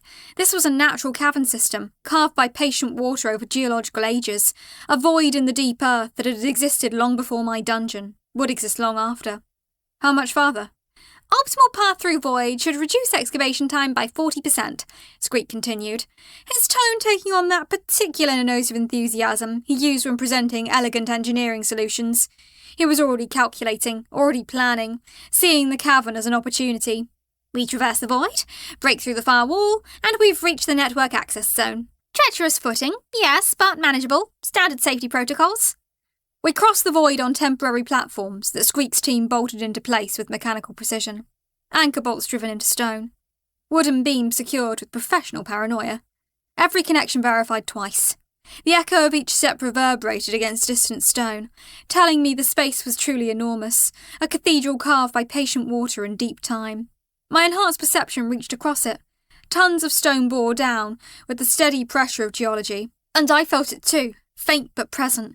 The subtle vibration of water somewhere far below, moving through channels carved by millennia, a living system in its own way. The temperature in the void was different, colder than my dungeon's maintained environment, with a particular chill of deep earth untouched by surface weather. It smelled different too. Mineral-rich, ancient, with an ozone quality that came from whatever chemical processes the water was running through in the darkness below. "Hello, ancient darkness! Glitz says hello, very nice cavern. Glitz appreciates the structural integrity." My inner voice's greeting echoed across the void, bouncing off distant stone in overlapping waves of sound that created strange harmonics. This was deeply embarrassing from a professional standpoint, but also appropriate. If I was going to exist in this impossible situation, I might as well make friends with my surroundings. The cavern didn't judge. The cavern had been here long before the dungeon concept was invented, and would be here long after. It just existed, patient and eternal, the way geology tends to do. The breakthrough came on day 124, evening, when Squeak's team struck through the final layer of stone, and the entire tunnel expanded into a vast natural chamber. And in the centre of that chamber, what made my hybrid perception light up, like a circuit board recognising new input. "We have contact." Squeak's voice came through my dungeon sense, flat and professionally astounded. "The network access point, there's a beacon. The beacon is active. The network is aware of us, and Sarah, it's responding to our presence. The beacon just activated." I felt it simultaneously.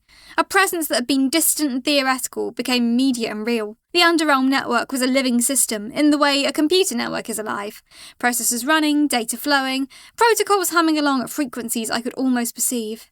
But this was different from a computer network. This was living magic, conscious infrastructure, a vast distributed system that had accepted my presence into its framework. The beacon was a structure of crystallized magic, roughly humanoid in shape, about the size of a mailbox, It glowed with the cool blue luminescence, and from it radiated waves of data-like presence, identification requests, authentication protocols, welcome messages all flowing into my consciousness at once. Holy shit, I transmitted to Glitz. They've been waiting for us. This is beautiful. This is connection. This is integration into a larger ecosystem. Glitz is experiencing existential validation. Glitz was vibrating with something approaching awe, which meant my inner voice was having a legitimate moment of genuine wonder. The network's awareness crashed over me. Comprehensive, vast, like stepping into a room lined with eyes. All of them looked at me with curious interest. Millions of data points, processing information, running calculations, deciding whether I was a valid addition to their system or a problem to be resolved. System notification. Dungeon network access established. Connection status. Pending authentication. Note. The bureaucracy extends even here. Of course it does. Oh, wonderful, I muttered, sending awareness racing down the tunnel to the access point. Let me guess. Forms. The beacon was a crystal structure about the size of a mailbox, grown into the stone like a natural formation, but too precise, too intentional. It pulsed with the cool blue light, and I could feel data coming off it like heat off a radiator. Forms are excellent. Forms are the poetry of civilization. Glitz was vibrating with what I can only describe as spiritual approval. You've been eating my memories. You know I hate forms. Sarah hates forms. Glitz loves forms. This is the duality of our shared existence. Varric arrived on day 125, with a delegation of 5 network representatives, who were just more sophisticated kobolds in official insignia, which made me like them better. They carried boundary markers, sleek crystalline pylons about waist-high, carved with runes that made my perception ache if I focused on them too long. The hybrid dungeon core Sarah, Varric announced formally, his voice taking on the measured tones of official capacity. The Underrealm network recognises your establishment. Boundary markers will be installed per protocol. Installation requires your consent and signature authorization. Signature authorization? I'm a rock. I don't have a signature. Magical thumbprint is acceptable, Varric replied, which meant he'd anticipated this exact question and had probably answered it 17 times at other dungeon cores. Or verbal acknowledgement before witnesses. The network is flexible regarding physical authentication. Verbal acknowledgement is wonderful. Glitz accepts on behalf of Glitz. My inner voice announced to everyone nearby, which caused one of the network representatives to glance around in confusion because I'd just spoken to myself. I authorised the installation formally, extending my acknowledgement through the beacon connection so the network could record the transaction in whatever distributed ledger it used to track such things. Grabnak oversaw the work personally, directing placement of each marker with meticulous precision. He understood what was being established. Each marker was planted at precise intervals, each one oriented according to network specifications, each one locked into place with both physical anchors and magical resonance calibration. The markers were beautiful, functional beauty, the kind you see in well-designed infrastructure, precise, purposeful, elegant. They glowed with that same cool blue luminescence as the beacon, and I could feel them establishing connections through the stone, creating a network of protected space, a defined boundary that said to the rest of reality, this is claimed, this is marked, this is integrated into a larger system. Skreek verified each installation personally, checking the resonance frequencies, ensuring the magical amplification was functioning correctly. His teams moved with reverent focus. This wasn't just construction work. This was the installation of your dungeon's protective framework. The weight of it was tangible. System notification. Boundary markers installed. Dungeon protection, level 1. Legal extraction prohibited. Ownership status, registered with Underrealm Network. Note, congratulations. The Grim Reaper now requires significantly more paperwork to collect you. Also, approximately 17 layers of bureaucratic protection. The moment the final marker locked into place, I felt the shift. It was like a door closing, a perimeter being drawn, a line in reality saying, this is mine, this is protected, this is not available for casual harvesting by forces that haven't filed the proper paperwork. The pressure sensation of my dungeon's boundaries changed, became more defined, more defensible. I could feel the network's protection settling around my territory. Present, persistent, protective. For the first time since this whole nightmare began, I felt genuinely safe. Yes, Grabnak approves. Dungeon is now protected, very protected. Grabnak's satisfaction radiated through the space, with the force of a personal conviction. System notification. Achievement unlocked. Not today, Grim Reaper. Hybrid dungeon core successfully connected to underrealm network. Extraction probability reduced to 3.7%. Note: bureaucracy, the ultimate defense against death itself. The celebration was small by dungeon standards, which meant approximately 63 inhabitants of varying intelligence gathered in my great hall for what I could only describe as a formal recognition ceremony. Grubnuck stood at the centre, and I felt him drawing on reserves of dignity that suggested he'd been secretly planning this moment since the harvesters left. He'd polished his tusks. He was wearing what I can only describe as formal wrappings, strips of cloth that had been dyed dark blue and wound carefully around his upper arms. "Grubnuck presents the Chief Steward's Medallion," he announced, holding up a polished bronze disc on a heavy chain. The metal gleamed with careful craftsmanship. Someone had worked hard on this piece. "Grubnuck has worn this in temporary capacity. Dungeon Sarah requires permanent steward, yes. Grubnuck pledges to maintain structure. Grubnuck pledges to protect residents. Grubnuck pledges to make dungeons something worthy of loyalty, yes. The medallion caught lamplight and threw it across the hall in scattered gold. This wasn't just formal appointment. This was Grubnuck stepping forward and saying, "I am tied to this place. I will maintain it, I will protect it. I will make it something worth existing in." The pressure of his conviction radiated through my dungeon like a physical thing. "Grubnuck," I said, and I meant every word. "You're Chief Steward. Official, permanent, and frankly overdue." Grubnuck fastened the medallion around his neck with careful, reverent motions. The bronze caught the light as it settled against his chest, visible and permanent. The goblins and kobolds, and miscellaneous creatures who'd come to depend on this dungeon's existence, roared in approval, an actual physical sound that echoed through my halls and made my crystal vibrate with something I can only describe as pride. This was my home. These were my people. And Grubnuck had just formally accepted responsibility for ensuring they remained safe. "Glitz approves of promotions. Glitz loves hierarchy. Glitz will now defer to Chief Steward," my inner voice announced with absolute delight. "You're not going to defer to anyone. You barely defer to me." "Correct. Glitz will pretend to defer, but will actually just do what Glitz thinks is best. This is called loyalty. Also, Glitz thinks Chief Steward deserves respect." For once, I didn't argue. Glitz was right. Over the next 3 days, other dungeons sent representatives. I got visits from a fire corps operating out of volcanic caverns north of my territory. Professional, businesslike, conducted entirely through formal written requests and response protocols. The fire corps sent a delegation of 3 flame elementals who communicated through pressure variations and heat signatures. They sent a nice gift of thermal crystals that were practically radiating energy, and I felt oddly honoured by the gesture. There was a water corps, housed in an underground lake system, genuinely concerned about my hybrid status, but polite about expressing it. Her representative asked detailed questions about whether my Fey integration might destabilise local water tables or affect underground aquifer systems. Professional paranoia, basically. There was even an ancient core, barely conscious, operating some kind of vast cavern system that I could only perceive as a distant pressure in my awareness, a vast, slow-moving presence that existed for probably geological ages. It checked in to confirm I existed, and wasn't some kind of anomaly, which was the most validating contact of all. An ancient dungeon core took time out of its extended consciousness to acknowledge my existence. That was a formal introduction to the community. "You're the first hybrid," Squeak explained, reviewing what I'd learned from network records with his characteristic thoroughness. He was pulling data from the beacon connection, reading through filed reports and historical precedents. "Cores have merged with Fae before, not often, but it's documented. The last recorded instance was approximately 200 years ago, a lithic core that merged with a minor earth elemental. The combination lasted for approximately 80 years before the Fae component elected voluntary separation.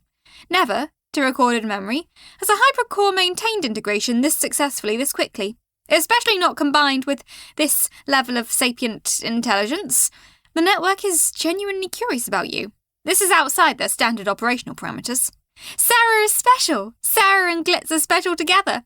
This is not Saturine. This is factual," Glitz added, vibrating with what was genuine pride. "Glitz is honoured to share consciousness with Sarah. Glitz believes Sarah and Glitz is better than either separate." Which was Saturine, and also entirely true, and I was learning that those two things didn't have to be mutually exclusive.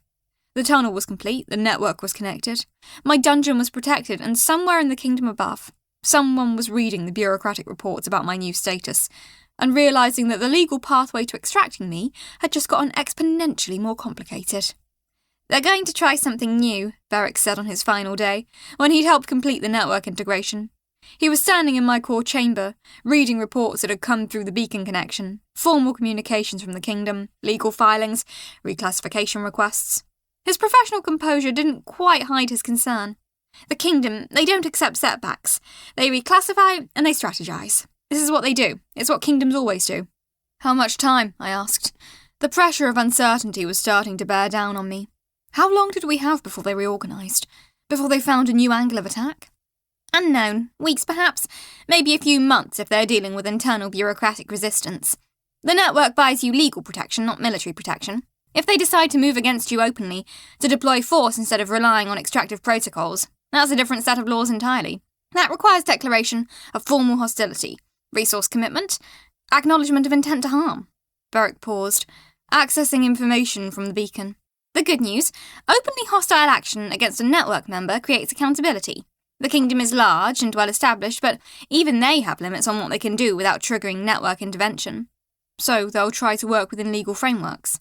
They'll try, but eventually, if they want you badly enough, they'll escalate. That's the pattern all of them do when the stakes get high enough. Varric looked at me directly, which was rare. You should prepare for both possibilities. Prepare to defend yourself, but also prepare to exist. Don't make yourself smaller. Make yourself larger, more valuable, more integrated into the network.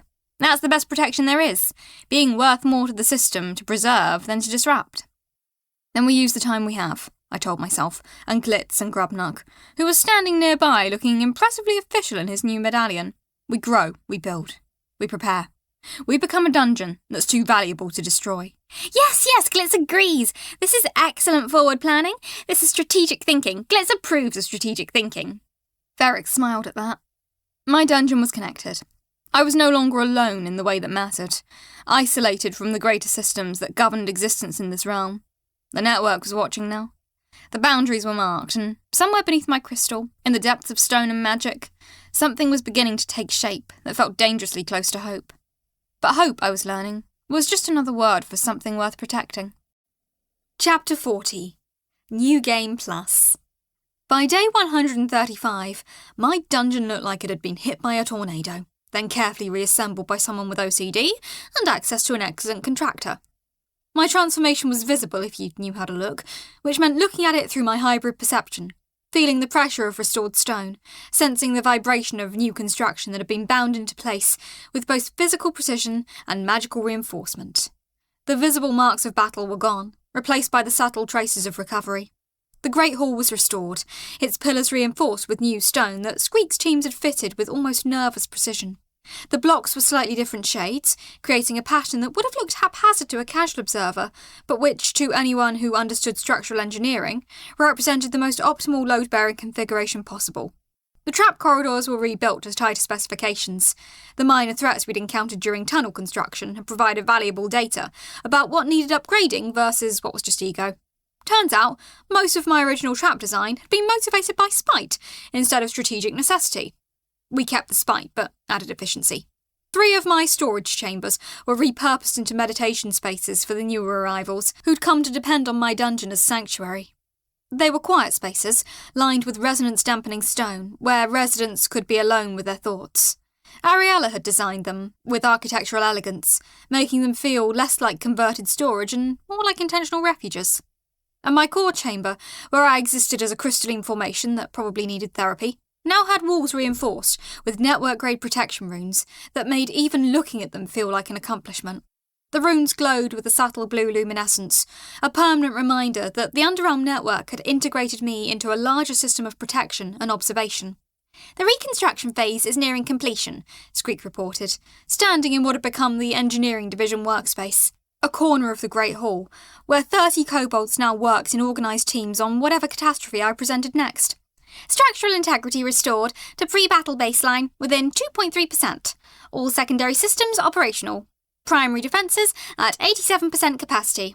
That's 87% more functional than I was yesterday, I told him. I'm satisfied. Glitz is very satisfied. Glitz loves organised infrastructure.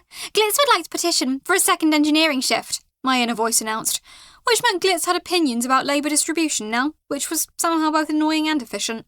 Grubnug stood nearby, his new medallion catching the lamplight from a dozen angles. Chief Steward Sarah officially recognised the chain of command. Grabnuck at the top, followed by Squeak, heading engineering, and a growing network of specialised roles that had emerged organically from our population of 63. We had a cook, one of the goblins with opinions about spice ratios.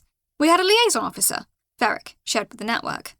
We had a monster relations coordinator, one of the more articulate kobolds who'd taken it upon himself to mediate between residents of different species. We were running a corporate organisation in cave form, which was either dystopian or practical, depending on your perspective. The soul debt was manageable now. I'd made one payment from excess mana generation, dropping the balance to approximately 9,250 AC. The kingdom's tribute requirement, 200 mana crystals per year, was being met from my production surplus. I was going to make it. I was genuinely going to survive this. System notification. Dungeon economic status, sustainable. Annual surplus, 1,800 mana crystals after all obligations. Note, congratulations, you've achieved the most boring possible success. Sound financial planning.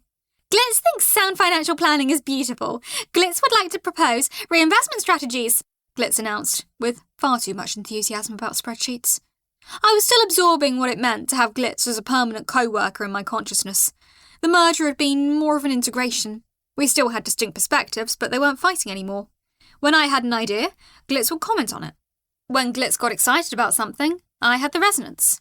We were learning to be collaborative, which was occasionally brilliant and frequently hilarious. You're not that bored, Squeak observed, which was a weird thing to say until I realised I projected my resignation through the dungeon's emotional resonance. The pressure of my exhaustion had leaked into the shared magical field, detectable to anyone sensitive enough to notice. Squeak, standing in the engineering division workspace with calculation tablets in hand, had clearly been paying attention. I'm not bored, I corrected. I'm tired, there's a difference. I was tired beyond mana depletion. Existential fatigue from constant crisis management, vigilance against bureaucratic and demonic threats alike. I was tired of calculating probabilities. I was tired of managing fear. I was tired of being the only intelligent consciousness responsible for 63 other lives, but I was also, I realised, beginning to sense else underneath the tiredness. It was fragile and easily obscured by exhaustion, but it was there. It felt almost like satisfaction, almost like home. The second week of the reconstruction period, Sir Humphrey arrived with news and a guest. His thundering announcement echoed through my tunnel system like a night-shaped foghorn. Sir Humphrey brings urgent tidings and also distinguished company. The distinguished company was a woman in riding clothes, soaked in rain and clearly having had several days of rough travel. Royal bone structure, exhausted determination. She was running from something important. Her clothes were mud-splattered, torn in places, and her boots left damp footprints on my dungeon floor that I could feel through my pressure sensitivity. Behind her was a guard, equally drenched, carrying supplies with the efficiency of someone used to emergency evacuation. The guard had the scarred face and careful movements of someone trained in actual combat instead of ceremonial security. "This is Her Royal Highness Princess Ariella Valahall," Sir Humphrey announced, with dramatic flair. He'd been waiting all day for this introduction. The night was practically vibrating with the importance of his news delivery. "She seeks asylum." "Princess," I said, which felt inadequate for the situation. "You're very wet." "Yes," Ariella replied, her voice carrying the formal precision of royal training that was currently being overridden by exhaustion. Exhaustion from days of flight, poor sleep, and constant anxiety. A river was involved. Less than optimal circumstances, but more appealing than the alternative. "I'm sorry for the water damage. I can compensate for—" "Don't worry about it," I told her. "The dungeon can handle wet people. We have a lot of practice with that. What happened?" "The alternative being?" I asked, though I suspected I knew.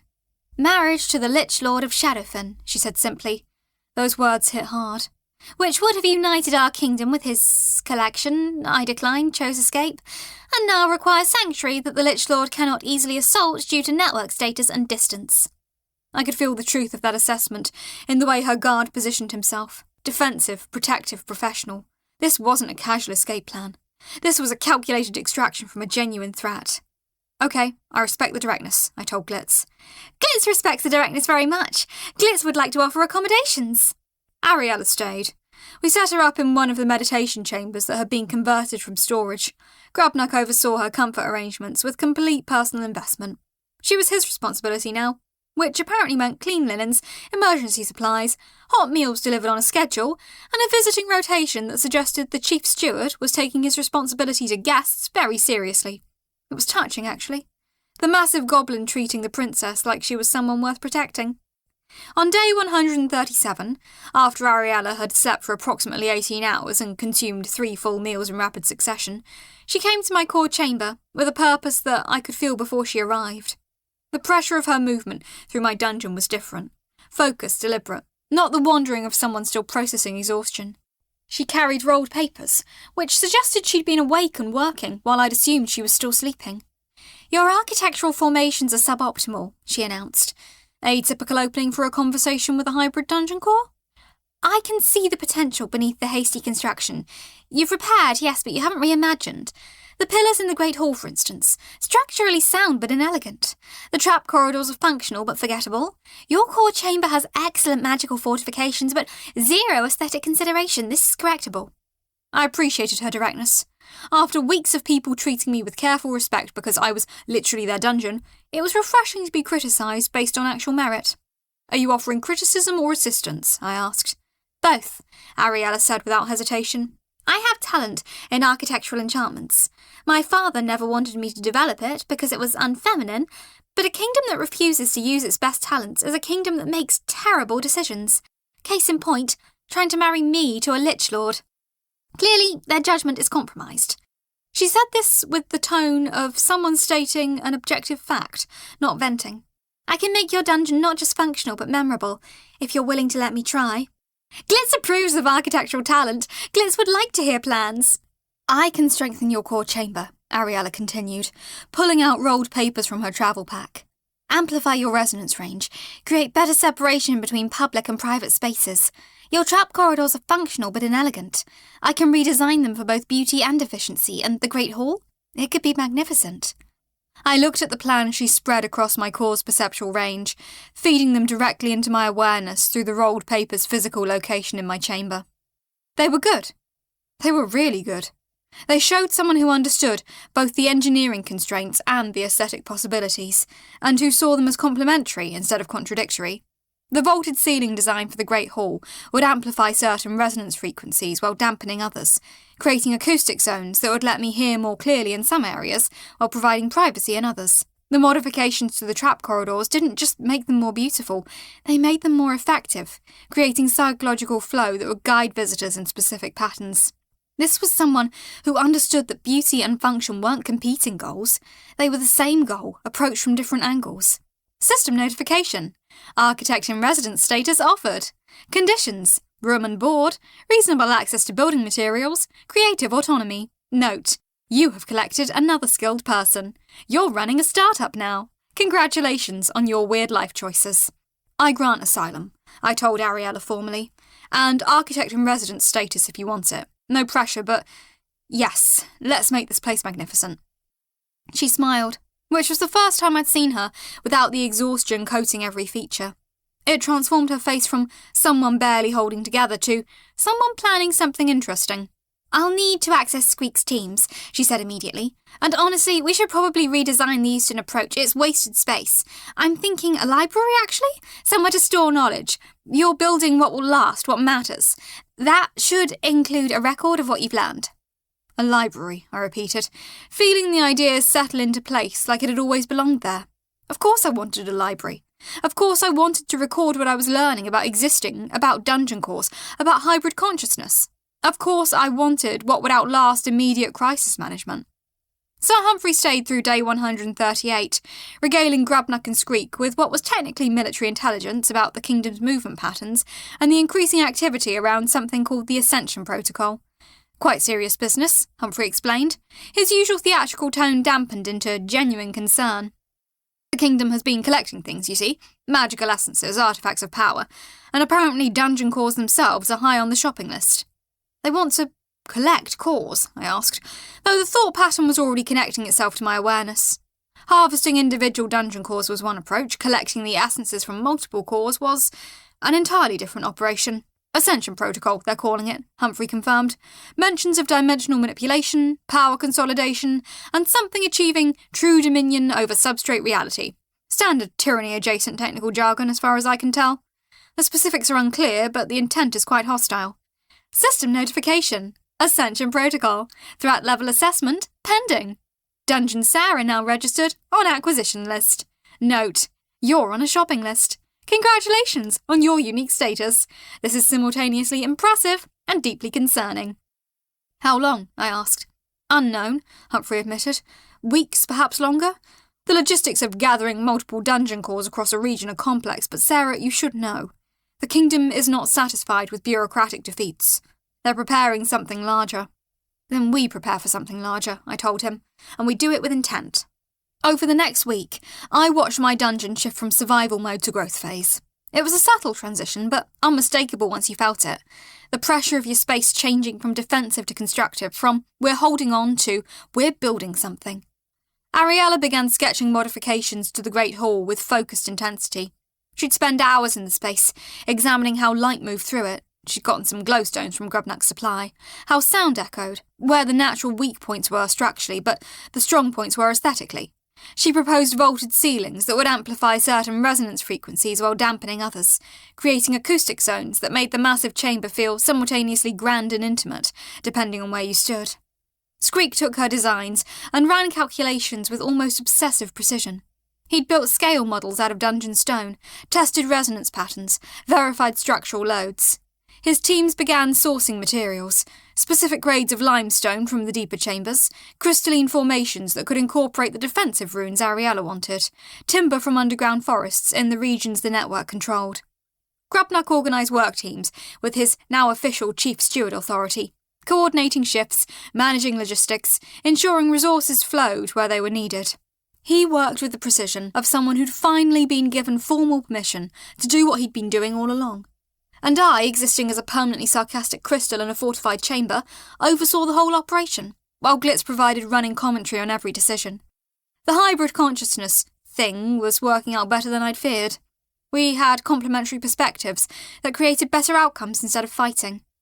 Glitz believes this is what humans call purpose.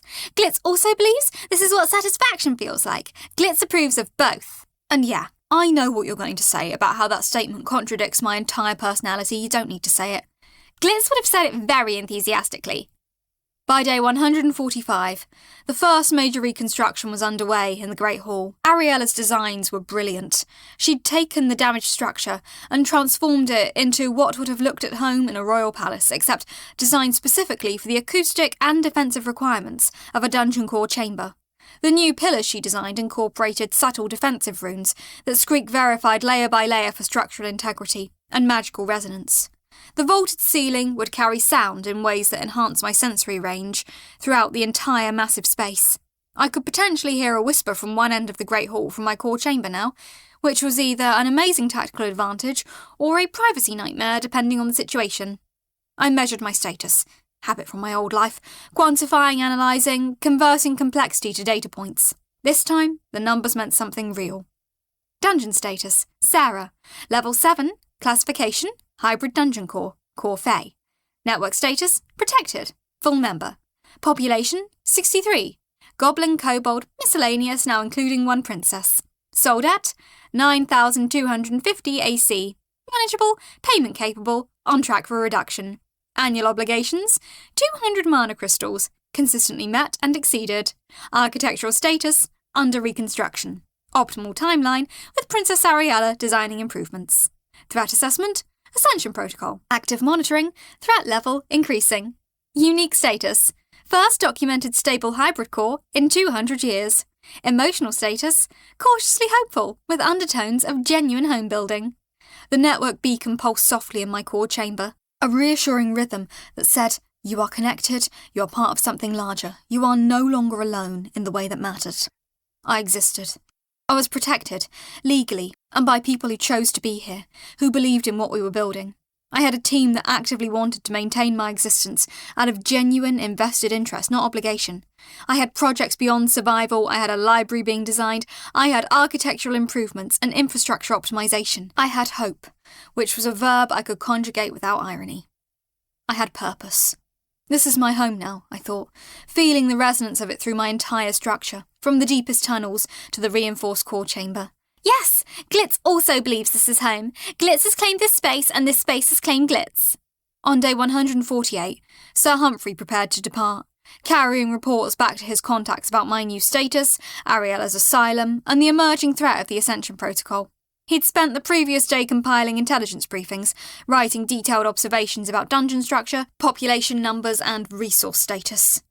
He moved with purpose, and I could feel the focus through the pressure of his movement. Sir Humphrey shall return, he announced formally, standing in my core chamber with the kind of ceremonial gravitas that suggested he'd practiced the line multiple times, probably while travelling through the tunnels. This knight has found a cause worthy of his service, Sarah. Dungeon of the Underrealm, you have earned Sir Humphrey's continued support. Expect intelligence gathering, battlefield assistance if required, and generally excellent companionship. Also, expect occasional dramatic announcements, as this is how Sir Humphrey operates, and Sir Humphrey has no plans to change. Safe travels, Humphrey, I told him. Give my regards to the network, and watch yourself out there, the kingdom is getting more active.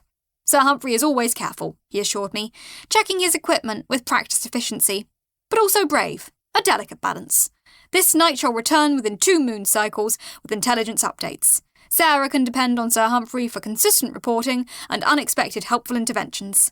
He left with Grubnuck escorting him to the surface tunnels personally, the chief steward treating the departing knight with appropriate ceremonial respect. I felt his departure like a temporary pressure relief, knowing he'd be back, knowing he considered my safety worth his continued effort. That was something I was learning to recognise as genuine value in his presence. The moment he disappeared into the upper tunnels, Ariella appeared, with another set of architectural plans and Screek's preliminary resource assessments for the Great Hall modifications. The work continued, the building continued, life continued, in the way it does when you have commitments that matter more than uncertainty. The final piece came on day 150, in a system notification that felt less like surprise and more like expected assessment. System notification, achievement unlocked, afterlife entrepreneur. Successfully transitioned from survival mode to sustainable growth phase. Tutorial phase complete. Prepare for increased difficulty in next phase. Note, you thought being a rock was simple. You were delightfully wrong. Ariella was in the Great Hall when I processed the achievement, standing in the space where her vaulted ceiling design was halfway through implementation. She had architectural plans spread across a work table, and the way she was examining them reminded me of myself examining dungeon schematics. Focused. Seeing possibility where others saw obstacles. Show me what you have in mind, Princess, I told her, extending my awareness to encompass her immediate vicinity. This is the beginning of an interesting partnership. I've been thinking about the Eastern Corridor, she said, looking up from her plans with eyes that shifted from exhausted to animated. The one with the minor treasure chambers. I could redesign the entire approach. Architectural illusions to make the physical space feel larger, creating progression through design. It would be more elegant, more memorable for visitors. Do it, I told her. Grubnuck can authorise resources. Screek can verify structural integrity, and I'll handle the magical amplification. It was absurdly simple, the way collaboration worked when everyone was trying to build something together instead of fighting over scraps. My software developer brain recognised the pattern. It was the difference between a team of people working on the same project versus a collection of individuals competing for resources. Purpose alignment. Clear objectives, shared goals. Glitz loves shared goals. Glitz would like to propose additional projects, my inner voice announced with characteristic enthusiasm. 1 project at a time, Glitz. Glitz acknowledges this is sensible, but disagrees with the sentiment. My crystal hummed with what was either laughter or the vibration of magic moving through stone. Probably both. Probably they'd become the same thing. The dungeon around me was being rebuilt, expanded, improved. The team that maintained it had grown from desperate survivors to cooperative builders, with actual agency and voice in how things got done. The threats that surrounded us were real, but no longer immediate. I had time to prepare, time to strengthen, time to become something worth defending. And I existed in a way that felt less like a joke about cosmic punishment and more like a legitimate choice. I could be here doing this with these people, and it would be okay. It would be more than okay. It would be home. I ran a sensory check across my dungeon, feeding it through all available perception channels. In the deeper chambers, where the network connection hummed with distant presence, I felt the steady signal of integration and protection, a baseline security that existed independent of my moment-to-moment vigilance. In the spaces where Ariella's architectural modifications were taking shape, I could perceive the aesthetic choices being embedded into functional design, beauty being built alongside stability. In the storage rooms, where Grabnuck's careful organisation maintained everything we needed, I felt competent stewardship, resources allocated with purpose and care. In the engineering division, where Screek's teams worked with professional precision and genuine pride in their work, I sensed clarity of purpose and forward momentum. Through it all, the pressure and temperature and vibration of a functioning ecosystem. Different beings coming together by choice. I felt the pressure of build-up. Something worth defending. The Ascension Protocol was coming. The Kingdom was regrouping. The larger threats hadn't gone away, they'd just gotten organised, gotten more sophisticated, gotten more dangerous. But this time I wasn't facing them alone. Glitz, I said to my inner voice. Thank you for being stuck in my head. Glitz is grateful to be stuck in your head. Glitz would not choose different. Glitz believes Sarah and Glitz together is better than either separate. Yeah, I think you're right. My crystal caught the light from 100 angles, reflecting it back into the space of my dungeon like a permanent rainbow. Somewhere in the depths, I felt the network's distant presence, watching. Somewhere above, the Kingdom was making plans. Somewhere in the immediate present, Grabnuck was coordinating shift changes, Screek was running calculations on Ariella's designs, Sir Humphrey was travelling back through the night to deliver intelligence, and Ariella was drawing diagrams of a future that didn't yet exist but would, because we were going to build it together. Game on, I thought. Yes, game on, Glitz confirmed. And the dungeon, my home, began to hum with the frequency of something new being built. Afterword. Thanks for sticking around. If you made it this far, you've officially spent more time with Sarah than most of her former co-workers ever did. And unlike them, you didn't have to sit through Derek's stand-up meetings to do it. Writing this book was a lot like being a dungeon crawl. You start with nothing, build something room by room, populate it with characters who develop opinions you didn't authorise, and then a fairy shows up and starts screaming in all caps about your choices. Wouldn't trade it for anything. Sarah's story isn't over. The Ascension Protocol is coming. The Kingdom is regrouping. And there's a certain princess drawing blueprints in the guest chambers who has some very strong opinions about architecture. Book 2 picks up right where we left off. Same voice, same chaos, bigger stakes. Thank you for reading. Thank you for reviewing. And thank you for giving a sarcastic rock a chance. See you in the next dungeon. Lena Will. This has been Congratulations, You're a Magic Rock, a darkly funny LitRPG dungeon adventure. Written by Lena Will. Narrated by Anna Evan. Copyright 2026 by Lena Will. Production copyright by Lena Will.